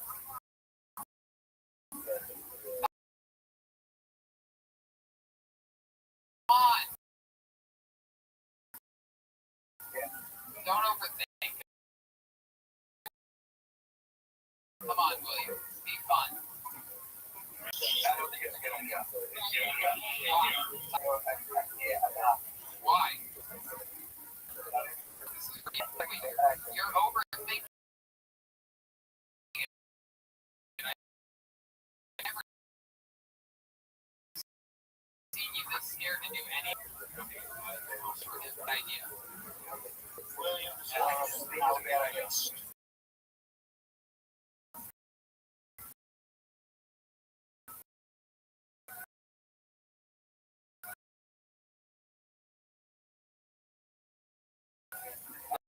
I think it's idea. What are you gonna do? Come on. I never anything. I want to see what the Avenger looks like.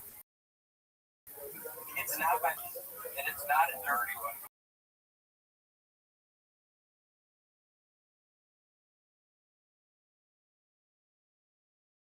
I do have one, but I'm not in my place right now. Find out he's been staying there.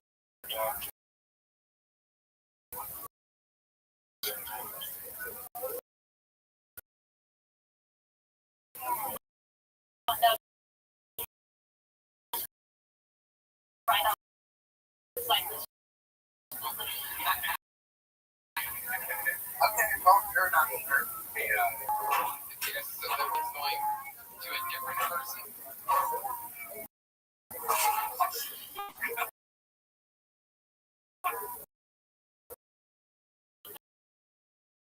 How do I put the butter in? Hard to say. Is this the movement project? What is this?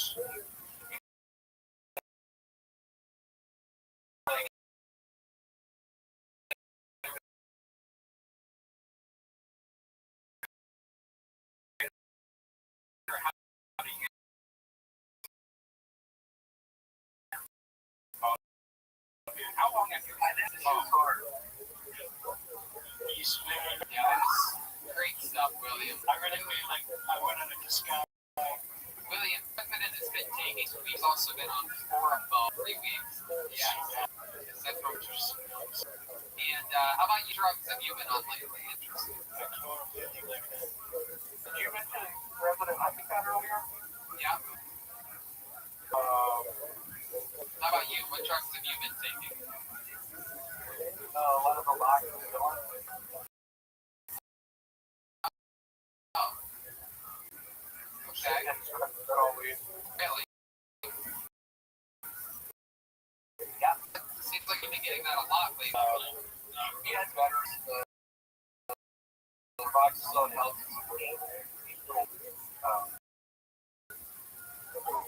Probably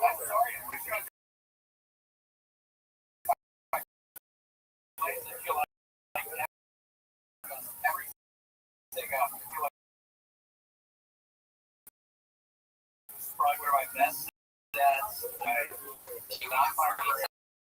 Anymore, you just strictly date with your girlfriend who doesn't inspire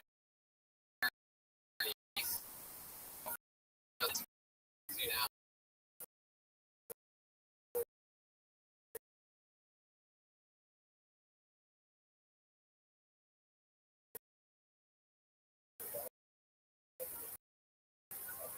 She's great. Hold on. This is getting really bad. It's a little while.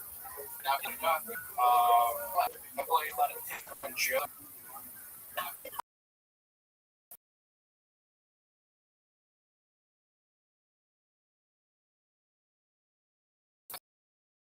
Montgomery Williams Montgomery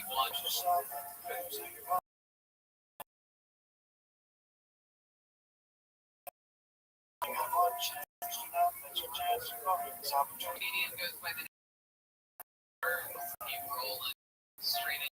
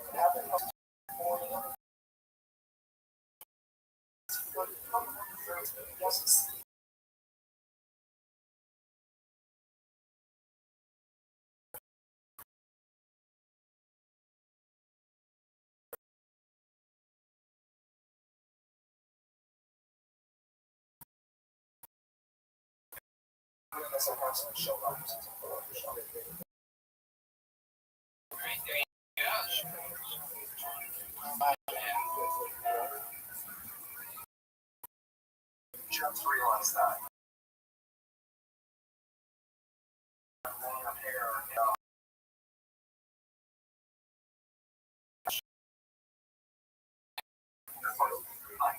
Yeah, Columbia now. I'm not here for I was born and raised in Columbia. How did you end up?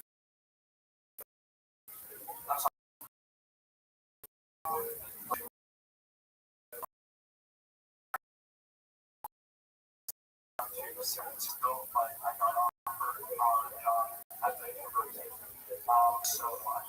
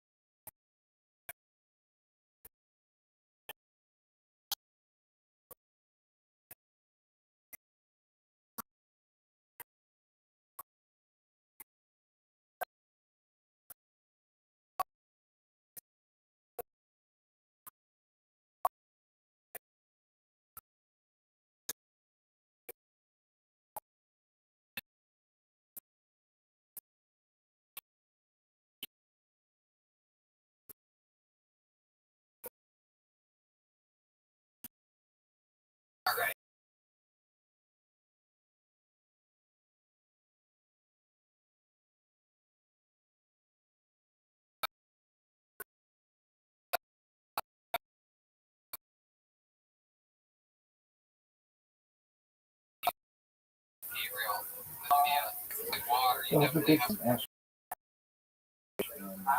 English, all the translations in this.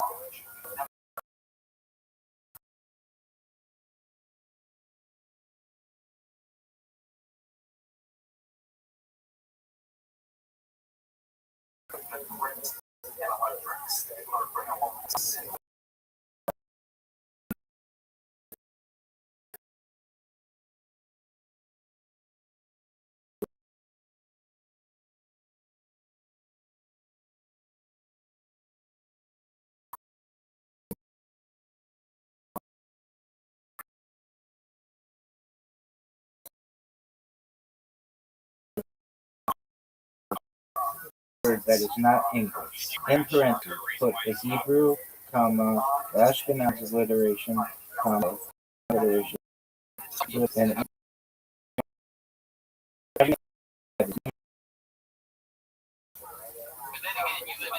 thing that isn't a word that a regular you don't have to do this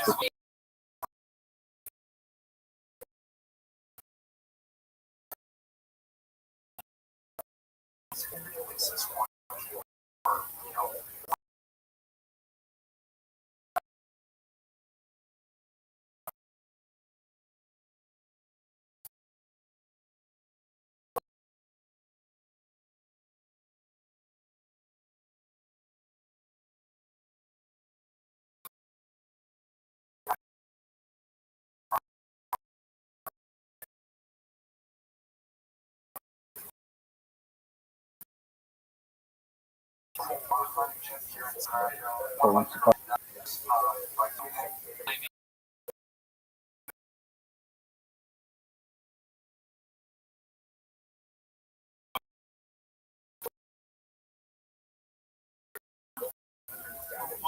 you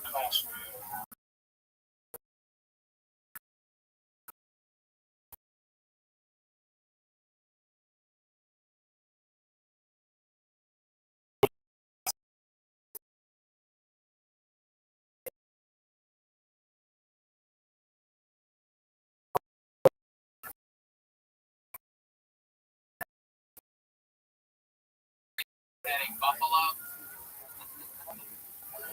Funny New Year jokes, people. No, I think Syracuse is. Yeah, Buffalo's like.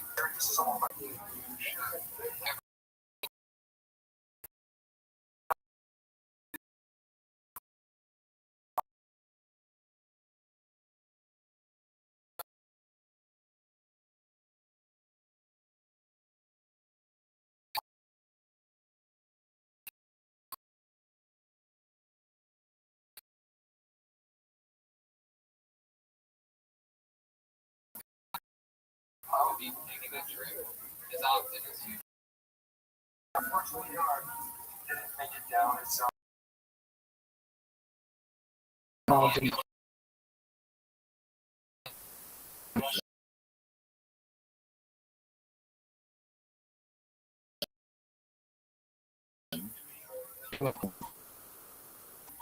close up can write out the whole word Ashkenazi colon.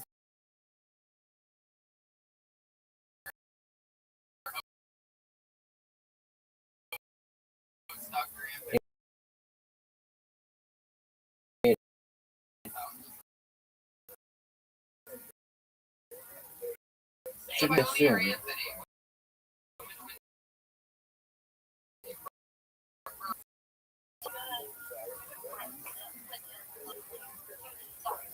Right. Yeah, because seriously, that's very highly thing among standing. Pretend that someone who reads this has never read languages other than English. Put Hebrew colon text, or else they won't let me.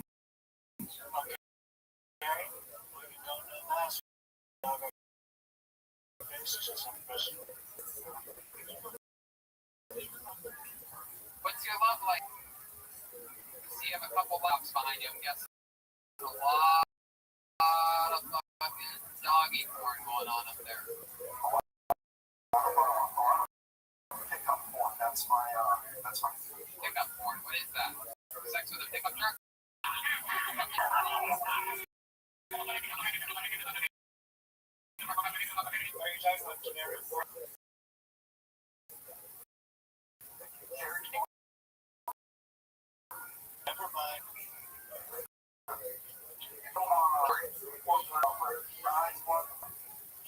Go ahead.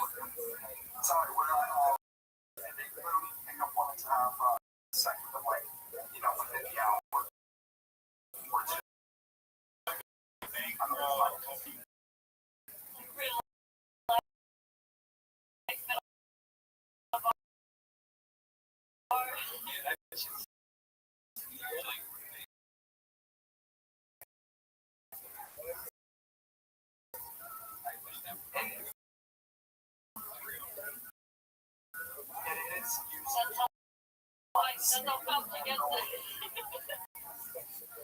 funny to me when you're like that point.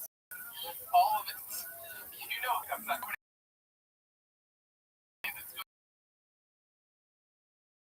It's like I wish hooking up and filming it and uploading.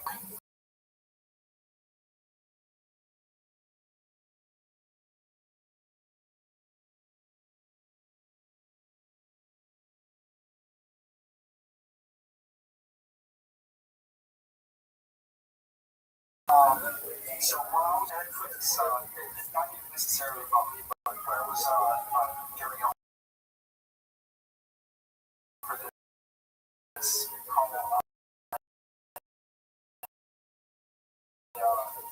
don't know if you guys ever heard of RX Stars Fund. I don't know. Yeah, like every there's like an hour and a half review of your quick 30-minute summary of the video of the Rothschild documentary. Next time, I don't know. I thought this one out. I find it interesting, but he is obsessed with you guys. And like, Yes, we know. Thank you so much. There you go. Yes, we definitely know that. Thank you, Gabe. Gabe with some breaking news. Gabe O'Byrne, everyone. He's on Instagram at Obey Gabe. There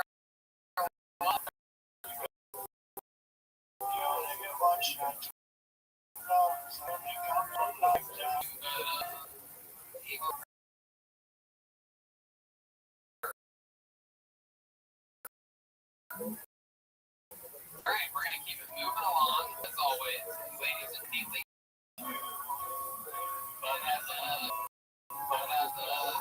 Here's a quick peek.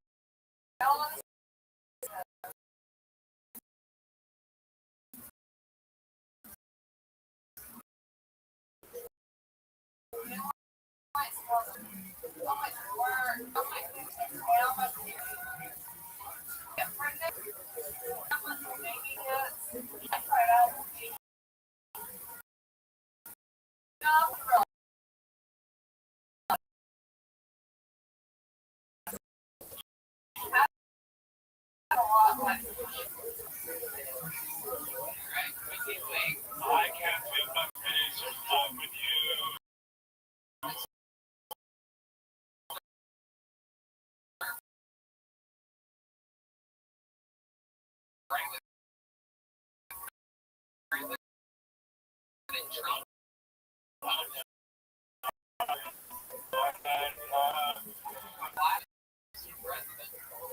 Remove the everything. Just has to say the Hebrew colon. Oh, okay. Yeah, we got word, Whitney, that you're also sent in a minute. We're going to play it right. Here's the minute from Jesse Hendrick. The same backdrop, which we did for Jesse. my name is Cat. It was ready. Cat was so proud.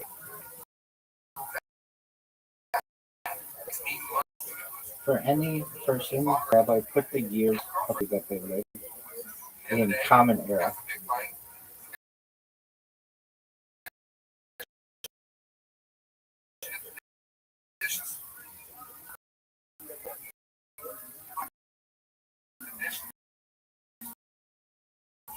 I don't think I have coverage. Change happening. It's one thing. I've got half a look. Deep right there. Get pretty good to change your life. No, it sucks. Change for two.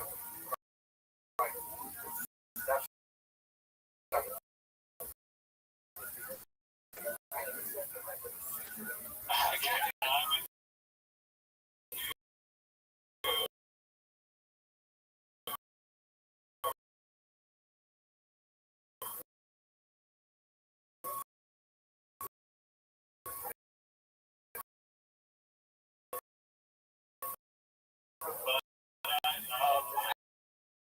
absolutely.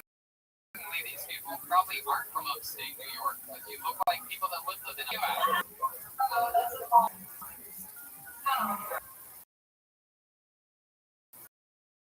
Awesome. I love that. And is the 9-month-old baby his? Crazy. I love it. So that's guys I'll be new that each of you tonight.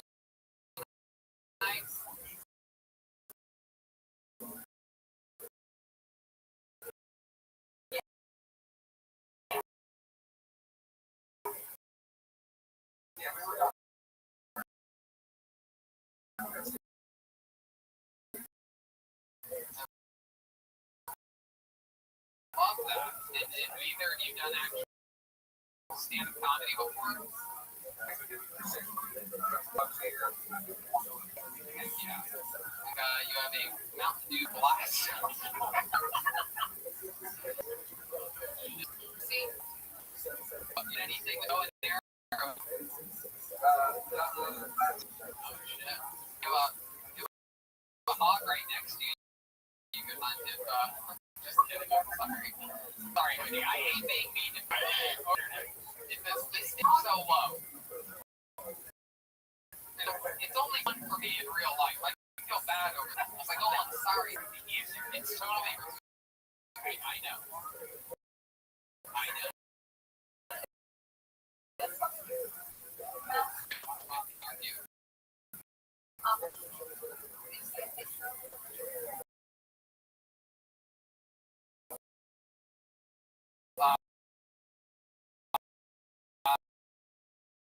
Hell yeah. How'd you guys?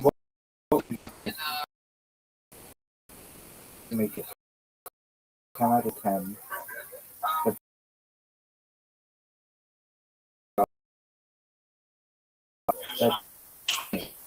How did you say?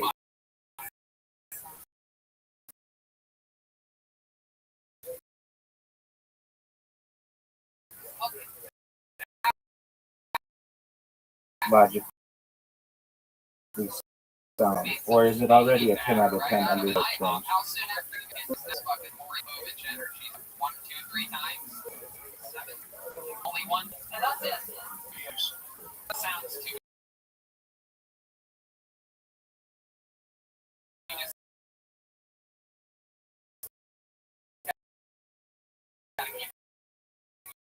I'm sorry, guys, but I love that you submitted your first.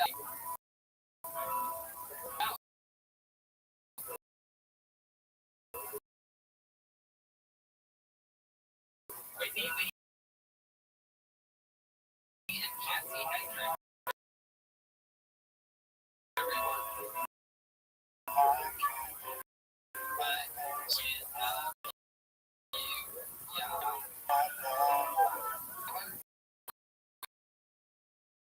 On that, we're gonna keep moving along. You guys completely out. Well, David Lucas, David Lee. We're gonna move forward to Erin Lipsky. We've seen her before, and here she is. A minute from Erin Lipsky.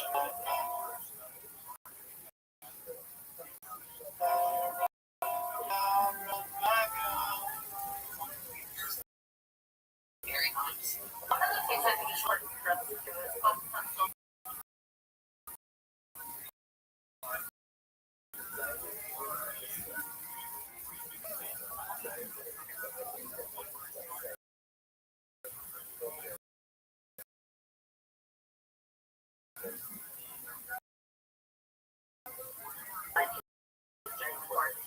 Like since I'm second home, and she completes under time.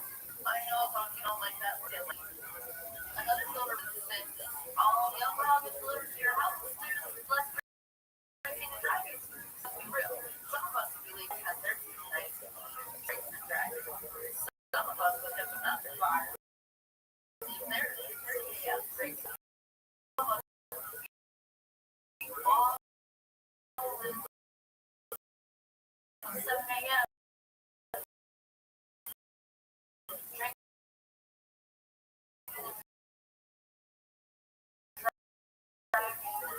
It's like if you remember, and she was wearing a shirt with sky, you know, stylish.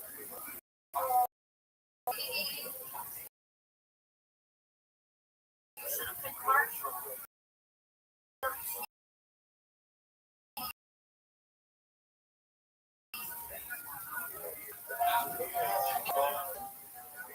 talking about? Aaron, how stoned were you when you wrote whatever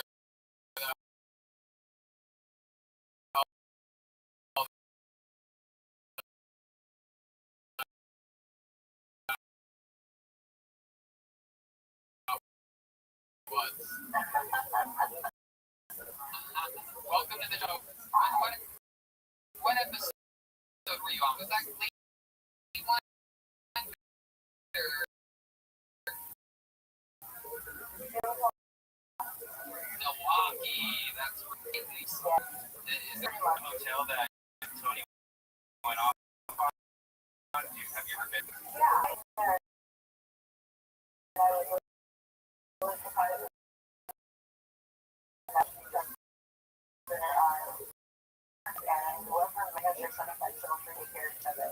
there's something else going on in the city where there's like, if it was Milwaukee, there's some trash cheap. It's party or something on the block. That's right. The new kid on the block performed across the street from us, and everybody's like, "This is the thing that's happened. I've heard in a long time." Yeah, it was pouring rain when there was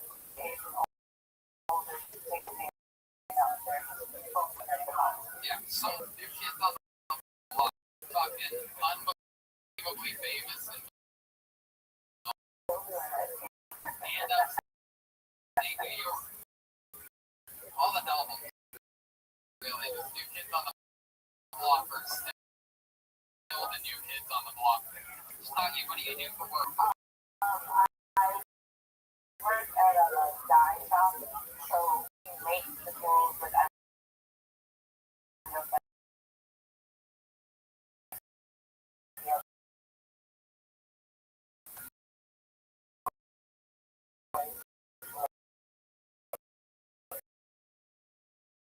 stuff. So it's everything like hard-painted and colors, traffic stuff. Just never know. Okay. At the dye shop.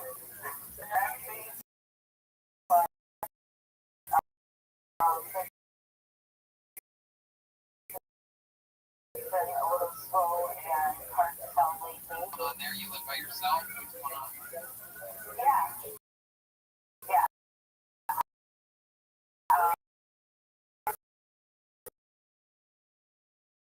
I buy myself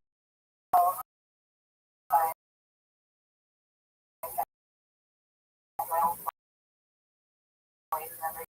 And really like the dye struggles with one of the random, so we make the dyes to go to shields that you see everywhere. So and I get to work with awesome. Because they were amazing looking out for us. So we really fortunate. But we're awesome. Like they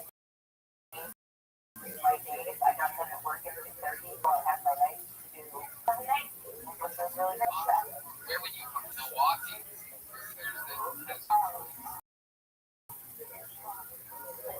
it was definitely the place where change is the high hill. See, I went there with Rogan and Nick Swartz a long time ago. And there's a video that I made of Joe. It's really cool place. So cool, yeah. So we're making styles. We do like Tuesdays and Fridays. Wednesday there is called the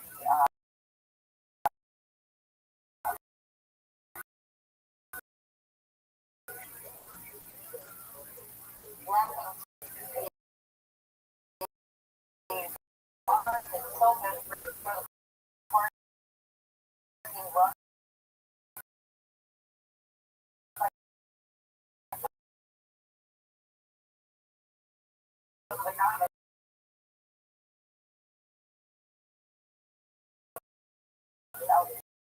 Here in the city, last year, on Saturday festival, working the park. Aaron, you get on by a lot. Yes, and then like whatever.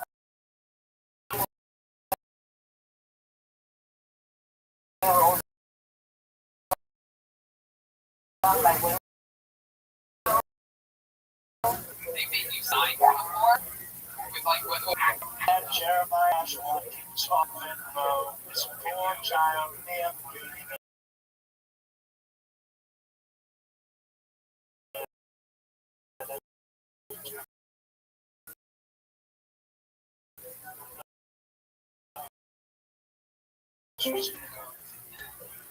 what if the sign?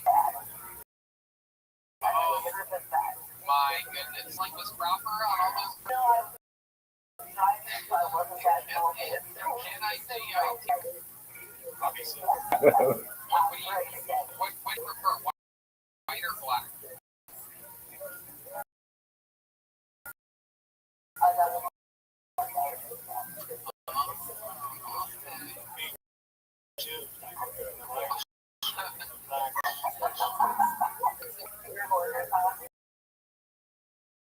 To the black man. No, I'm asking Aaron. How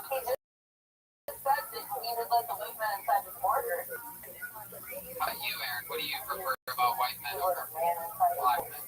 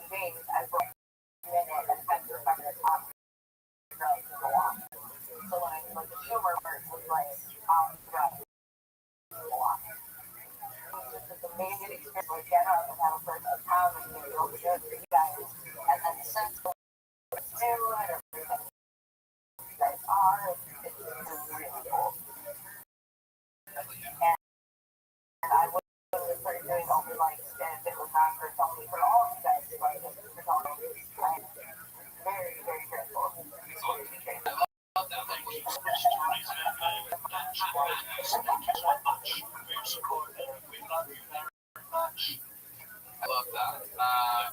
Well, keep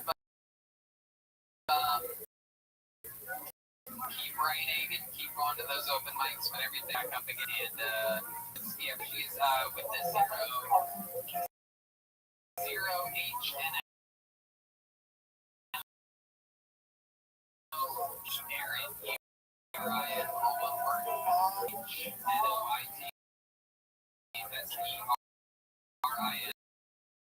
Thanks, Aaron. Matt Scotty.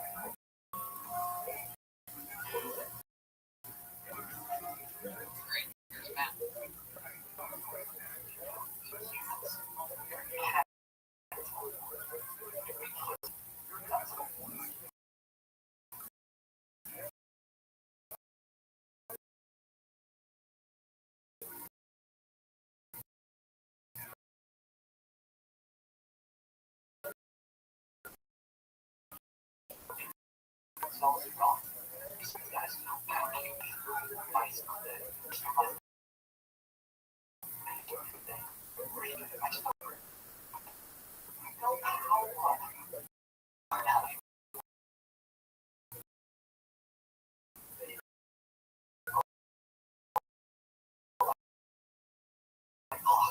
disgusting. It's not because I can't.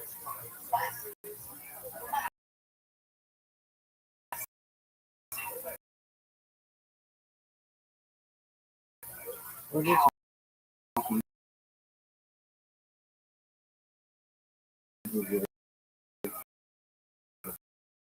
both Shabbat and Kosher? But like, put those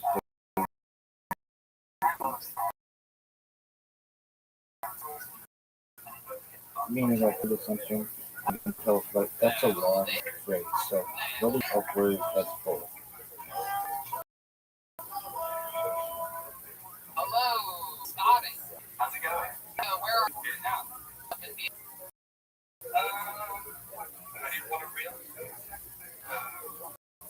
What do you do there? For the lightning bolt of the English teacher. Now my audience like I do like well played issues, maybe like a free lesson. Oh, man. Yeah.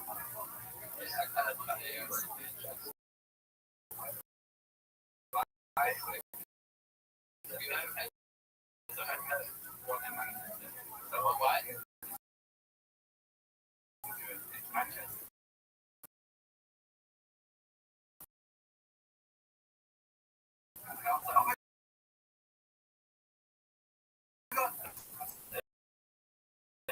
You guys will. Yeah, we're definitely not. Yeah, that was the worst. Is there a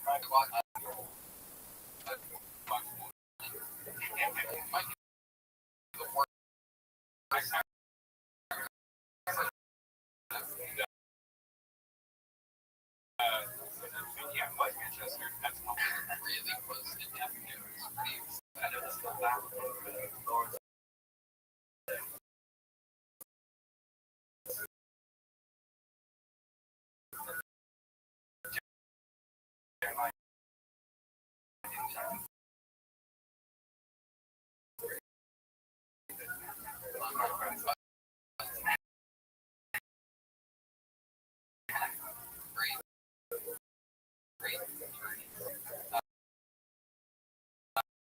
So that's fun. What do you do for fun there in Vietnam? Going under this quarantine condition. Now, like, so like, everything right. Like things that The people there just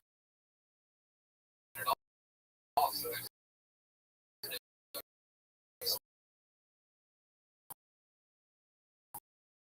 spread it all.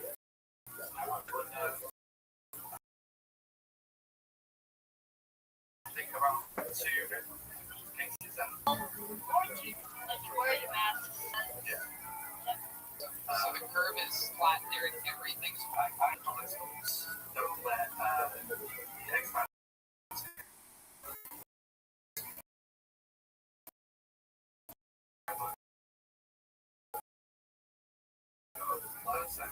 you know, go drink in restaurant. She's in the cover.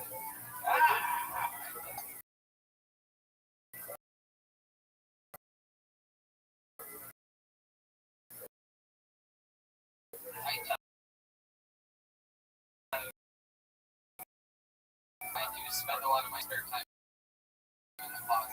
That's very exciting. Oh yeah. Boys or ladies. What type of shapewear is your partner? Well, never like things like right, so I just like to see what comes out when you get to putting and at least twice a day you can. I am ladies. They just kind of are things that they just Right?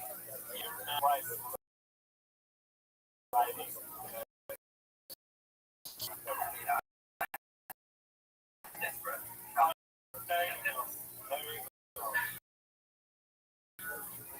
nobody can swipe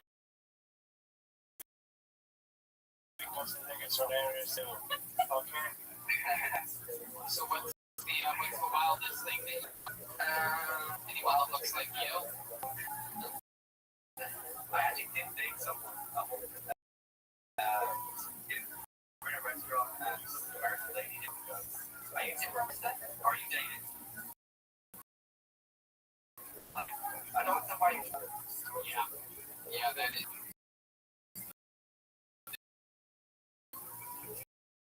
That's weird.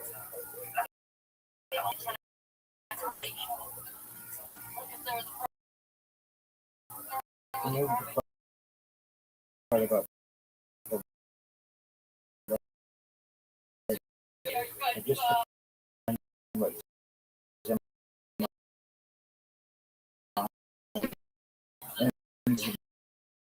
Bonnie are.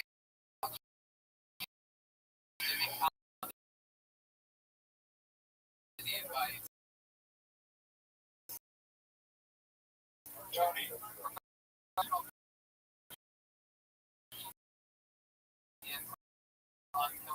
I don't know if you know this about Fauci, but the secret of the stand-up comedian always run jokes about you have and run share.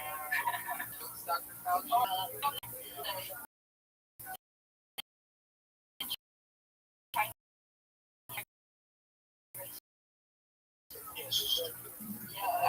I would call it. I grew to six foot when I was 12, so I was instantly roped in, like asking for.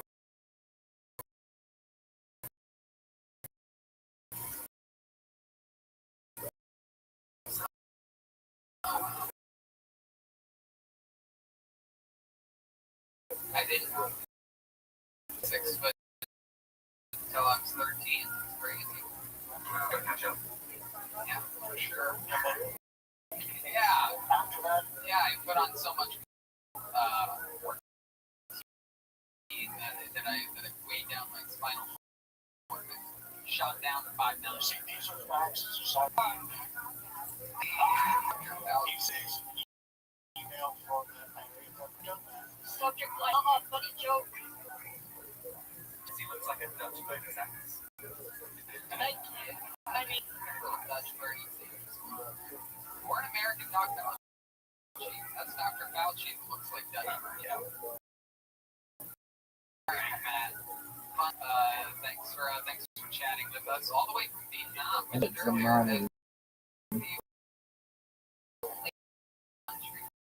Earlier, times,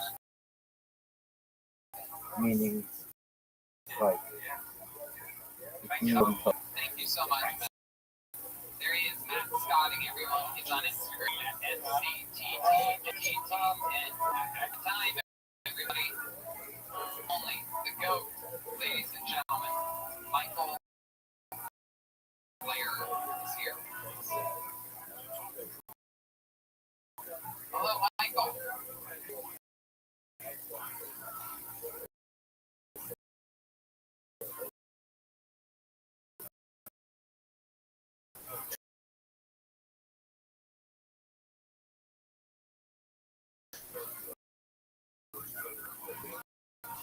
Ladies and gentlemen, welcome back, Murder Mike. I'm Chris Condren. Give it up for your host, Michael Laird. All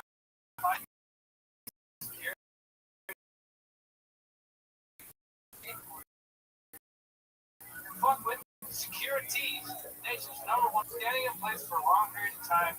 We provide people and t-shirts. Just tell us where to stay. I don't mean it metaphorically for terms of our times. I mean it for can it mean a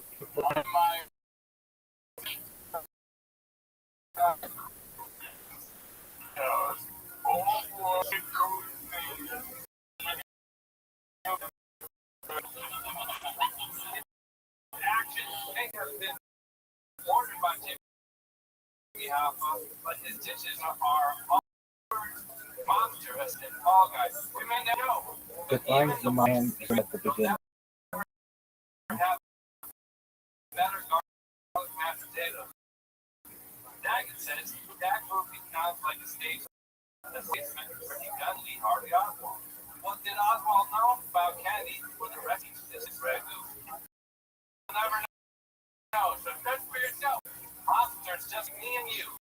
Violent foodies, so you know who's going to eat good stuff. Alright, great. We have a fan on this town, and they've been hiding in the time. So let's hear from what's that this week?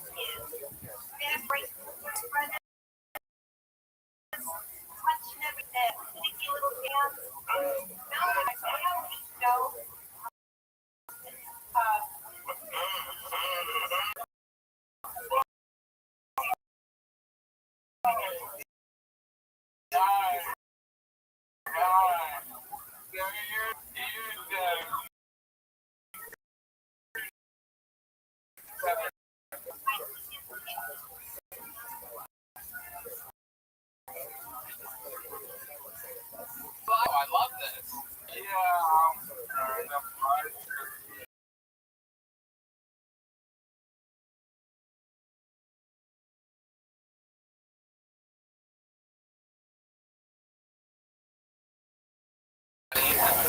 Yeah, the quality of comedian you have on the show. Okay.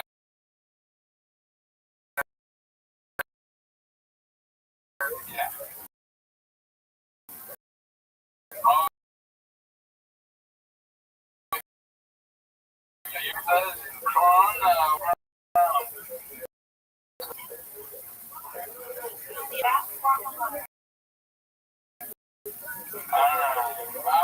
let's hear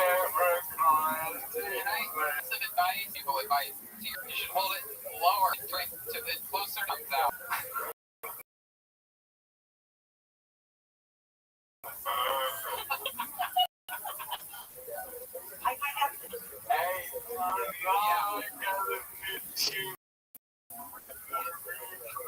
It's gonna be great. Corona has a tough sensing, tough thick skin.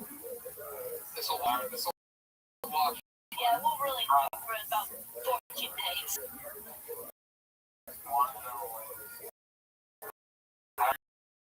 Good. both strong here. I'm here with the president from the government's. Put the sources in the body of the paragraph, not at the bottom. What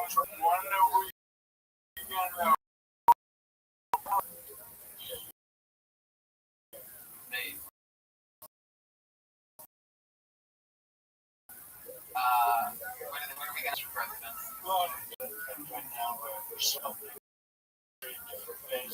I've got another governors.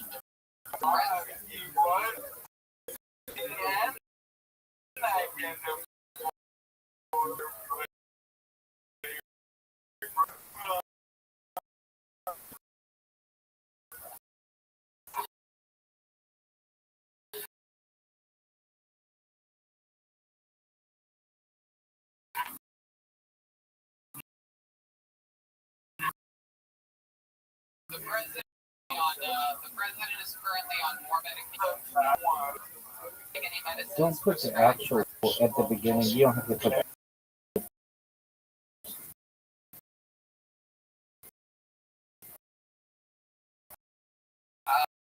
Let's talk about this Wicked Witch of the West.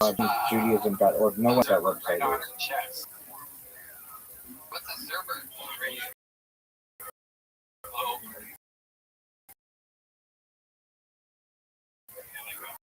Strawberry. Oh, yeah. No, I get no coffee. Oh, like a raspberry.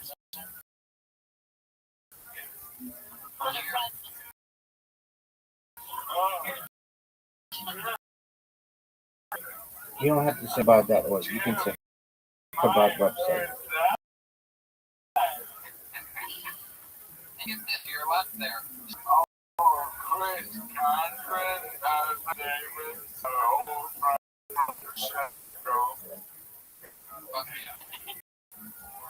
So what else is shaking, Mike? Why just one last you get in the refrigerator?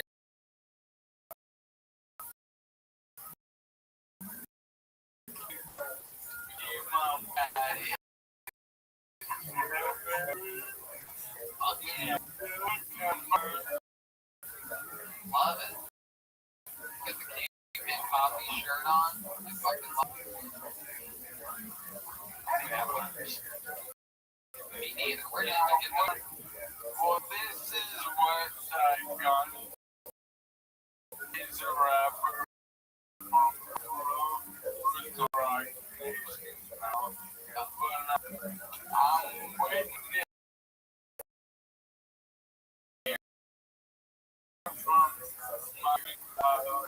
from my mama.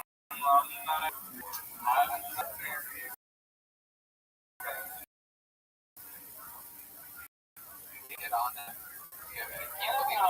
I don't know. I mean,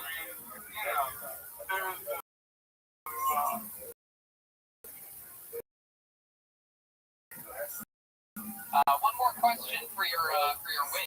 Did you ever ride a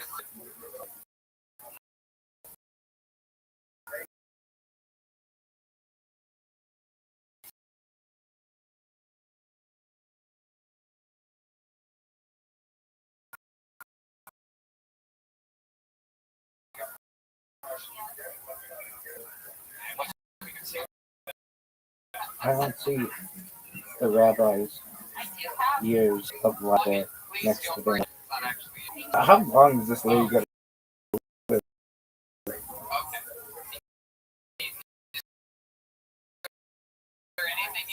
Watch, she's like 19 years. There you go. Absolutely. for God's sake, wasn't it?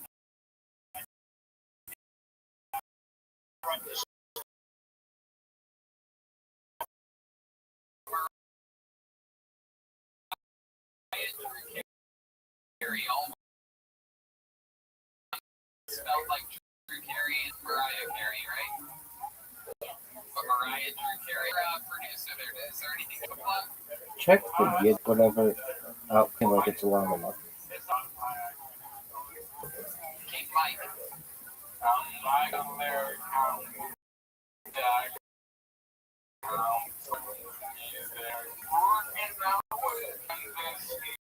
What do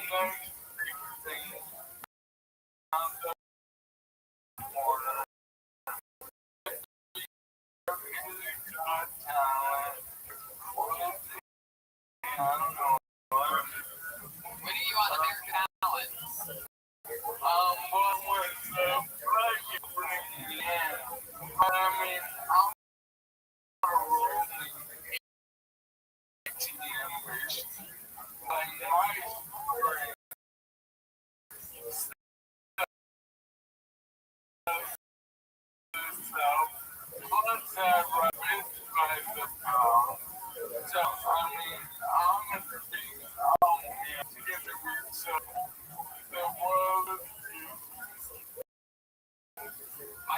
I tell you this every week. I love you so much. We can't wait to have you in studio.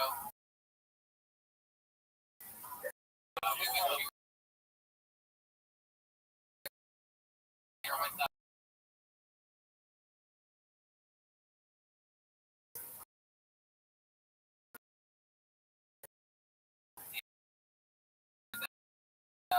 On this episode, I think we all wish we were with you. Yeah, absolutely. Here we go.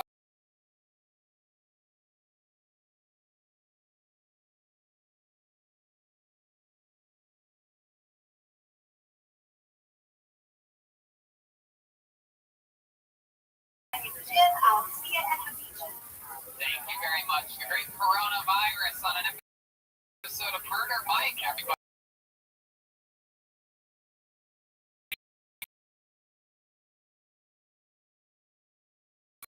Michael Laird, Mariah Carey, Chris from Chicago with a new album. That's my next album. We'll roll right into that record. Kyle Mel.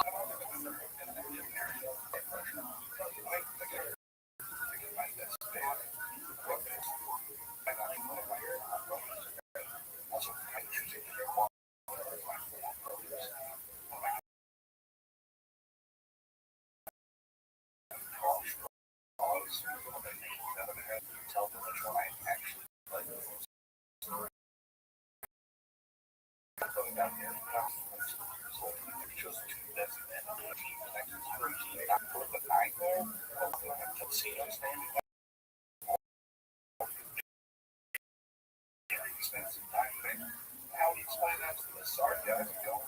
He's upstairs right now. We start with the impersonation. Then he's going to move the song from Tony Rothschild. And then wrap up with a really slow.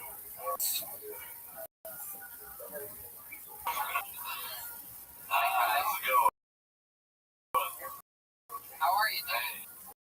That's right.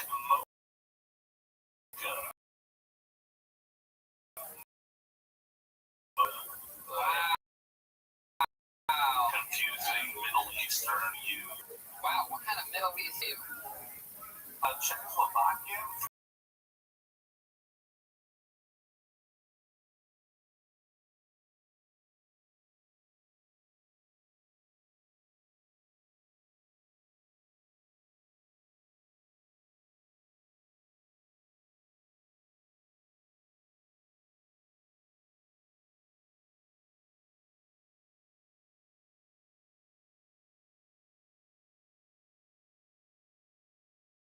Yeah, it's going to be amazing. It's going to be a good time for everyone. Never really got all my friends were all of them. Oh. So are you not a big pop punk kid back in the day? Because that was just hands down like the greatest thing that ever happened. I pretend to play a video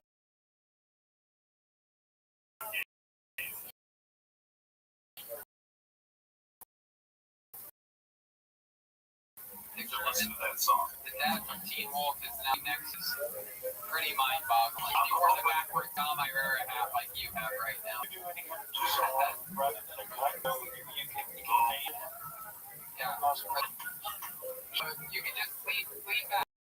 No, lean back. It's all good. Yeah, just like that.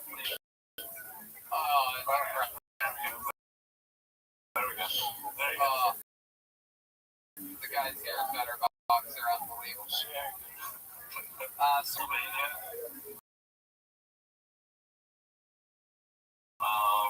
Still down. I bartend. So first things. Right on the ground is where I'm at. It's right on the border of New Jersey and P. oh, okay. How far of a drive is that to New York City? About an hour and a half or so. Okay. Alright, It's an easier ride to take up down. Yeah. That whole thing into the city. Yeah. You have a lot of cool shit behind you. So, I do. How it's going? I don't know. I run a trivia night. I was doing trivia again. System trivia and the background for my trivia setup rights, but all the shit I had. Like Charlie Chaplin, fucking helped me out of my work game and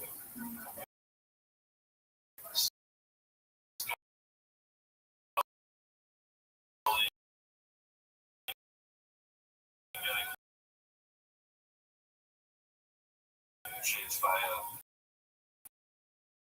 alien.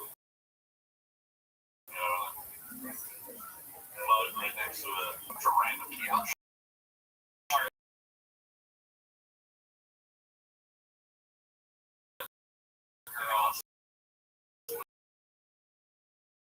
Look at you, boy. Oh, hell yeah.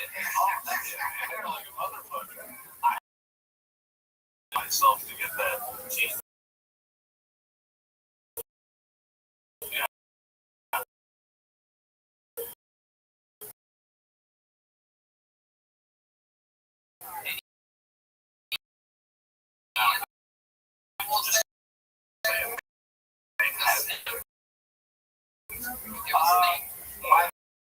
My roommate's got a cat. My roommate's got a cat.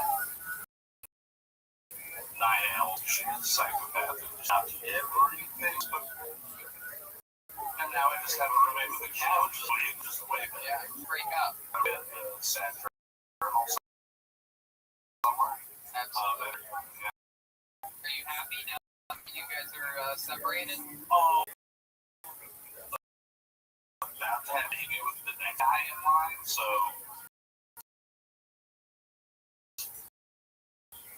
Yeah, We'll let Dodd there for sure. absolutely. You don't have to worry about any breaking into your Terminator dolls or Ah, anything like that. yeah, that's a Terminator 2 of shit. So I don't know any fucking high shit. President Trump doing that. Whole new puzzle life.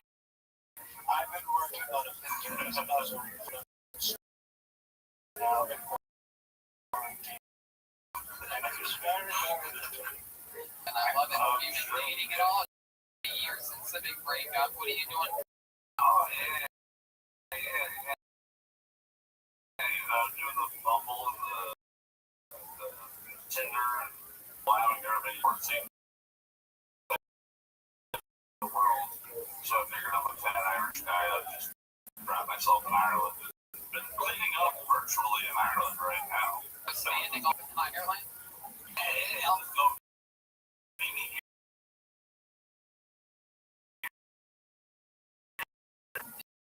Yeah. I'll meet you on the corner of Dublin.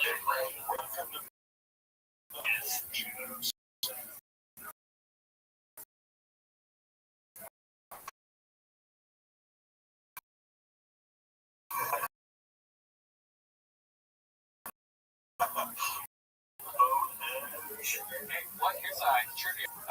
And after the president saw this movie, he had a meeting with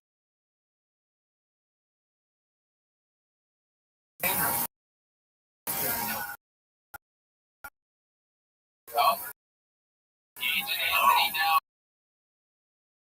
What is it? Oregon, the production booth. Oh my God! Is hacking or anything like that after they.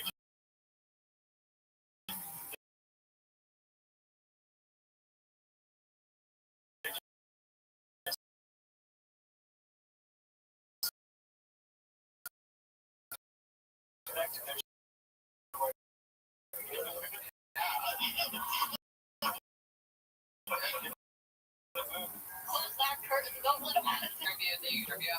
Not really. I started doing it just to entertain I got the sound and the jokes. And all of them babies, put arrows in the quiver for pieces or whatever they're Differences are the footnotes in line in the body of the text, please. supervillains to them on the internet. Apparently, it's doing all right at uncle qualifications right now. So, you're always the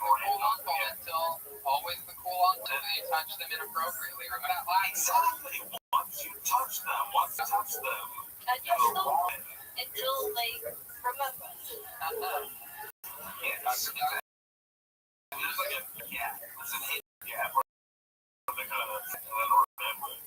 That's sad and sweet stuff. Do you think you could ask us a question so you could maybe answer one of them? Yeah, go ahead. Ask us a trivia question. All right. So, our trivia easiest, quickest thing. Mark's not really the warming up of the hand thing over there. You're not dancing. Oh no.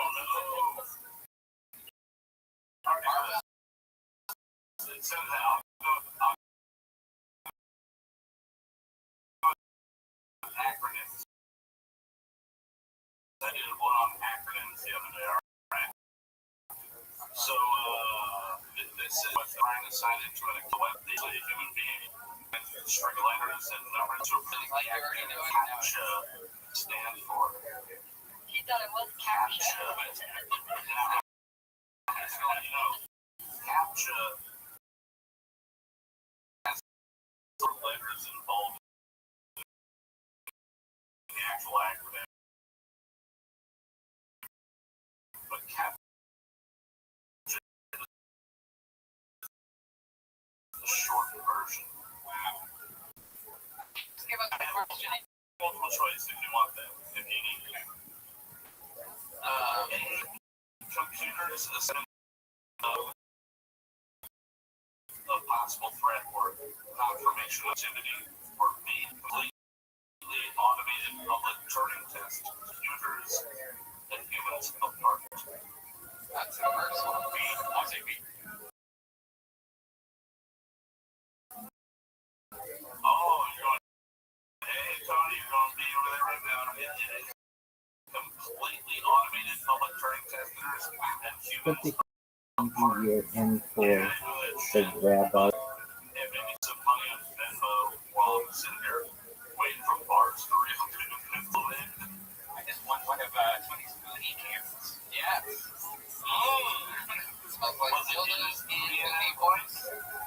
Nice. Pinch me, I'm dreaming. Damn good. Mo.com. Fuck yeah, Kyle. Well, thank you so much. This was fun talking. You're messing with the dates. We can check it out. The primary date should be the Gregorian date. Hebrew dates are secondary.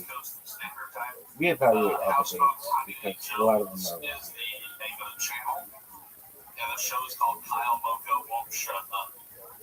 And we're brought to you by Moot.tv. There's a bunch of other podcasts and shit on there that you can check out. And Mocha is spelled Moucha, and he's on Instagram at Kyle Mocha, all one word. And yes, Houseboat Tommy Lee Jones is the YouTube channel. Houseboat is all one word. Yes, sir. Tommy Lee Jones. There he is, Kyle Mocha. Thank you, Kyle. Thank you, guys. There goes Kyle, everybody. Yeah, almost there. Before we go to good art, let's check out bad art. We got bad art sent to us this week. again. 2 weeks in a row. They've won the. Again, it's not drawn, guys. It's all right. I like it. Look at that digital painting of Jeremiah with the saxophone over my body. Yeah. I think you guys are missing the point of the whole drawing. No, I like it. What's wrong? It's Photoshop, though. Is that Photoshop? It's Photoshop with a filter. I love it. This is my favorite one I've ever seen. Producers are saying digital drawing. No, it's I don't think it's It's not a Photoshop. It's a filter put onto it. That's not Jeremiah's real face. Well, yeah, Jeremiah's. Yeah, I think a body is not real. What do you think, guys? How does my body?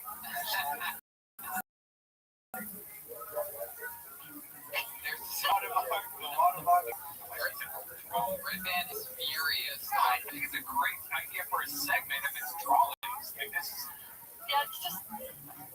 Yeah, why would let's just not do it. Naked bodies with the faces. Keep doing it. Send in bad art of any Kill Tony character, and once a week we'll post bad art. So that's bad art, and now we follow it up with good art. Ryan J. about the house artist. Wow. It's unbelievable at what he does. Put it up a little, right? Yes, here we are. Zooming in there. Look at that. Oh, my goodness. Can you zoom even closer and sort of scan it? Is that a Vietnam? Other thing, you can actually sort of explain to us what you did. You have a microphone there. Tell us about it. Tell us about your work. Michael Lair on the airplane there? Thank you. Yeah, Michael's in the airplane. He's more quarantine. We all got to wear masks now. Of course, president. I love that. Love that. Love it. Right hand with the ears up top, right in the middle there. Oh, very good. This episode of Kill Tony. That's awesome. Incredible. Do you still have that sale at RyanJemail.com? He did that while you all sat there doing less than nothing. RyanJemail.com for all the posters and prints of every episode of Kill Tony. And the show goes on. Things slowly opening up. Mentioned dates earlier. Those are still on. Miami, Boston, Houston, Dallas, Fort Worth, Salt Lake City, Austin, Toronto, Bakersfield, Sacramento, San Francisco, Washington, D.C., supposedly all in 2020. Thank you to Gage and Anthony who are taking your submissions this week at killtonygmail.com. So send them. Heck yeah. And how to make hands for the leader in the band, everybody, Jeremiah Watkins. Thank you so much. Sorry to be File. Yes, got a file. Dr. Fauci told me to get more organized in the cardboard listeners. Big J. Okerson is on my show this week. Jeremiah Watkins releasing weekly content on YouTube.com. Watch Jackass all in this, by the way. Yeah, I saw. Is that because you guys do like impressions of us or something?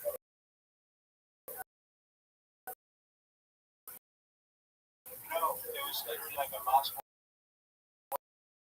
voice theme. The artist and the artist getting up Zoltan rockers together, great artists. Great guy.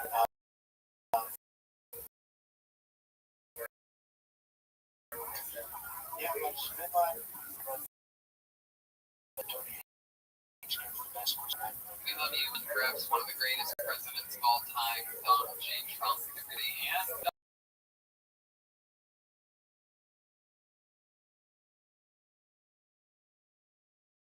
Oh, I didn't even believe it was you, but now that you take your glasses off, it's you.